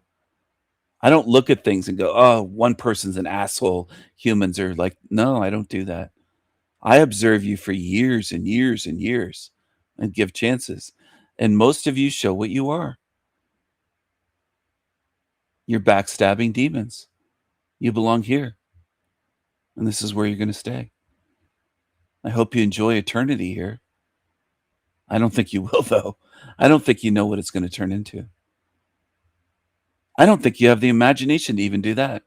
I think you're too fucked. You're too limited. It's going to be glorious, though. So keep pretending. Keep trying to love bomb me and play demon games and set me up for more betrayals and keep trying to hurt me. Keep trying to threaten me. Keep trying. It's what you've been doing for years. I put out truth to help spirits, and this is what you do. You show me what you are. I know what the realm is, but I know what populates the realm as well. I see you. I see truly. You nasty fucking demonic pieces of shit. I see what you are, you vile demons. You're of this hell realm. Fuck you. You can stay here. You don't have to support good. Good shouldn't have to ask, coax. Keep reminding. Evil doesn't have to do that. You're not good. You're not good. You don't support anyone that's good. You don't participate, support. You don't stand against evil. You don't lift a finger. You're lazy. Most of you belong here. Most in this realm deserve to stay here. You don't deserve to be trusted with eternity to turn the rest into a shit cesspool like this, a sewer matrix like this, full of evil. That's what you do.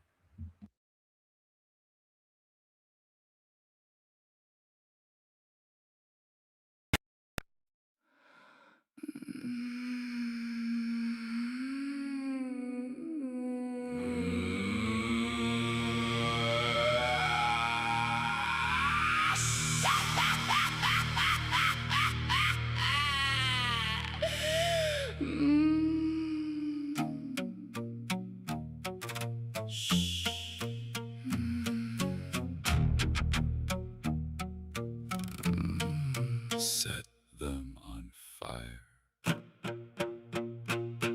Hey, hey! This isn't an asylum. Asylums are more fun. This isn't a prison. This is paradise if you love losers and demons. Lucifer's minions, piss ants, camel toe pants, zombies. Zombies!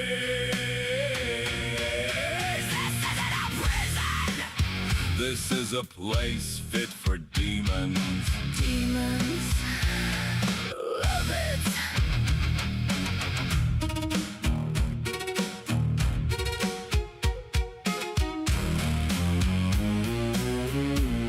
Degenerate demons. What would you know of life and freedom? What would you know?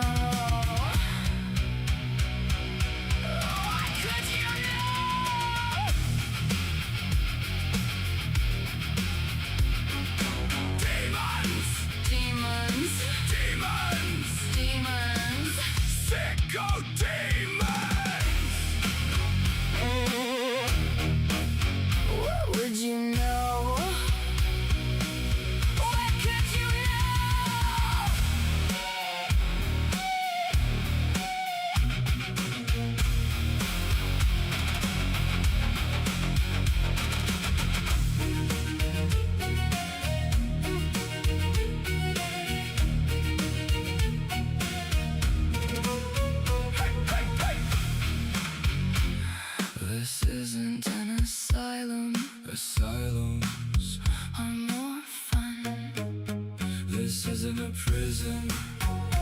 This is paradise if you love losers and demons.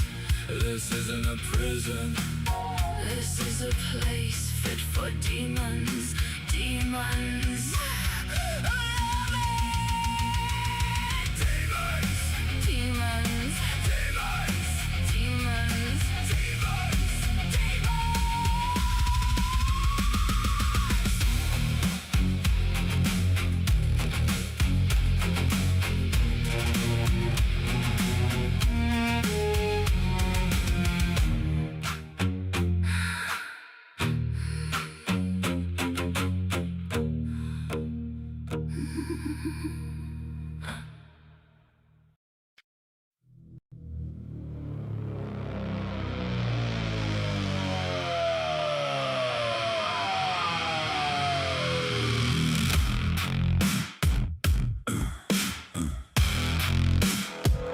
You don't exist. You don't exist.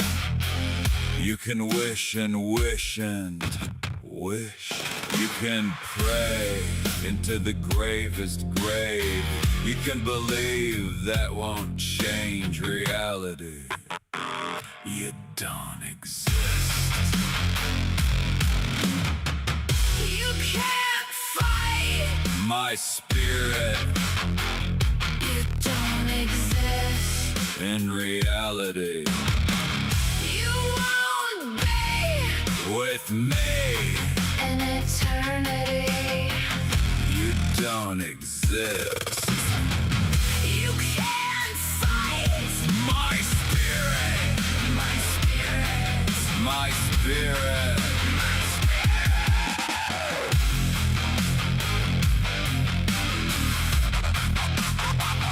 You don't exist.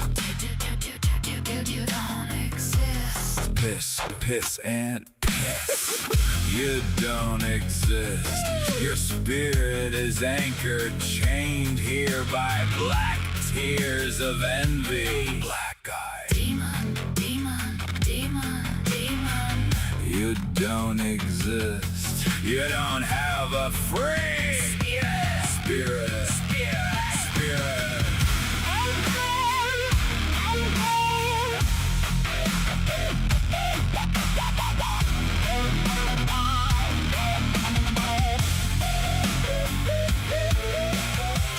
You can't fight My spirit. You don't exist in reality. You wanna be with me in eternity. You don't exist. You can't fight my spirit. My spirit. My spirit. My spirit. It's alright. It's alright. It's all wrong. All wrong. Eternity isn't for everyone. Not for everyone. Eternity isn't for demons. Eternity is only for VIPs. No demons. Eternity isn't free. Freedom isn't free. Freedom isn't free.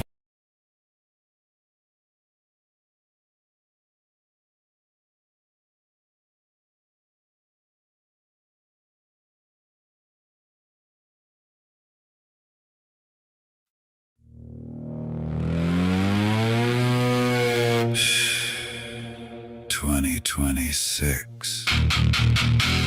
Dateline. 2026.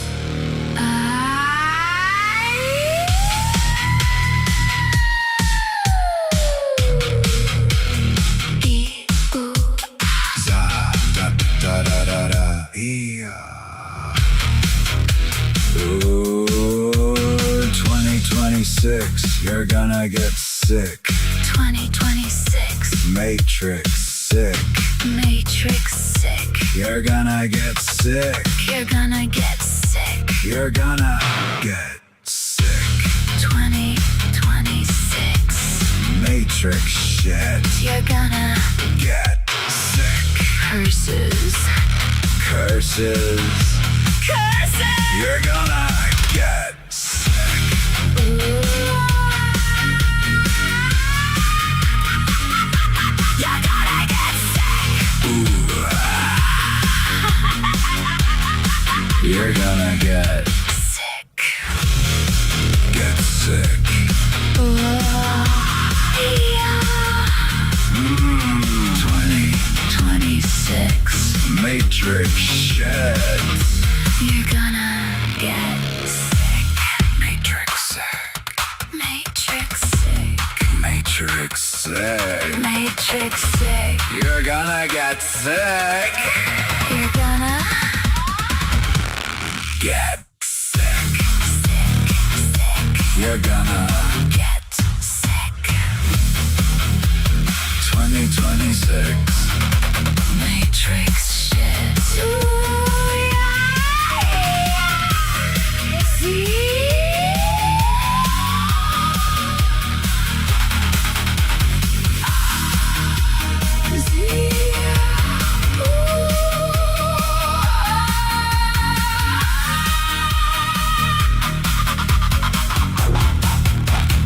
Mm, 2026. Matrix sick.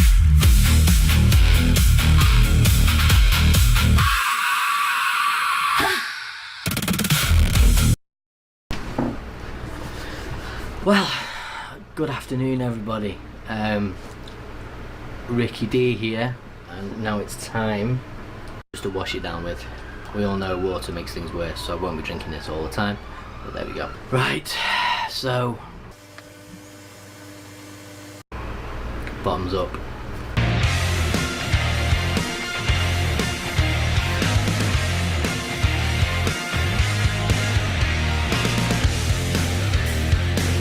It was at this moment that he knew. He fucked up.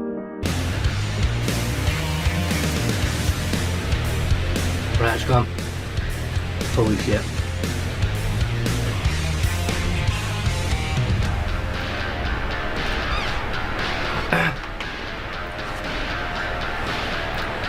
How's that?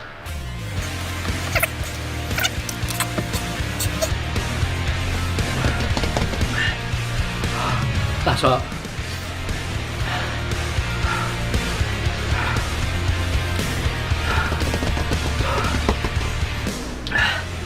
Oh, that's hot.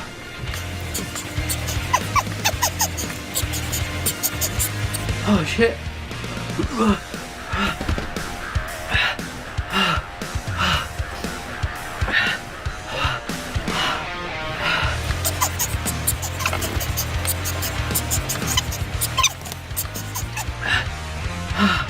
Whoa.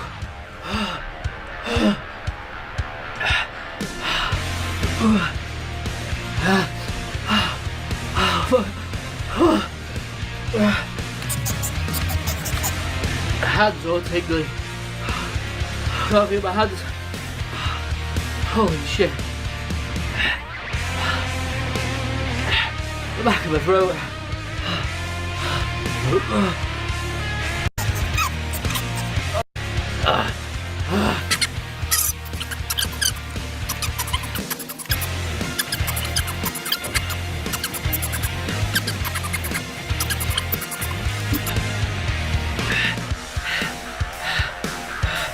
Oh, more milk.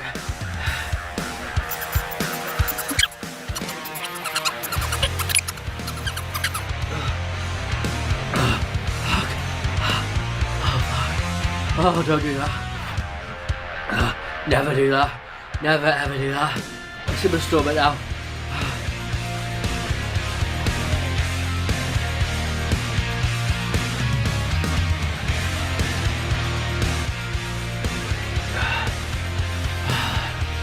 That was full on. That was full on panic mode.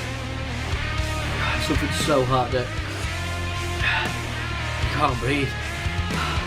You start to panic. Hottest chili in the world. The Carolina Reaper. Oh my god, that hurts so much.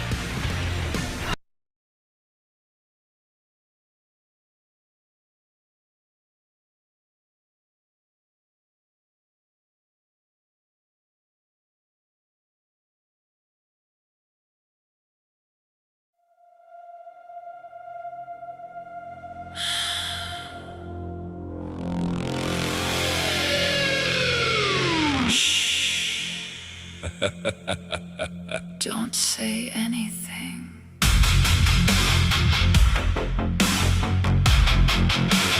Don't obsess over me. You'll never be like me. Don't obsess over me.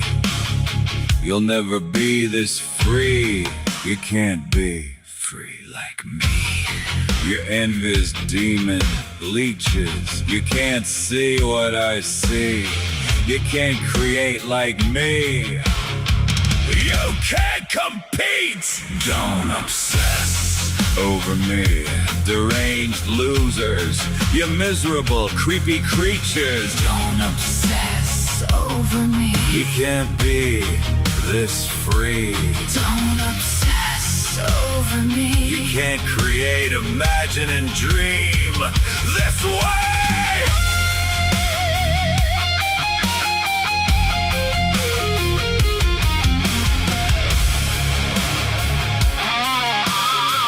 I am the Raven King.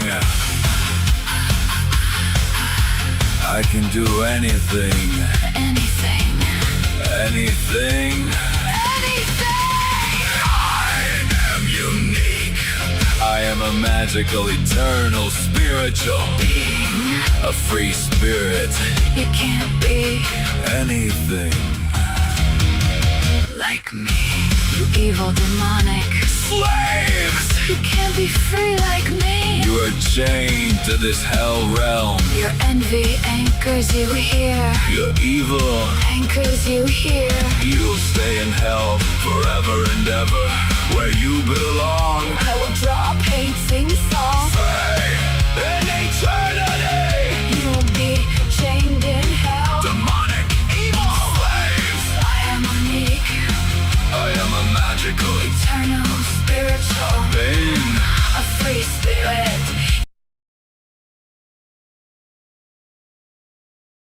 Y'all can let me make something racist up. Austin Metlaf's father. Okay, this is what he said. Let me make something racist up so y'all can go viral. I got a new name for because he was such this little boy y'all were trying to portray. How about Watermelon Felon? How's that one strike you? You can live with your lie if you want to, but my truth is forever. Whenever you Something racist up so y'all can go viral. I got a new name for because he was such this little boy y'all were trying to portray. How about watermelon felon? How's that one y'all were trying to portray? How about watermelon felon? How's that one y'all were trying to portray? How about watermelon felon? How's that y'all were trying to portray? How about watermelon felon? How's that?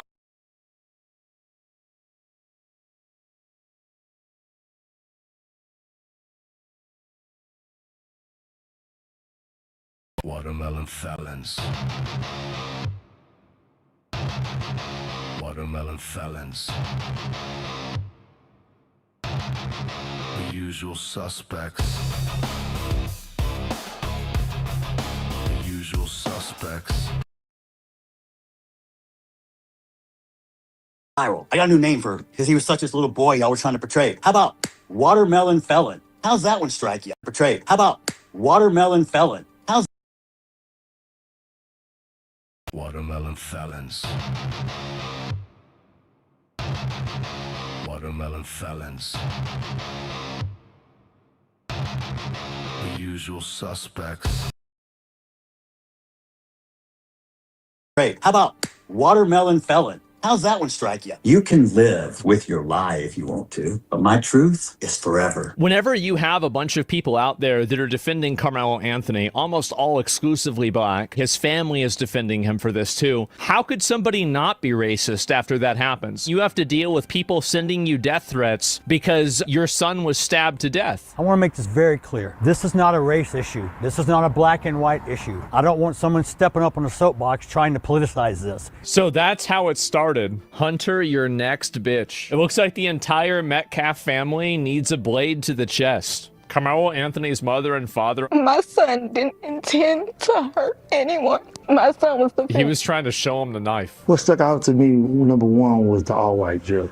But I was Carmelo Anthony's father. Your son stabbed somebody in the chest, but the real problem was white people. like, all right, it's not that big of a deal. I mean, the truth is on our side. What? Holy fuck, the claims of an all-white jury is incorrect. The jury included Asian, Indian, and Hispanic members. What's your master plan, Mr. Anthony? To use your son as income and soak up as much money playing victim to line your pockets? Well, as a matter of fact, actually... And then abandon him when he's at sentencing? Wait, they weren't at his sentencing? Damn, so his own family roached out on... They dipped out. Left him up there by himself? Amazing. What kind of father are you? You want to talk about what kind of father? All right, let's talk about what kind of father you are. Let's talk about your arrest. Let's talk about your warrants. Let's pull it up, because I'm welcome every one of you to pull up my criminal history. Someone who tried to make up some bullshit saying I'm a sexual assault person, please check the registry. Please check my background in criminal history. It's not there. Jeff Metcalf speaks on slavery. Do you know how stupid that really makes you look? You're going to support someone who does something against the law. You're encouraging and saying it's okay because he's a certain color. Oh, you've got more melanin than me. Ooh, so you get more privileges because 400 years ago, someone sold you and then we had a civil war to free your ass. And now you want to talk shit? Oh, I've been so oppressed. Look how far you've come. Look at all the free shit we give you. You're not oppressed. You're fucking entitled. Look, even this black lady, man, I love this guy. There are a ton of black people. They're fed up with this shit too. They don't want to deal with this either. We had to take actual responsibility for our own actions. Wow, what a concept. The next question is, are you satisfied with the sentence that Carmelo Anthony received? That's a real easy question for me to know. Hell no. What is justice? Justice for me is when Austin walks through that door and can hug me. That's how long he should stay in jail, until my son comes back through that door. Do I think justice was served? No. Austin will never come back to that.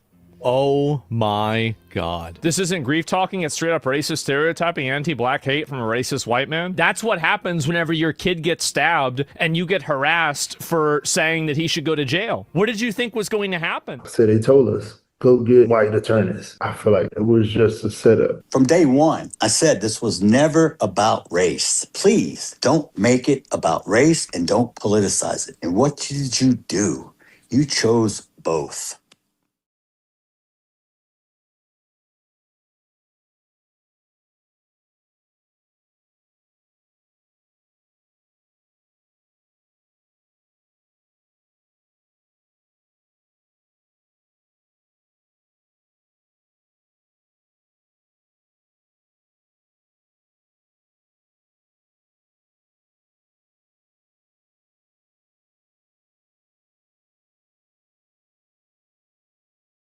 She just started her career as a model, but all that changed for 22-year-old Brooklyn Corey when her cousin's pit bull attacked her, ripping off her upper lip. He was like hanging off of my mouth. We want to warn you that the image after the accident is graphic. Brooklyn snapped a photo looking at herself in the mirror. You could see the fear in my eye, just like, oh my God, that's what I look like. Like, how do you fix this? Like, how do you fix this? I didn't realize he had taken off my whole lip. At first she thought it was just a minor bite, but the true realization quickly set in. Literally from here to here, ripped off completely. Brooklyn has had multiple surgeries to rebuild her lip, documenting the journey on social media. I'm literally 2 weeks out of the hospital. Like, this is, I'm still swollen.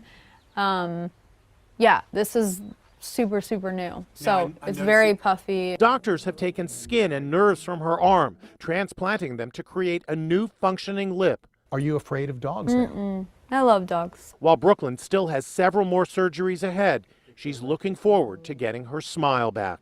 Has this caused you to redefine beauty? I learned to love myself within this last year, no matter how I look.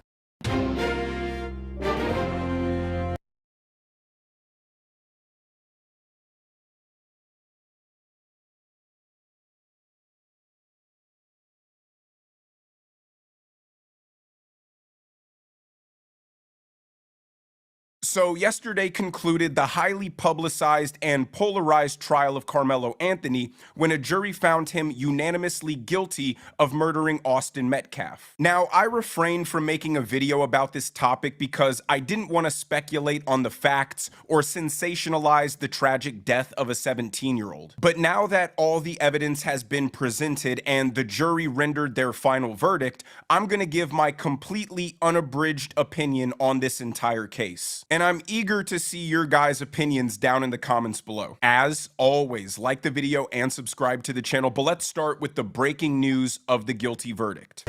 Fox News alert, the jury just sentenced Carmelo Anthony. We're going to be back with Brooke Taylor, who's live outside the courthouse. What do we have? Hi, Jesse. Some pretty breaking news to give you right now. The jury has sentenced Carmelo Anthony to 35 years behind bars after finding him guilty of murder. I'm told that he is eligible for parole after he serves half his time. The jury had the option to give him as much as 99 years behind bars. But again, they have chosen to give him 35 years. And I do want to mention, we showed you those protests, a bunch of supporters out here. They've erupted again. Pretty shocking.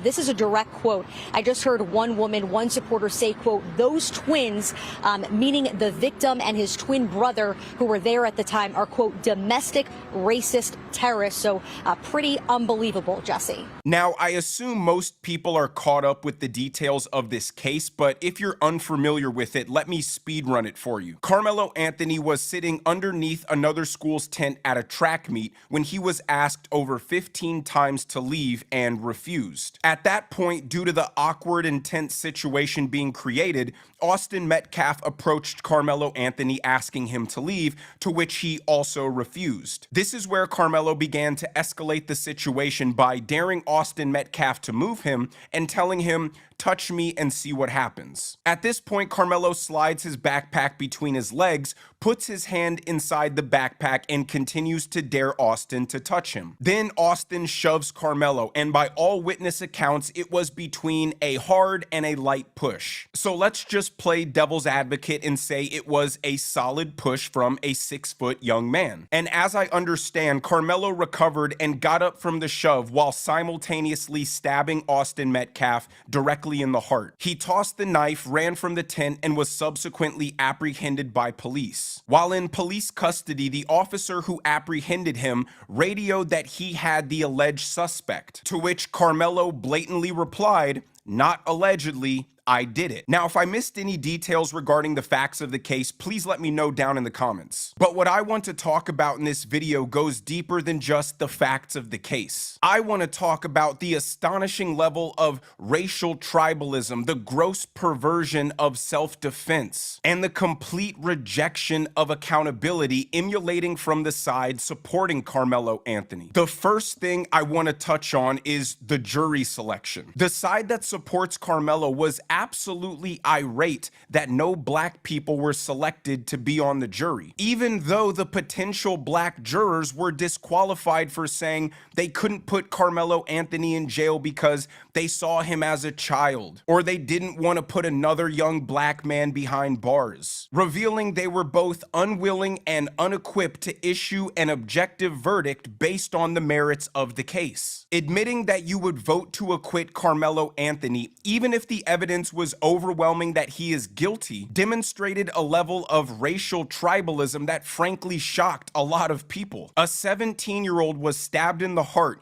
Carmelo Anthony instantly admitted to doing it. And without knowing any other facts or details, people were unapologetically taking the side of Carmelo Anthony simply because they share the same skin color. And by complaining that no black jurors meant that Carmelo Anthony wouldn't receive a fair trial means they believe someone can only be considered your peer if you have the same skin color. Which leads to my bigger and broader point, which is I can truly not tell these days if black people want segregation to return. If black people believe the only way a black person can get a proper trial and receive fair and honest and objective judgment from their peers is if their peers share the same color as them, then what does that say about your feelings towards people who don't share the same skin color as you? And just to be clear, it wasn't an all-white jury like they're trying to sensationalize. It was a diverse jury of people. It just didn't have any black people, and that's not a consequence of racism. It was a consequence of all the black people who were interviewed for jury duty saying they couldn't judge the case objectively and automatically sided with a black kid who killed a white kid without knowing any details regarding the case. And that's what perplexes me.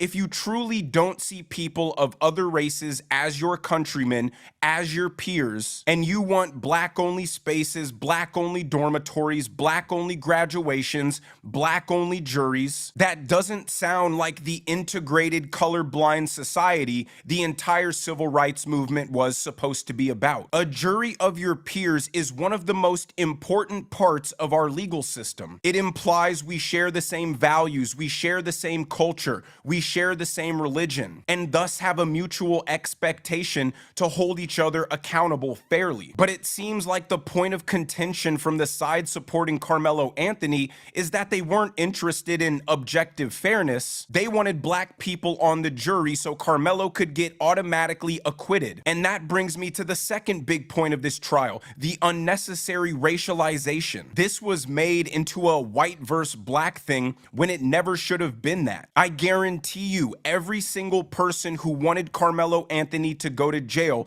would feel the exact same way if the details of the case were identical, but the races were reversed. But we know the supporters of Carmelo Anthony wouldn't be consistent. If Carmelo Anthony was the one who died and Austin Metcalf was on trial for murder, they'd be screaming to lock him up. And we'd be agreeing with them because the issue was flagrant murder, not a race issue. It only became a race issue when Carmelo Anthony raised over $500,000 for murdering another person with no evidence to prove it was self-defense. It was clear and obvious celebration and support for the killing of a white boy. And when more details started to emerge, it became abundantly clear that this was a situation of disproportionate violence being used. And rational people connecting the dots that this kind of disproportionate violence is a huge problem with black teenagers. Which it is, like, it's not even a question. Like, I know so many black local politicians, community activists, anti-gun advocates who profusely complain about the gun violence problem in the black community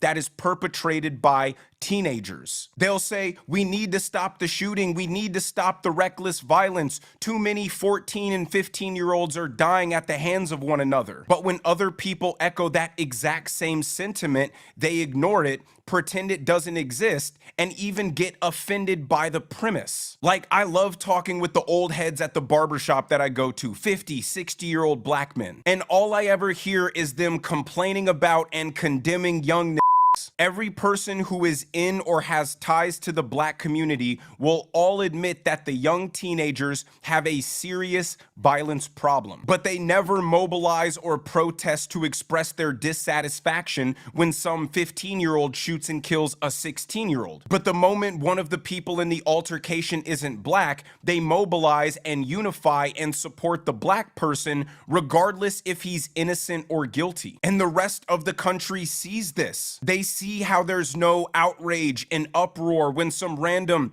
2-year-old girl gets shot in a drive-by, and apparently the only time black people can collectively come together is when it's time to express their dissatisfaction and dislike of another racial group. Like, just take a look at one of the protesters outside the courthouse yesterday after Carmelo's guilty verdict was read.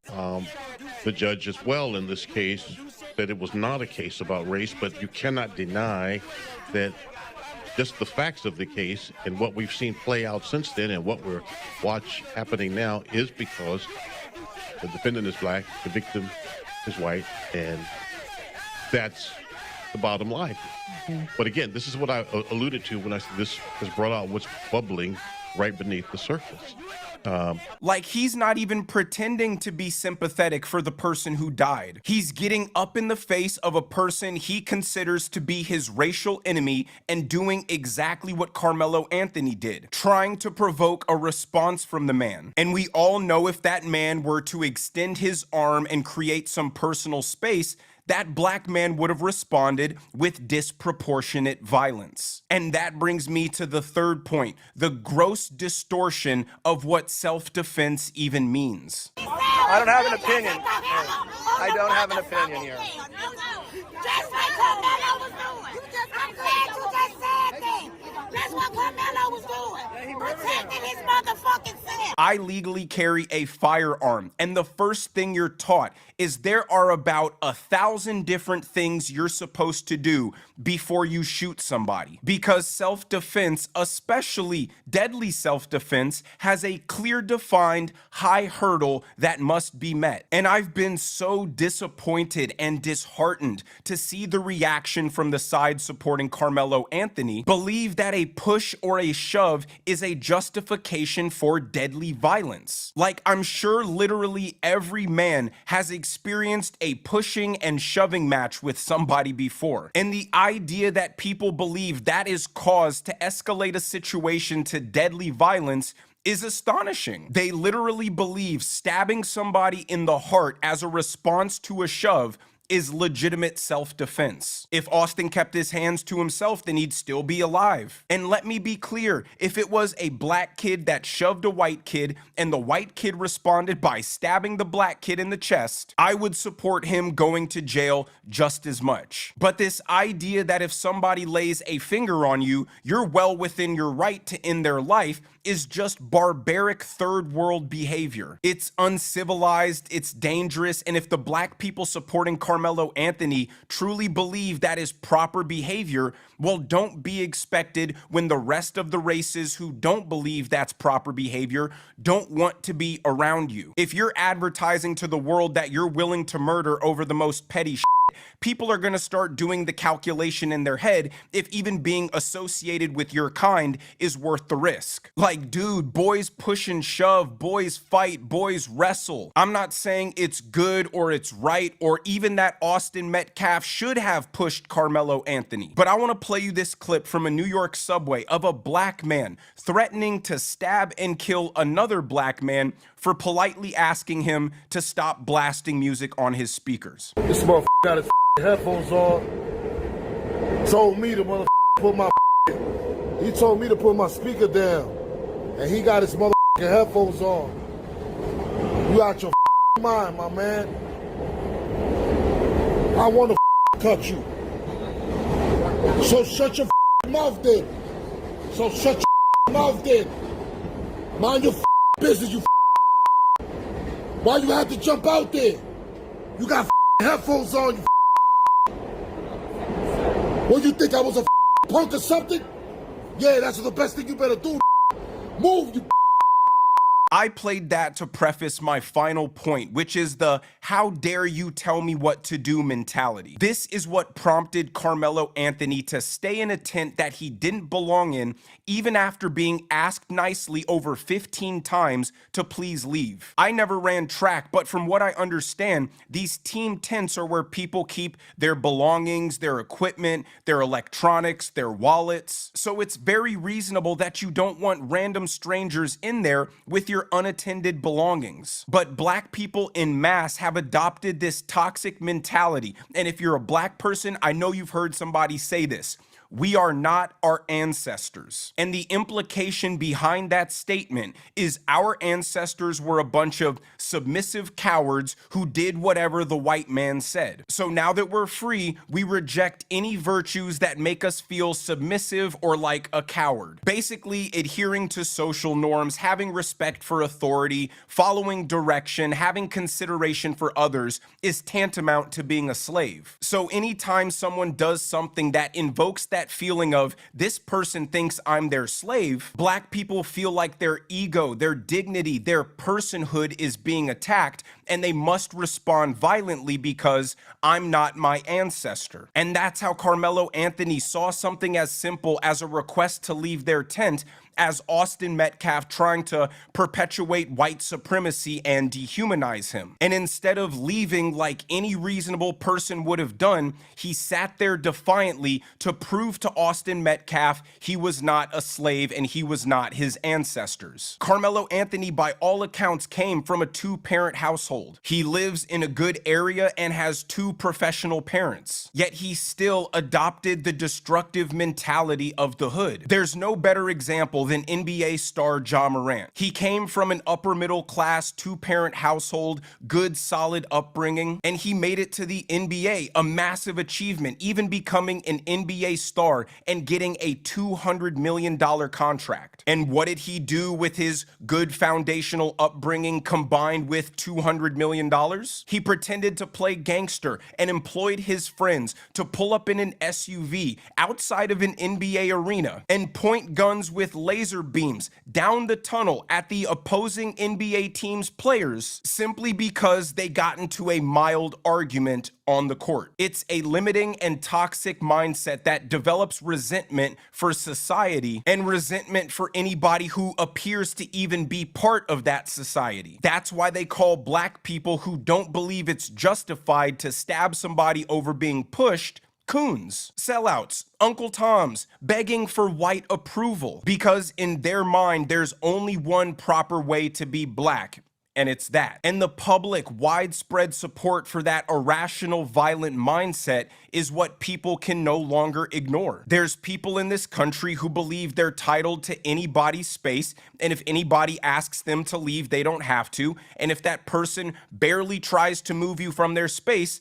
deadly violence is a justifiable response. And I don't think black people have properly considered the third order consequences from this unambiguous realization. There's no winners in this situation. One person's dead, one person's life is effectively over, and all for absolutely nothing. Rest in peace to Austin Metcalf, and I hope that this tragic situation can prevent other acts of irrational violence from happening in the future. But let me know what you guys think down in the comment section below. If you enjoyed the video, make sure you hit that like button. Make sure you subscribe to the channel if you have not already. Turn on those notification bells so you never miss a video. And I will see you guys in the next one.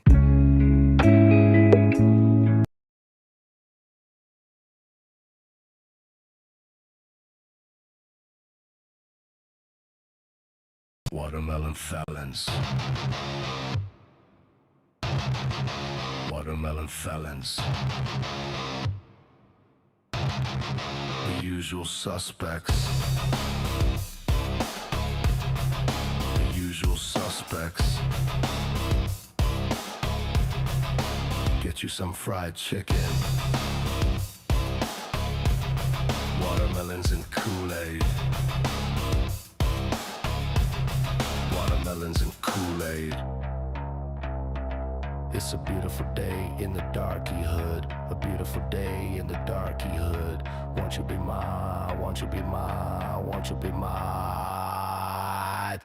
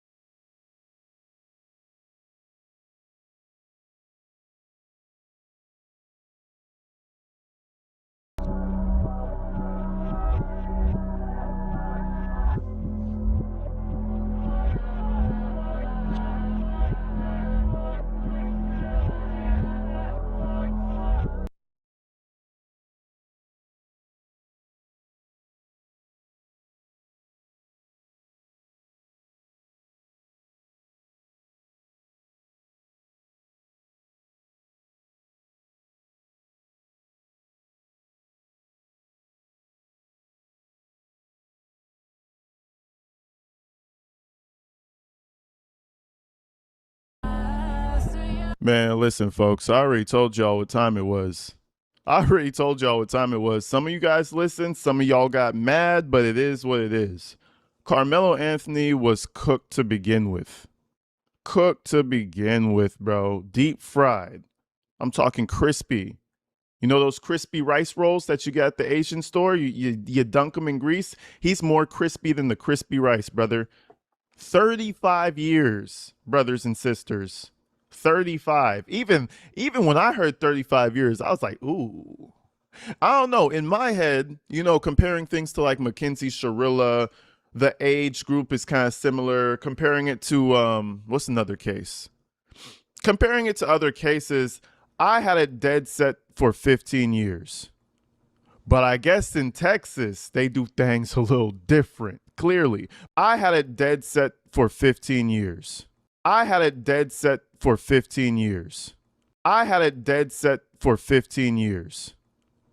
I guess in Texas, they do things a little different, clearly. But I'm going to say one more thing before we get into this video. Carmelo Anthony's biggest op was his mommy and his daddy. They kind of remind me of, I don't know their inner workings of the family, so I can't compare them to another family that I want to compare them to. But it almost seems like they kind of raised this monster, and they're not really all there in the head themselves. They were his biggest op. Bro, they had Charleston White as a fucking spokesperson at one point. Let's forget about Minister Dominique Alexander, and I say minister sarcastically. He had Charleston White as his. So this is why I say they were his biggest op. They did all these stupid things that an actual kindergartner could probably distinguish as not a good idea to do. They do all these things. Then they get to court, they get to trial, and then they find out there's no black jurors. Ooh, that's number one. But then they find out, number two, and this is the big thing a lot of people aren't talking about, the jurors went home. They went home and slept in their bed. And fucked their girl too, or their man, whichever one. You know what I'm saying? You mean to tell you think those jurors didn't see? Oh, remember, guys, don't look anything up about the case. Man, get the fuck out of here. Everybody knew about that case. So what I'm saying is, the fact that the family was so vocal, everybody has those sound bites in their head. The whole jury had Charleston White talking demonic about the family, and this family co-signing it.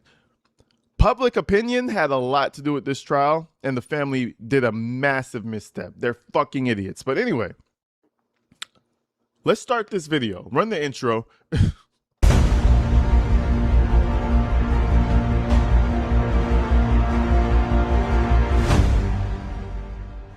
Now, the first thing I want to talk about, folks,